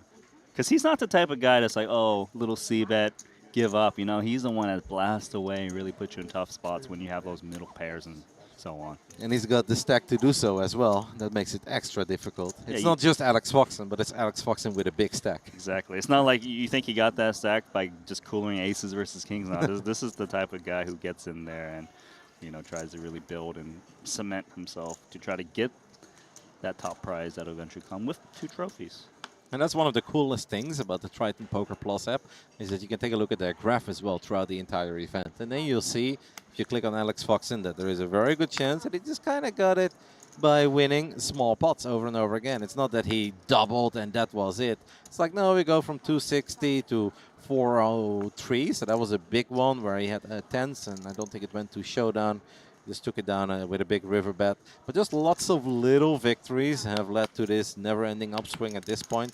Apparently did lose a few chips in the previous level, was already up to 945k. Apparently lost with aces against pocket sixes, where sixes flopped a set on 6, king, 10, 3, 7. So you're liking the app right now, aren't you? I'm loving this. Because you can really follow your favorite players, see the big hand histories, you know, maybe even learn from it, right? Like, oh man, he made a big bluff here or a call down. Things that happen off the feature table. I just think it's very informative as well for us sitting here over at the commentary booth, where we can take a look at how did they get their chips. Like, is it by winning tiny pots, or is it by one big double and have we actually chipped down since then? So you can really get a better feel for maybe the momentum that's on a player's side and the energy level that's there as well. Because getting an early double is awesome, but if you then actually end up losing 33% of your stack throughout the next 2 hours, you're really not feeling that happy. Well, if you have a similar stack, but you got there by battling and grinding and winning small pots over and over again, I feel like you'll probably feel a lot better about your performance up to that point. Yeah, it's kind of funny that you mentioned that, because in our last frame, we had Mustafa Kanat, who had a really big stack, but he lost pretty much every single pot and bled like 20k over and over again, and then, you know, finished that level of play with 360,000. So, you know, like this, you know, if you happen to miss it, you look through the app, you can see that story in there and all the hand histories and so on. Yeah, he was on the wrong end of it over and over again, right? He gets ace-10, they have ace-queen, he gets ace-jack, they have ace-king. It's like, you can be a fantastic player, but it's so frustrating when that's happening. Exactly. King 8 suited. First position. Pretty adventurous open, no? From under the gun. Yeah, slightly adventurous, but given that he's got the stack to play with, he can afford to kind of make these speculative plays, see how your opponents react. If they just fold to you, then why not? How are you feeling about the suited king 6 these days? What did we used to call? We used to call it the Ben CB powerhouse. Do you remember that? Yeah, absolutely. Yeah. Because he won that 3-way all-in against kings. I remember that. Yeah. That was ridiculous. But, you know, King 6 suited is like the new Ace 5 suited, right? Like, it's just a hand that's kind of solvers like to use as their aggressive hands widen their ranges in these 3-bet pots. So we'll probably see it come to life going forward. But how do you feel about it? How do I feel about it? Depends. Are you flopping 666? Because I'm in there. We have recently seen that, actually. The king 6 flopping 666. Oh, yeah. That was quite the hand. So far, so good for our chip leader, Alex Foxen. Look at Victor Chong. Looks down at Queen Jack under the gun. Does not decide to open it. It is offsuit, but I don't hate opening with Queen Jack either, especially if we've got a decent stack to work with. I think it really depends on the players at the table. You know, like these players have shown to me, and they 1A, they're very competent amongst all the different tables. So folding Queen Jack makes more sense offsuit. But you know, if you're up against very passive players, I like opening because you just take it on pre or c-bet relentlessly. We've got the Queen 9 suited open from the cutoff. Yeah, I like this. Makes it 20K.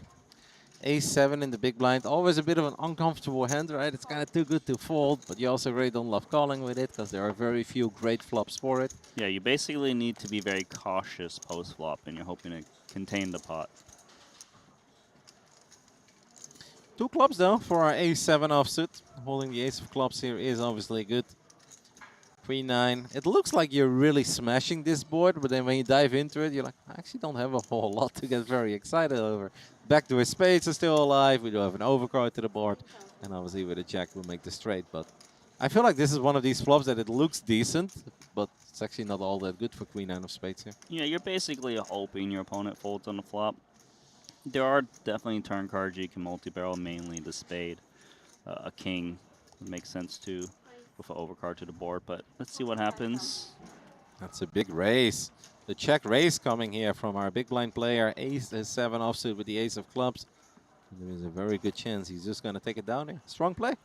Well, I'm not so sure he's going to take it down. And the reason is because the check raise is about 2.5x.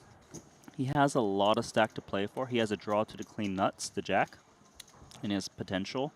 So, you know, if his opponent's got a big hand, he hits a jack, he can win a huge pot.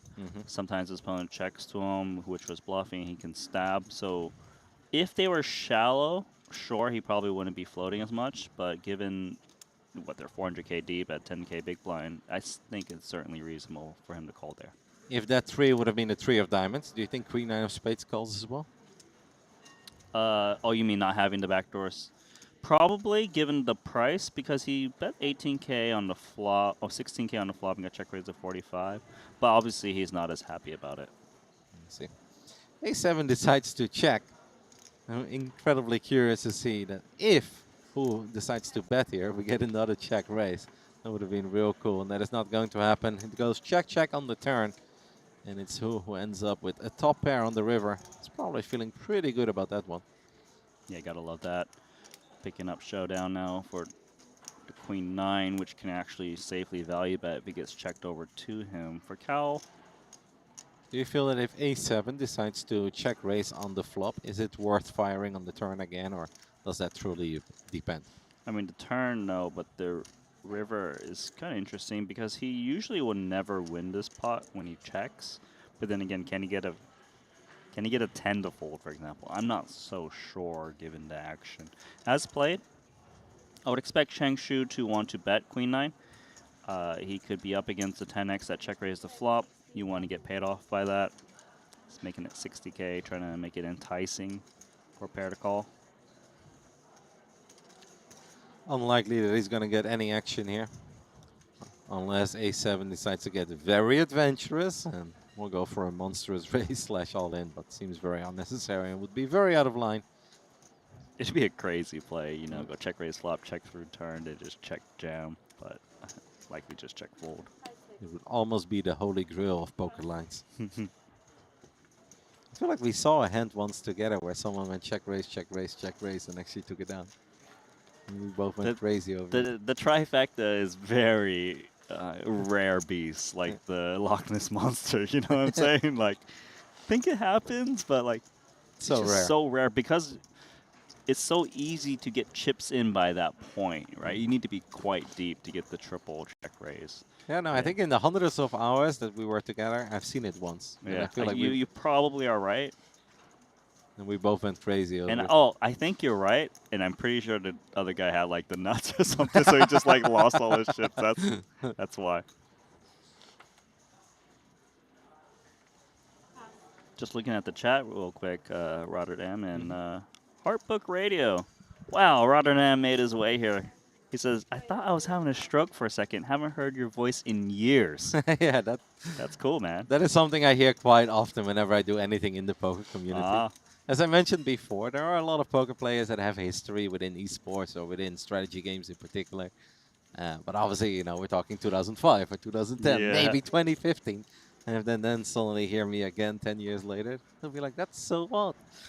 I've heard it. I see it as well whenever I sit down at tables, whether it's online or from time to time offline. I've had a casino once where I walked in, I sit down, and the guy on my left looks at me. He's like, hey, shouldn't you be streaming today? And I was like, okay. That is not what I expected from my neighbor, but I was like, no, I'm taking the night off, mate. Look at this hand. 3-bet from King Queen against Foxen. So which flag is that, Nanonoko? That is the Greek flag. That is correct. Look at you. That's right. You've gone to the lab. No solvers, No no sol- sims for you, but No chat GPT to help me. Small 3-bet, but if he knows Foxen is just raising too wide, given his presence at the table and big stack, why not? And Yeah. it works. strong play as well, because Foxen did open from relatively early position. So to then put in the 3-bet there with King Queen offsuit. Strong play, and it works.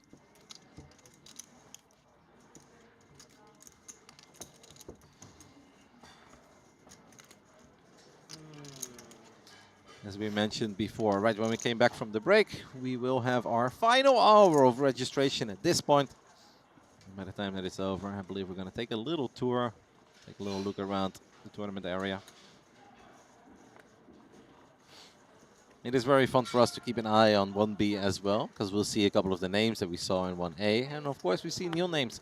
A lot of players either arrived late yesterday and they didn't want to wake up early, or some of them even arrived today and they took a little power nap. They woke up and they're like, all right, 6, 7 p.m. Perfect time to hop into the first event of this very long poker festival. It's actually kind of interesting to see the people who are in 1B right now, because they have the option to late register this, but they rather play more levels, give themselves more opportunity to build a stack, right? And I think when you're starting a potential 20-day poker journey, it probably makes sense to start a little bit deeper with more blinds to work with rather than fire in the hole and let's get 4 bullets into day 1A, right? Like that seems a little bit excessive and perhaps sets the wrong tone for the entire series. You know, if this is day 12 of the festival, I understand that some people are willing to go a little crazy in day 1A, but I think the very first event, the first ever Triton ONE, hopefully the first of many. Wouldn't you love that, Nano? Sure would. Foxen.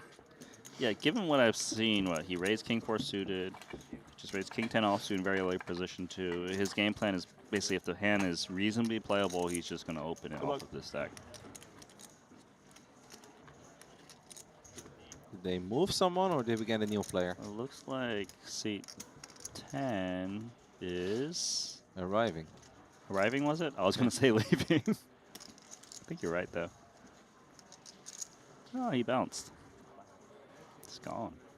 Alex wished him good luck in his next table. I would honestly take that as a vote of confidence. Alex believes in me. That's how it works. He's rooting for me for the rest of the day.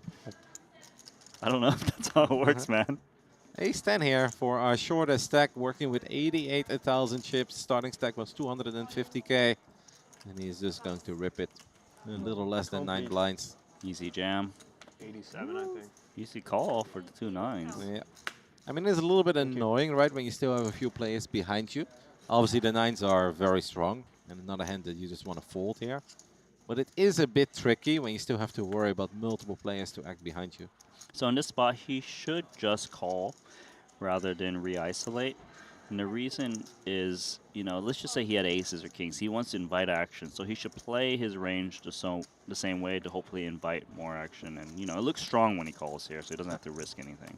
I like that, actually. And, of course, it also lets you potentially get away from a monster stack shoving behind you. Exactly that. It sucks to lose 90K, but it's a whole lot better than losing 400K running 9s into an overpair. So we've got a good old-fashioned flip. The 9s are slightly ahead. I'm feeling the ace 10 though. Oh, you were on the window card. Not anymore, huh? No. Our man does not believe in the runner full house, and I can't really blame him for it. Oh, okay, the dream. He's Turn like, around. come back here, sir. That would be a sick run out. Sit back down. Are you going to hit ace or 10? That'd honestly be quite something. Nope. Nope. Looks like an ace. It's the budget ace. The budget ace. The Timu ace. Mate, ace 4 is so annoying when you play live poker now. It's like, Especially if you're a squeezer, right? yeah, you always have that half second or like less even, but a lot of hope. And then it's just so disappointing. And then even if it's suited, I still don't feel good about it. I'm like, no, I feel betrayed. Betrayed, that's the right way to put it. Yeah, not a whole lot that a player could have done there. He was down to less than 9 bigs. You look down at ace 10 offsuit. You're obviously not loving it, but you're going to have to make some plays. What else are you going to do? Chip all the way down to 5 big blinds. Even if you then double, you're back to where you currently are. No. So you may as well take a shot then. He had a good shot here. It was a proper coin flip. Just did not go his way. Black. Wow, Sam, who we've had earlier on one of the Very future lucky. tables, Big lucky. he's up to over a million, very, 1.1 million chips at this point. Only one. Sam Amin from the UK. Ah. He's been running hot. 25. I see. That's funny, by the way. I'm taking a look at how he got his chips, and he literally just won a 400k chip pot with pocket 9s against ace 10 offsuit. No, I'm not making Is it this up. a sim? I'm not making it up. That's literally what just happened. You sure? Yeah, and then That sounds kind of insane. Though. I- The one time you look at the hand history, Yes. like, okay, well, take a look at it. Use your iPad, Okay. click on Sam Amin, take a look at his massive jump, and he went from 744k to 1.2 million. Legitimately pocket 9s against ace 10 offsuit. hey, just to let you know, Mhm.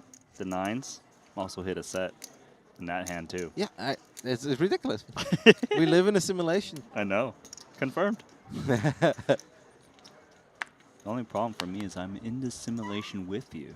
I mean, there should be a lot of universes out there where you're not, so don't worry about it. Jack 9 offsuit flops a middle pair. Ace 3 completely misses. Yes, there are 2 diamonds on the board, but we're holding the 3 of diamonds, not the ace of diamonds. That is the face that I would make as well. And I'm playing ace 3 offsuit from the button. You calling him a tail box? I mean, it's just that face does not spark a lot of joy right now. I would love to see him do this with like top set. Yeah, that would be sick. He's still gonna fire, hoping to shut out the big blind. I don't think we're going anywhere here with Jack 9. Nope. We're obviously going to tread cautiously, but we got to be somewhat happy with this flop. Especially against that price. And let's just, yeah, you might even be thinking about raising because the bet is so small. It seems like we have just, or? Looks like call, I would think. Just in case you don't want to inflate the pot too much with middle pair. 6 of clubs. Bit of a blank. Yes, ace 10 does get there, but I guess 8-5. Why would we be playing 8-5? It is possible from the button, I guess, the suited 8-5. I feel like the 6 should not change a whole lot. Yeah, the 6 is actually a bad card to consider a multi-barrel, I would think. I'm not sure he's going to agree with me. Looks like he's reaching for chips. But the reason is that hands that you're trying to fold out are like 7Xs, 9Xs, but they're coupled with straight draws a lot now, like 8-9, 7-8, and those hands aren't looking to fold with a pair straight draw. So he is going to try to muscle with the ace-3 offsuit, and it might actually work against this hand, given the Jack-9 is just looking for a 9 or a Jack to improve. Properly sized up as well with his betting. Eh? The flop bet was small, but this is a pretty big turn bet, 64k into a 90k pot. I would imagine that Fan has a lot of reason to potentially go triple barrel if he's going to bet this hand, and it just works on the turn. So very aggressive, very nicely done from Taiwan. Thank you. He made it look like he wasn't happy with that flop, and I don't think he was very happy with it, but it's really spiced it up on the turn. Oh, is that Wolfgang? That is most certainly Wolfgang. Hey, he's way above starting stack. Oh, he sees me. Or maybe not. Is that how it works? I don't think that's how it works. I think he sees a camera. So he only likes the 7 of hearts and 7 of diamonds based on his hat. It's his favorite hand. Maybe that always makes it I set. beg everything, and I Hope we get before him I on a leave future home, table. I later. draw. I think there's a very good chance we will. And I was a then little bit jealous of you and release. Alex having Frankie on Truly, the and future then table because what I've watched quite a few of his videos. My He's a mentor very like likable guy, crazy. likable How character. can he happen? Does his best.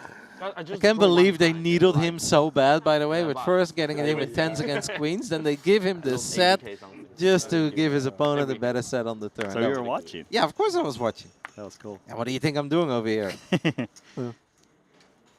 No, I'll watch everything. I'm watching what's ever happening in 1B as well.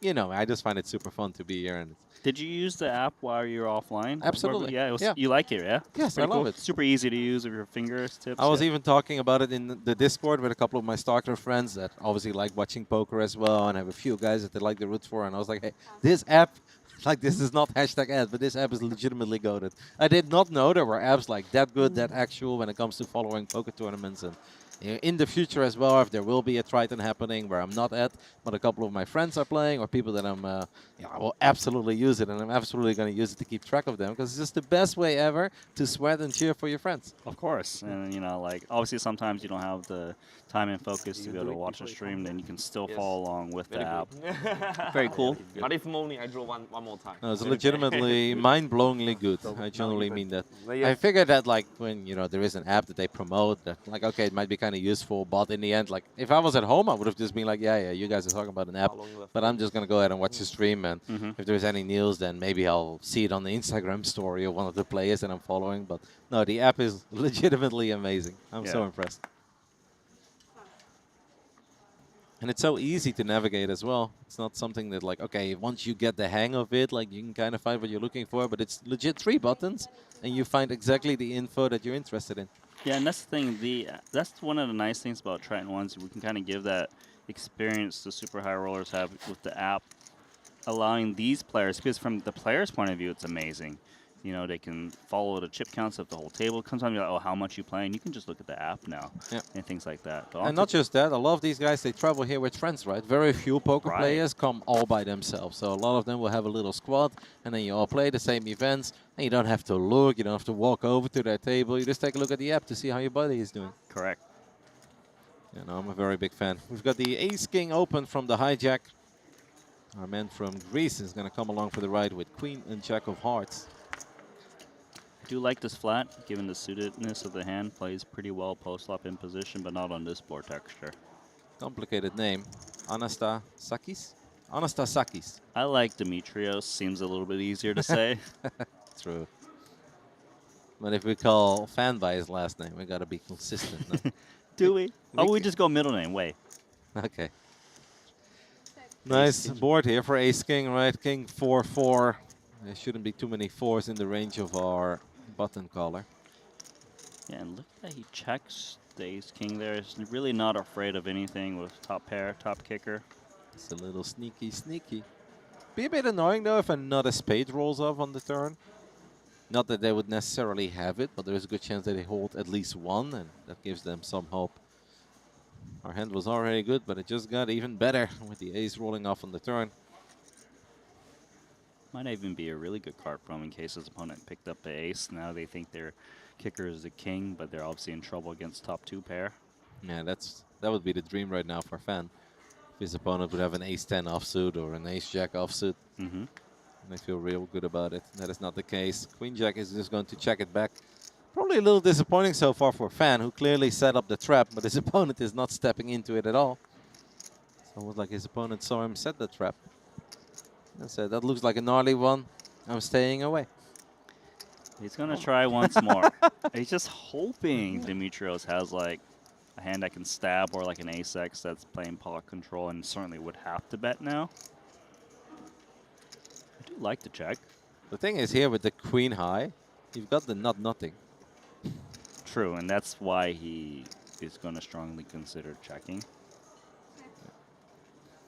This is going to be very surprising, by the way, to Dimitrios when he sees his opponent was setting on ace-king. And this is also a moment where I think the rest of the table will absolutely make a mental note and be like, okay, you know, king 4-4, you check, ace on the turn, you check, Yeah. blank on the river, you check again.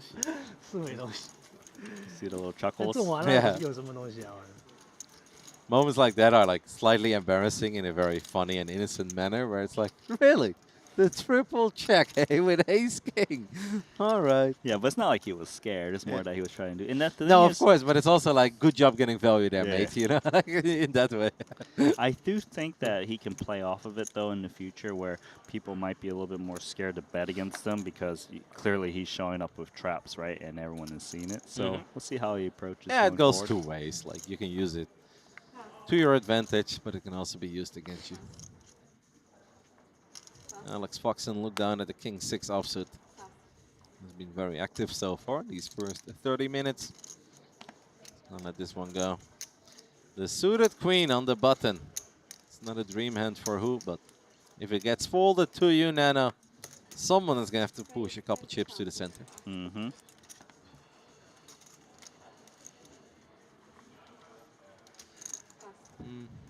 I would not have hated the one big blind call there with the 5-3. I know it's not fantastic, 5-3 offsuit, but I like defending those blinds. Can't make it too easy on them. Look, it's definitely a hand that some players would defend, especially if they got more chip stack, which he did. But maybe others are a little bit less comfortable playing these kind of weakish hands post-flop. But to me, I feel like if Foxen was in the big blind spot, he's more likely to defend versus some of the other players at the table. Yeah, I think it's probably 50-50, or if not more, in favor of defending there. Because it's just a button opening. You're, of course, closing the action. That's very important. I think a lot of people would have liked to see a flop there. But Not especially the price, like pure min raise helps. perhaps he's traumatized by 5-3 offsuit. We don't know what has happened in the previous tournament. Well, you think he's just all in every time he sees it, like, oh man. No, I think he's just busted like 4 times where he flopped trip 5, so the other guy had ace 5. You know? Then he's like, I'm never ever playing 5-3 offsuit again. You know it. 6 deuce, this time we ain't opening. King 6 offsuit from the small blind though. As he puts a little stare towards the man in the big blind. King 6 against King 5. That's a pretty fair fight. We just limped there, by the way. We did not raise. We just limped with the King 6. Yeah, I think it's actually reasonable to raise. Limp's okay too. Even the King 5 might have been able to attack pre, but for now we will play same hand versus same hand. You know, the kicker could potentially play. Yeah, with the deuce and the 4, but there are also so many runouts where the kicker does not play. Of course. Look at the King 5 stab. Maybe it just wins now. We do have the King of Spades in our hand, so I guess we enjoy this flop a little bit more than Wei does with the King 6 offsuit and no spades. There really isn't a lot to get very excited over. You're looking down at King 6 here. Some backdoor straight draws with the 6. That's a nice call from King 6 off. Difficult to play a turn, though. True. Like if we check here and Victor fires once more, I don't really see how we stick around. It's also very hard for Victor to double barrel with King 5 at the moment with his stack size. Let's just say he bets like 30K and gets called again. It's pretty detrimental to his stack, given that'll put him to the 10 big blind territory. So yeah, he doesn't fire. That is true. The river, however, is a 5. Victor was behind and needed some help. Gets the help. And that's going to be very annoying for Wei. Even though if he checks and Victor bets, there's a good chance he just lets it go. I don't think he needs to turn the King 6 into a bluff, though. No, I think he just checks. Yeah, I like check. Sure, he's going to lose to the 5 in this spot, but he can beat some hands that took a random stab. He doesn't have to worry about ace high because ace high would have just shoved pre for Victor Chong. So there we go. I think the 5 could have potentially sought value, but he just instant checked it back.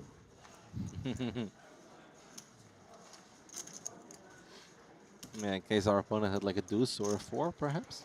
And that's why they played a passive line, the check call line. Yeah, that would make sense to me, you know, kind of target those hands. If you're up against a better pair, they probably would just fire. This is really annoying if you do make a bet there, even if it's tiny, if you then get raised. Like with the stack size that he's working with, he can truly fight back.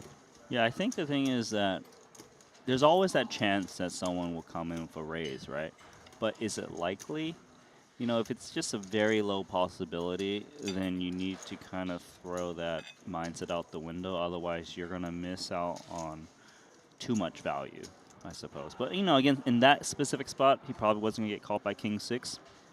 But the very best players, they're always trying to look if they can squeeze out some value, even if it puts the risk that they could potentially get raised off their hand. But if it doesn't happen that often, then it's, you know, kind of worth it. Xuan Li just won a big hand on one of the outer tables. He's now up to 675k. Did you use the hand history? Yeah. Because Ace King against 10-9s. He flopped Trip Kings and our opponent fired away. Okay. So he made a full house on the river, but that's not very relevant. Our opponent had a big draw on the turn, like 10-9 of clubs on King King, 6-8 of clubs. So got shot, flush draw. Nice 3-bet from Kuo Wei Kao. King 10 offsuit.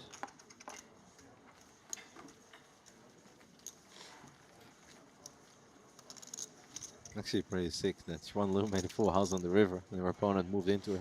It's like, okay, I've got second nuts here with Ace King on Ace King King 6-8. I guess we call.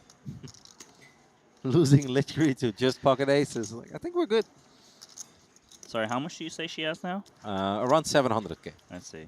Let's call it 700k. 70 bigs. Looks like Kristen Foxen's doing pretty well. 14th on the overall leaderboard, 905,000 in chips. Yeah, both of the Foxens are doing very well. She's doing even better than her man. Dimitrios, Ace Queen. Chong Queen Jack suited. He's up against a UTG Open, also 17 bigs. Let's see if he's interested.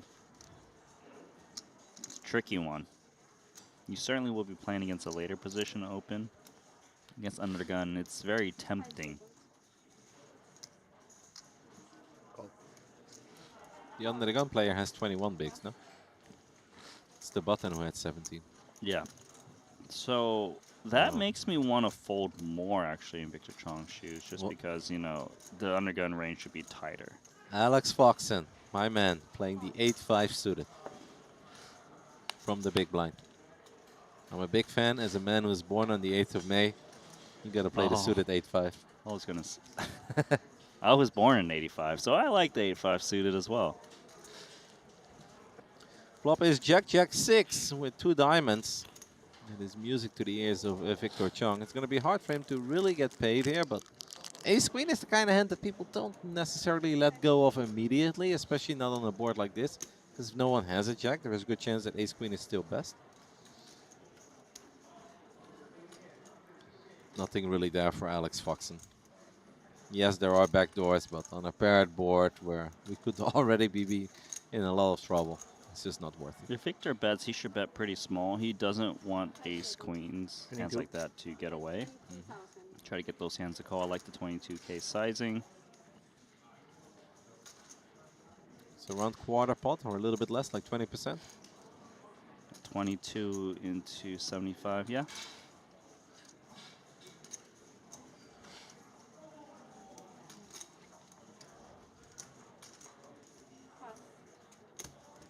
Alex, no longer a fan of my birthday. It let him down. Yeah, he's not wishing you happy birthday. I'll tell you that. I'll be honest, I would have been very surprised if that one suddenly show up, but you never know. You've got a birthday party, Alex Foxen shows up with a cake. Happy birthday, my man. He's like, any home games running tonight? Yeah, the 1-2 is popping up over here. Oh, he walks away with all the money.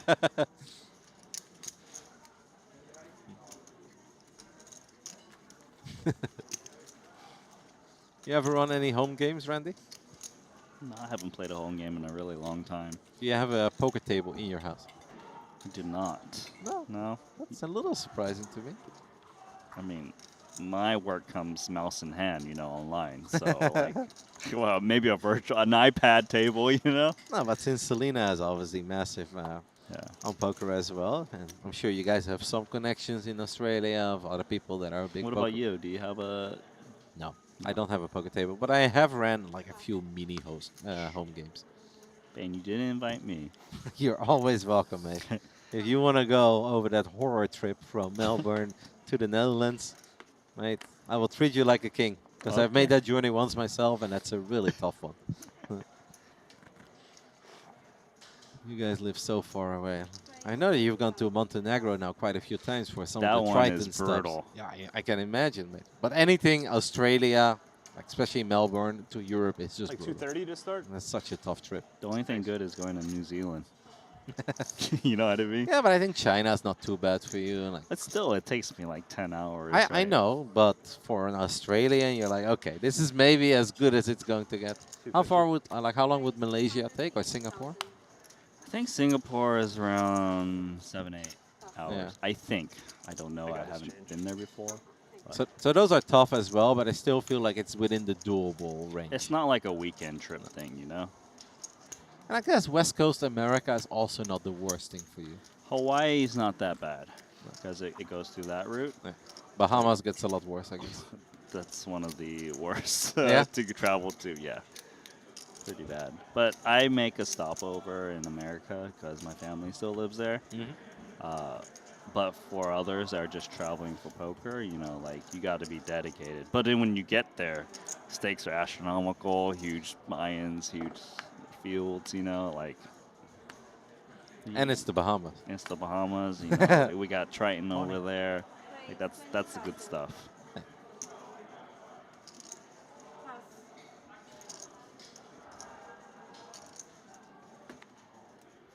So Alex Foxen take down a tiny pot with the pocket sixes. But Oh, sorry. didn't seem like anybody else Sorry, really sorry. had a whole lot. Look at our player, so kind, so apologetic to the dealer after he shoved one of his cards. Gotta have some class, you know. Just casino food. Jacks against King Queen here. King Queen working with a small stack. We are 70k below starting stack on the side of Dimitros 15, Anastasakis. 18. That's I feel like we're getting there. 18 plus. That sounded good to me. 1A. Yeah, it sounded honestly kind of good to me as well. 18,000. There was a small hesitation in the middle as he comes over the top. We obviously know that Jacks won't go anywhere. That's So right. now I have to ask you a very important question. And I know I've already asked you once, but you probably forgot because I know that you don't put a lot of value into our interactions. The nickname for the Pocket Jacks, the Jiggities. Are you familiar with the Jiggities? You yet? told me before. Oh no, you told Selena recently. It's Brad Owen, is it? Yep. Because I didn't know it before. She told me. It's like, oh, all of a sudden he just asked me what the Jiggities was. And No, it was so funny because I said like, oh, look at that. Player X wakes up with Pocket Jiggities. And Selena looked at me like I just said the most bizarre thing ever. And she stared at me for like 10 seconds. She's like, what did you just say? I was like, Jiggities, Pocket Jiggities. She's like, what on earth is that? Jiggity's looking pretty good. Over pair. Oh, you had to jinx it. She did didn't you? not. That's brutal. There's no right way to play Pocket Jacks. Get it in good. You see a very safe flop. Can we find a miraculous jack on the river? We cannot. So Dimitros finds the full double with King Queen offsuit as well. That feels really good because you're not even sitting there waiting for your aces or kings. You get it in with King Queen. You're already happy to see that it is a good old flip. Yeah, obviously, when you get snapped off too, you're like, oh, please don't have ace king, ace queen, and you're up against two jacks. Or even like a hand like Kings it has you in absolutely horrible position. Of course, but you know, nice double for the Greek. Yeah. 40 big blinds now. This could be that moment where we'll take a little look around the tournament floor. Lots of tables running over here live in Jeju. Obviously with day 1B in full action as well. I can take a little look at how my friend is doing. Who's your friend? Martin Nielsen is my friend. I'm very proud. He's in this tournament. Yep. He arrived today. He took a little nap in the afternoon. He's playing in day 1B at the moment. Okay, well, enlighten us. How is he doing? You're scrolling. Is he Yeah, at the bottom of the scrolling jump is never a good sign. I don't know. Come on, you're still scrolling? Well, maybe I just went over it. Taking a look. I don't see him right now. He didn't register, did he? No, he tricked you. No, he's 15th actually, but it's just Okay. starting stack. Oh. I don't know if that means that he busted and he rebought, or he is just somehow still at that even starting stack. But that is what day 1B says. Or perhaps we have slightly more updates right now for day 1A than How day did 1B. he not register this 1A? Because he was he arrived this morning. Like he made it to Korea 2 days ago, but he spent some time over in Seoul. As his girlfriend is Korean and they have lots of family over in the capital. and he just arrived this morning, but he said he was a bit tired, so he took a nap. Then he woke up, and he decided to play Flight 1B. But 1A is open. Yes, for like a few more minutes. No, I did tell him that 1A is open, and I thought there was a chance that he would go for it. But what I mentioned before, I think, is very true. Even for like the biggest poker players or high-stakes poker players, like, it's a long festival. It is 20 days potentially. Do you really want to kick off like starting late regging immediately and then busting twice, and then you already have that feeling like, well, we're off to a great start over here. I'm 3 bullets in, and I haven't won a hand. That doesn't really set the right tone for the rest of the month. I got you. So I actually think it makes sense, especially if you feel like a little bit sleepy, just to get comfortable and play the full day 1B. Looks like a pause in action. I'm going to assume that is what you're alluding to, that registration is closing now. And, you know, obviously there's some people in line. Got to make sure they get seated before we continue the clock. But let's take a look outside. All these players walking in. 300 entries. Even. In Flight day 1A, of course, 1B is going to have a bunch of entries, and then tomorrow we'll have 1C in the morning. And I believe that today we are playing down to the final 16%, and the 16% will actually be the money, is what I've heard. Yeah. So if you survive day 1A all the way to the end, you can say you're officially off to a very good start here at Triton ONE. But you have cashed in the first ever Triton ONE event. Let's not forget about that. Very first. Very excited for our main as well. 8K buy-in. I have the feeling it's going to be a really big tournament. That tournament's going to be massive, and I'm very excited to be able to cover that with you and Alex. And I feel like we're going to see so many familiar faces of people that we were already very familiar with. But I think these first 3-4 days are also going to get us properly introduced to a couple of, whether it's locals or people from the Asian region that we may not see too much of when it comes to European tournaments. You know what's funny, though? Who I said we might see here. I saw him earlier before coming to the booth. Artur Martirosyan. He's here. Yeah? Well, that's very cool. He'll play everything. Cool. You know it. Yeah, of course. Artur would have definitely gone for day 1A. He's in both of them at the same time. He's running between tables. He's in 1A and 1B. He's like, can you put my 1A table close to my 1B table? Big fan of Artur. Very, very active in the online streets. And of course has made a proper name for himself in all the offline events as well over the last few years. I know you've done your fair share of commentating Artur even at the Triton events. That's right, and it's having a tremendous Triton Super High Roller Series where he's currently on the I figured we were top waiting of the on leaderboard. change for year 25. That's why I did that. No. Is there any leaderboard where he's not at the top of? He's small there. It's like the downswing leaderboard, I guess, has never seen Artur, but I feel like every other leaderboard you can think of, Artur Martirosyan is up there. Right about that. So registration now officially closed for day 1A. 300 entries. Half the field is gone, as you can see in the bottom middle. Blinds now 6K, 12K. So if you're eliminated here and you want to continue to play, you need to play 1B, 1C, or 1D. Would you say that's about average, losing 50% of the field when the registration is officially closed? Honestly, I don't really know the answer to that, but... Ooh, big hand, by the way. Yeah, who cares about that? Queen 9 suited versus King Jack. I care. It was my question.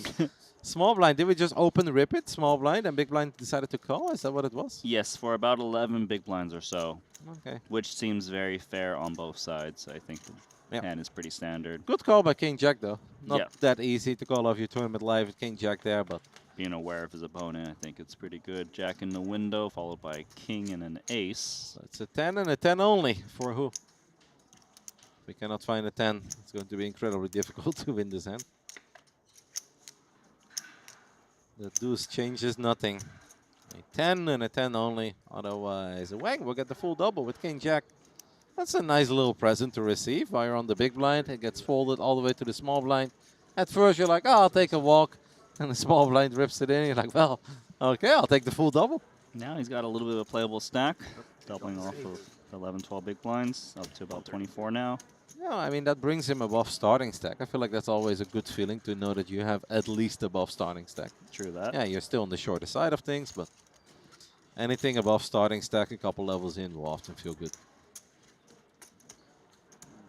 And this was also not exactly the most complicated hand ever. It's a good call, but I think it's a call that you're comfortable to make when you know that this is not the only tournament you'll be playing in the month of September.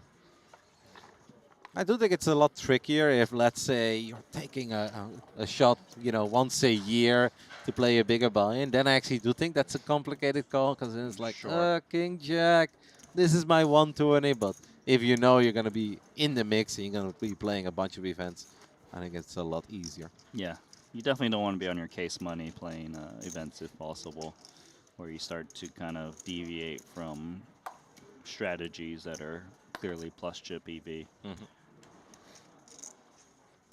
Didn't phase him, by the way. Didn't really smart about it. He was like, yeah, thanks. That's how you know he's a player that plays a lot of tournaments. Yeah. He's like, I was ready to buy in again in 1B, but all right, I guess I'll stick around with you guys. I hope you guys pick up the table talk, because I'm a little bored over here. Newfound chips, gonna go to use. No, this is the man who lost chips.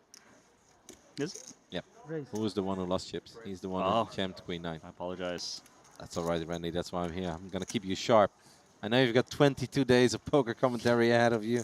In case you start slacking in day 1, day 2, day 3, I'm here. By the time that Henry arrives, I want you to bring your A game. Thank you. The warm-up. Yeah. I have to make sure that Henry is very impressed by your performance this time around. Not bad for 10-7. Not bad at all. Not a whole lot to get excited over if you're playing King 8 here.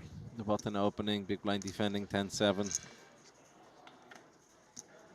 Ooh, what a turn card. How good is that for King 8? It's kind of sad, because if you're 10-7, it's very likely that if it goes check-check on the flop that you want to start betting the turn here now. Obviously, the king is a bit of a scare card, but how likely is it that they're holding a king? Apparently in the world of Wii, quite likely, and he's spot on. Decides to check again. And this makes sense that the King 8 is betting now, needs to charge, given that there's a flush draw, there's some little gut shots. That's 36K. Tough call now for 10-7, right? Yeah, I do feel like it's a King X or nothing situation. A better 10 probably would have just bet the flop. So I do like peeling here once more, even though, yes, he is behind. But he can keep, you know, gut shots honest, like ace-jack, ace-queen. He can keep spades honest. Life would have been a lot better if there was a check. And at least we have some extra equity with a potential straight draw. The river is the 6. That doesn't really change a whole lot. King 8 gets the check mark. I think Wei is praying for a check-check on the river here. He certainly is, but I don't think that's going to happen.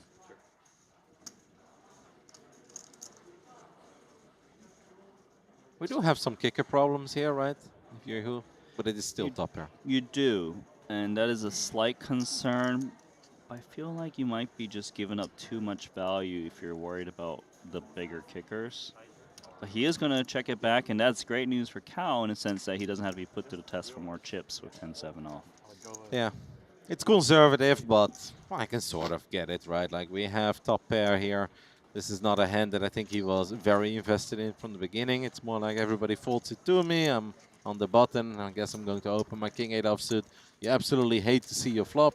You have a hard time believing that this hand is going anywhere. And magically end up with top pair on the turn. You make a little bet. You get called. I think in the end, you're just happy to take a pot like that down. And if you do bet there, even if it's small, if your opponent then hits you with the raise, it's King 8. It's like, what do you beat at that point? Yeah, that's the annoying part is if you happen to get raised. Renji Mao's getting moved back to his table. He was on our last featured table.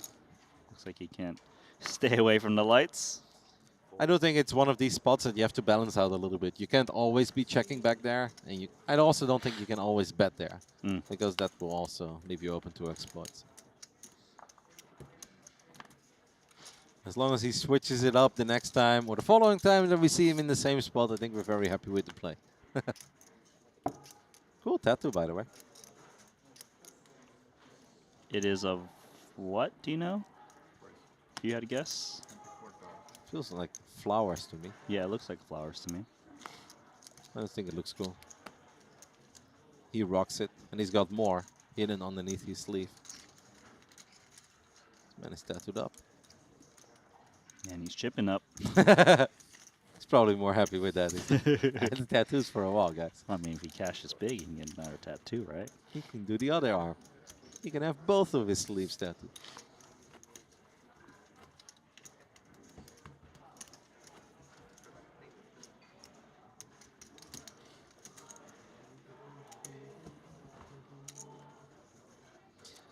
Seems like that's actually kind of funny because two players that we have seen early today over at our future table. Xuan Lee made another big win, this time over Anton Lu, the Australian player that we saw the very first block, so to speak, the opening future table that we had. Aces over queens.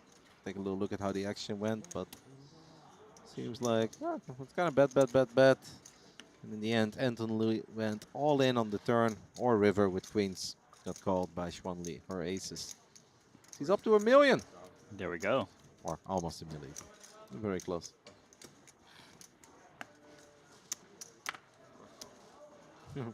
Right now the Foxens are ranked 22 and 23. Tristan Foxen with a few more chips than Alex. Literally 1K. I don't know how that happened. No one will get between them, right? No. 22nd and 23rd. And they will move up together or down together. We don't even have to use the app right now to know how Tristan is doing. We just keep an eye on Alex and we'll know where he's at. A time bank deposited here. 9-6 offsuit in the big. Not my favorite hand to make heroic defenses with, especially not against hijack opens, but Is he grabbing more? he's gonna make a play. 9-6 off. Okay, 107K is the price. That is one hell of a move with 9-6. Is this his hand? His favorite hand, potentially? I used to play a lot of poker over in the Commerce Casino in LA. And I played with one Mexican guy. It was really funny, incredibly chatty. And every single time he had 9-6, he would shout that it's his girlfriend's favorite hand, so he has to raise it. And he just kept on doing it. But this is not one session. This is like session upon session. It's like one of these things that you just never really forget. Ace Queen comes over the top, though. Wrong moment to make a play with the 9-6. That's why you don't play your your girlfriend's favorite hand. You just lose 107,000. Yeah, that's one. Look at the look on his face. Yeah, it's like one of these moments. Why did I do that? Yeah. It's like you guys are laughing now, but wait until you see what I did it with. Hope my girlfriend's not watching.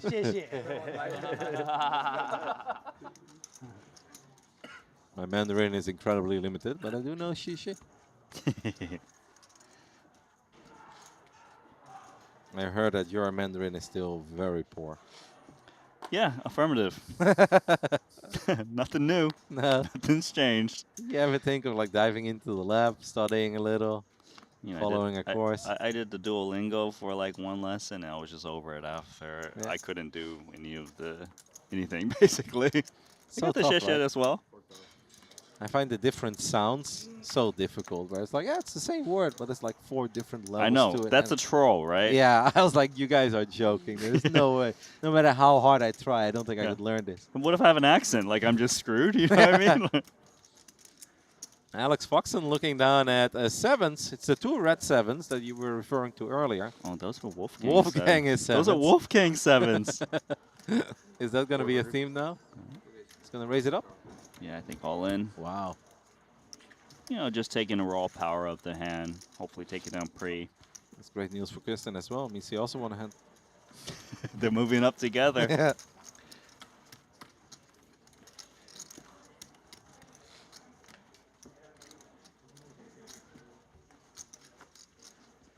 Kristen was actually at 1 million chips, but she lost 200 and something K, so 400K pot in total, with her queens against the Ace King offsuit of Tom Fuchs. Assumed that was all in pre-flop. I'm taking a look at it. Hey, Arthur Mutarajan is at that table, by the way. It's very short. Yeah, it looks like it. We had Tom opening to 30K. We had Kristen bumping it up to 70K.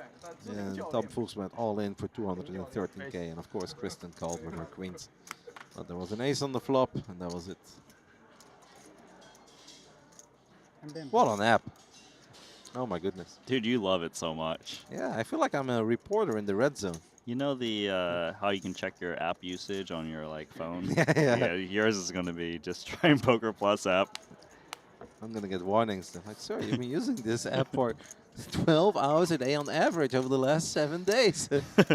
Don't you want to take a break? And I'm like, no, Apple, leave me alone. So many fun things to track. 有 BB 加一个摊杯。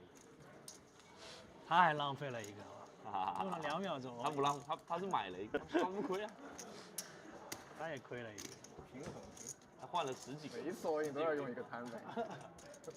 那可能不够。 Yeah, since Arthur is very short in day 1A, he can obviously give it a shot. If it doesn't work out, he can still register in day 1B for a long time. I don't know what the closing time will be of day 1B, but I assume that's going to be like, they can register until midnight, give or take. Maybe 11 p.m., probably like 11 p.m. or midnight.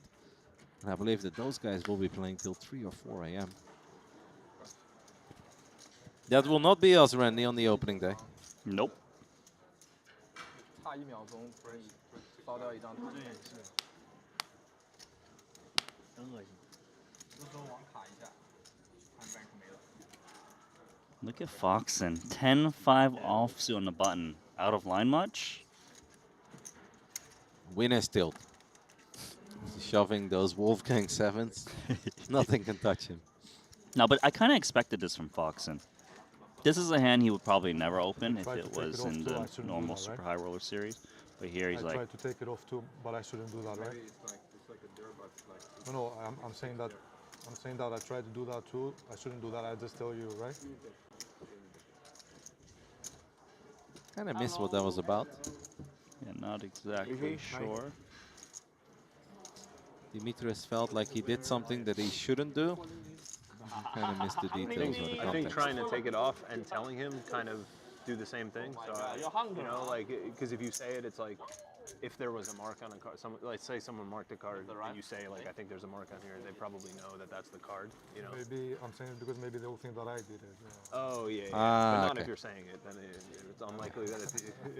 So it seems like Demetrius maybe spotted some dirt on a card and he tried to remove it, but then it didn't go off, or maybe it did go off, but then he said, I probably shouldn't do this right, I should just tell you, dealer, and then you can take a look at it, because the last thing he wants is to make it look like he's the one who's marking the card, while he's actually trying to clean the card. Exactly that. Try to be subtle.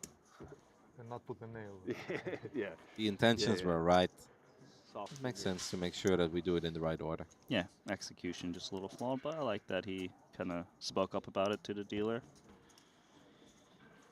No harm. Better to bring it up now than 3 hours from now. Floor manager comes over and it's like, Demetrius, come with us. We have some footage. What are you doing over here? It's like, no, I promise. I tried to clean card.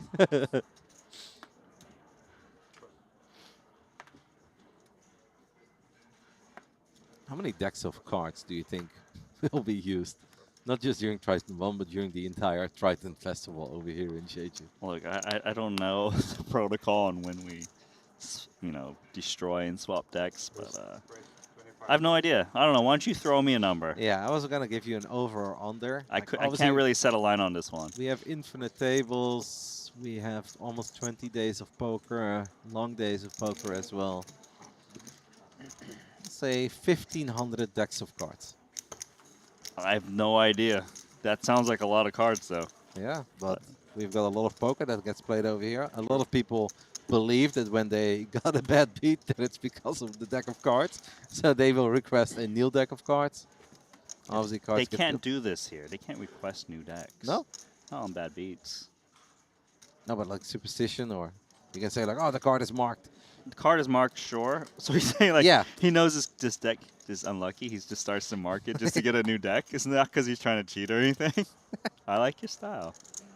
That's the thing. I mean, you know how poker players can be, though, right?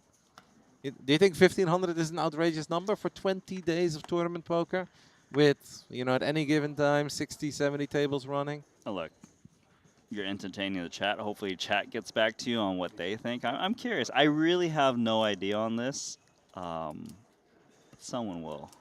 I'll let you know what they say.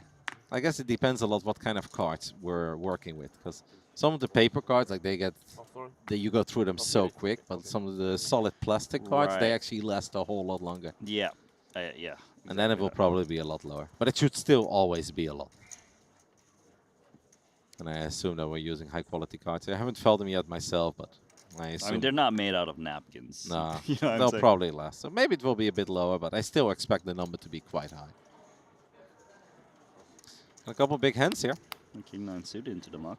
Yeah, but we have an ace-jack suited. We have pocket tens. It's not quite been the day yet of pocket tens. Still can't believe they did Frankie dirty like that. So Frankie's just flying home now, or what? No, Frankie's already in day 1B, mate. I was keeping an eye on him as well through the app. Triton Poker Plus. That's a long journey back to Vegas. Flew out for the 3K, one bulleted, 1A. No. I honestly would not wish that upon my worst enemy. Flying from Las Vegas, Nevada, all the way to Jeju to play 3 hours of poker, to then hop back on the plane and go home. Like that sounds like a horrible trip. I'm sorry. I mean, Jeju is beautiful, but this is a hard time imagining you're having a lot of fun. You're in the tournament for 3 hours. Now he's playing day 1B. He's a little below starting stack, but I assume not a whole lot has happened yet. Queen 7-5 rainbow here in the ace-jack suited versus pocket 10 battle. Ooh, there we go for ace-jack. Chong didn't bet the flop. Ace-jack got there. With less than 14 blinds behind, 80k in the middle, we've got 153k. It may have made some sense to bet the tens on a board with only 1 overcard. Obviously, in hindsight, everything is a whole lot easier, but it does sting a little when you've got, at this point, 12, 13 big blinds behind. You're going to have to maybe fold your pocket tens. This is so annoying. We'll see. Victor Chong was at over 400k not too long ago, no? Yeah, it seems like he's bleeding a bit. With ace-jack, it doesn't necessarily need to bet now. I like this check back. It allows Victor, with a hand like this, to potentially call a river bet, but it might not call a turn bet, given there's still one more card to fade. For now, though, the tens probably thinks it's good. It might go block bet here, targeting maybe like a pocket eights, just setting the price yourself. You know, check is certainly fine too. It is Victor Chong, his second bullet in day 1A, as he did lose earlier his final chips with ace-8 offsuit against the ace-king offsuit of Patrick Demush. Went pre-flop all in back then. Okay, as played, the ace-jack needs to go for value. His opponent's checked him 3 times off of a short stack. Certainly good. Kicker is very good with the jack as well. But your opponent's hand range they're repping as played is very weak, so you might not want to size too large, trying to get hero calls out of like a third pair or a worse jack. I do stand corrected. I don't think he was over 400k, but he was in like the high 200s. You went big. Yep. Pot size bet here on the river. Well, you wanted value. That's some value. Yeah, he's going for max value, especially the way he's played his hand looks a little odd, because from Victor's point of view, if his opponent had a queen, wouldn't they strongly consider betting the flop or turn? The fact that it checked through might get him curious. Like, if you think about what Fan is normally representing, what is it, like pocket threes at river? But that's a good fold. I feel like the only hands you really beat, though, that maybe stuck around, ace-king, ace-10, but you're holding 2 tens, it's unlikely. The clubs did brick, like we have 2 clubs on the turn, no club on the river. Yeah, but there's no turn bet too, so yeah, that's an interesting hand. Good for Chong though, he didn't lose anything post flop. Yeah, but also sad for Chong, because he's on less than 15 bigs, and he just lost a hand with pocket tens. True. Okay. On the bright side, he's still in on his second bullet. But if we're that short, I feel like those are the kind of hands where we do expect a few chips to be either heading our way or potentially get a full double. And it does sting extra when, if you look back at it, he was good pre-flop, he was good on the flop. It's just that the turn did him dirty.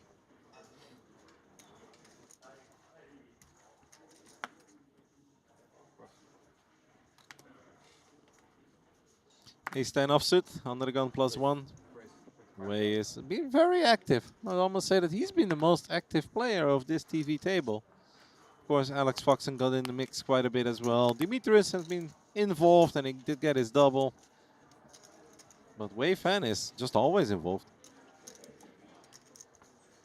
May say it's suited out of there. Didn't like the early position raise.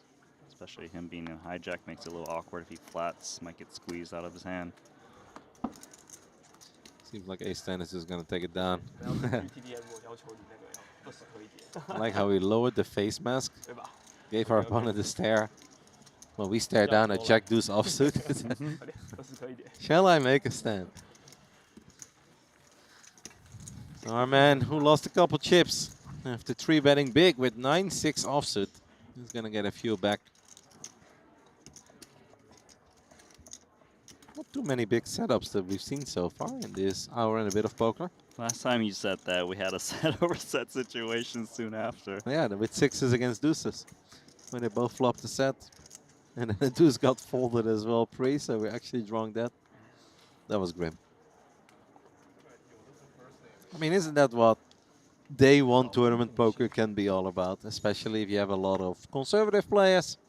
Well, this table has definitely been decent action. I feel like there was a bit more action in the previous block of 2 hours that I was watching, but these guys are still getting involved, and obviously Alex Foxen is taking down his spots. And we've had some adventurous plays, but there's not too much post-flop battling. Yeah. You know, I wonder if it's coupled with the fact that registration's closed, registry is now no longer available. But then again, there's 1B, 1C, 1D. It's really hard to say. When does 1D start? Is that tomorrow? Should be tomorrow night. So kind of like the 1B of, you know, today's day. Yeah. We're going to get a lot of entries if there's already 300 in day 1A. Yeah, I agree. So we're playing down to 15%. That means we're playing down to 45 players, right? I thought 16. Oh, 16. What's the 1%? 3 more people, so 48. Sounds about right. Currently 130 left. But once the blinds keep on increasing, it can suddenly go a whole lot quicker. Of course. We did lose like 18 since registration closed, and that wasn't even that long ago. Queen 10 offsuit against King 8 of spades. Flop is Ace King Deuce with 2 diamonds. We do have the Queen of Diamonds, right? They both have something to get a little excited over. Wei Fan does not strike me as the guy that's going to let go of second pair here, even though there are no spades on that board. Yeah, Victor needs to go check call, just because he's got Clean outs? Clean outs, Queen of Diamonds. He can't really raise just because he's got a short stack. If he had an ace, he probably would be jamming pre a lot. Has less than 9 big blinds behind now, but that 9 of spades, not exactly the action card that Victor was looking for. Would obviously love to see a river, which means he gets to see all 5 cards, Randy. And a wise man once told me that that is a victory in and by itself. I think he will see all 5 cards. The King 8 doesn't have that much reason to bet the turn with his kicker, just in case he's up against a bigger king, and all 5 cards have been seen. And the Queen 10 whiffs, but it does have Queen of Diamonds, which is a little bit helpful, blocking some flushes that would have got there. We've got a new chip leader in day 1A, and that is Samuel Mueller, as he is now up to almost 2 million chips. He was already one of the largest stacks in the tournament with 1.1 million, and he just won an absolute monster pot with the absolute classic. I'll let you fill in the blanks. Ace King? No. Oh. The good old classic setup of big stack, and they both get it in. Set over set. No, the most obvious one, pre-flop. Aces over kings. Jesus. Look at this bet from Victor Chong. 100K. Wow. Overbet. Slight. On a bluff. I don't see how King 8 could ever call here. But isn't that just all in, by the way? Practically all in. He left like a couple chips behind. There we go. That is really cool. Wow. Really? Power poker. I did not see that coming. Yeah. He's very happy with it. We'll take a little look at that hand between Samuel Mueller and Joseph Chong. Joseph opened up to 25K. Samuel made it 100K. Joseph came back over the top with a 4-bet to 225K. Samuel Muller made it 5-bet, 350k, and Joseph decided to ship it for 880k and probably got snap called. Joseph had kings, Samuel had aces. Pretty sick to see Samuel Muller with such a big stack Yeah. in this tournament. You know, he is someone that plays the Triton Super High Roller Series, has 2.2 million in Triton earnings, 8 caches. You know, Jeju, that's his jam. You know, his last tournament he entered here was in Jeju earlier this year, 100k main. We'll see. Were you here earlier this year as well for Triton? That's right. It was like February, March, something along those lines? I think it was March, roughly. Yeah, Mr. International ever since you became the Triton guy. You went to Montenegro in the summer, like that was mid-May. I already went to Jeju earlier this year. You're spending more time on the road than you spend at home. You're a proper poker player again, Randy. Am I? A proper commentator, maybe. And you're living the life of the poker players. Queen Jack offsuit. He's going to open things up from middle position. Wei looks down at King 9 suited. He's got a very big stack. I don't hate playing in position here with a hand like King 9 suited. Gonna play it as a 3-bet, it looks like. I like this. 66k. Strong play. Lots of 3-betting on this table. Yeah, should just take it down pre. Just Queen Jack offsuit doesn't play that well out of position. Nice thing about 3-betting is you just allow yourself to take it down uncontested, not having to, you know, maybe lose post flop if you just flat. Nicely done.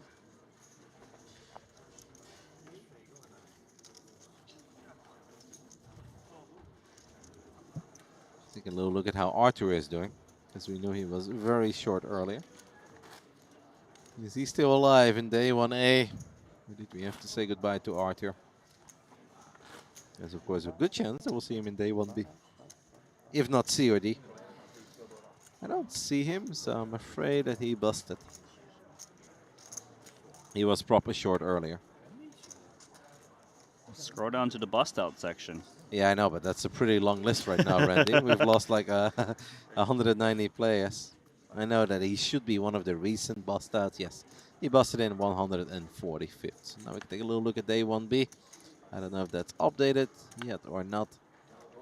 My question to you is, do you think he'll play 1B or is he the type of guy that waits for 1C? Why wouldn't you play 1B? Yeah, because you're Archer. You don't miss anything. No, but it just makes a lot of sense as well. Like if you were playing day 1A, you were here nice and early. It hasn't been like a 12-hour day yet. If it was a mega long day, I can imagine that he like takes the night off and comes back tomorrow. But I think there's a very good chance that he's playing day 1B. Might just gave himself a proper dinner break, because we don't actually have dinner breaks scheduled here in the 3K Genesis, at least not on the opening day. So it might make sense for Arthur to just take his time, get some food, and then... What if he's the type of guy that goes to the room, I'm going to take 1B off, and he goes to the room, I got nothing to do, I'm going to register 1B. I would not be surprised. He goes to the restaurant, he orders a bunch of food, he's like, yeah, I'm done for the day.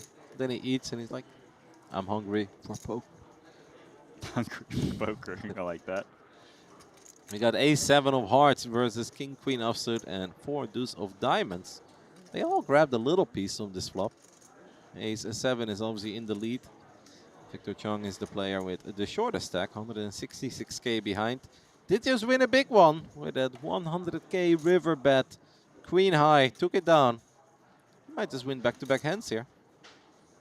Yeah, you can see him contemplating the bet. Ace 7 off of his stack. If he bets this flop, he needs to be willing to commit the remaining stack.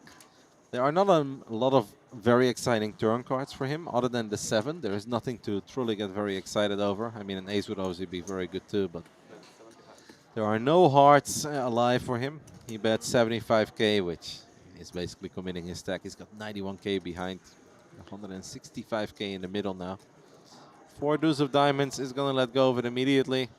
This is a frustrating one for Alex Foxen. You think he's just going to let it go, or? I think so because of the size. Because when he sees Victor bet 75k with 91k back, it kind of seems like Victor's never folding, and there's no flush draw out there. So it just seems very rare for King Queen to be good in Yeah. this scenario. So I kind of would have preferred if Victor bet smaller to try to keep these hands in. But, you know, King Wow. Queen just says, I don't believe. Let us continue. What do you think that he's putting Victor on right now? I'm make not that really call? sure. I guess he just thinks there's a chance that he just randomly stabbed. Definitely peculiar. Or maybe like a sim, like a queen something? I don't Queen think jack, queen 10. I just don't think those hands would bet in that manner. Mhm. You know, having mid pair, no kicker, you're gonna have to commit. It just seems weird to me. But for now, as played, Victor should be jamming his last 91k into 240. There's so much in there. But given the stack that Victor is working with, and I'm sure that Alex took a look at that as well, if he makes that call with king queen for 75k on that flop, he's gonna Whoa, I didn't Okay. see that coming. No, goes check, check. The river is a bit of a blank though. Like Alex is gonna be putting Victor on a hand, right? Or a range of hands. Of course. I guess he thought Victor would stab with like Jack 10 or something like this on the flop. But I don't really understand why Victor didn't bet the turn with how much he had back. Like, he's probably going to pay off if he's put to the test anyways. Alex checks once more. Obviously has showdown value with the king queen. I would jam here because I would expect Foxen to always bet with a bigger ace as played. You know, ace 9 plus would probably just go for value themselves. That is true, but to play devil's advocate, if you jam here, by which worse hands do you get called? The worst aces, and Foxen definitely has it. Ace 6, ace 5, ace 4. Your kicker will play in this spot with the 7. Yeah, that's... Yeah, he just thinks he's getting trapped by like a set or something. Yeah. He checks it back, and is perhaps a little bit surprised that he's actually good. And at this point, he's wondering, why didn't I just go all in on the turn? Still wins a big pot, though. Let's not forget about that. This man was down to 12 big blinds not too long ago. Now wins back-to-back 6-digit pots. He's going to be happy with that. It'll feel like a little upswing. Sure. Very playable now. 这个达尔文经 Puts 常 him above starting stack. 条件，两条接下来放一张。 Taking a look at our overall leaderboards of a flight to day 1A, the opening event of Triton ONE. 12 events across the next 7 days. We have Rowan Wong from Malaysia, who's working with a very big stack as well. He climbed up from 600k to 1.2 million not too long ago, where he had ace-jack over in queen-jack, and the flop was jack-jack 10. And that was a big one, and he recently won another big hand. Take a little look at that one. We don't really know what was played.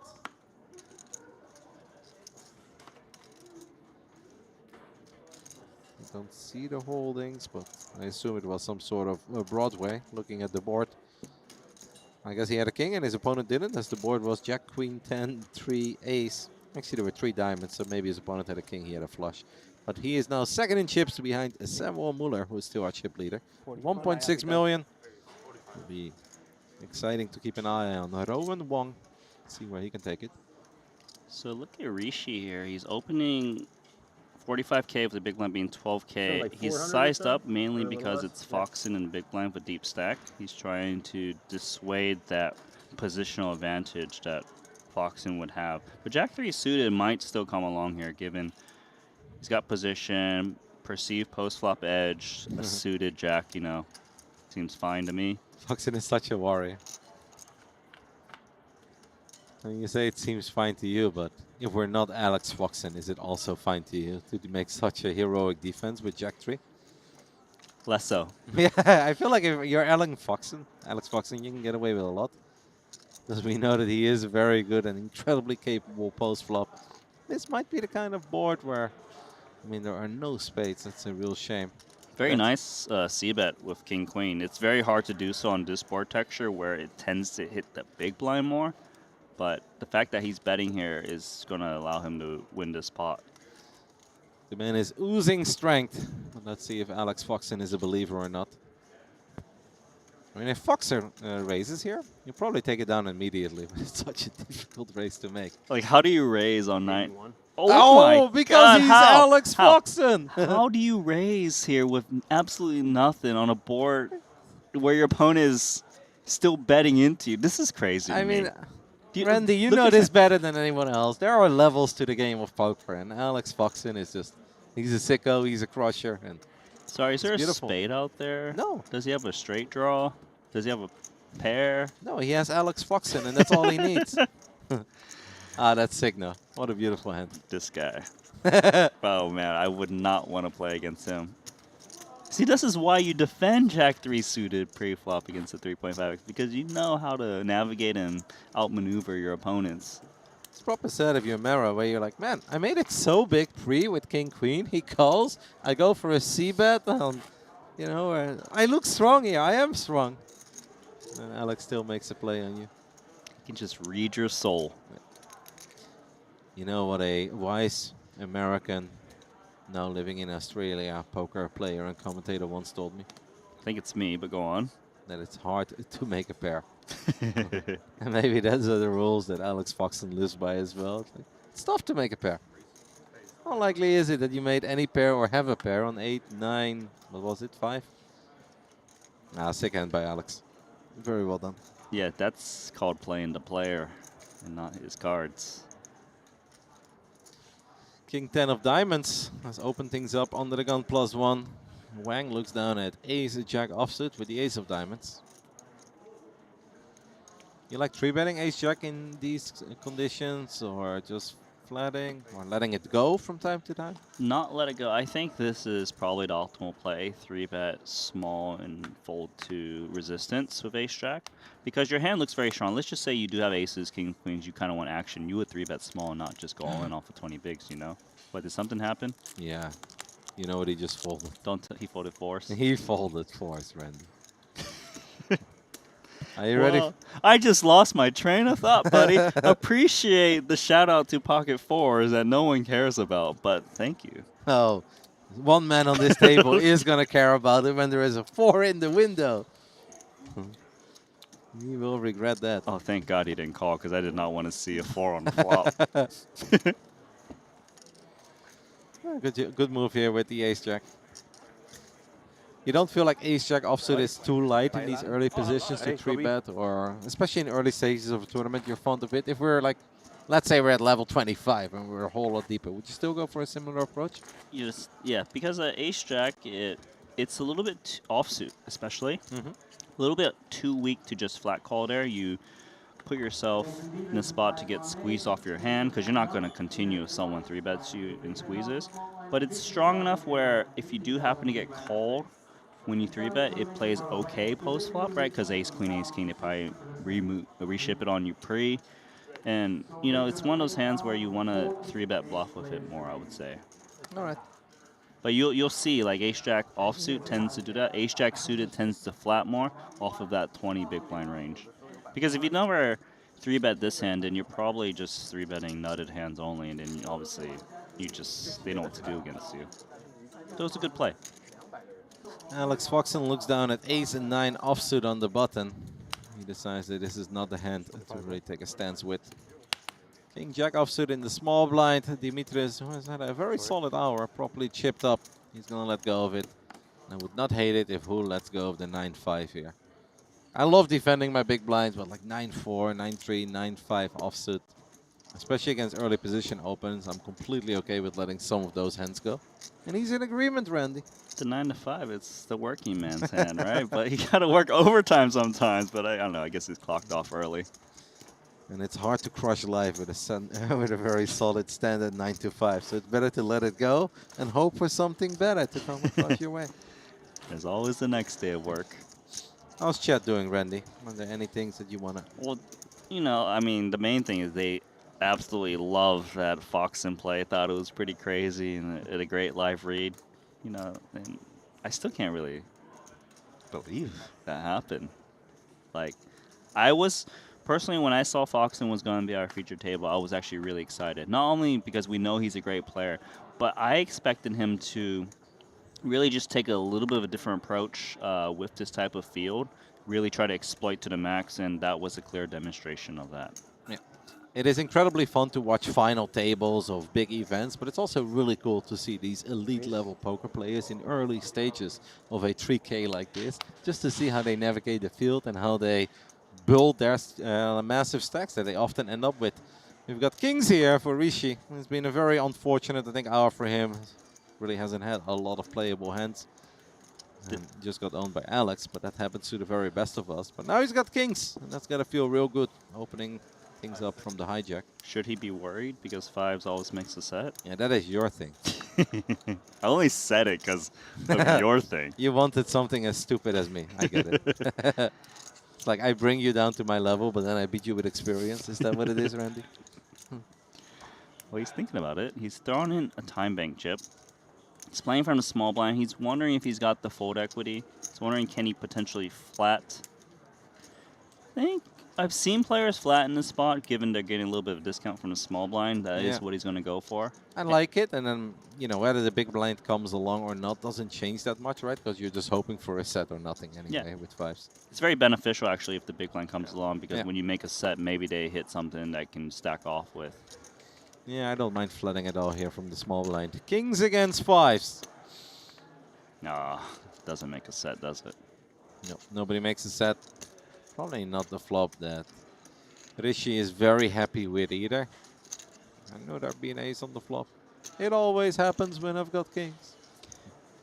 Yeah, it's not amazing, of course, when you see the ace, but then again, there might be a little bit less aces in Changshu who's range, because a lot of ace X's would probably 3-bet against a 20 big blind open, you know, like ace queen, ace king, right, ace jack. So maybe that's why he feels confident in betting two kings right now, more so targeting the queen jack, jack 10 type hands. I kind of hesitated in call, which kind of shifts the range more towards that territory. I feel like a jack 10 suited or a 10-9 suited are very possible hands here in the small blind.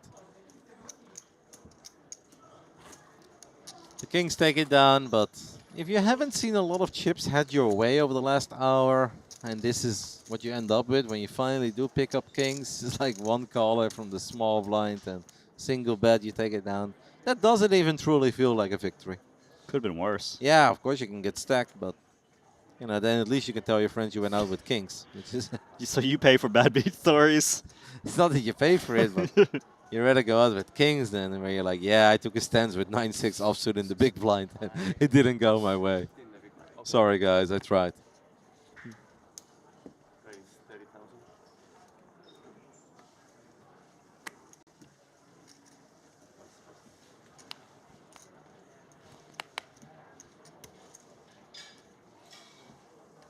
Tristan Foxen has chipped up a little bit, but he's still very similar in the chips to Alex. Alex at 871k, Tristan at 822. Not quite next to each other, but 22nd and 25th as we speak. It's close enough, Randy. Still within arm's length. Oh, absolutely.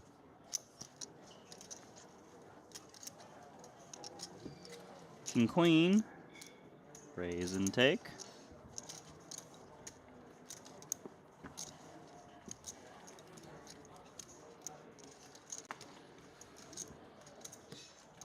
Kevin, is it just me, or does Fan have... Oh, he missed it. He seems like he's got a little fuzzy hat. That's possible. Just taking a little look at my app, mate. I'm addicted. Take a look when you get the chance. The white hat.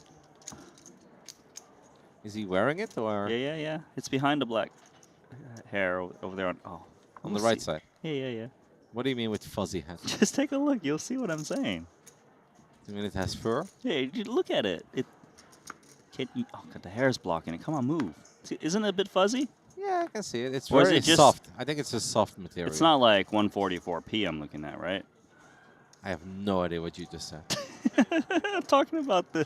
Never mind. The quality of the video. Surely you know what 144p is. You...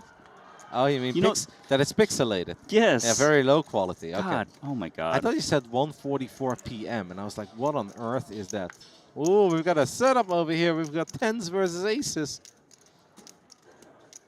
Two big stacks as well. We know that Wei Fan is an aggressive player.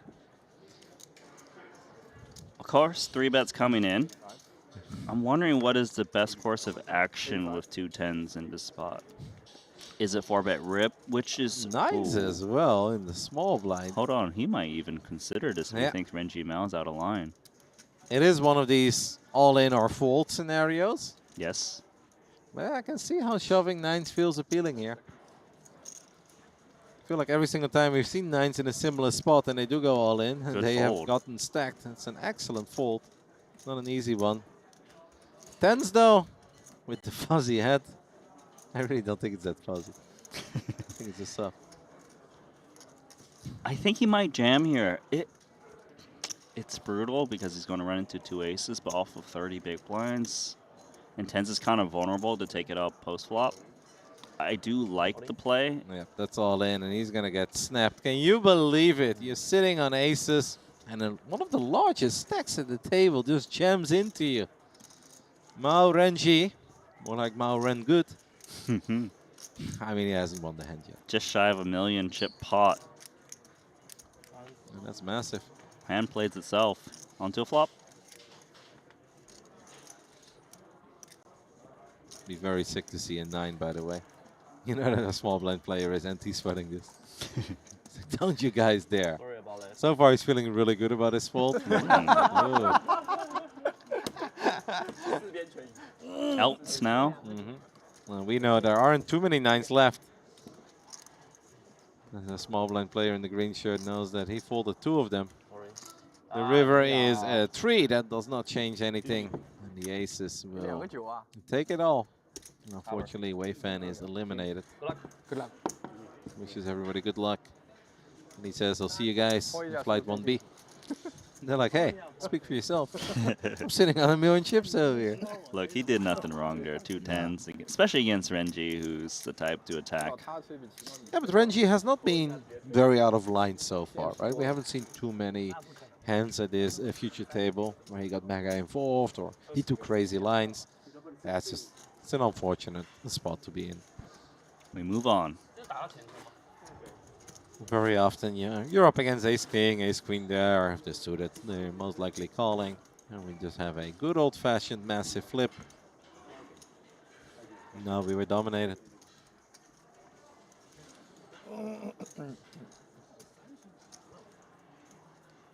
It was Wang, right, who folded the 9s? He's got to be feeling good about himself. Yeah, he was up 3rd place.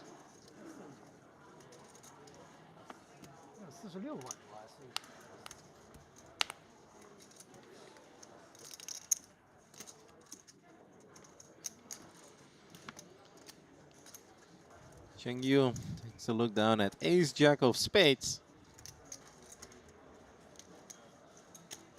He's got a little dinosaur, no? He Dinosaur does. card protector. It's not Yoshi. It's a horror film Yoshi. It's got like some pretty sharp fangs. It's so funny how. Jack 8 offsuit. Oh, yeah? I feel like that's right on the cusp, but don't Yeah. hate taking a little look at a flop here. Should be just enough for a min raise against a hijack open. Unfortunate to be dominated, but you never know. When I saw that jack in the window, I was like, this could get real gnarly if it's jack 4 deuce. But Queen, jack 9, a very connected wet board here. There's 1 spade at least on the board. I like a check back for ace jack suited. Yeah. Yeah, that's good. Ugh. You don't want to just create the opportunity where you get blown off for your hand in case your opponent does check raise. It's a bit of an action killer as well on the turn. 7 of diamonds. That's the card neither player really wanted to see. Yeah, if I'm Victor, I like checking in this spot, try to contain the pot some more. Your kicker is not amazing. The monthly to AI. Oh, yeah. But earlier I used to love just going on it, clicking. There is definitely merit for Cheng Shu to bet the turn, though, as played, because he doesn't have a diamond in hand. His hand is very vulnerable against a random diamond that's just going to check fold. He probably would hear from a queen. He is going to take the more passive line with a check back. Now it's the battle of the jacks. Should be a bet by Cheng Shu if it gets over to him once more. Yeah, this is the point where you feel comfortable in value betting your jack. Yeah, I think so. And then just hope you get called by a weaker jack or a 9. Yeah, certainly. Yeah, I think those are the spots that top players will very often find and will take advantage of. I think if you are less experienced in live poker, 41. it's hard to find these spots. It looks like Victor's going to do the betting himself, and Yeah. that's going to get snapped off against half pot. Gonna make life a little bit easier on the side of who. Maybe you're not loving this, but you're just gonna call and receive the good news that you were good. Agree. Yeah.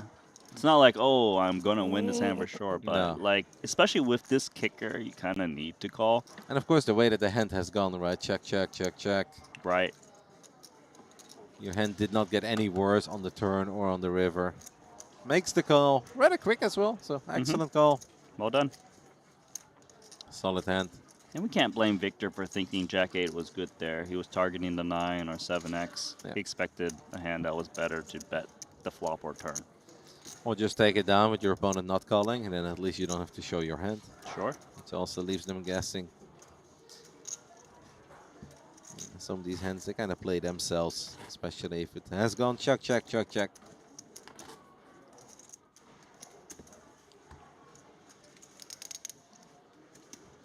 Taking a look at the overall standings here in day 1A, we currently have 15 players, make it 16, that have over 1 million chips, just in case you're curious.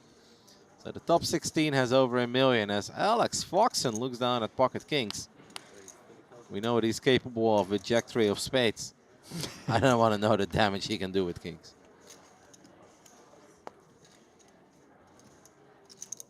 Any customers? Not yet. This is where he's like, come on, guys. My VPIP is like 78. Oh. It's time to fight back. Victor might fight back. Victor? Could he shove? I think against this player, it's very reasonable, right? We know Foxen is the type that's been raising loose. We saw him raise like King 4 suited early position, King 10 offsuit. So he has a lot of fold equity with ace 9. Even if he gets called, you know, he does have the ace that's live against kings. It's like 16 big blinds, give or take, right? Yeah, I think other 17. players you might not jam. He is going to just call. We can see he's definitely not folding, knowing Foxen's ranges. Probably feel a little priced in here with Jack 8, but Jack 8 offsuit in a multi-way pot. It's not ideal, but Mira will come along for the ride. So we have a 3-way pot. Alex Foxen, for now, has the best of it with kings. It's a very ugly flop for ace 9 of diamonds. Actually, a little bit better for Jack 8. Not great, though. No, it's not great. It's better than it is for the ace 9. I'd say it's a great flop for the 2 kings. You know, you can get value from queen and 10x's, flush draws, straight draws.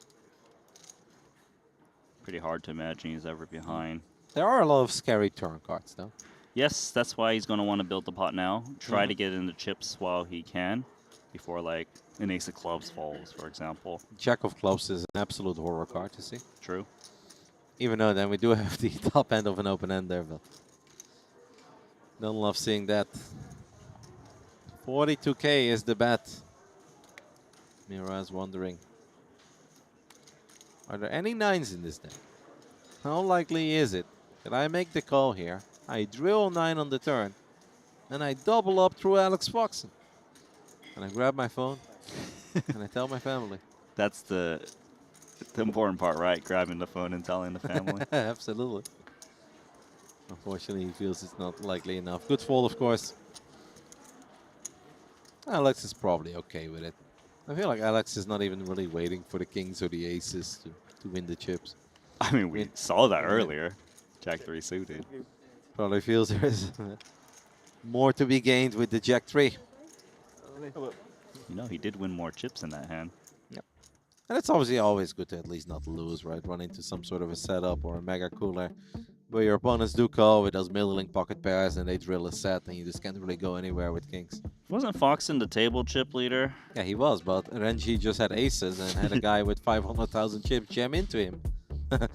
If that happens, you often end up as the new chip leader of the table, Randy. All right, buddy. You made it seem like he just magically got there. It's like, whoa, where did Renji get all these chips from? It's like, well... Yeah, I just forgot. You know, it just literally happened like 5 minutes ago. It's like, yeah, Foxen was the chip leader, but Renji had aces. Oh, what a tough quiz for me, huh? Wei had tens, and Oh, it's gonna be a long week. It's going to be a super fun week. I can't wait. I feel like we're off to a really good start here. And Day 1A has been excellent. First ever event of a Triton ONE series. Of course, the Triton High Roller series has been going on for many years. And Randy has been flying around the world covering all of them. And this is the first time that the Triton brand is expanding and having a Triton ONE event in the lead up to the Super High Roller series. A lot of people can also experience being part, playing, or just watching, walking around at a Triton event. Looks cool. I've seen a lot of people walking around with the same hoodies as we are currently wearing. I've seen that the blue t-shirt in particular is very popular. Of course, we got a little store here as well. People walk up. I'm very fond of my blue shirt. Big problem here for Rishi. He's going to be committed of ace-jack. So don't blame him for trying to get it in when the small blind versus a button open of Victor Chong. No. But this is just a cooler. Indeed. It's ace-jack suited as well, though. So let's not count him out yet. Those diamonds do happen to be forever. We'll see. Unless he's got... Can't really go anywhere here. Mira immediately knows that he's probably in trouble. Throws his hand up in the air, but this is not that bad, right? We've got 28%. Once in a while we'll chop. I feel like ace-jack got more than a puncher's chance here. You feel very confident about the ace-jack. Let's see. Okay, is that why? That is a flop, though. That is a flop for ace-jack. We now have 47%. You say diamonds are forever? Yep. Mara knows it. Look at that. He's not going anywhere. Ooh, more outs. Yeah, but he's not standing up yet. He's not taking off his microphone. He knows. I'm feeling the 6 of diamonds. Mara is like, you know what? I'll take any 10. It's a 7. Those diamonds seem like counterfeit now. The longest ever, almost straight. Doesn't quite get there. That means that Mara is eliminated for now. Can obviously try his luck in flight 1B. He's not eliminated. Let me correct you. Still has 95,000 chips remaining. Really? He had more chips than Victor. I thought he was eliminated. I apologize. I thought he was the shorter one. Let's take a look at one of the outer tables. Ooh, Christian Foxen on our next feature. We'll replace one Foxen and we'll get the next one. Tom Fuchs. This looks like a very fun table. Yeah, this is going to be good. With a lot of easy to pronounce names as well. Good news for you and me. Oh, that's cool. I can take a little look at that table too if you like. Just see. I have no idea which table it is, obviously. It'll take a little while to find it. You do your little scrolling. You are. No, that's too many tables. I'm not going to do that. Best app you've downloaded, though, right? No, this app is amazing. I am very serious about that. Oh, now I'm closing all the tables. It's actually an easy way to maybe find the table that we will be covering next. Man, I didn't even know that. You can actually have like the table open of your favorite player all this time. There's a lot of things you haven't found about the app. I They're know. really cool. I'm just getting started. If I show up with big bags underneath my eyes tomorrow, I want you guys to know I did not go on a bender. I've just been exploring the app all night long. Can you imagine? You're just like reading every single hand history that's been dealt. You guys see me in the morning. You're like, oh, Ruddy already here. It's like, I never left. Did you guys see this hand that was played at table 14, like 4.5 hours into day 1B? Yeah, I was like, what'd you say? To the connector.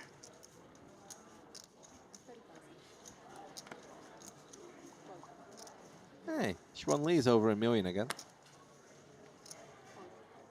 You want to know how she got there?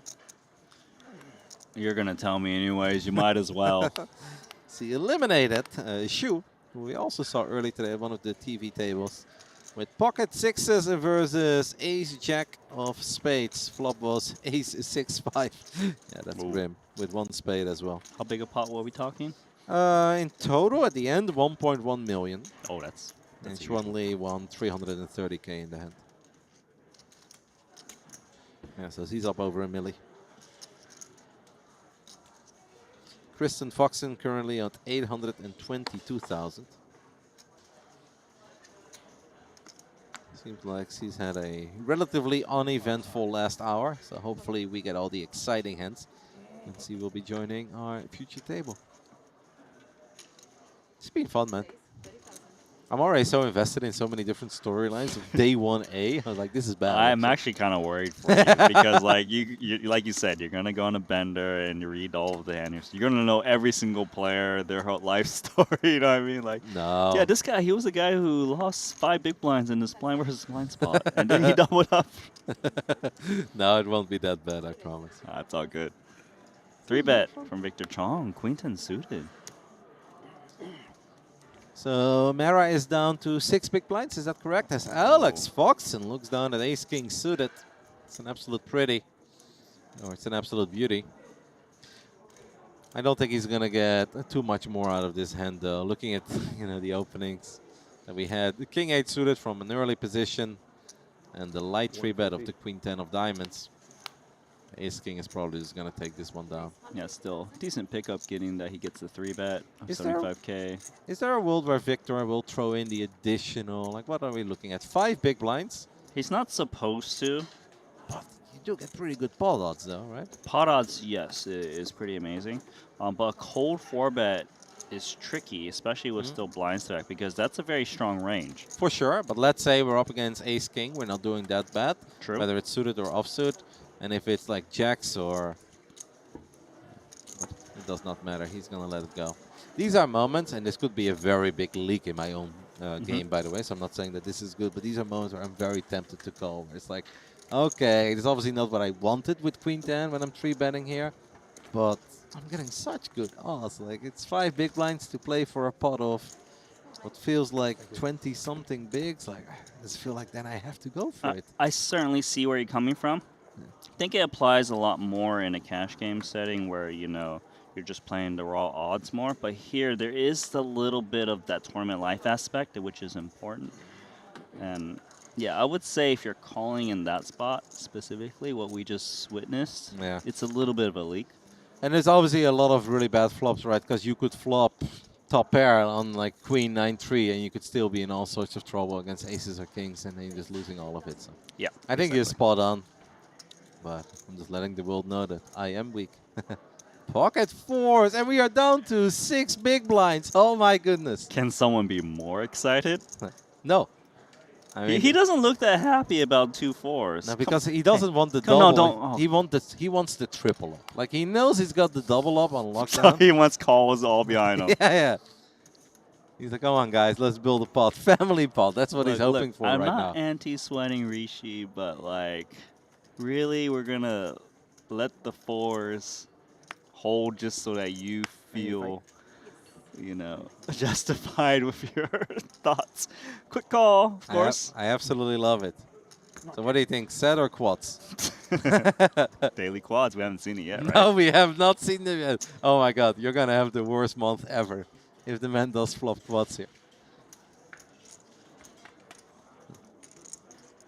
Taking a little look, it is 8 and 7 deuce, and no luck for the 4s yet. Perhaps the 4s are just a powerhouse when it comes to online poker, Randy.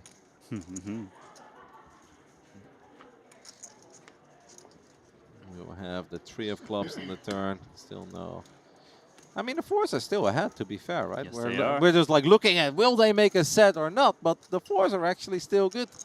As I do believe we'll have a break. And the 4s hold. The 4s do not make a set, but we do get the double. I was so focused on the 4s having to make a set that I kind of forgot we were casually winning the hand. What's the saying? If it doesn't make a set, it wins the hand. Yeah.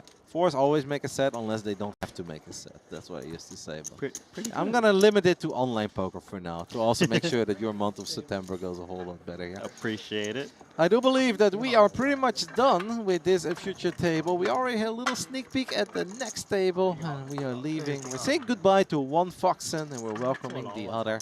I do believe that this is going to be a 10-minute break, give or take. It's going to take a little while before we say goodbye to all these lovely players and welcome the 9 new players to our future table. And I believe that also means that you will be on a well-deserved break, Randy. I am, but I'm going to follow the app just like you to see if this Foxen can outperform Alex Foxen, right? That would be really cool to see. But, I got the luxury. I can use the stream, the YouTube. I can use the app. All my arsenal here. When you say that you're going to use the app like I'm using the app, will you truly use it like I'm using the app, though? I don't think I'll use it to your degree, but I'll give it a whirl. Yeah. And make sure to keep an eye on day 1B as well, because we've got some cool players in day 1B. Sounds Frankie good. is in there. My friend Martin is in there. It is worth it. So we're going to be back. It's going to be a shorter break than some of the other breaks, though. And as I mentioned prior, we don't have a big dinner break today. So all of our breaks will be max 10 to 15 minutes. And soon we'll be back with not Alex Foxen, but Kristen Foxen. That's going to be a lot of fun. And a different Alex will be joining us, as Alex Livingston will come back as well. We'll see you guys in a bit.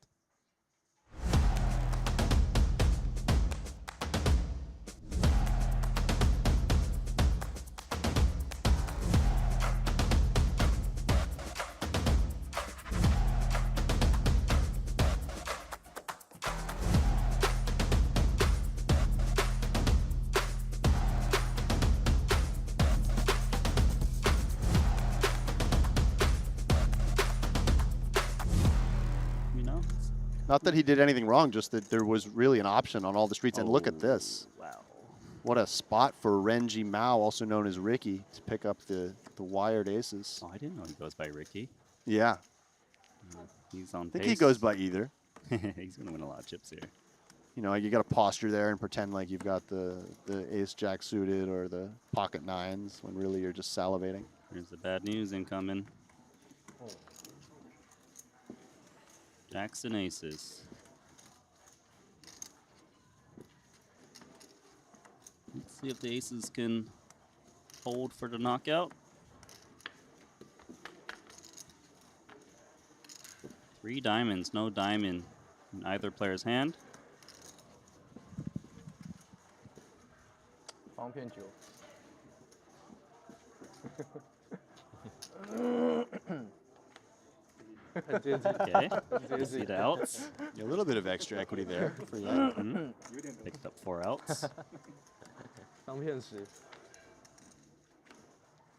4th diamond, but no flush for either player, so that means the aces will finish off Yang.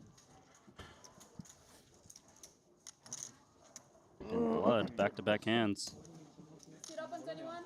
Did book that over 850 bet with Kevin. I'm feeling pretty good How much about you got on the line? $10. Oh, nice, nice. Yeah. You got a voucher on the line. We got a voucher on the line, yeah. I don't know if I accept the form of the voucher. I want that cold, hard cash. There we go. You guys doing euros, USD? True, it wasn't specified. I was thinking USD would be the sort of generic. Depends on which way the bet goes, I suppose. That's Yeah, a great way right. to angle, huh? That's a great way to angle for $1 or so.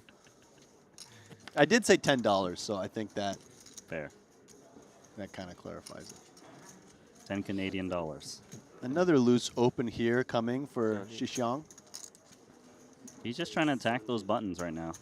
You know, expecting the blinds to hopefully overfold. 2 10s. That's a monster hand off of these stacks in positions. This is one thing that I do recommend to players playing in tournaments that have, and I'm not saying this is the field I would do it in, but something like the main event in Vegas where you get a lot of recreational players, a lot of kind of first timers.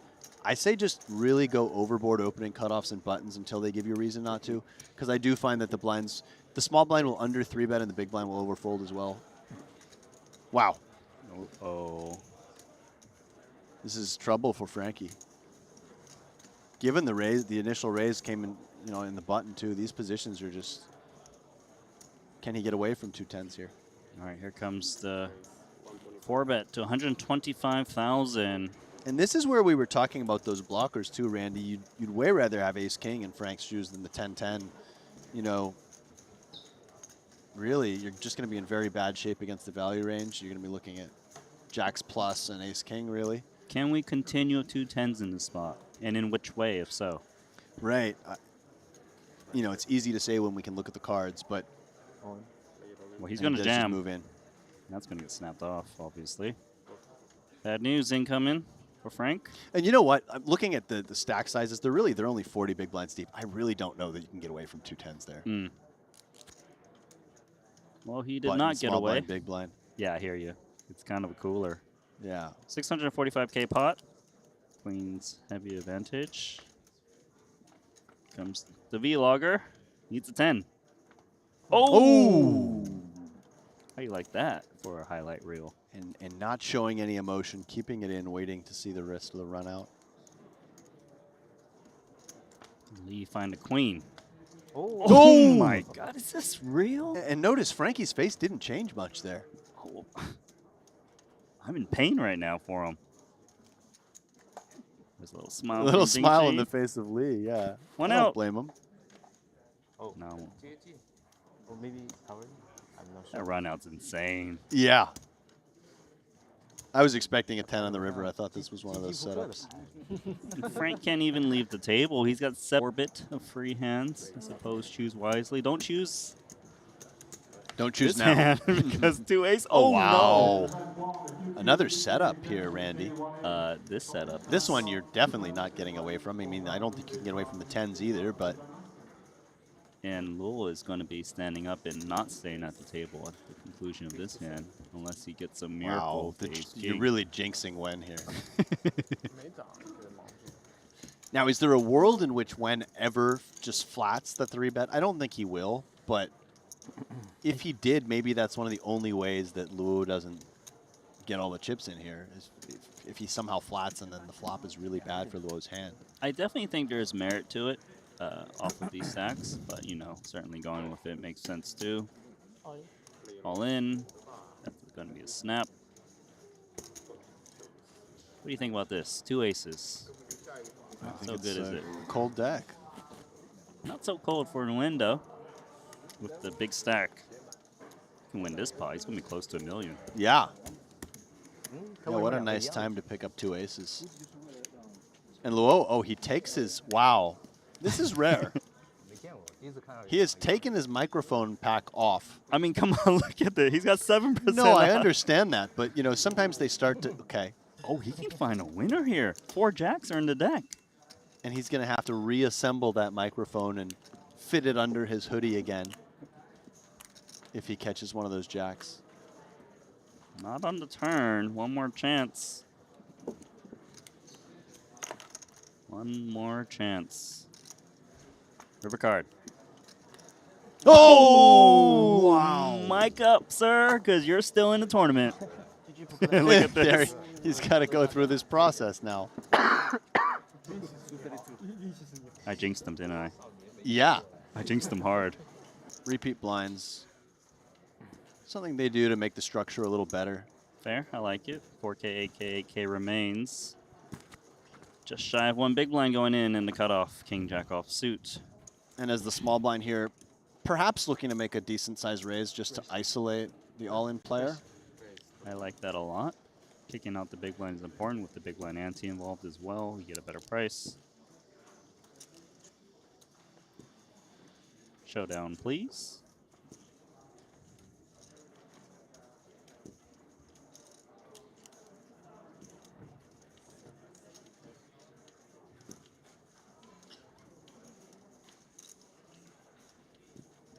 Vlog's up.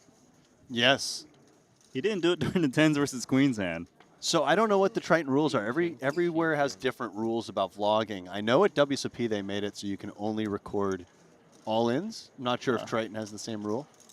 Well, he was all in on the 10 Yeah. versus No, queens. it's interesting that he's recording this one. Why do you in think this the tiny queen pot, came but on not the queen- turn? It's because not he the didn't bring queens up and the the tens. iPhone. It is kind of ironic. Maybe he just knows the hands he's going to win, and he only records winners. Oh, got it. But he took it away. Maybe he just wanted a photo. He saw the yeah. king and was like, that's good enough for me. 2 pair. And a double up from Frank. Yeah. There you go. You happy about that? 29K.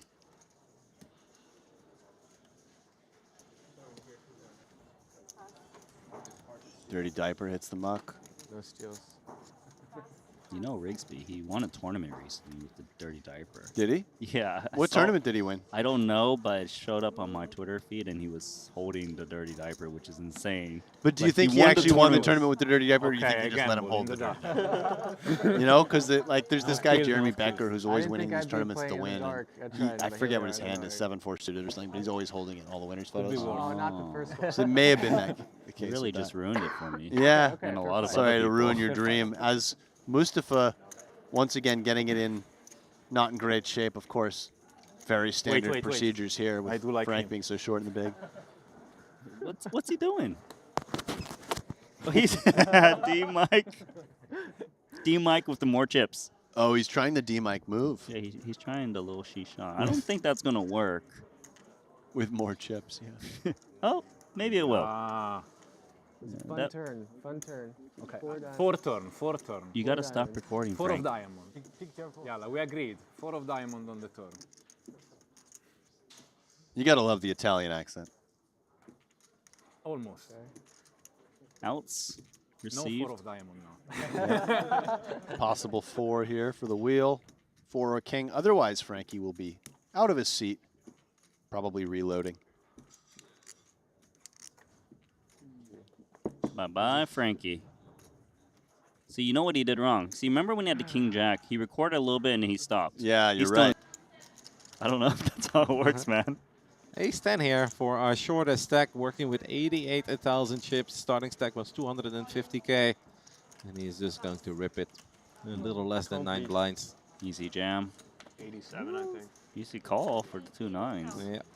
I mean, it's a little bit annoying, right, when you still have a few players behind you. Obviously, the 9s are very strong, and not a hand that you just want to fold here. But it is a bit tricky when you still have to worry about multiple players to act behind you. So in this spot, he should just call rather than re-isolate. And the reason is, you know, let's just say he had aces or kings. He wants to invite action, so he should play his range the same way to hopefully invite more action. And, you know, it looks strong when he calls here, so he doesn't have to risk anything more. I like that, actually. And, of course, it also lets you potentially get away from a monster stack shoving behind you. Exactly that. It sucks to lose 90k, but it's a whole lot better than losing 400k running 9s into an overpair. So we've got a good old-fashioned flip. The 9s are slightly ahead. I'm feeling the ace 10 though. Oh, you were on the window card. Not anymore, huh? No. Our man does not believe in the runner full house, and I can't really blame him for it. Oh, okay, the dream. He's Turn like, around. Come back here, sir. That would be a sick run out. Sit back down. Are you going to hit ace or 10? That'd honestly be quite something. No. Nope. Looks like an ace. It's the budget ace. The budget ace. The Timu ace. They are so kind, so apologetic to the dealer who he shoved one of his cards. Gotta have some class, you know? Just casino food. Jacks against King Queen here. King Queen working with a small stack. We are 70k below starting stack on the side of Dimitros 15. Anastasakis. 18. I feel like we're getting there.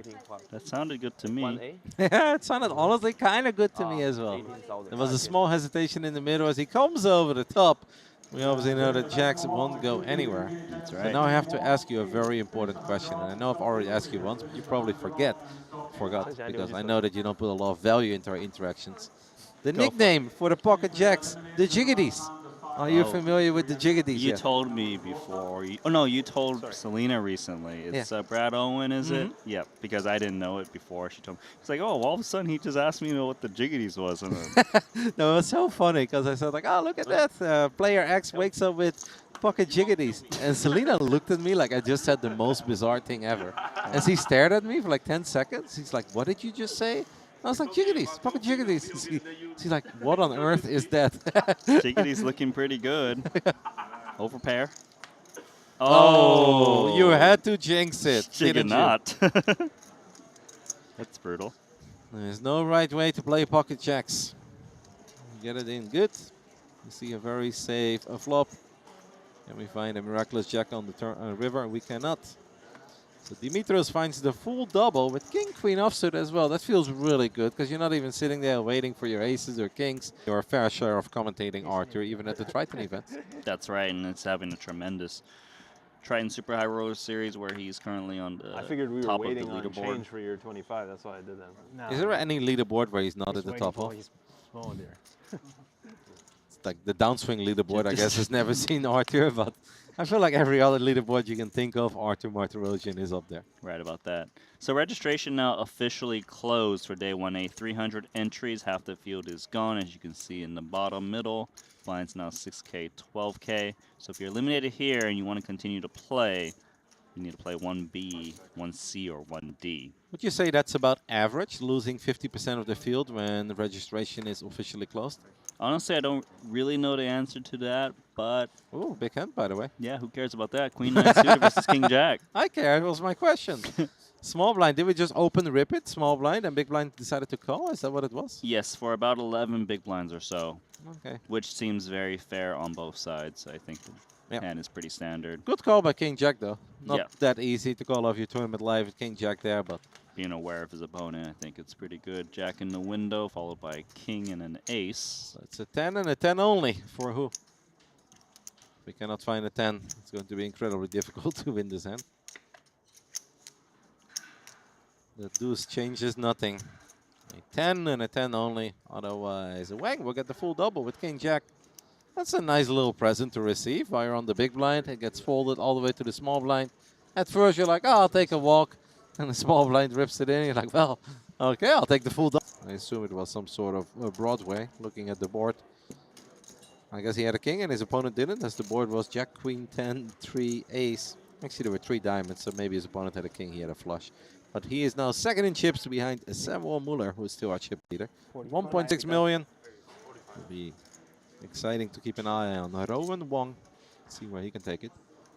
So look at Rishi here. He's opening 45K with the big blind being 12K. like He's 400 or sized so? up mainly Or a little because less? it's Foxen and big blind with deep stack. He's trying to dissuade that positional advantage that Foxen would have. But Jack 3 suited might still come along here, given he's got position, perceived post-flop edge, a suited Jack, you know, seems fine to me. Foxen is such a warrior. I mean, you say it seems fine to you, but if we're not Alex Foxen, is it also fine to you to make such a heroic defense with Jack 3? Less so. Yeah, I feel like if you're Alex Foxen, you can get away with a lot. Because we know that he is very good and incredibly capable post-flop. This might be the kind of board where, I mean, there are no spades. That's a real shame.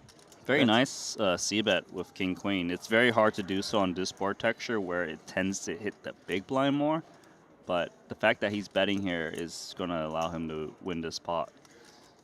The man is oozing strength. Let's see if Alex Foxen is a believer or not.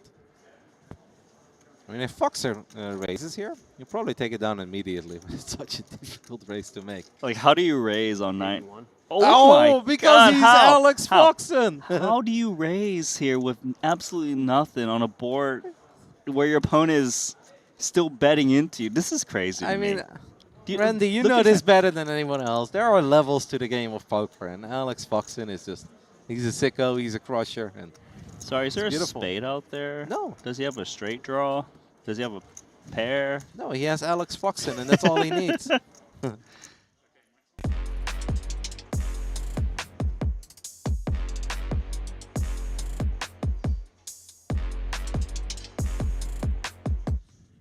Welcome back, everyone, to the opening day of Triton ONE, where we are still in the middle of day 1A at the 3K Genesis event. Randy's on his break, and we are once more joined by Alex. I'm sure you saw that hand with the Jack 3 as well, right, that we just covered the highlights of. I actually missed it, Kevin. I took a little break. You know, I had some food on the break, and I've kind of just taken myself out of poker mode for a couple hours, but you can fill me in. It was Alex Foxen doing Alex Foxen things. Like, Okay. He just went ham with Jack 3 of spades, completely whiffed. King Queen was the original hand that raised. Yeah. Also missed, but did go for the c-bet. And Randy's just like, there is nothing you can really do here. Well, Alex Foxen had different plans, bumped it up to like 85K, missed everything, took it down. Was a very cool hand. All right, I'll have to go and rewatch that at some point. It was fun. I feel like overall we had a couple of fun hands, a few setups as well. We had tens jamming 400K chips into a man with aces. So Okay. he said, thank you very much for Yeah. snap call, and he was up over $1 million immediately. Randy, 5 minutes later, could not figure out how we had a new chip leader at the table. He's like, where did he get the $1 million chips from? I was like, well, he had aces. He missed that hand? No, he didn't miss it. He's like, yeah, that's right. I just kind of forgot about it. It was Right. literally 5 minutes ago. But Yeah, well, I noticed just having a glance here at these chip counts. Now we've got somebody over the 2 million chip mark, which is, he's got 2.4, about almost 10 starting stacks. So things are starting to heat up here as we approach the later levels of the day. And I heard we will be playing into the money today, Kevin. That is correct. Yeah, earlier I thought that we were going to play very close to the money and that basically tomorrow within 45 minutes or an hour we'd be in the money, but they have changed it and they said like, nope, anybody who makes it till the end of the day is going to be in the money. And I believe that means that for day 1A, we'll play down to 48 players. That is at least what we expect. Could be a little higher, a little lower, but that should be correct. We can take a little look at the iPad as well before we hop back into the poker, as we or take a little look around the room. That as well. That is fine as well.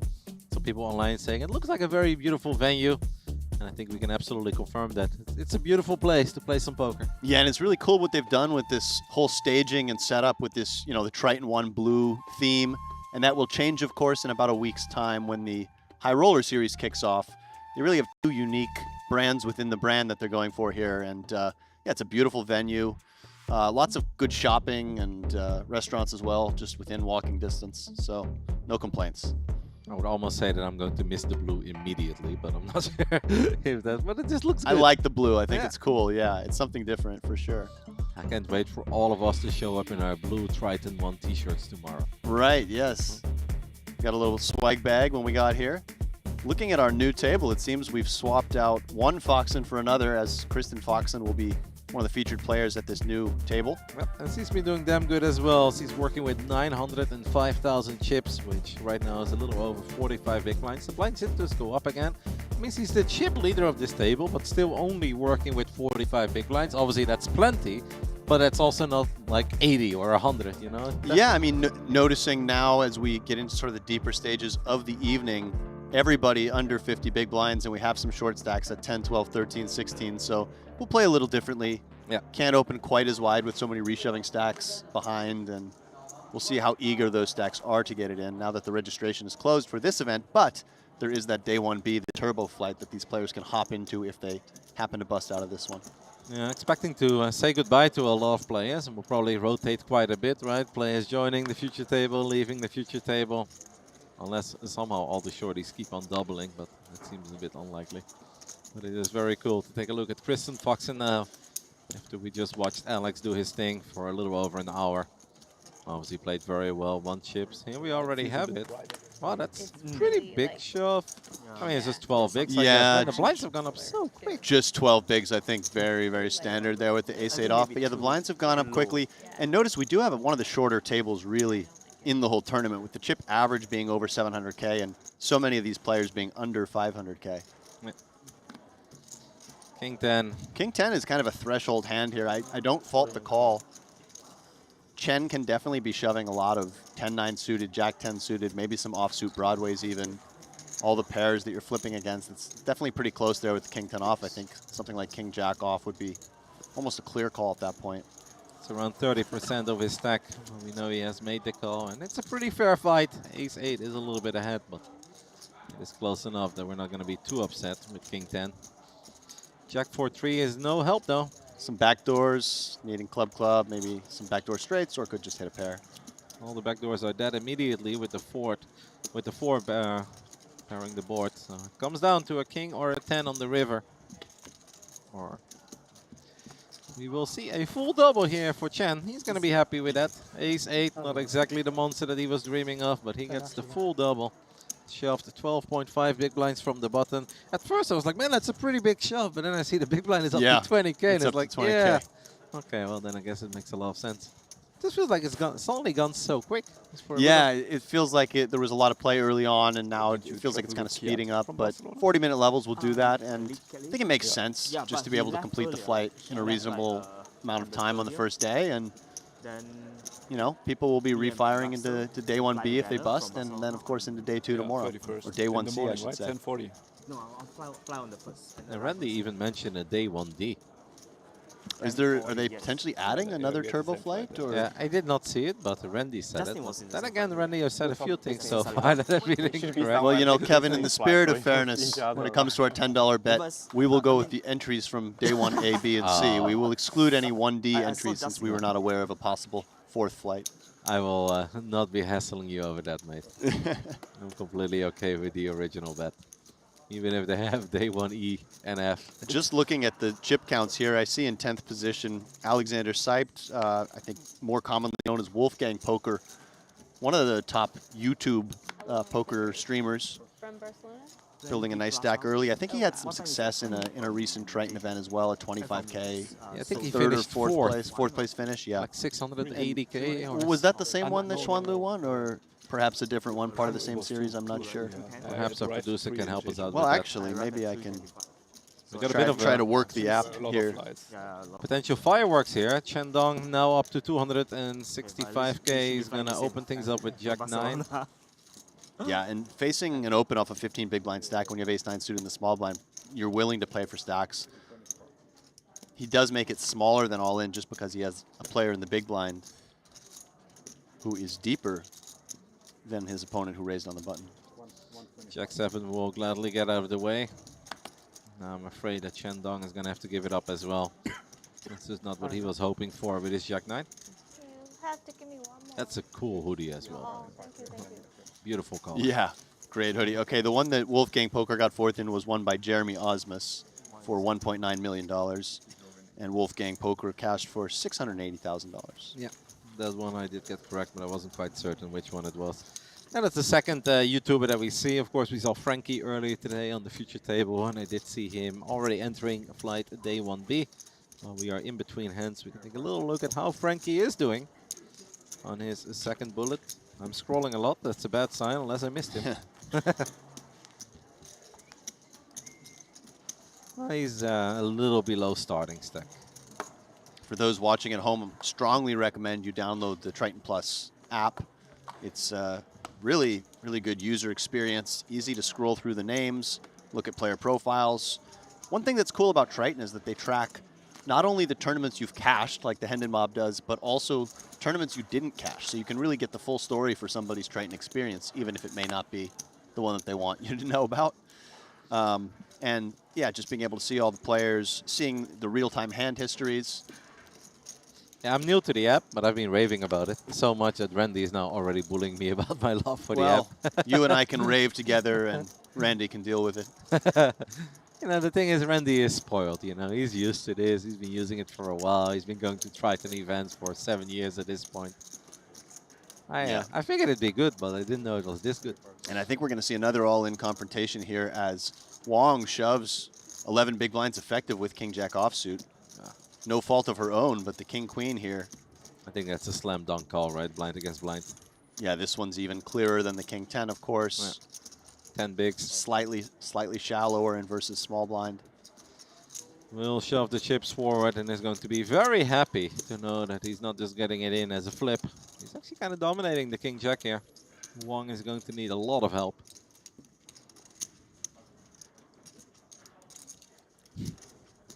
Opening up the airways. Getting ready for the pop-off when he gets the double.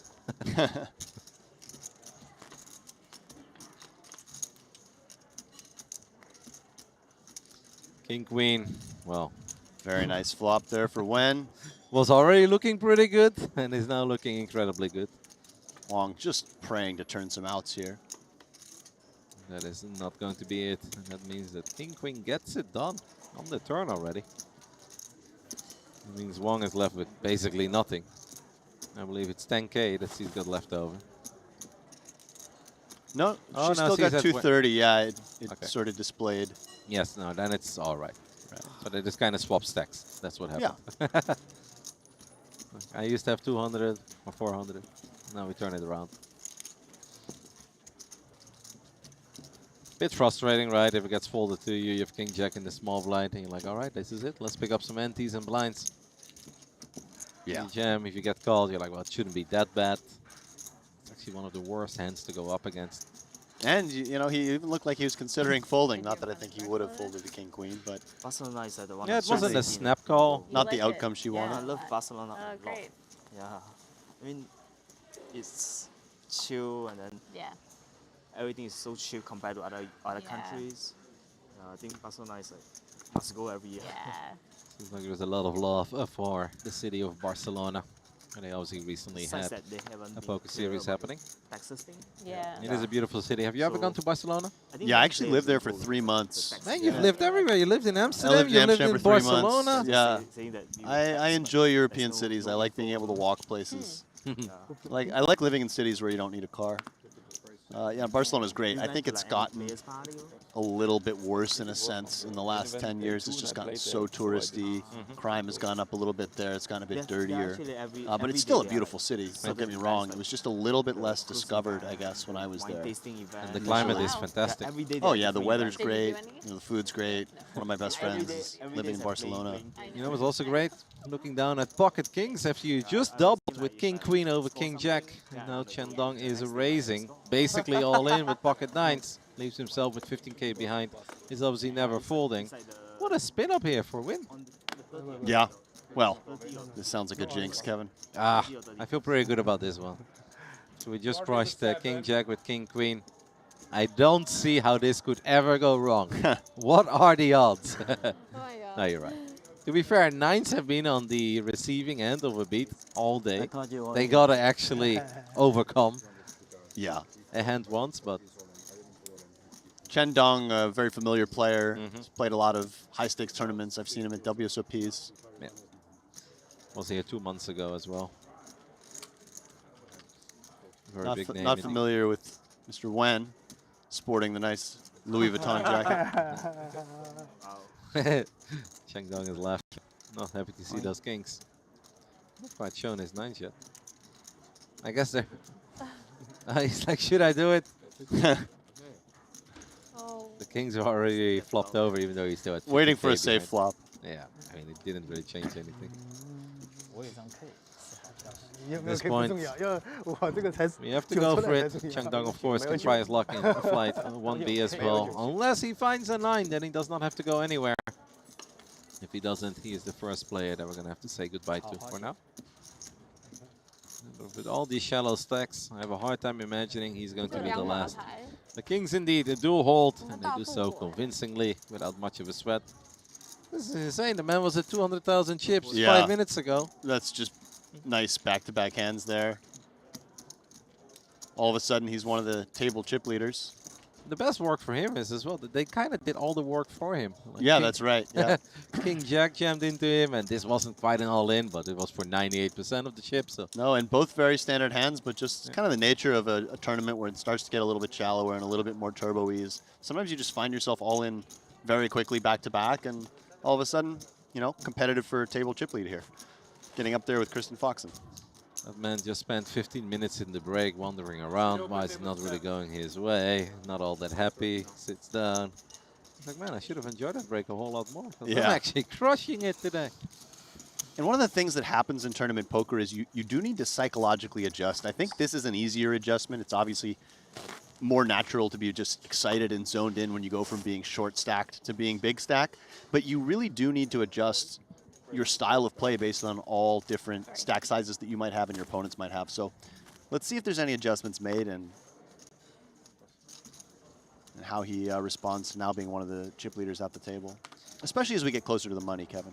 Liu Chun opens things up with ace and king suited. And Wong, now one of the shortest stacks at this table, looks down at queen 10 of spades. It's kind of pretty. Decides to not come over the top, and that's probably a good decision. Off that stack size, probably going to be playing mostly just shove or fold, and given the positions, queen 10 suited just not strong enough. Good fold there. In a later position battle, you might see the queen 10 reshoving. It is one of the largest stacks, though, that opened up, so there is a chance that maybe you think that... and you're going to have a little bit of fold equity. Yeah. Some of the weakest hands that the under-the-gun player opens may fold there for 11.5 bigs, but for the most part, you're going to face a call, and you're going to be well behind the range of the under-the-gun player. If you feel like you're going to get called, you probably want to get it in with something a little bit stronger than queen 10 of spades. So we're going to take a little look at our beautiful studio, stage. Good. It's like nice. Come in from behind. This almost feels like it's a very slow drone. Yeah. Yeah, I remember that last time. Maybe he's making helicopter sounds as well. He's like, meal there. And maybe with the presence of Kristen Foxen, we will get a little more table tuck. There hasn't been a ton up to this point. No. Well, it seems like Kristen's neighbor is quite chatty. Note Kristen just folding the pocket fours. We did talk about this earlier. Those small pairs really go down in value, especially when stacks are shorter. You really want to have more big card-oriented hands.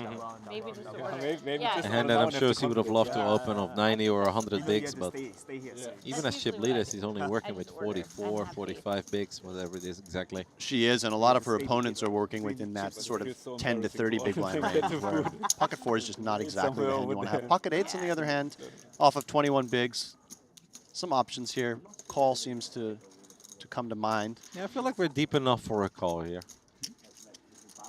Coming over the top is obviously a play as well, but it's just not really necessary. Yeah, the hand feels just a touch too weak to want to shove there versus the low jack open.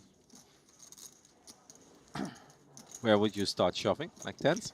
Yeah, 10s would be definitely a completely fine shove. The only problem here with calling is that, and it's not a problem, I think call is still the correct play, but it is kind of a narrow range typically that you're going to flat off of 20 bigs. It's going to be kind of some king-jack suited, king-queen suited, maybe some ace-queen offsuit, and then some pairs like this. Is this where Kristen folded pocket 4s, by the way? Yeah, that's right. She's a seasoned pro, though. She's not going to lose any sleep over that. I know. Nice flop here for Wanzhou with the ace-jack. Something that's probably going to happen 10, if not 20 times in the upcoming 20 days with all the events that he'll be playing. Right. And it's still so early in the tournament. I think if it's like later in the tournament, if you're like very close to massive pay jumps, I feel like that will always sting a little bit. Yeah, like, that could have certainly been me. Everyone remembers those high-pressure moments a little bit more clearly. Pocket 8s here, already in a slightly uncomfortable spot, but I think, oh, and what a nice fold there from Pocket 8s. I was inclined to think the 8s might peel one bet there, but when Zhu bets into 2 players, Pocket 8s just makes a nice fold right away. This would have been very gnarly, by the way, if it would have been Zhu against Kristen, because that's a very safe top pair, top kicker kind of board. Yeah. You know, not too scary, like Right. Jack 4-3. That would have been a very expensive hand. Yeah, definitely, and they are quite deep as well, so that could have been really fireworks. Coulda, woulda, obviously does not matter in tournament poker, and there are so many of these scenarios where if someone would have played a flop, it would have all been different. It's like you said, Kristen does not seem bothered by it at all. Perhaps he even forgot it, he folded first. Yeah, Kristen's a pro's pro. 10-8 of diamonds. It's another kind of cash game hand, a hand you would open deeper, not so appealing under the gun off these stacks. This hand, on the other hand, is going to get opened in all scenarios. Ace-jack of clubs. Fresh off of ace-jack last hand. Yeah, he's like, ah, that worked out well. You'd probably sign for the exact same flop. Like Jack 4-3. I would say so, yeah. That's all right. Above average.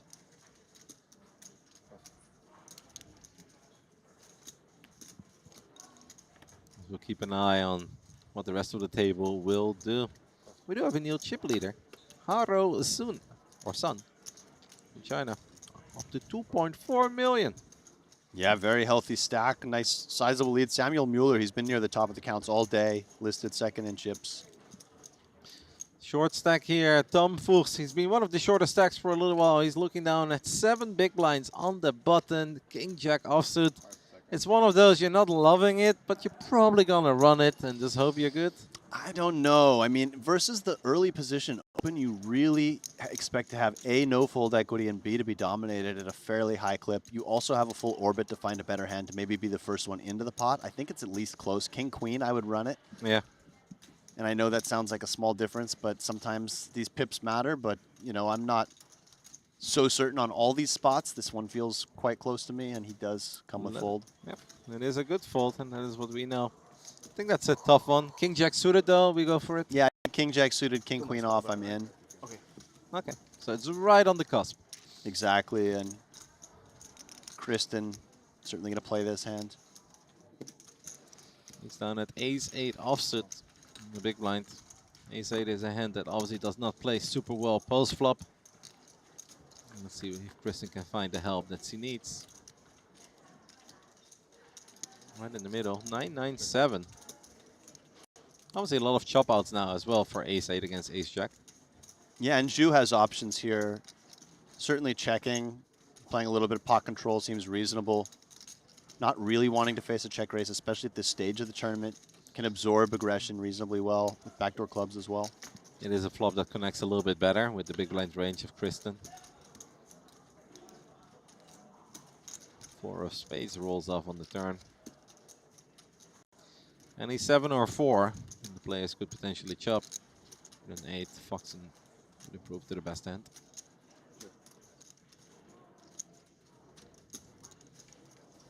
Kristen has a little too much showdown value to want to start turning her hand into a bluff.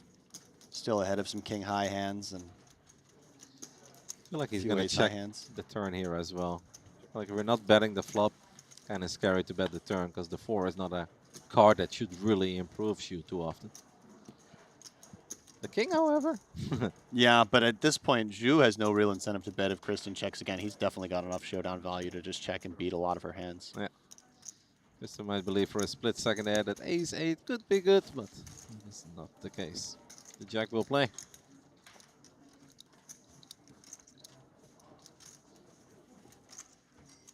Back-to-back pots heading his way with ace-jack. Like, Yeah. all right, dealer, you know what to do. Very nice start there for Wonju, wearing that Triton ONE hoodie that we are also rocking here in the studio. And the rest of the production crew, we're one happy family. That's right, yeah. He's got a fetch, though. You don't have that. I had a message actually on the dinner break that there were some more T-shirts arriving for me, so that's good news. The swag bag is increasing. Gonna have to get a second suitcase, mate. Yeah. Good problems to have, Kevin. Yeah, that's true. If that's the worst thing that's gonna happen after spending 2 weeks over in South Korea, it's a pretty good life. That's right. 6-5 suited, again, one of those hands, you know, not exactly the stack size to want to play this hand in any capacity. Yeah, 11.5 bigs. It's not much you can really do with 6-5. You can run it if you really just want to double up or bust. Right. But not needed. King 9 of diamonds from the hijack. This one is certainly tempting. Note that Tom behind him is not such a bad thing because only having 7 bigs, you're going to be priced into call. So it's almost like one more guy you don't have to worry about in the sense that you don't have to face like a big reshove where you'd have to raise fold. Queen 7 of clubs will go to the muck. Kristen looks down at a 10-7 offsuit. He's going to let go of that one as well. But Lee Chen in the big blind. Same with hand the then. same hand as Yeah. Kristen had last hand. Maybe same suits too, actually. I believe so. Now, ace-8 should do a little bit better against king 9 than it does on average against ace-jack. And Lee Chen flops top pairing. Basically, that seals the deal. There's not a whole lot to get very excited over here for king 9 of diamonds, but perhaps some crazy aggression could still make it go his way. Yeah, it's going to be really tough to pry Chen off of top pair. I think you're so far up in your range when you flop top pair on these ace-high boards. Did he just open? He He don't just, bet? no. Oh, yeah. Hangs C-bet there, 25K, which I expect him to do maybe at full frequency on this board. Just go for the sort of full range bet for a small size. You could play a checking range as well, but I mixed up my players there for a split second, but that makes a lot more sense. We do get the call, of course, from ace-8. given how shallow they are, by the way, I would lean towards still calling with Chen's hand, but it starts to become reasonable at some point to take some of these medium ace-x hands and actually just value check raise with them, given how high up you are in your range. Certainly something like ace-10 on the flop or ace-jack would have been very reasonable to do that with. Even ace-8 against an aggressive opponent, making a small raise is not always a bad play. It does feel that if we blowed up the pot here, though, that we're basically pot committed on the river. Yeah, I mean, you would be raising with the intention of basically trying to induce and to stack off. So you need to sort of have that aggressive dynamic or perhaps have a better kicker. But basically, when you're defending as wide as you are in the big blind and you get the ace-6-3 rainbow, ace-8 is quite high up in your range. That's a big bet. 75K. Almost 4 big blinds, but ace-8 will just come along for the ride. So we're not aiming for any sort of check raise, but it does seem that he has made up his mind that he is calling on any river, and he's absolutely calling on that one. If there was any doubt. Improves to 2 pair. We knew he didn't really need to improve. You think he's going to check again? Really hard to see what... Well, so Chen has already checked out of position. It's really, really interesting to see what Hang does here because I don't think every player would have double-barreled that turn card, not picking up any extra equity. Although it is reasonable to kind of double and triple off at a high clip, again, because your opponent doesn't have that many ace-x that just defends pre. Good check bet there, just giving up I don't think he ever felt that King High was going to be good there after getting called on the flop and getting called on the turn. But No. He probably just felt like this guy ain't folding. He felt like his opponent had an ace, and he made a nice Yeah. assessment of the situation and didn't lose any additional chips. And it wasn't even just an ace. It was a 2-pair on the river. No amount of chips would have gotten Lee Chen to fold there. Dealer change here, and you know, I haven't actually played a Triton event yet, but just from sort of observing the behavior of the dealers and the way they look, I feel like they're top of the line, Kevin. They have that vibe to them.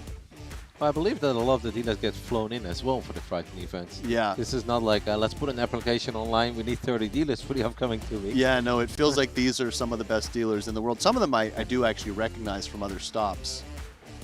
Oh, that's very cool.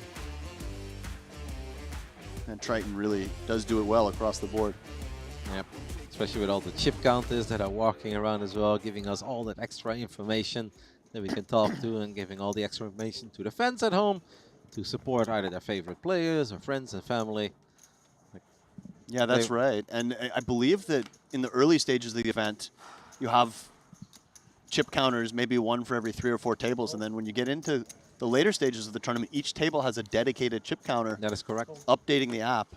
So they are sparing no expenses here at Triton to provide this experience for all of us. Yeah, I And, believe when we're down to the final 10, every single hand will be locked. Final 10 immediately. tables, right? Yeah, final 10 tables. Yeah, So pretty we'll cool. have 10 chip counters standing right behind the dealer. So whenever there is a dealer, there's a chip counter standing behind it, keeping track of every single chip that gets sent towards the middle, which is very cool.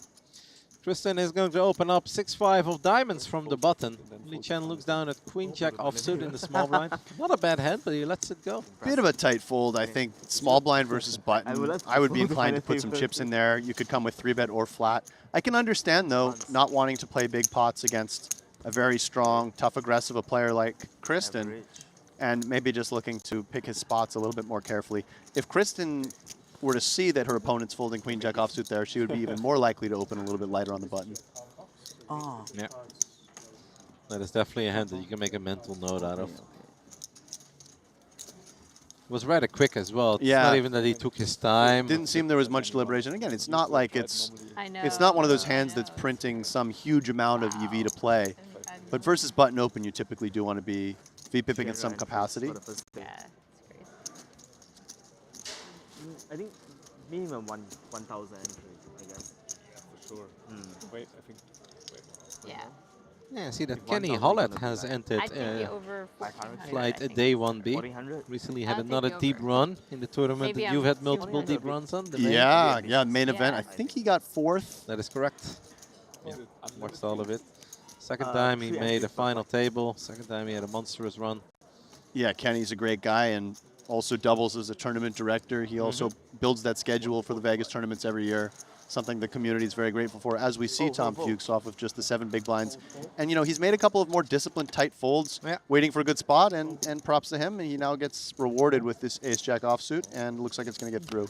You said it. He let go of the king-jack after there was an early position race. He said he's got an entire orbit to find a better hand. Well, he has found a better one. Probably kind of hoping for some action, right? Like ace-jack is good enough that you really don't mind to see a call. Yeah. And of course, very often you'll be flipping, but in a perfect world, you get called by ace-10 or ace-9 suited. At the same time, you know, when you have 145K and you pick up 50K uncontested, you know, pretty nice increase to your stack.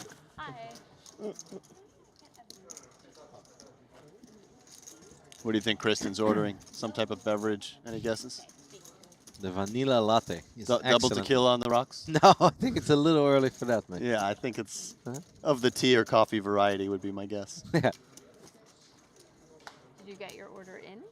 Drinking alcohol in poker is one of those things that really has experienced a downward trend in recent years as poker players have become a lot more health conscious in general. Yeah, I do think there's a big difference between, let's say, a community meetup game where everybody's just playing like some cash game stakes that they can all afford. And I feel like there is a very friendly vibe and everybody's like, oh, let's do some shots, let's drink a beer. But I think in a tournament it's just different, right? Because you don't sit 7 hours and you play tight poker in a tournament to then get a little tipsy and just punt away all your chips. Unless your main event champion, Michael the Grinder Mizrachi, who was known for his on and off the felt antics on his path to victory this year. As we see King Queen. with a pretty tricky decision facing this early position raise, does elect to get it in. Dirty diaper hits the muck.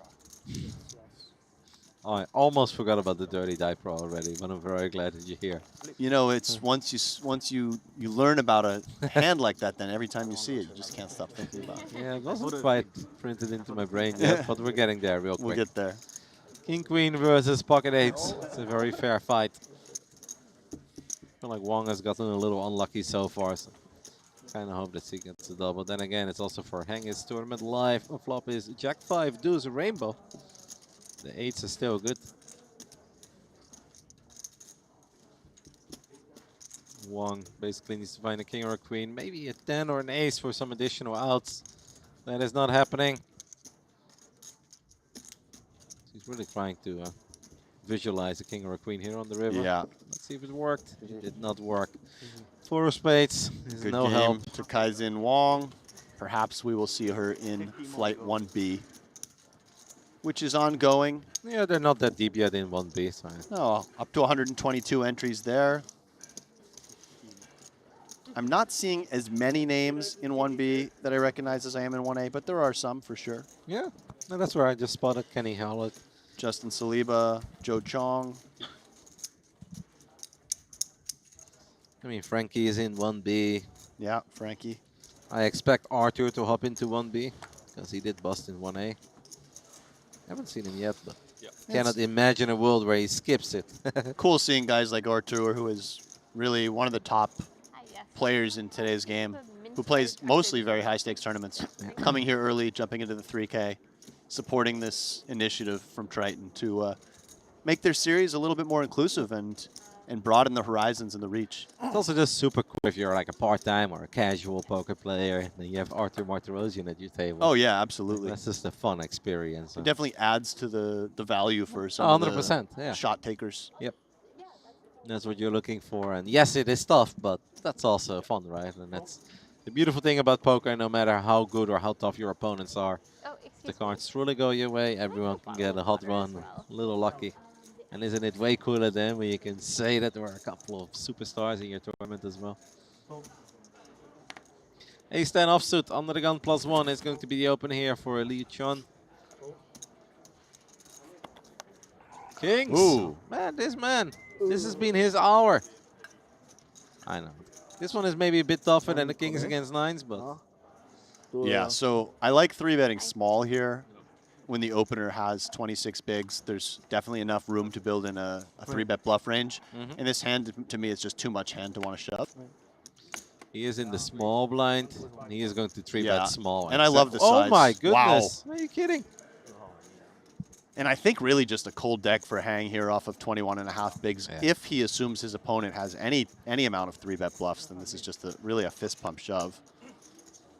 Even if you're worried, I think it's a fist bump shove, man. Yeah. It's jacks of 21 bigs. If you're worried that your opponent plays only value here, then the sizing might be a little concerning because he went with that small 3-bet. But against, you know, also, when you see the small sizing, you might know that that's a good player who knows to make that sizing off of these stacks. So probably there are some bluffs in there. In any event, a long-winded way of saying I think the jacks need to just put this in and it's just a cold deck. I think that is absolutely what he's going to do. But I think he just doesn't want to make it too obvious that he's sitting on an absolute premium. I think he is actually considering his options here. I could be wrong, but... Nah. I didn't believe it. I wasn't buying it. you I weren't think he buying just it? doesn't want to come across too strong. Yeah. Yes. But yeah, unfortunately for us, we know... or unfortunately for Hang, we know that that did not matter. As a win. The man who started this hour with like 200-something thousand chips is now playing a almost 1 million chip pot. Which would increase his stack to 1.4 million if it goes his way. Or 1.3 and some change. I'm going to another fight. And unfortunately for Hang, both his suits also dominated by Wen. It's going to be a jack and a jack only, no back doors available. So result-oriented. Sometimes you know. Yeah, I prefer ace-10 off. Before the ace-10, right? Yeah, that's correct. I was wondering, what's the fuss about here? But ace-10 is indeed the hand that opened. Third diamond does roll off, but you already mentioned it. Diamonds are not in play here. A jack and a jack only. Can we find a 2-outer on the river? We cannot. It's very unfortunate, but honestly don't think there's anything you can do here. I think you made an excellent point about like the smaller 3-bet sizing from the small blind. That could be an indicator that he is actually sitting on an absolute monster. But I still don't see how we get away from jacks when we're playing 21 bigs. You don't. But the reason you don't is just the existence of the bluff range, because I do think the value range to 3-bet non-all in there is a range that jacks is not doing great against. Still, I mean, we're talking 21.5 bigs with jacks for the most part. You're just always stacking off. But that value range is looking a lot like queens plus ace king suited, in my opinion, to go that small. And then you throw in some suited ace x, king x, maybe some offsuit ace x, and all of a sudden the jacks is doing a lot better. Yeah. Very unfortunate for the original raiser, because if Wang does not, or Zhang does not open her wake up there with jacks, and he doesn't get involved, he might just call the 3-bet of the kings, and he flops ace. He may, yeah. Ace-10 offsuit, not always going to call the 3-bet in position, but there may have been paths to victory, especially versus that small sizing. Yeah, I feel like it was kind of priced in to at least see a flop if it would have just been the two of them.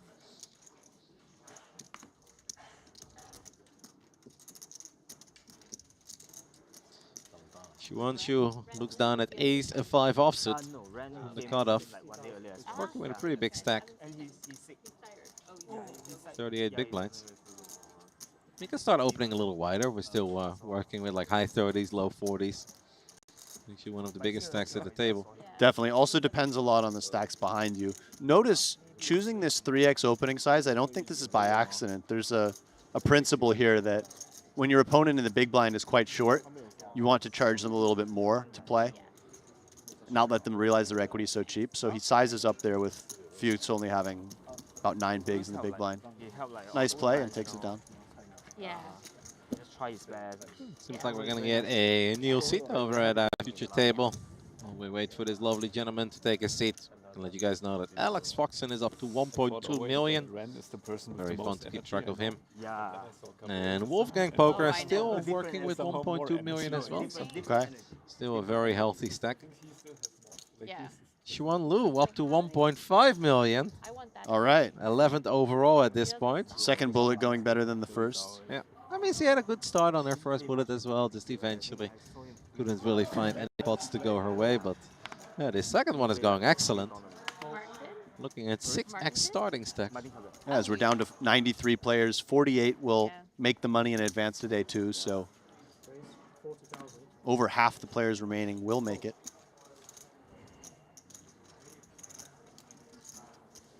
Yeah, I feel like with 1.5, you're honestly totally fine for the day, pretty much. If you make it to the next day with 1.5 million, like you won't be one of the biggest stacks, but you definitely have a very healthy amount of chips to play with. As we take a look at Sergei Petrushevsky of Russia.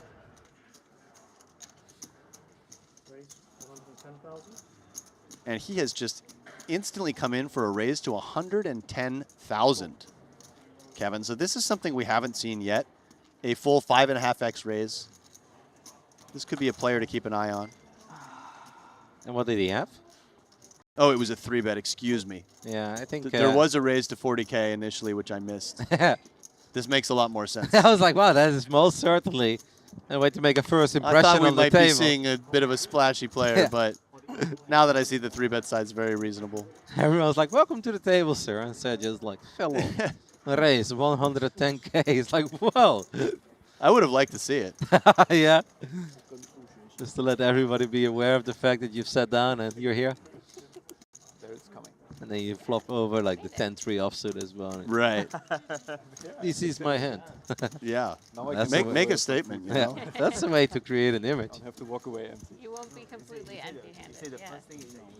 Now we had Tawai opening things up to 40K. Started the hand with 390 or 430.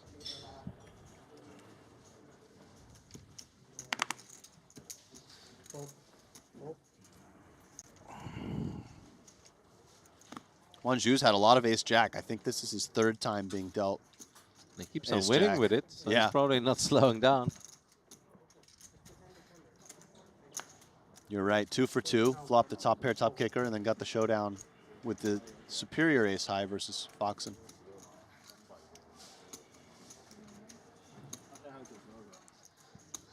This is definitely the man who's had the best hour by far of anyone over at this TV table. Started with a little over 200K, is now looking down at 1.2 million. We'll let go of the ace deuce offsuit though. Tom is still in search of that double. 5-4 is not going to be the hand. Tom is a good looking guy, by the way. And a nice quarter vest as well there. Yeah. You got to say the fashion at these Tritons is superior to what you're used to seeing, certainly in America. It's a lot of kind of high-end casual clothes that seem to be shining here. Kristen can complete the action in the big blind with her Queen 9 offsuit. A hand that you're not really in love with, but if you're the one closing the action, you may as well take a flop.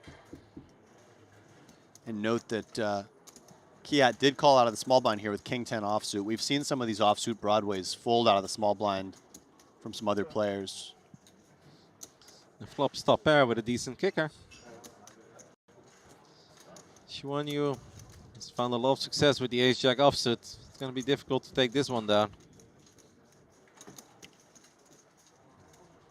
That actually gives Kristen a gut shot. Yeah, and if Kiat had checked here, I think Kristen has a combo that she could consider bluffing. Yes, just naked gut shot, but that board should hit her range a lot harder than it does the other two, especially after the flop checks through and the small blind checks the turn. But once the small blind bets, I think he's just always going to take it down. Nice little hand there for the man who flatted King 10 offsuit in the small blind. How do you look at those plays overall, Alex? You're all right with that? I feel like some of the pros are critical. I think that one's actually a little bit loose. There was another one earlier where the queen jack off folded against Kristen's button open. Here the open was from the cutoff rather than the button. And or no, it was even an earlier position open. Yeah, I think under the gun +1. Yeah. +2. So I think versus that position, I'm not a huge fan of flatting the King 10 offsuit, particularly as we start to get closer to the money here. But certainly not totally unreasonable play. It's just a little bit awkward since you're not the one closing the action. If the big blind then does come over the top, you're going to have to let it go. Yeah, certainly you do open yourself up to some light squeezes, especially if the big blind thinks that you are not ever flatting strong hands. But it worked out for now. And it's always interesting to hear your takes on those hands. Yeah, and because I think those are the tricky hands that a lot of like casual or recreational players can struggle with a little bit. It's like, yeah, it's a beautiful hand. You know, you don't want to get too out of line with it, but folding seems a little bit tight. So, 145. And here I think Fuchs really, I mean, picking up partly on the fact that Jeju has been opening a lot of hands, and also just the strength of his own pocket fives off 7 big blinds, very reasonable reshove. It's one of these moments where you probably feel like you're getting it in real bad with ace-6 of hearts. I do expect him to always make the call. Yeah, I think the price is just too good here with a suited ace. I mean, your opponent can definitely have plenty of Broadway hands that you're actually ahead of, plenty of flips, and then... Didn't love it, but he's going to love it when he sees the hand that he's actually going up against. That's probably a whole lot better than what he thought he was facing. Yeah, that's one of the hands you want to see when you make this call. Tom looks all right with the situation, too. Yeah. He's willing to accept any outcome. Might just get a little sick of working with 7 or 8 big blinds. I believe this has been going on for 2+ hours at this point. Eventually, you're like, let's just get it over with. But the 5s are still good. Backdoor hearts are alive, though. Backdoor clubs for Tom. He doesn't need it. He doesn't need it. The 6. 6 on the turn does mean that Tom now needs to find a 5 and a 5 only. It couldn't even have been the 6 of clubs, after you mentioned it. And it's no good. I'm going to say goodbye to Tom for now, but I'm sure we'll see a lot more of him throughout the entire Triton ONE series. And I'm sure he'll be finding his way over to day 1B, I would imagine. Was short, continued to stay short, couldn't find the double, and in the end went out on the flip. It is what it is. Some of these hands and scenarios will play themselves. Anything that stands out for you? I see that you're also scrolling the iPad. I'm looking for movement, not seeing a ton of movement. Still Howrun Sun at the top. Samuel Mueller seems locked in that top 5. Xuan Lu climbing a little bit up to 9th. Yeah, no. He's working with a top 10 stack at the moment, 1.5 million. I feel like our second place, I haven't seen him rise this side. It seems like he's just chipping up slowly. Yeah. Antal Mezai from Hungary, if I'm not mistaken. I shouldn't be, since I'm European. I should know those flags. Did Randy let you in on the secret that you can see the name of the country if you click on their profile? If you go view profile once you click on their name? Nope, he did Because not. I was struggling hard with the flags. So this cheat code is not so bad for me, as we see. I heard you got something.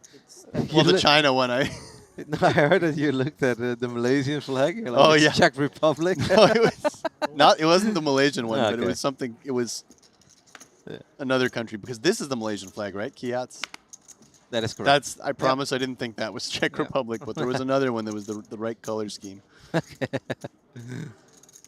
I mean, to be fair, a lot of the European flags do look a little bit similar. But And look at this. Chen coming out with the 3-bet with the suited King 7. I think a very reasonable combo.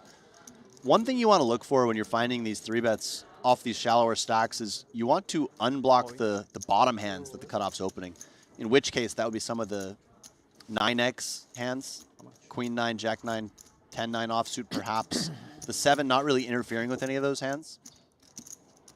I think he could have gone for a slightly smaller sizing. 545. He's actually come close to pricing himself in, although I think he will end up 3-bet folding this hand. I mean, it's so cool. You can even favorite your players in the app. I didn't even know that part yet. I didn't even notice that either. Yeah, like a little That's star. great. Pocket 10. I think Ace Queen is going to take it down. Now I'm going to have even more fun. I just need to make a profile. We're going to get into that. It's going to be so easy to track everybody that you're interested in. Nice to not get, yeah. I feel like you can Who, have... who are you starring over there? Right now? Who are you favoriting? The first one was Xianglu, because I just wanted to keep track of how he was doing. Okay. And then I was just going to go down the list of everybody that I... That you know. Yeah, that I recognized. Right.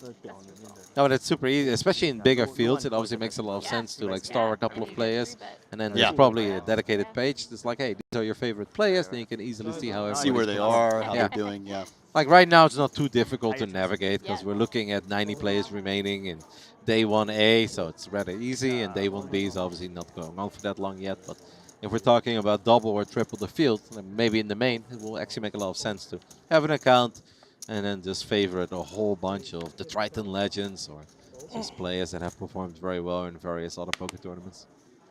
Note that the blinds have increased here. We're now playing 10-25K as Kristen Foxen raises the cutoff. And I think the ace-10 off is just going to go with it. Yeah. Especially right after the blinds have gone up. Looking down at 14 bigs. And yeah, really can't call with King 10. It's a little frustrating now for Kristen, right? She's slowly chipping down, just not really any pots going her way, nothing to... Yeah, but yeah, just all very standard poker. She hasn't made any mistakes. She's opening the right hands. She's, you know, so it can be a bit frustrating, but she still is over 700,000. But just not really connecting with a flop in a while or not being able to see a flop. Right. Sam Amin, who we had on one of our future tabled earlier today, just got a big double with aces versus 9-10 on a 10-7 deuce flop. Managed to get it all in the river, and his opponent called with just a pair of tens. So he went from 1 million to 2 million. So the man from the UK now second in chips overall.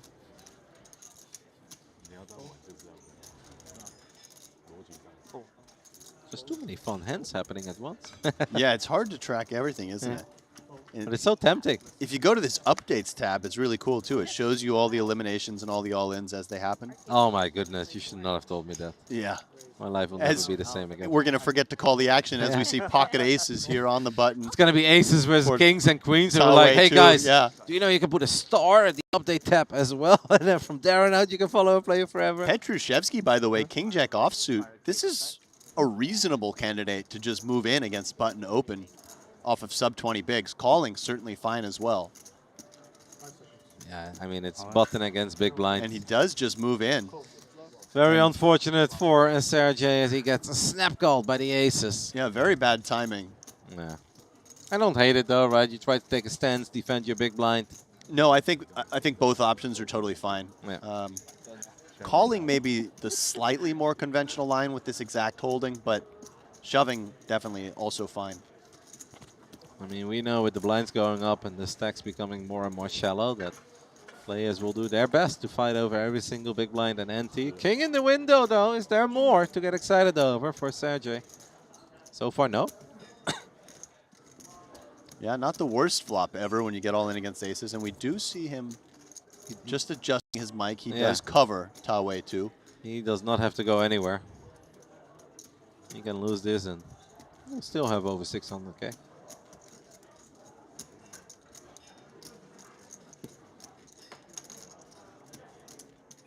Three of diamonds. No help to Sergey. Needs a king or a jack to eliminate his opponent.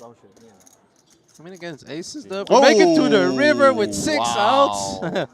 You're not hating life, or 5 outs in this case. And he finds the jack on the river. Cracks the aces. And this man can't believe it. Really? Aces on the button, eye open, big blind shoves, and I'm out? Yeah, that's a tough way to bust. Getting sort of close to the end of the night. Pocket aces on the button. You get shoved on. Kaboom.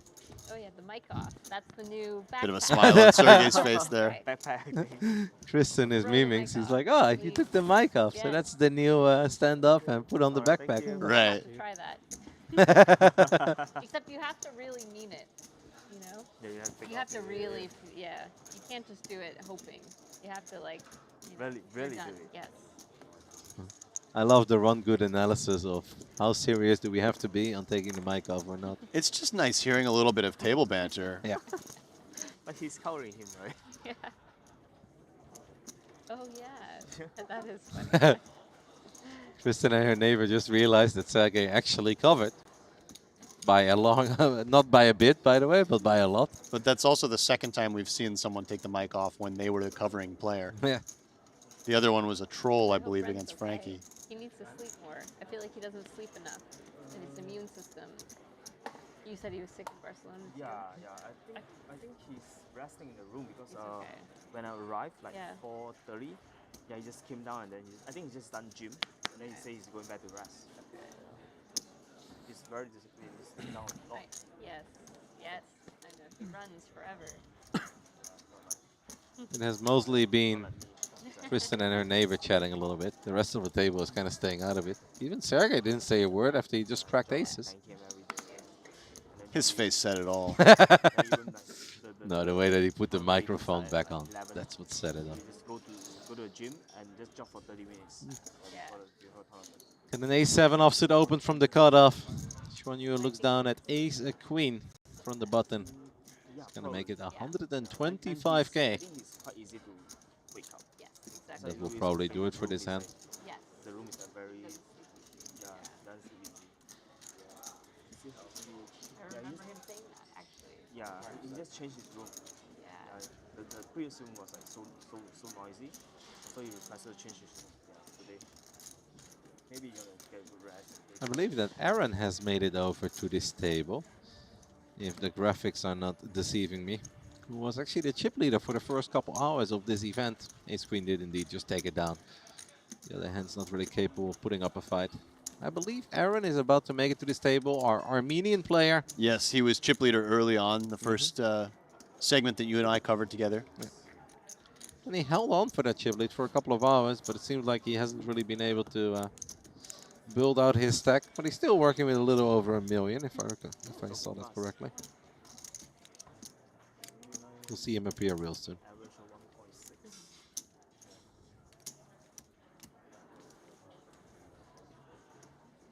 Yeah, it's Aaron on the left of the dealer. Son is the chip leader overall. Didn't even know he was at this table. 2.3 million chips.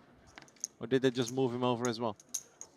Did they move Sun over? I don't know, but he's here. Oh, wow, you're right. And he's got 2.3 million chips. He must have just been moved over. Yeah, because earlier we analyzed that Tristan Foxen was actually the biggest stack, but he only had like 800K to work with. But I'm also seeing Aren's name twice there in the chip count, so we may have a little bit of graphics issues to work through here. Yeah, but I did see Aren in seed 1. Okay. That looks like an Armenian Aren if I've ever seen one. So yeah. I'm quite certain it's him. And Son looks very cool. He looks like he's been on fire. That man with his style, his hoodie, his face mask. I absolutely believe that he's working with 2.3 million chips. Pocket jacks here for when in the small blind facing cutoff open. The man who can't lose. I feel like whenever they're announcing the break, he's like, no, keep going, guys.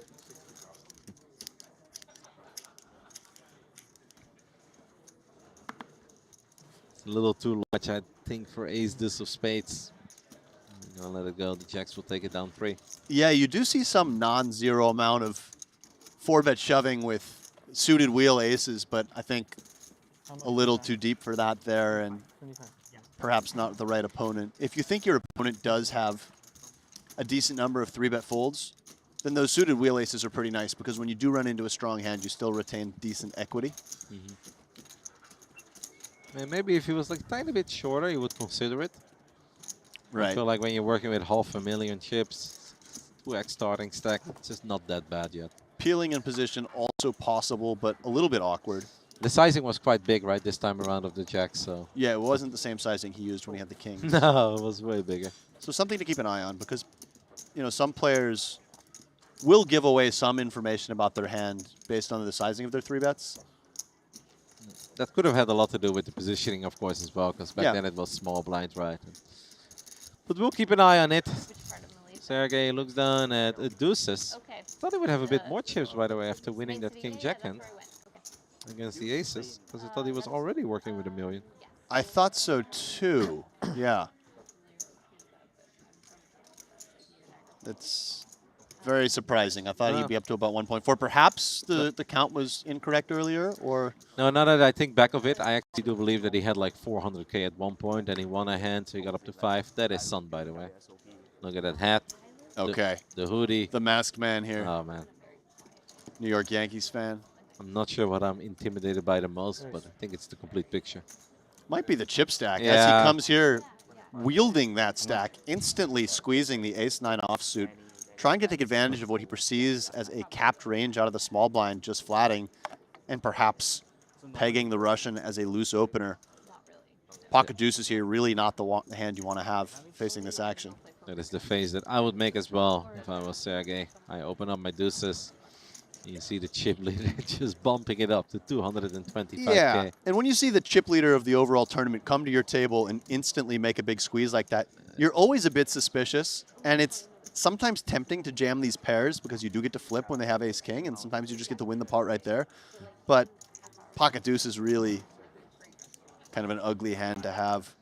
Seems like Aaron is very suspicious. He's going to throw in a time bank extension chip. I think considering all his options, flatting is on the table here. Back raise shoving, not impossible. It's a large sizing though, right? It's a difficult sizing, I think, to just flat. Again, this hand, you know, does have good equity against some of the value range, being jacks and tens, and then of course, in very bad shape against ace king, ace queen, he does just let it go. You can see he's a non-believer though, right? Yeah. It really felt that he did not believe. But I feel like both players may have been non-believers there, but yeah. pocket deuce is really just not having the right cards to make the play. No. Very little I think that Sergey could have done there. So we take a look at our chip counts, and you can see Howran Sun still the overall chip leader of the flight with 98 big blinds. And the table has all of a sudden gotten a lot deeper with everybody besides Chen over 30 big blinds. So a little more play as some of the short stacks were eliminated.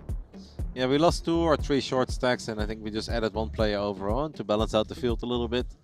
They decided to move our chip leader Sun to this future table. But normally we do. And well, we saw 1 hand. I guess it's quite obvious how he got his chips. And Kristen was the table chip leader coming in, now finds herself one of the shorter stacks on the table, but still plenty healthy with 31 bigs. It's not too bad, but she went from like 48 to 31 big blinds overall. She lost a little bit, like 150 or 200K maybe. Blinds went Been up. moved. So he's going to open ace queen up though. That's the best hand that Kristen has been looking at in this hour. Note that this flat from Sergey is actually a little bit questionable, just given Kristen opening from an early position off of 30 blinds. You do normally like seeing flops with 10-9 of hearts, but from the hijack with a lot of aggressive players behind you, yeah, that's a bit loose. Folding is certainly on the table with a hand like this. He's going to be more than happy to know that his 10-9 can get to see a flop, and he flops best on Jack 9-7 with 2 clubs, but it's not the worst flop ever for Kristen either. He does have the queen of clubs. He's got 2 overs to the board. Yeah, but Hey, you're not loving it. Not loving it. No, not against that flatting range, which is going to contain a lot of pocket 7s through 10s, some ace jacks. King queen. King queen is in there for sure. We see Sergey just exercising a little bit of pot control. This is a flop that Kristen might choose to play kind of a high check strategy on with a lot of different hands, meaning that, you know, she is going to have a lot of ace king, ace queen that wants to give up and just check fold, so she balances that by also playing checks with some over pairs and some stronger hands. So Sergey recognizing that, deciding he doesn't really want to face a check raise on the flop and just electing for pot control. So like out of all the hands that Tristan might put Sergey on, 10-9 suited, it's probably not quite one of them from the hijack. Exactly. Now Kristen can try to target a hand like pocket 6s, which she's behind, to fold right away, and also charge a hand like ace 10 or king queen to draw.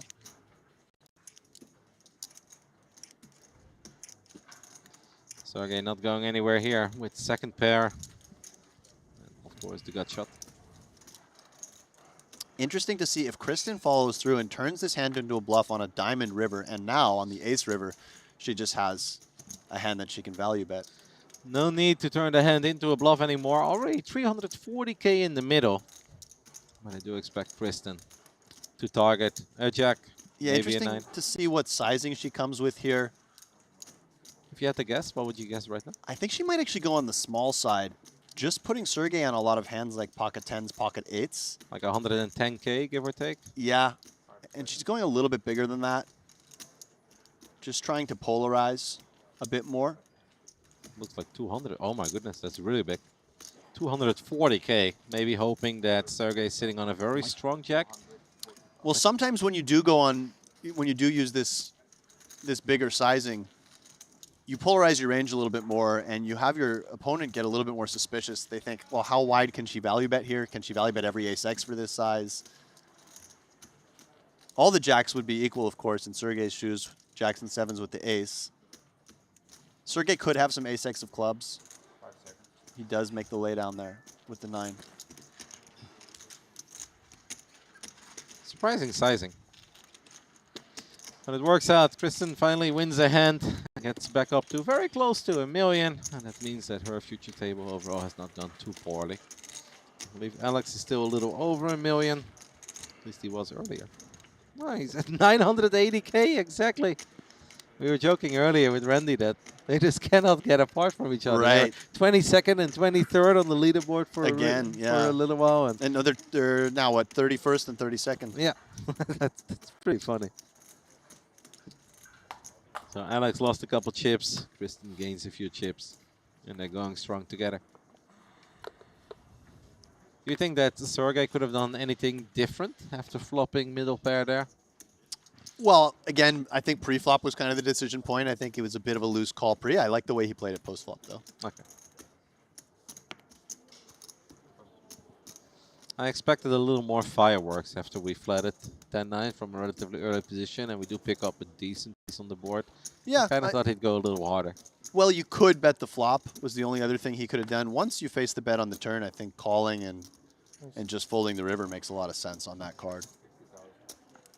Would have been interesting to see what he would do on some other rivers. I think Kristen may have shut it down on bricks, but if the river was some type of diamond, wouldn't be surprised to see her turn her ace of diamonds, queen of clubs into a bluff there.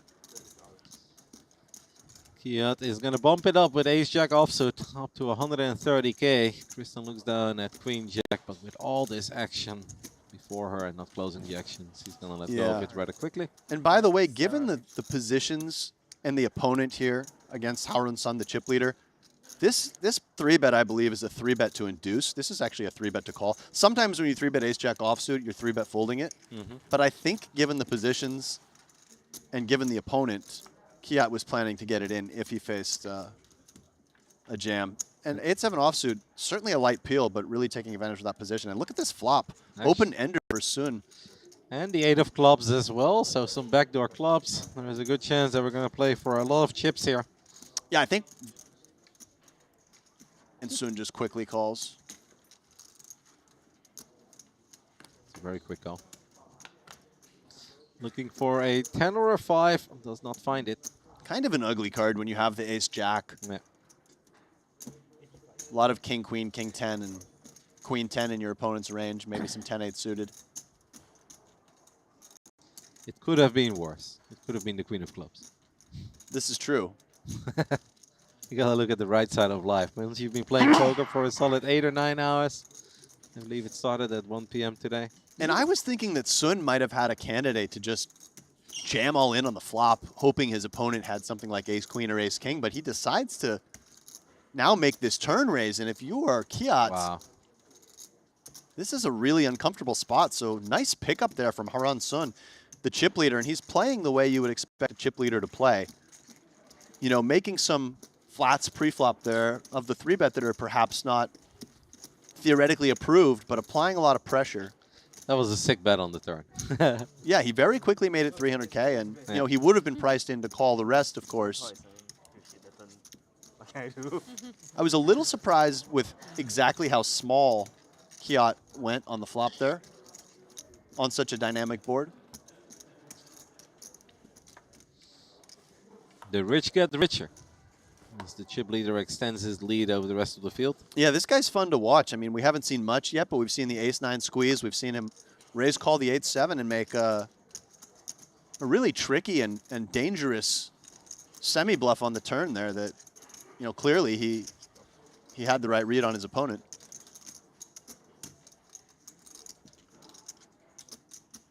And when you have a wild card like that, somebody who comes into the table with a lot of chips and is clearly willing to play a lot of pots, it really changes the entire energy of the table. Mm-hmm. Everyone sort of turns their focus that way, and it can take you out of your rhythm a little bit. It makes you feel like a side character. Yeah, for sure. It's like, all right, main character energy over here. It's like, we get it, you arrived. Yeah. And it's fun when you're that guy, when you have the stack and the play style and the confidence to be that guy. You gotta enjoy it while it lasts. A6 open from the cutoff. Li Chen thinks about it with the queen 9 offsuit. Decides to come along for the ride. The blinds are so big right now. Immediately 135K in the middle. And queen 9 takes the lead here. Snap checks. Yeah, so this is a spot when you're Chen against an aggressive player like this. You're just willing to play for stacks. The question is, what's the best way to get all the chips in when I flop top pair decent kicker against such an aggressive opponent? Do you want to make a small check raise? Yeah, the min click. And he does go for small check raise. I think this is reasonable. I think calling and just letting your opponent blast off a lot is also reasonable. Let's go of the A6 immediately, though. Chen may be a little annoyed. Was hoping for a bit more. Chips up to 490K, but with the big blind being at 25K, that's not going to do a whole lot for him.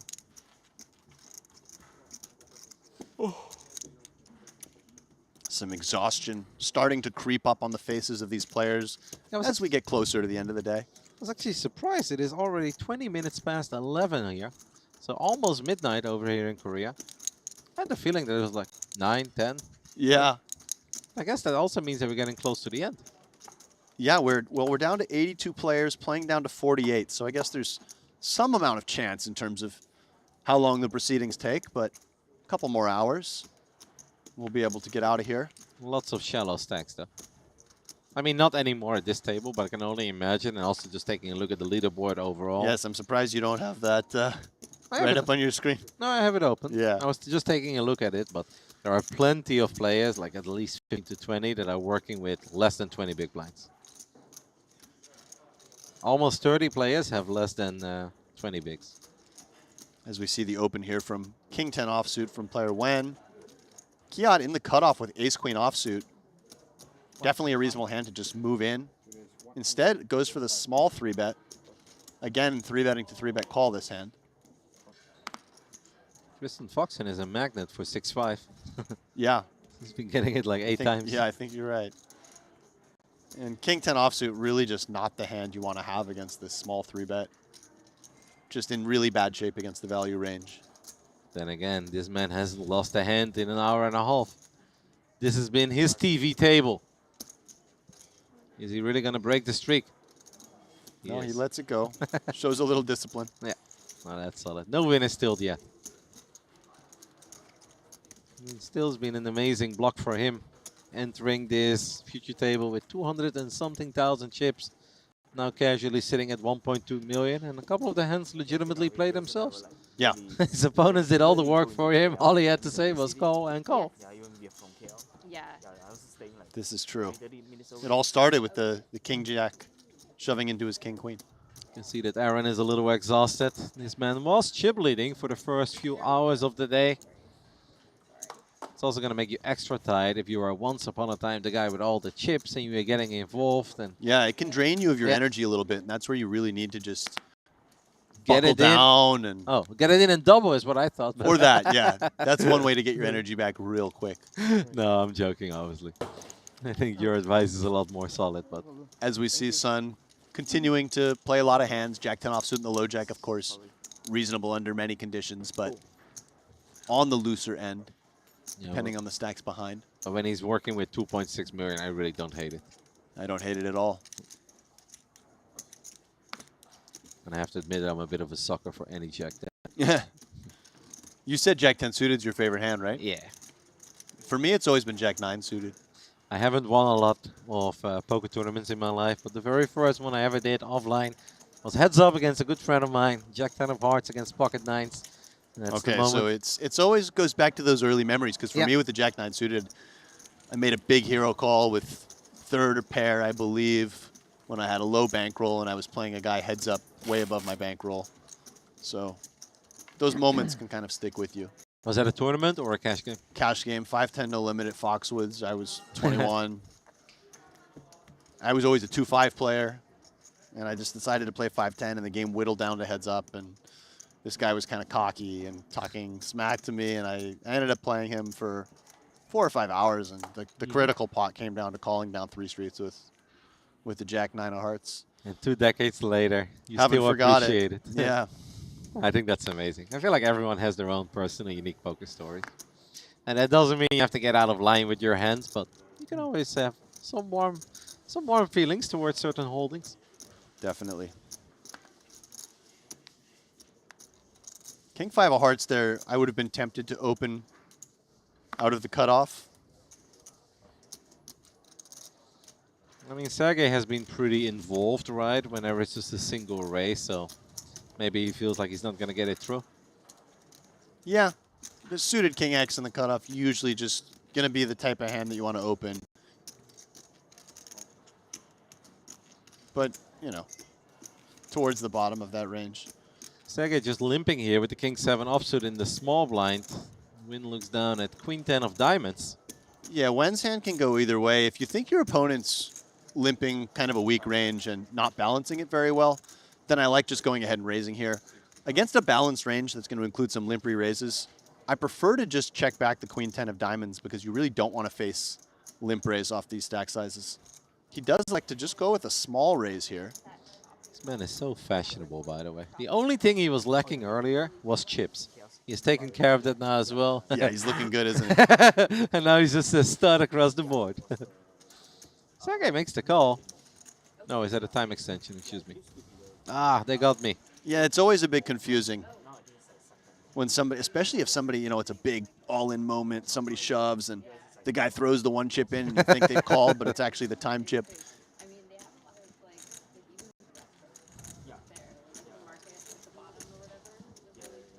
185.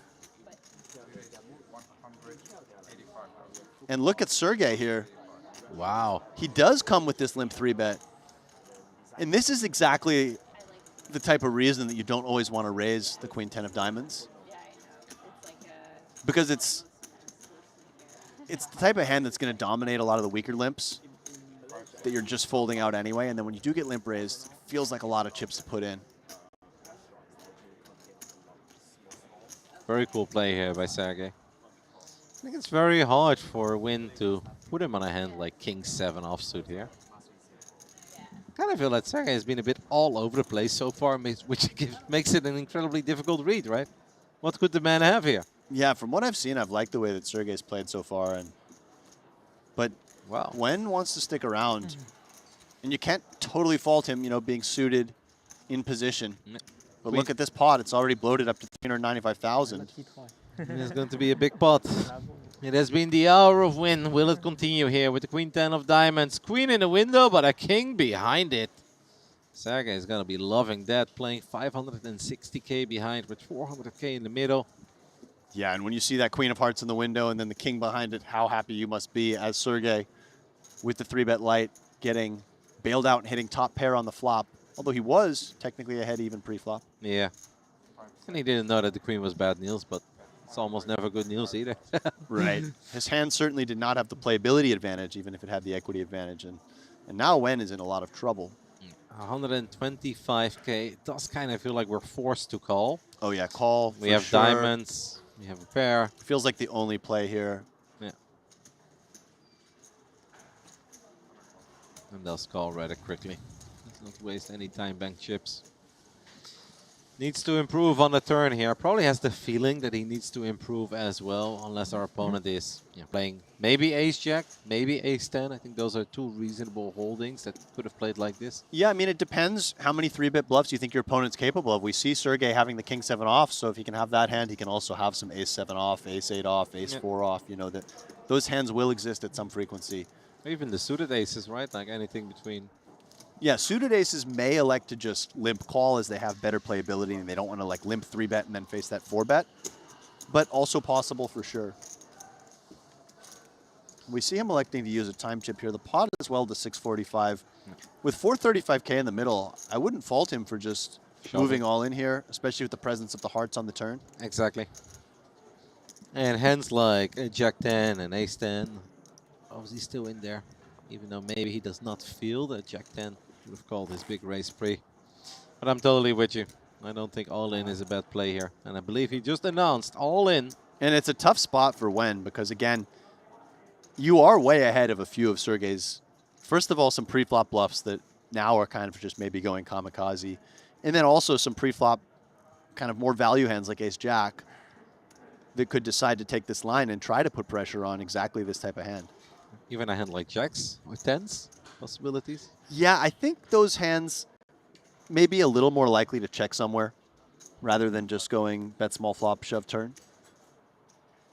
Two overs. I think it's a little more, he's going to show up with a lot, with king X or better here, and then some amount of bluffs, whether they're semi-bluffs or potentially some lower equity bluffs, but I think he's going to need some type of equity to shove this second bullet on the turn. It's a very tough spot. I have the feeling he's going to let it go. Our opponent has looked strong, sure, limped, but... Yeah, Sergey's definitely taken a very strong line. Limp re-raise, bet small on the flop, and you do see the fold. Good read on that, Kevin. Yeah, I think that's more just that I really trust Win's ability to put the pieces in the right place. I think eventually was convinced, maybe did not believe all along that Sergey was strong, but I mean, Sergey wasn't really that strong. He just became strong after flopping top pair. Now, that was a fun hand to watch at every juncture, I think. Every decision point. Maybe the flop was sort of the cleanest from both of them. But the pre-flop decision points were interesting from both parties. And then there were some options on the turn as well for both. Perhaps a little frustrating for Win there because you can also check Queen 10. Like, it is a very good hand. But, you know, you're still behind against any ace-high or king-high kind of hands.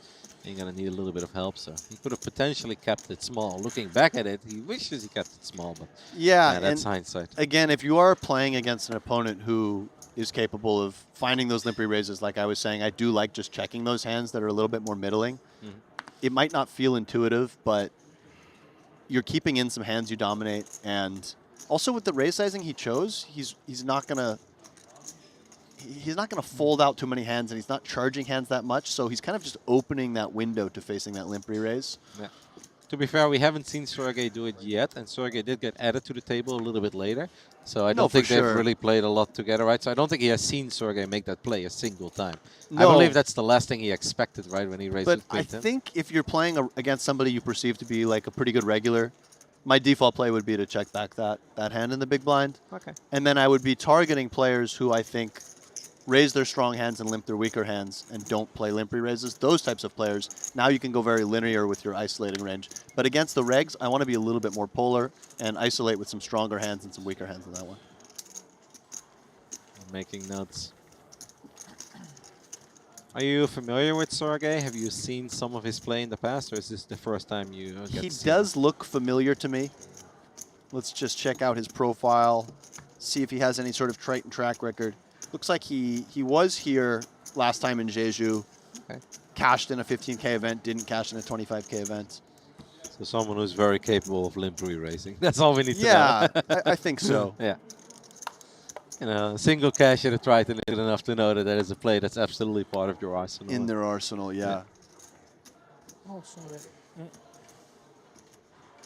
I'm rooting for Kristen to get some more exciting hands. I feel like she hasn't been card dead, but also definitely has not been hit by the deck. She's definitely played well and just kind of stayed out of trouble and hasn't had a ton to work with.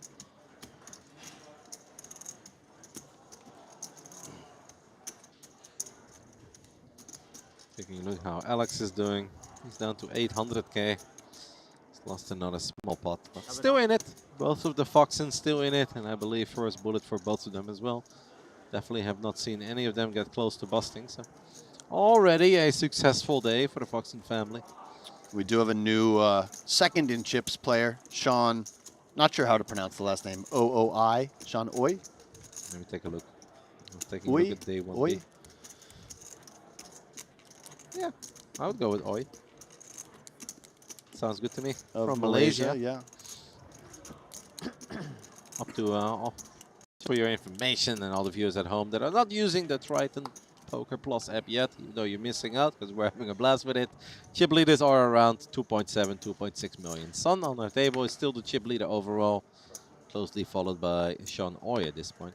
Over in 1B, by the way, my good friend Justin Saliba has a nice cozy chip lead with 144 entries and 102 left. Registration still open in that event. What can you tell us about Justin Saliba? Former D1 soccer player turned poker player, turned that competitive energy into poker. He's just an all-around great guy. I actually I have a place in Vegas that I rent from him. He's the owner of the townhouse that I rent there. Yeah, just a really, really good guy, really sharp, works very hard, and has climbed his way through the ranks, starting with playing a lot of online tournament play, online cash, moved up the live scene and quickly got to the highest stakes and has had a lot of success. Also an avid golfer. One of those guys who's just very competitive, and when he wants to get good at something, he's going to work hard at it. You said D1 poker player. That is like college D1 related. soccer. Yeah, sorry. D1 soccer, sorry. That's what I meant. Where did he play? It was Dayton, University of Dayton. No idea where that is. It's in Ohio, so it's kind of like the center of the country. Yeah. I do know where Ohio is, but yeah, Dayton is a little more difficult. All right, cool. Nice to know. Dayton probably not a place that many of the Triton audience would know so well. If I had my account right now, I would immediately star him, mate. Follow his journey as well. Got A6 of diamonds here. We're going to take a stab at it on this paired board with 2 diamonds.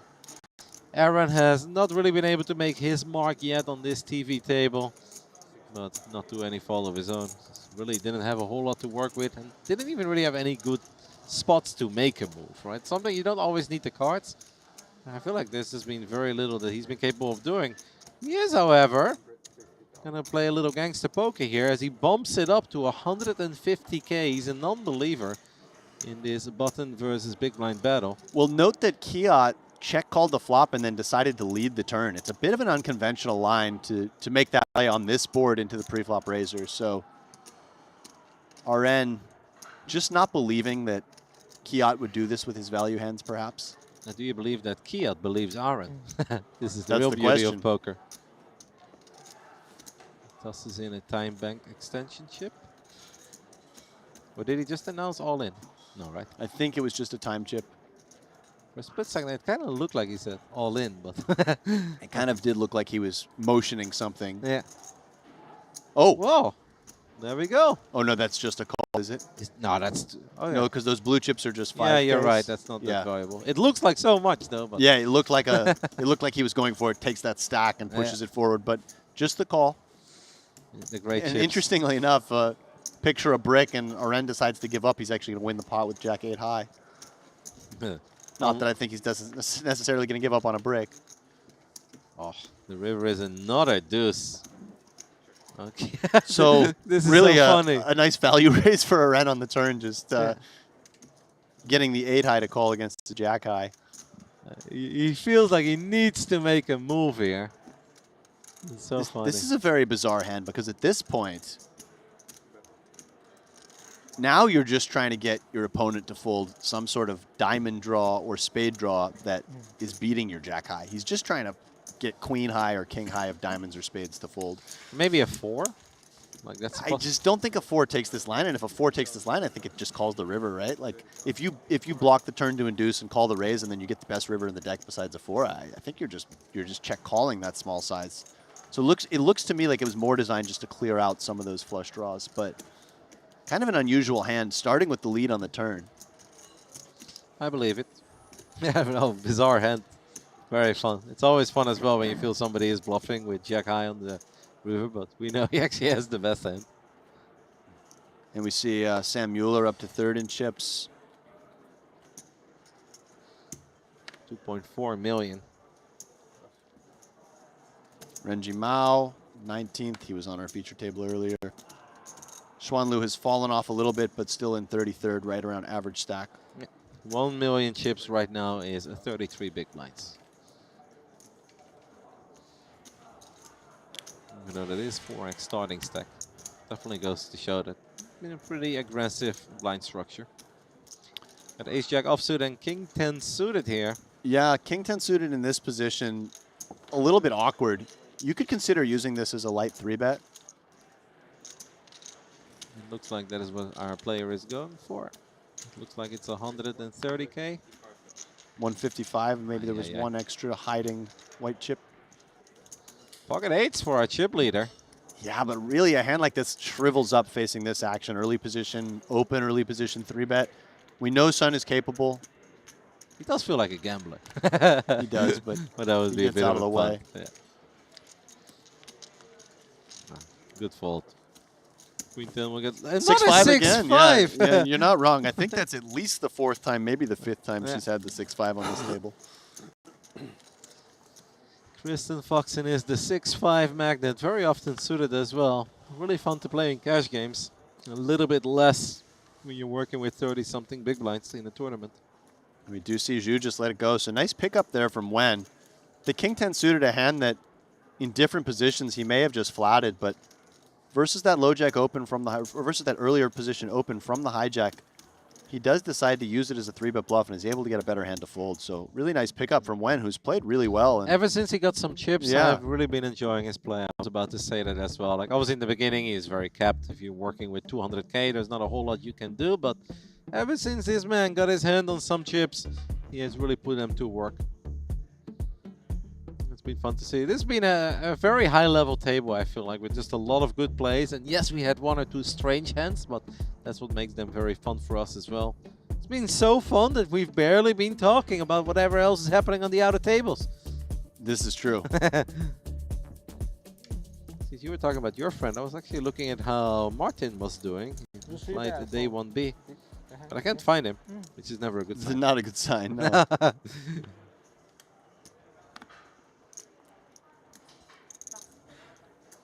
I mean, the good news for everyone is that there is, of course, a flight day 1C starting tomorrow morning. And in Randy's world, there is even a flight day 1D, but I've never really heard about that one. So I think we're just going to keep it at the first 3 flights. The 6-5 making its rounds. Oh wow. my, mate. 2 players. Honestly, there was another hand where 2 players had 6-5 suited, I remember.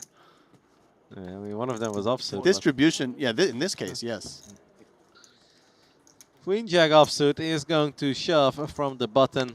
I do like it when we are looking down at less than 10 big blinds, but I'm afraid he's going to get looked up here by King 10 of diamonds. It's a pretty fair fight, though. Yeah. I mean, reasonably. Just under 40% for the Queen Jack. And Chen has not called yet, but I do expect versus the button shove, this hand is just a little bit too good. Yeah, because it's suited. Like, if it's offsuit, he may let it go, but I believe because it's suited, he's going to go for it. Does use a time extension chip. Yeah, when the button's got under 10 bigs, they're going to be shoving a lot of suited connectors. Yeah. Even some worse King X offsuit, King 9 offsuit gets in there. And received the good news for now that he is indeed ahead and made the correct call. I understand it's a tricky call though, because very rarely are you crushing here, right? Like, Yeah, you that's do almost crush, well, some suited King X that you beat and some 10-9 suited, Jack 10 suited, Yeah. Queen 10 suited, even Queen 10 off, Jack 10 off can get in there. But yeah, it's not some super exciting spot. You are going to be up against Ace-X quite a lot of the time as well. Queen Jack flops, best with middling pair here. Chen now praying for a queen. Obviously a king is still good as well. The running diamonds are alive, so he's got some options. Lots of exciting turn cards. Let's see. Seal the deal. Wow. He can seal the deal Not immediately. quite sealed, but okay. close, very close, yeah. I mean, out of all the cards to find, that was the best one. I need a mic thing now. There was no better card to find there than the queen. And King 10. Broadway will hold. And I have to say, these players so far seem to really be having a lot of fun at the table and taking it pretty well when they do bust. I think that Tristan will miss her neighbor, because he was the only one who was a bit chatty. Yeah. Yeah, thank you. Good luck.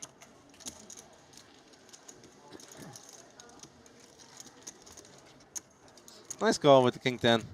It's the correct call, but I still understand that he had to think about it, especially because his stack was only 500k, I believe, right, starting that hand. So yeah, you know, you got off more than half of your stack in the end with King 10. But also, we're getting closer and closer to the money, so you do start to think about that a little bit more, you know, with the more marginal hands. But covering his opponent, 9.5 bigs, ultimately came to the right decision with the King 10 suited and got rewarded.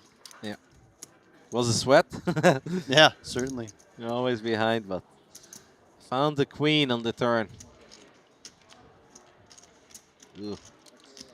Shinhwa has lost a few more chips with kings against ace-jack this time. He's now down to 700 and something K, which is still all right, but obviously stings a little once he was working with 1.5 million earlier.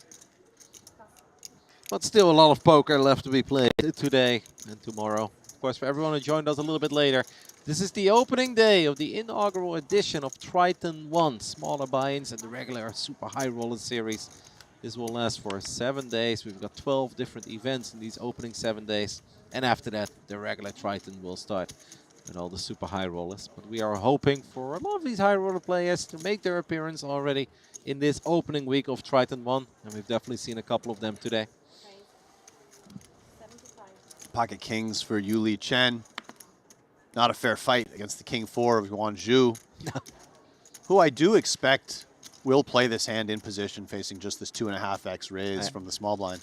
You know, small blind against big blind, you actually feel pretty good about like any King X, right? Like King 4 is obviously not something to get super excited over, but you're like, I've got a king here. What are the odds that, you know, any random 2 cards is better than King High? And by the way, he does have a candidate to 3-bet bluff here with the King 4 off, because you can get your opponent to raise fold a lot of King X that dominates you. King 8, King 7, King 6, all these, certainly all the offsuit versions are going to raise fold, and it looks like he is thinking about it. It's just going to be bad timing. Yeah, very, very unfortunate. This is the kind of play that we would praise and we would rave about in a lot of other scenarios. And Yuli Chen cannot believe his luck. He's like, yes, blind against blind, I've got kings. And if you're Chen here and you could see your opponent's hand, of course, you would just call and trap. Against your opponent's range, it's a little bit unclear what's best. I feel like he's going to go small raise. I think he's going to make like 310 maybe. Certainly it's on the table. I think a lot of things are on the table here. If you think your opponent has a lot of 3-bet bluffs and a lot of aggression in their game in general, just calling is also an option, definitely. Yeah, that is correct. If you think your opponent is a little bit more value heavy and he does just go all in, then the all in starts to make sense. And then your idea of the small 4-bet is also fine against the right opponent who might level themselves or peel really light. So I think everything was kind of on the table there for Chen, but a nice pickup. Yeah, I'm the least fond of this one, though, because Kings is just so good that the moment we announce all in here, we don't really leave our opponent with a lot of options. Yeah, and when you see that, you know, your opponent had King 4, the King's shove feels really bad. At the same time, imagine your opponent had something like Ace Queen off or pocket 9s. Yeah. You do just get the money in right away when they were planning a 3-bet call, and you avoid the situations where they flop something that they can get away from. No, that is true. But yeah, no, of course. I mean, in hindsight, we can always. Yeah, basically the tighter and more value heavy you think your opponent is, the more I like just shoving the pocket kings there. Okay. Well, he gets it. He does chip up, so he's going to be happy with it. Back-to-back hands heading his way, and they're obviously both quite big, making Broadway with the King 10 of diamonds. And now facing at least a little resistance when opening things up with kings. It's like when everybody's folding to you, you've got kings, you're like, all right, you know, there's Yeah. nothing happening early on, but the button will raise, right? Everybody opens Right. from the button, and then they fold to you in the button as well. You're like, oh, come Pick on. up 175 is not so bad, No. given that, yeah, he felt like he might have just lost out on all of his action. A chip leader opening with Queen Deuce of Diamonds. Kristen is a non-believer, and he's correct. As he 3-bets King Jack offsuit to 150k. Strong play here from the cutoff.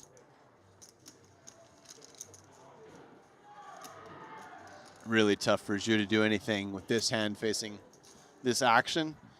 Kristen correctly recognizing how wide Sun has been opening. And decides her hand plays better as a 3-bet than a flat. Can't really do a whole lot.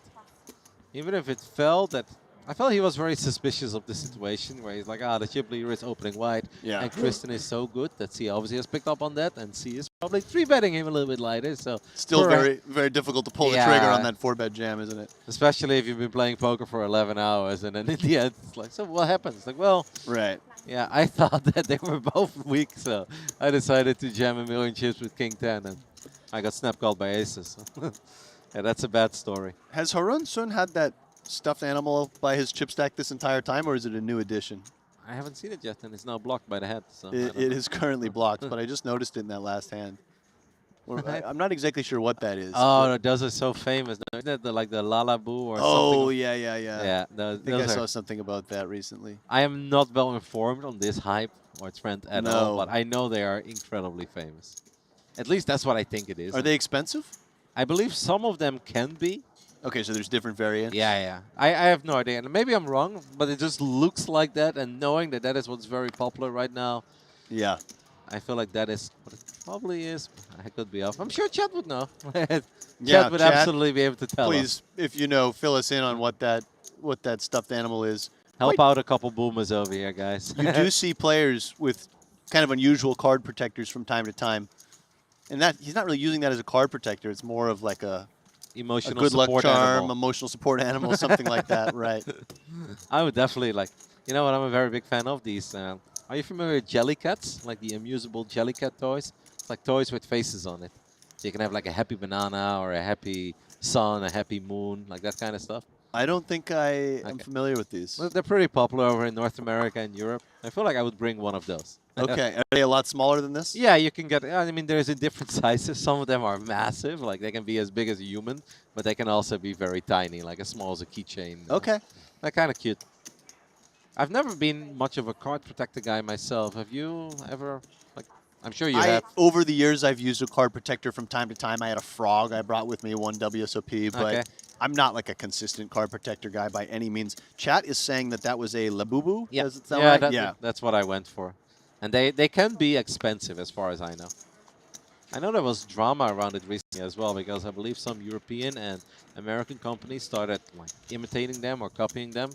And then the original Chinese manufacturer was not happy about it at all. And they're like, hey, what are you guys doing? That's ours. We own the Labubus. But I'm not that well informed, but that's what I figured it was. By the way, I think that Randy might have been right that there's 4 flights. I just see somebody who looks like a moderator in chat, Ace Cooler, saying 4 flights. Okay. So but maybe the last one is like a proper turbo. Because I don't think 1B, by the way, is a turbo. I think 1B has the same structure as 1A. No, but it's 30-minute levels. Oh, 30. 1A is 40, yeah. Okay. Maybe they make the 1D even faster. It's possible. Yeah. Just it will all be in the app. Yes. I mean, day 1B is currently at level 9, while day 1A, the one that we have been currently watching and commentating over all day, is at a level 15. King, Queen, we got a mystery hand, by the way, of our chip leader. We have ignored the mystery hand so far. Under the gun open, bets 105,000. King, Queen from Yu Li Chen calls. We know that our chip leader has been getting adventurous. Pre-flop action was just open, call. Kind of just flung the chips in there. Deuce of clubs on the turn. All right, it is time for the guessing game. Randy said that you failed miserably the first time. I did, so why don't you take this one, Kevin? No! I mean, you've got like a gazillion hours of experience on me. Okay, so he raised in early position. He got flatted in mid position and from the blind. He continues firing here. And he bets way bigger this time. Okay. I'm going to say it's a bluff. I'm going to say it's either ace-queen or ace-10. I'm feeling a monster this time. You feeling a monster? Pocket aces? That's what I had last time, and of course it was the 7-5 of diamonds. I'm feeling even stronger than aces, like maybe pocket eights, pocket jacks. Oh, wow. Because we bet the rather small on the flop, we go bigger on the turn, which sets us up for a river jam. I just can't see ever folding king-queen here as Chen from what we've seen of Howrun Sun. I mean, they won't give us a mystery hand if it doesn't go to showdown, right? So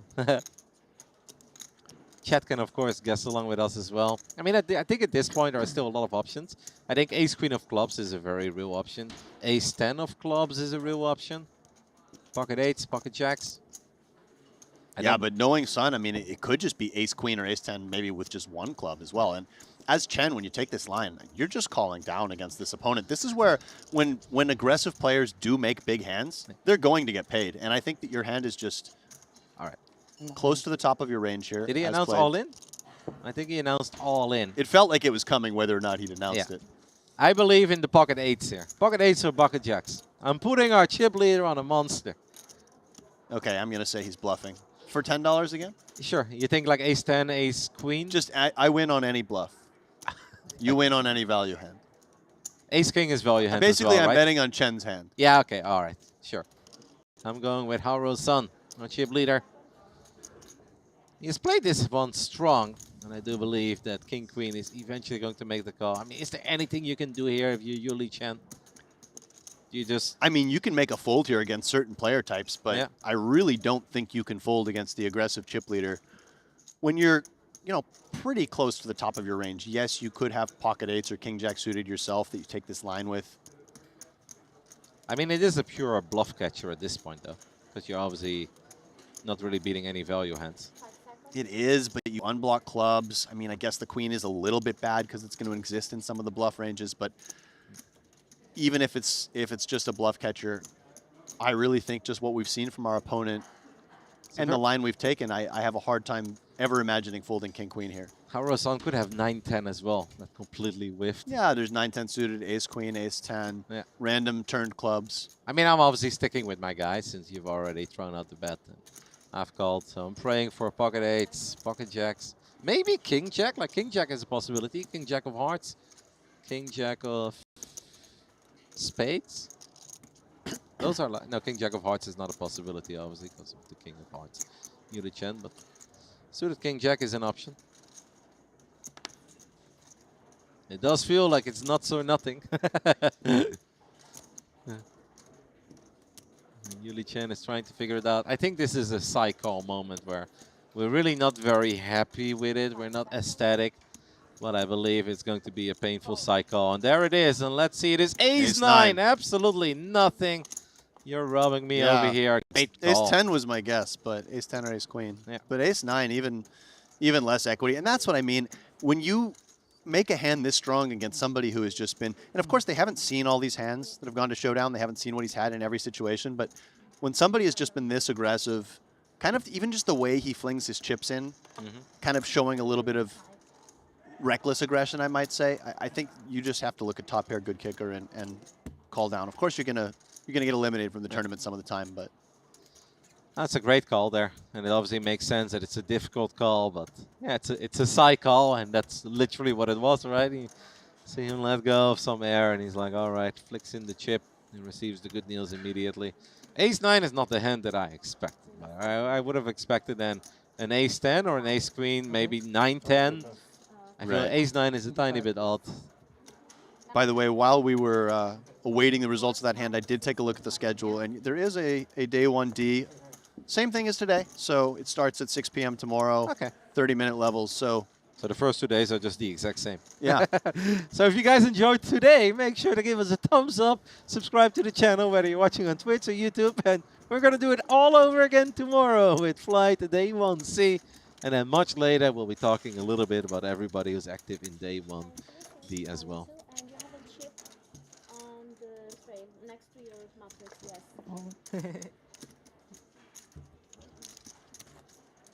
By the way, Martin Nielsen has 500 and something thousand chips right now in flight day 1B. But I can't really check his history. There is a chance, obviously, that he busted and he re-entered. And he now has at least 2x starting stack, which isn't too bad in flight day 1B, as obviously the average is a little bit lower there. Yeah, registration's still open in that one for another 45 minutes or so. So far the commentators are 0 for 2 when it comes to the mystery hand. Yeah. I just believed in the Sun Run, man. He was betting strong, small on the flop, bigger on the turn. Sets up for the river jam, goes for it. Fooled me. I do think I would have called with King Queen, by the way, don't get me wrong.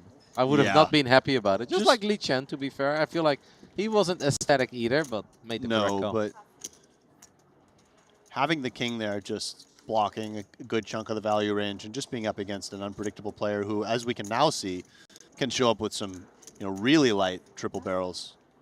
Yeah, that's the first time we've seen him do that, by the way. We have obviously seen him open and also c-bet and then just give up.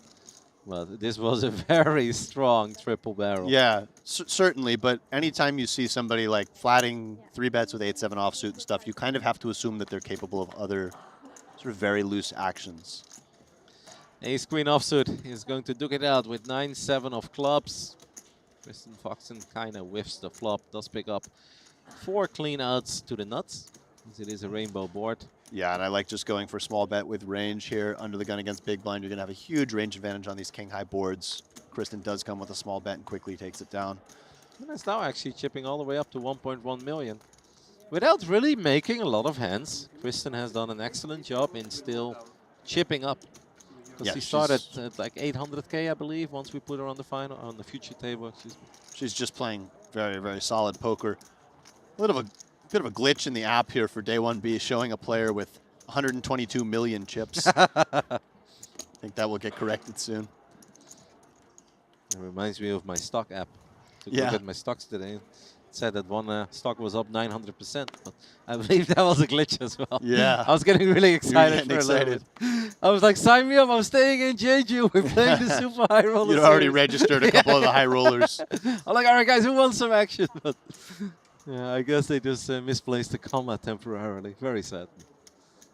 As we see Wen, who has been a little bit quieter of late. He's very active early.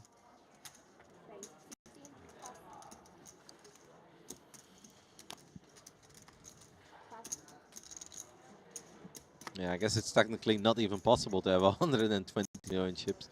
I don't think there's been enough people entering.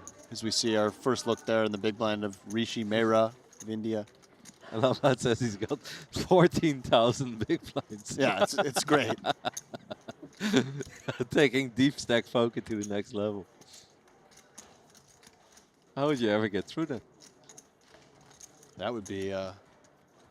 where would you put all the chips?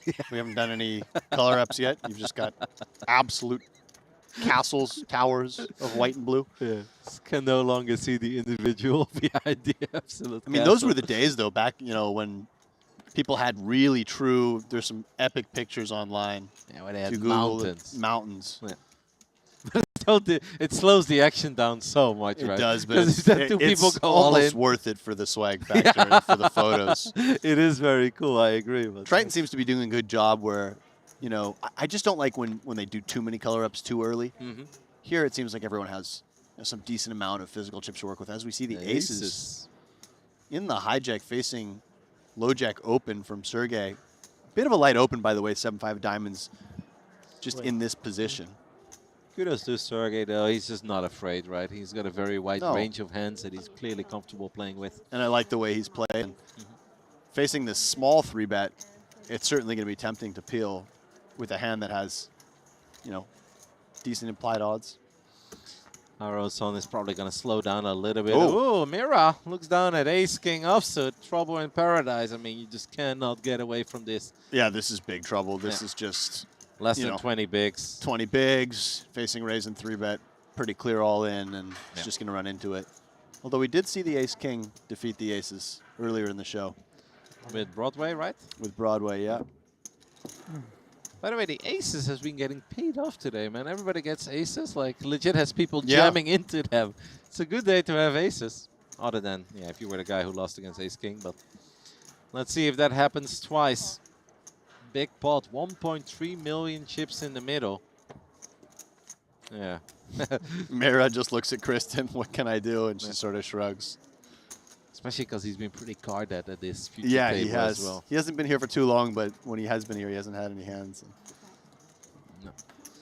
So it's frustrating. Let's see if we can at least turn it into a bit of a sweat. Ace King versus Aces. No. Not much of a sweat there. And he just flopped that, yeah. Yeah. Wow. Wow, that's grim. The sweat did come later on, but we just ran out of cards. He needed the ocean. Oh man, that's so grim. When you don't really pick up a hand for over an hour, you get Ace King. You see a lot of action before you, like, all right, this is it. Even if they all fold, I'm already happy with the amount of chips that I'm picking up here. And you get snapped off by Aces. You hate it. Like, yeah. Perhaps there's a sweat, and they just flop you dead. And things are moving rather quickly here, by the way. We're all of a sudden down to 64 players, 63 now, with just 12 minutes left in this level. And it's going to be a big jump from 1530 to 2040 in the next level. So we could see the day nearing perhaps before the end of what I thought would be another full 2-hour block of commentary. Yeah, I don't think it would ever be full 2 hours. There is a chance that we're going to have one more break, because I do believe the next break is scheduled for 12 minutes. No, we're certainly going to have that break, yeah, but probably not a full session after that. No, that I agree with. If Randy is very sleepy, perhaps we can just bring it on. It's a little bit silly to summon Randy at midnight for like 15 minutes of commentary. Yeah. It might be closer to an hour or so. Yeah. We can just play, let him. Play will slow as the bubble nears. We'll just let him start tomorrow and put him in for the first 6 hours. Be there like, you Randy, go, yeah. we had your back yesterday Put night. him in all day and have him work by himself. We can go fire these other flights. If one of us makes it through, then the other two can cover day 2. It's Randy's worst nightmare. Sure, commentate me. The Triton staff will love that. Randy in the booth making jokes with himself, developing alter egos. Yeah, I'm sure Chad would love it. So we see the ace-5 offsuit here from Moran. He's perhaps taking advantage of the fact that he's been pretty tight lately, maybe cultivated a bit of an image, and that Wen has been relatively active. Yeah. Maybe he feels that Wen has got a bit of that winner's tilt, because let's not forget, I know I sound like a broken record, but this man started this future table less than 2 hours ago with 200,000 chips, and he's now looking at 1.8 million. I think he just announced a 4-bet to 300K. This is going to be so frustrating for Aaron, who was leading this tournament early today for at least a couple hours. He was the chip leader. I think he was the first that broke the 1 million chip barrier, but just not been able to really get anything done. Yeah, and this is a strong play here from Wen, who's played really well at this table. This would be a gangster 5-bet shove, though. I love it. I would love it so hard. Usually you want the suited version, but beggars can't be choosers. You got here this way. If you think your man's weak. And you can use some very old school poker logic. He had aces last hand. How likely is it that he has aces again? And I think one thing people forget is that he did it. No, he's actually peeling. Wow. Is he? Yeah, he just. That's what the graphic says. Is he called? I mean, that's pretty crazy, you know. That's a big call, but I guess it's only 10 big blinds. The price was good, but the hand is not the hand you would expect to want to call with. He does flop a 5-high flush draw on Queen 10 deuce, all spades. I gotta say, Ace 10 of clubs does not look very strong either on this board after your opponent just called your 4-bet. I agree. It's actually a very uncomfortable spot for Ace 10 of clubs. Yeah. If you bet small and get shoved on, it's extremely awkward. He does look just a check. You probably feel like you're not beating anything here with Ace 10 of clubs. But you are beating some, semi-bluffs that contain 1 spade. And look at Aren just going for it here with a small bet. This is a man who's had enough. Yeah, and he's just targeting hands like Ace-King red. What do you make of the sizing here, though? The 100K, little over 3 big blinds, 3.3. I think on these monotone boards, you do see a lot of small sizings. And he's leaving himself room to, multi-barrel this hand, maybe even over 3 streets, if he so chooses. He picks up additional outs. As the 3 would now give him the wheel straight. Are we going to fire big here? Betting small on the flop. Let's bet big on the turn. He could just shove. He's got 650k. There's 875k in the middle. Obviously, it's absolute hell if you get snapped off by, you know, aces with the ace of spades or kings with the king of spades, or even a set of queens. I like this sizing from Iran here. Really just targeting again that red ace jack, red ace king, maybe red jacks even, or a hand like the one that Wen has, if you think that's in the range. You're getting mega good odds here if you win, but it's so tough to call with ace-10. It's like, what do you beat? The problem is your visibility is also just very poor. Wow. And he does elect to fold, so... That's a strong hand by Aaron. Very creative play there from Aaron, coming with the flat of the 4-bet with ace-5 offsuit. Not something you see very often. He did have position, and I like the sizing scheme he chose there, because you got the impression that it was all going in on the river. He sort of leveraged that without risking it all himself. And if his opponent would come over the top on the turn, then he actually has enough left to fold, where he still has a stack that if he doubles, he's absolutely in the mix. It's not like he left himself very crippled there and no choice. Honestly, sick hand. He was just a non-believer. The man who just won a lot of chips with aces and gives back even more with ace-10, where he did have the best, but almost impossible to play that hand on that board against that much aggression. Really strong hand by Aaron. Definitely, I think, the standout hand of the last 2 hours. I know we've seen a lot of cool flops, turns, rivers, seen a couple fun ones, but I think that is the one that is going to stay with us for the longest. Yeah, that one was cool. And, you know, we were thinking, okay, he's just going to have to fold to the 4-bet. And then when he was tanking, we're thinking, okay, maybe is he going to find the shove here? It's not outrageous. You would expect maybe to find the shove with the suited version, but he did something a little unconventional and flatted, but then a really nice double barrel to take it down post-flop. Yeah, I was shocked by that one. But it worked out in the end, as we've got King-Jack offsuit here for Sergey. Kristen is looking down at Queen-10 of diamonds. Kristen's hand's a little bit awkward here, just given the stage of the tournament. She is going to flat it. I think it's quite a clear flat earlier in the tournament or slightly deeper. Slightly more awkward here, just given how close we're getting to the money, but still just a very nice hand in position. I'm going to go heads up as the small blind and the big blind get out of the way. Big blind had absolutely nothing. Small blind, Queen-Jack, but with all this action prior, Queen-Jack offsuit did not look that good. If you play Queen-10 of diamonds and the first card you see is the 9 of diamonds, you're loving life immediately. You're like, yeah, that's exactly what we're looking for. The 10 of hearts is not a bad one either. Yeah, she just doesn't want to make 2-pair on the turn here. No, that would be a nightmare. I realized my microphone was almost under my chin. I don't know how that happened. I got so excited. You were too excited, yeah. Yeah, that ace-5 hand was sick.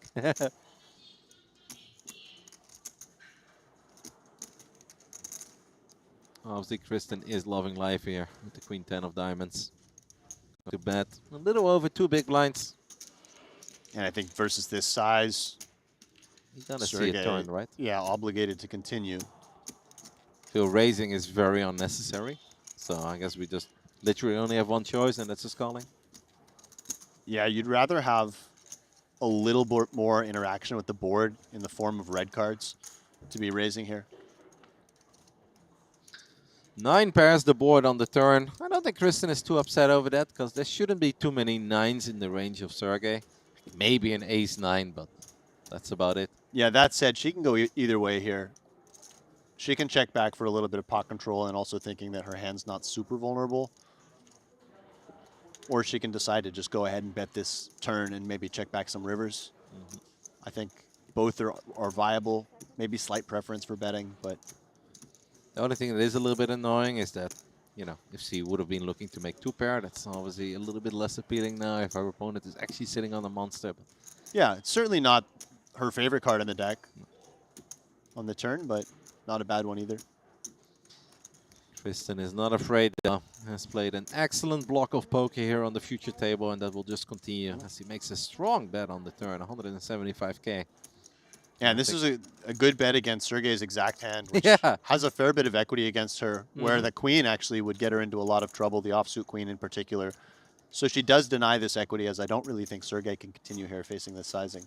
I think this is one of these hands where, even with whole cards up, I don't think you can play it any better if you're Kristen. This is perfect play. And I think Sergey is going to have to let it go. I don't know if we're going to have another hand after this or not. I believe we have time for one, maybe two more hands. I believe we have a couple minutes left before we get ready for potentially and most likely the final break of the day. That break will last for approximately 10 minutes. There's a chance that Randy will come back for the last bit. There's also a chance that he's very tired. Right. Still 13 players off the money. Yeah, but you know, with the blinds going up again after the break, it's going to be real quick. You're forgetting a little bit about the bubble, how it can slow things down too. It's kind of a... No, you're right. It goes two ways. Like, goes yes, 2 ways. And just as I said that I thought Sergey would be compelled to fold here versus this sizing where she chose half pot. He does peel the king jack black out of position. A queen would again be just a disaster for Kristen. Oh. A scary card on the river, the ace of spades. Kristen probably hates seeing that ace. And yet, as scary as it is, unless Sergey decides to lead here, it's just going to go check, and she's going to pick up a really nice pot. Yep. But Sergey also knows that it's incredibly unlikely that king jack is best here. And if he does check, Kristen immediately checks back. He's going to receive the good news that Sergey is working with king high. He just announced it. He didn't want to show.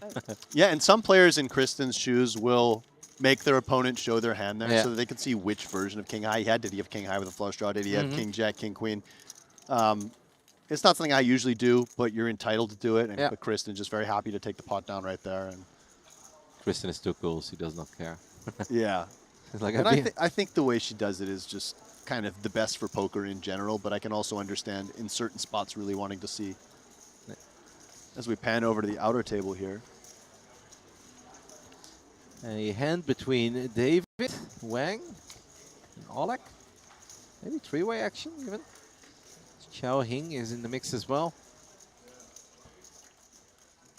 All right, that's going to be next. That is our next feature table after the break. Okay, just a quick look at our next feature. I thought we were going to take a look at the entire hand. Yeah, I thought it might be a big three-way all-in or something I like was that. like, this is going to be massive. We got a new chip leader, right? I'm already refreshing the app, but no. I believe that this is going to be the final hand before the break. And note that Kristen, fresh off that pot, now up to 1.4 million, opening it up a little bit here with the 9 offsuit and the cutoff. Which can only mean one thing, and that is that Alex Foxen is also up to 1.4 million. Is he actually? No, 1.3. Okay. I mean, if he loses this hand, they'll both be they're in sync. Yeah. It has been really fun following the Foxens here in today, Day 1A, the opening event of Triton ONE, the 3K Genesis. And I believe that it is time for all the players to take a little break. That means that we can get ready for a break as well. It was a lot of fun, Alex, watching these 2 hours of poker. I think the ace-5 against the ace-10 hand, I think that's my favorite. I did not expect it because Aaron hasn't really been that out of line. He's kind of just been waiting for his spots. What a hand. Absolute street gangster poker there. Fun couple hours of poker right there, and excited to see how the day concludes. Yep, I do believe that means that we're going to take a little break. After this break, Randy will be back to most likely close it out, unless it somehow takes longer than 2 hours to make it into the money, as today we will be playing Day 1A down all the way to the money. So we'll take a little break, and we'll see you guys in 10 minutes to continue the opening day of Triton ONE.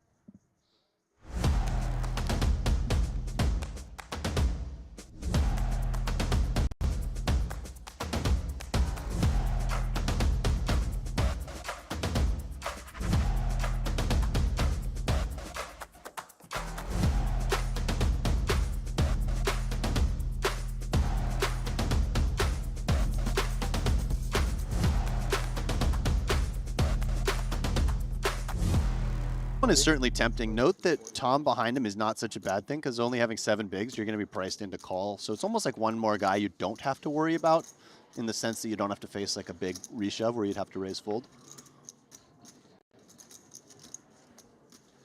Queen 7 of clubs will go to the muck. Kristen looks down at a 10-7 offsuit. He's going to let go of that one as well. But Lee Chen in the big blind. Same with hand the then. same hand as Kristen had last hand. Maybe same suits too, actually. I believe so.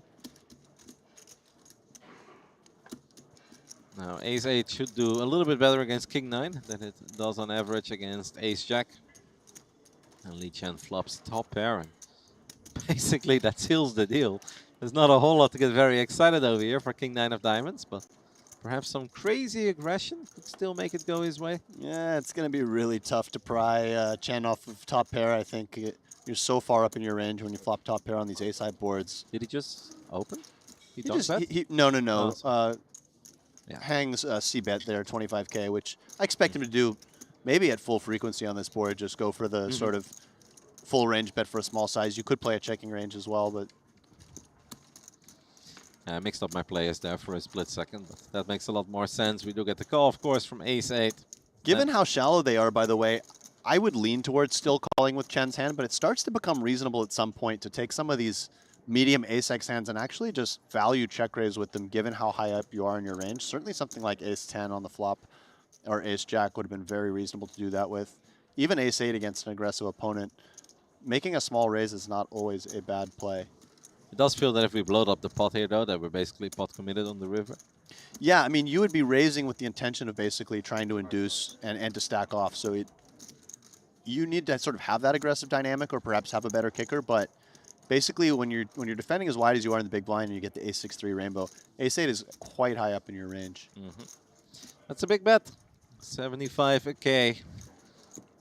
Almost 4 big blinds, but ace-8 will just come along for the ride. So we're not aiming for any sort of check raise, but it does seem that he has made up his mind that he is calling on any river, and he's absolutely calling on that one. If there was any doubt.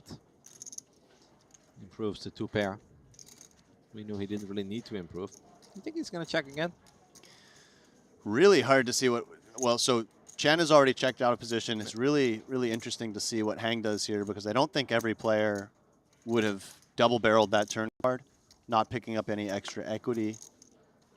Although it is reasonable to kind of double and triple off at a high clip, again, because your opponent doesn't have that many ace-x that just defends pre. Good check bet there, just giving up. I don't think he ever felt that king high was good. Years as poker players have become a lot more health conscious in general. Yeah, I do think there's a big difference between, let's say, a community meetup game where everybody's just playing like some cash game stakes that they can all afford. And I feel like there is a very friendly vibe and everybody's like, oh, let's do some shots, let's drink a beer. But I think in a tournament it's just different, right? Because you don't sit 7 hours and you play tight poker in a tournament to then get a little tipsy and just punt away all your chips. Unless your main event champion, Michael the Grinder Mizrachi, who was known for his on and off the felt antics on his path to victory this year. As we see King Queen with a pretty tricky decision facing this early position raise, does elect to get it in. Dirty Diaper hits the muck. Oh, I almost forgot about the Dirty Diaper already, but I'm very glad that you're here. You know, it's once you learn about a hand like that, then every time you see it, you just can't stop thinking about it. Yeah, it wasn't quite printed into my brain yet. We're getting there real quick. We'll get there. King Queen versus Pocket Eights. It's a very fair fight. I feel like Wong has gotten a little unlucky so far, so kind of hope that he gets the double. Then again, it's also for Hang his tournament live. On flop is Jack 5 deuce rainbow. The 8s are still good. Wong basically needs to find a king or a queen, maybe a 10 or an ace for some additional outs. That is not happening. He's really trying to visualize a king or a queen here on the river. Yeah. Let's see if it worked. It did not work. 4 of spades. There's Good no game help. to Kaizin Wong. Perhaps we will see her in Flight 1B, which is ongoing. Yeah, they're not that deep yet in 1B. So no, up to 122 entries there. Yep. That's what you're looking for. And yes, it is tough, but that's also fun, right? And that's the beautiful thing about poker. No matter how good or how tough your opponents are, the cards truly go your way. Everyone can get a hot run, a little lucky. And isn't it way cooler then when you can say that there are a couple of superstars in your tournament as well? Ace-10 offsuit under the gun +1 is going to be the open here for Liu Chun. Kings. Ooh. Man, this has been his hour. I know. This one is maybe a bit tougher than the Kings against 9s, but... Yeah, so I like 3-betting small here. When the opener has 26 bigs, there's definitely enough room to build in a 3-bet bluff range. And this hand, to me, is just too much hand to want to shove. He is in the small blind. And he is going to 3-bet small. And I love the size. Oh my goodness. Wow. Are you kidding? And I think really just cold deck for Hang here off of 21.5 bigs. Yeah. If he assumes his opponent has any amount of 3-bet bluffs, then this is just really a fist pump shove.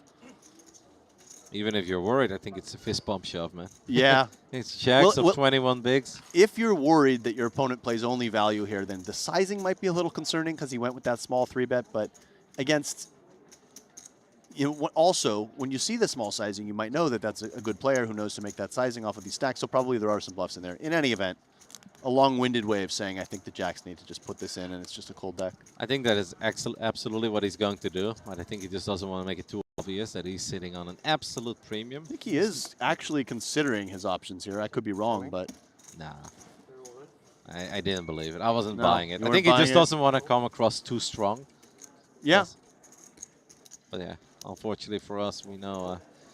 or unfortunately for Hang, we know that that did not matter. As a win. The man who started this hour with like 200-something thousand chips is now playing a almost 1 million chip pot. Which would increase his stack to 1.4 million if it goes his way. Or 1.3 and some change. Go on another flight. And unfortunately for Hang, both his suits also dominated by Wen. It's going to be a jack and a jack only, no back doors available. So result oriented. Sometimes you know. Yeah, I prefer ace-10 off. Before an ace-10, right? Yeah, that's correct. I was wondering, what's the fuss about here? But ace-10 is indeed the hand that opened. Third diamond does roll off, but you already mentioned it. Diamonds are not in play here. A jack and a jack only. Can we find a 2-outer on the river? We cannot. It's very unfortunate, but honestly don't think there's anything you can do here. I think you made an excellent point about like the smaller 3-bet sizing from the small blind. That could be an indicator in chips overall.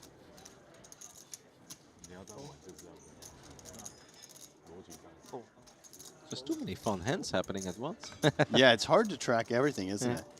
But it's so tempting. If you go to this updates tab, it's really cool too. It shows you all the eliminations and all the all-ins as they happen. Oh my goodness, you should not have told me that. Yeah. My life will never be the same again. We're going to forget to call the action as we see pocket aces here on the button. It's going to be aces versus For kings and queens. And we're Tawei like, hey too, guys, yeah. do you know you can put a star at the update tab as well? And then from there on out, you can follow a player forever. Petrushevsky, by the way, king jack offsuit. This is a reasonable candidate to just move in against button open off of sub 20 bigs. Calling certainly fine as well. Yeah, I mean, it's button against big blind. And he does just move in. Very unfortunate for Sergey as he gets snap called by the aces. Yeah, very bad timing. Yeah. I don't hate it though, right? You try to take a stance, defend your big blind. No, I think both options are totally fine. Yeah.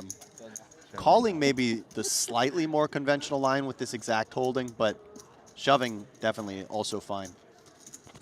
I mean, we know with the blinds going up and the stacks becoming more and more shallow that players will do their best to fight over every single big blind and ante. King in the window, though. Is there more to get excited over for Sergey? So far, no. Yeah, not the worst flop ever when you get all in against aces. And we do see him just adjusting his mic. He does cover Tawei, too. He does not have to go anywhere. He can lose this and he'll still have over 600K.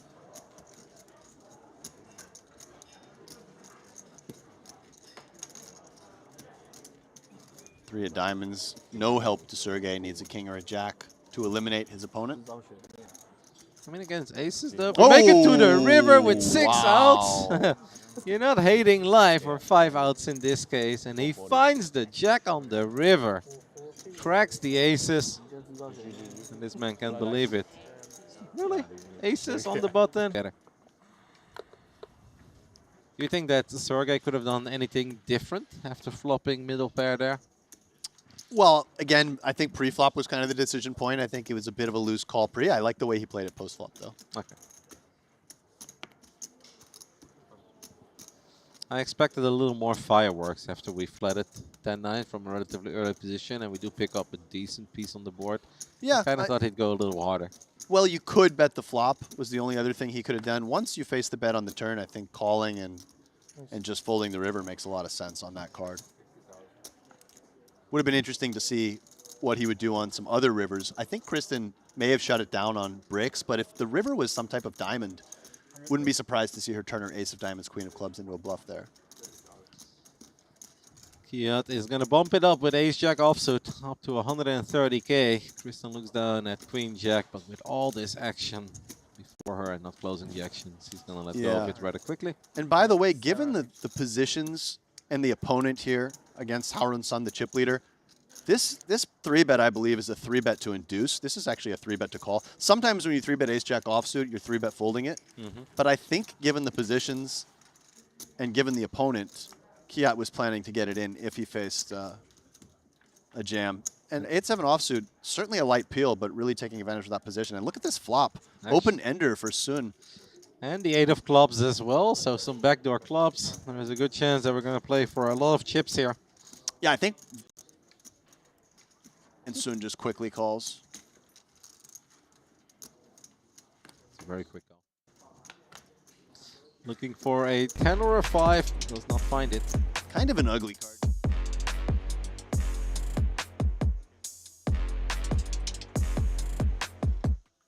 Hello everyone and welcome back to the Triton ONE opening event, the Genesis, the 3K buy-in. My name is Randy Liu, Nanonoko alongside Alex Livingston.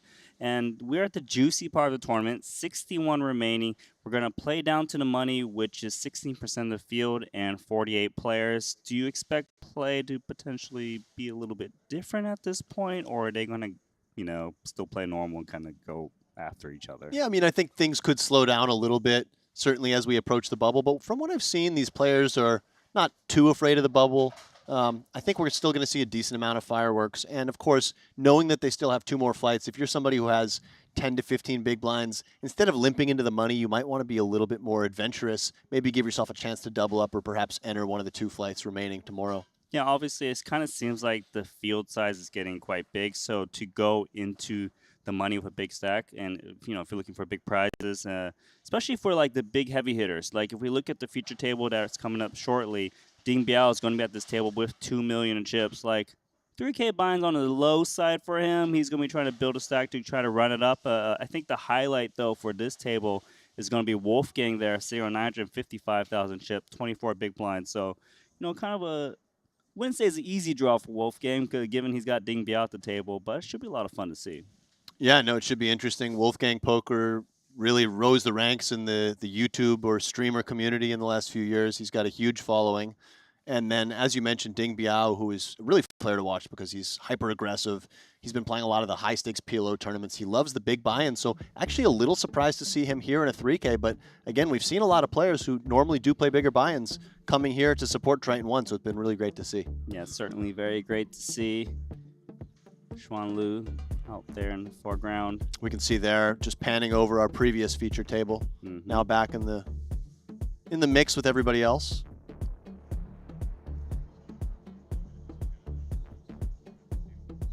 "13 people are not going to make it to day 2. Yeah, we have a new chip leader, at least from the last time I looked. Weiwei Huang.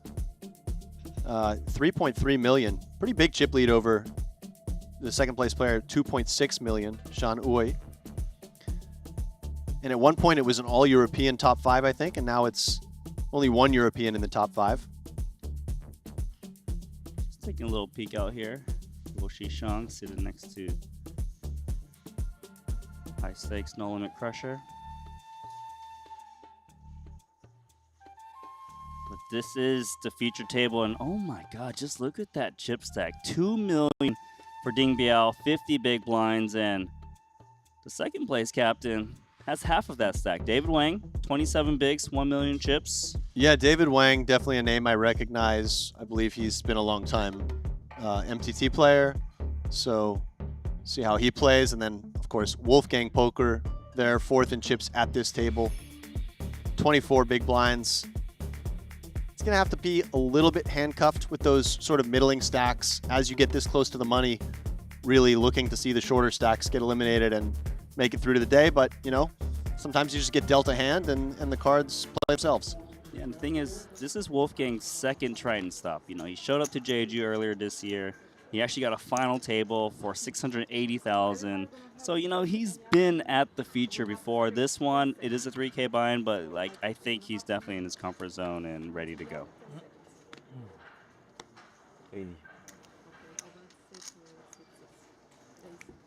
We see Ding Biao opening it up right away under the gun, king 10 off. Would ordinarily be a little bit of a light open, but having the chip lead on the table, getting close to the money, seems very reasonable. Yeah, no surprise. See that raise? Five four offsuit. Jamming low. No interest.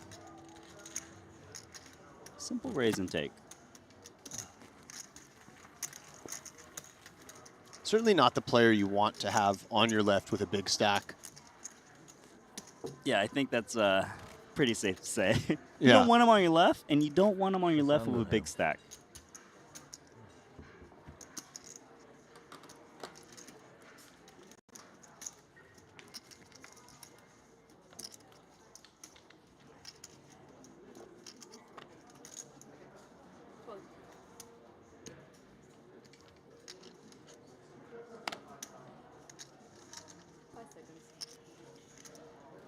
Ace queen for Wolfgang. Raise 80,000. In for a min raise. Ace 10. Not much Oleg can do here. No, only 3 big blinds. Nobody can flat either without fear of Wolfgang being able to reopen the action. Right, because it's 45 more. Ding Biao, for instance, if this had been an all-in for 115, he would have been able to flat, knowing he couldn't get re-raised. But here, as is, gonna have to fold. Yeah, he's doing a little bit of calculation. Should be aware of the action being reopened, given the re-raise is slightly north. I mean, if he thinks Wolfgang's opening super light, he can just shove, but I think that would be a little bit crazy. Okay. I kind of think this Oleg guy's going to win after the way he slammed his cards onto the felt. 对着可以扣啊，他不能起来。 Rocking the Teddy KGB Triton gear. 超过10万好像啊。 It's got some cool shades, too. They're almost like the Clark Kent look. Not so cool as his flop, as he's almost drawing dead. We need the runners. You nuts. That's it for Oleg. Ustinovat. Oleg. That's it for Oleg. I tried my best. Ustinovich. There you go. Thank you. I can do the Russian names. You can do the Chinese names. Wolfgang. Gonna collect some chips there. Heard Ding Biao letting him know that he folded a pair. Pair of deuces, to be precise.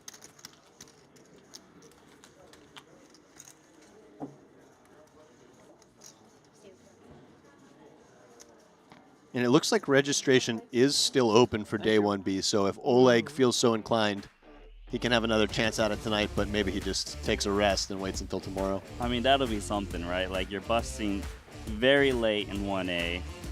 Could, you know, it's what, 40 past midnight? Like, you could jump into 1B. I would probably jump in. That's just the kind of player I am. Yeah, especially if this, you know, if it was a PLO event, for sure I'm in. In a Hold'em event, maybe I wait and sleep and come in the next day, but... Yeah, it certainly makes sense. Also, I guess the good point about 1B is it is a slightly faster faster, structure, yeah. 30 minutes, so it's not the end of the world. Hopefully you can... You'd be jumping in with 25 big blinds right now, 5K, 10K blinds, 30-minute levels. Mm-hmm. You know, see what happens. Maybe have a couple beers. So it's one of those kind of Yeah, blinds. you know, it's an end of the night. It's a decompressed jump in. Yeah, David Wang, now that I put a face to the name, definitely somebody him? I've played with. Yeah, he plays quite a bit of PLO cash, actually. I've played with him across a number of places in the U.S. in particular. And he also plays tournaments, both PLO and No Limit. Cool. Flew all the way from Australia. 120. Raise 120. 3x from the small blind to Chow's big. And these are spots where in earlier stages in the tournament, you'd have, I think, a pretty clear call with 9-8 offsuit. But now, you know, 16, 17 bigs, nearing the money, just letting it go. 推了肯定跟我。在哪？没看见啊。没看见。有一个弓 ，AK 啊，没那么大 A 10。 So we have lost a couple players, or perhaps just one. We were at 61 coming in, so we've just lost one player.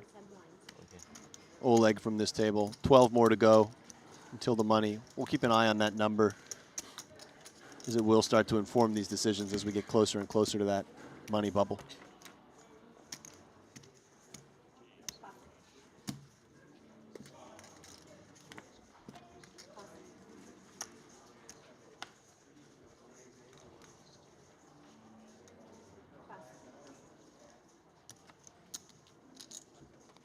Ding Biao. It's always nice when you're the big stack bully and you wake up with a real hand.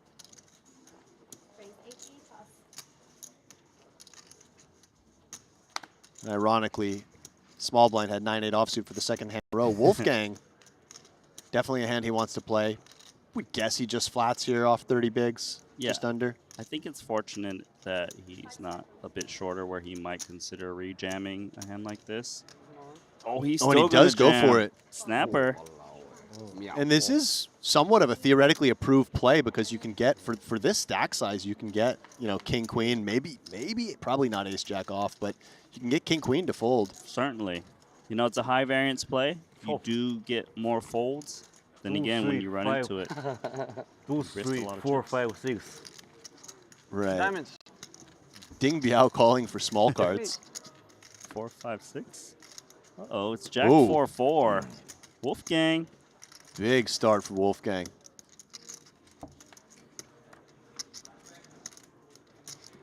It's a blanky turn. Ace for a king needed. And Wolfgang's run. And a huge double up there for Wolfgang, and that will shift the dynamics of the table as he will become the table chip leader. Yeah. Ding Biao losing about half of his stack, a little over. You saw that little fist pump. He's happy about this. Mudkip. He's excited. It's lucky mudkip. 1,100,000. What is that? I think he said Mudkip? I'm going to assume such it's a a bad player. Pokemon or something. You're a good player. I'm a bad player. I just thought you were going to be a bully because you have all the chips. I'm like, he's going to open Yeah, I them guess up. this is a figurine that he brings Thank you, with that's him in very all of nice his videos. Ah. Well, it's a good luck charm.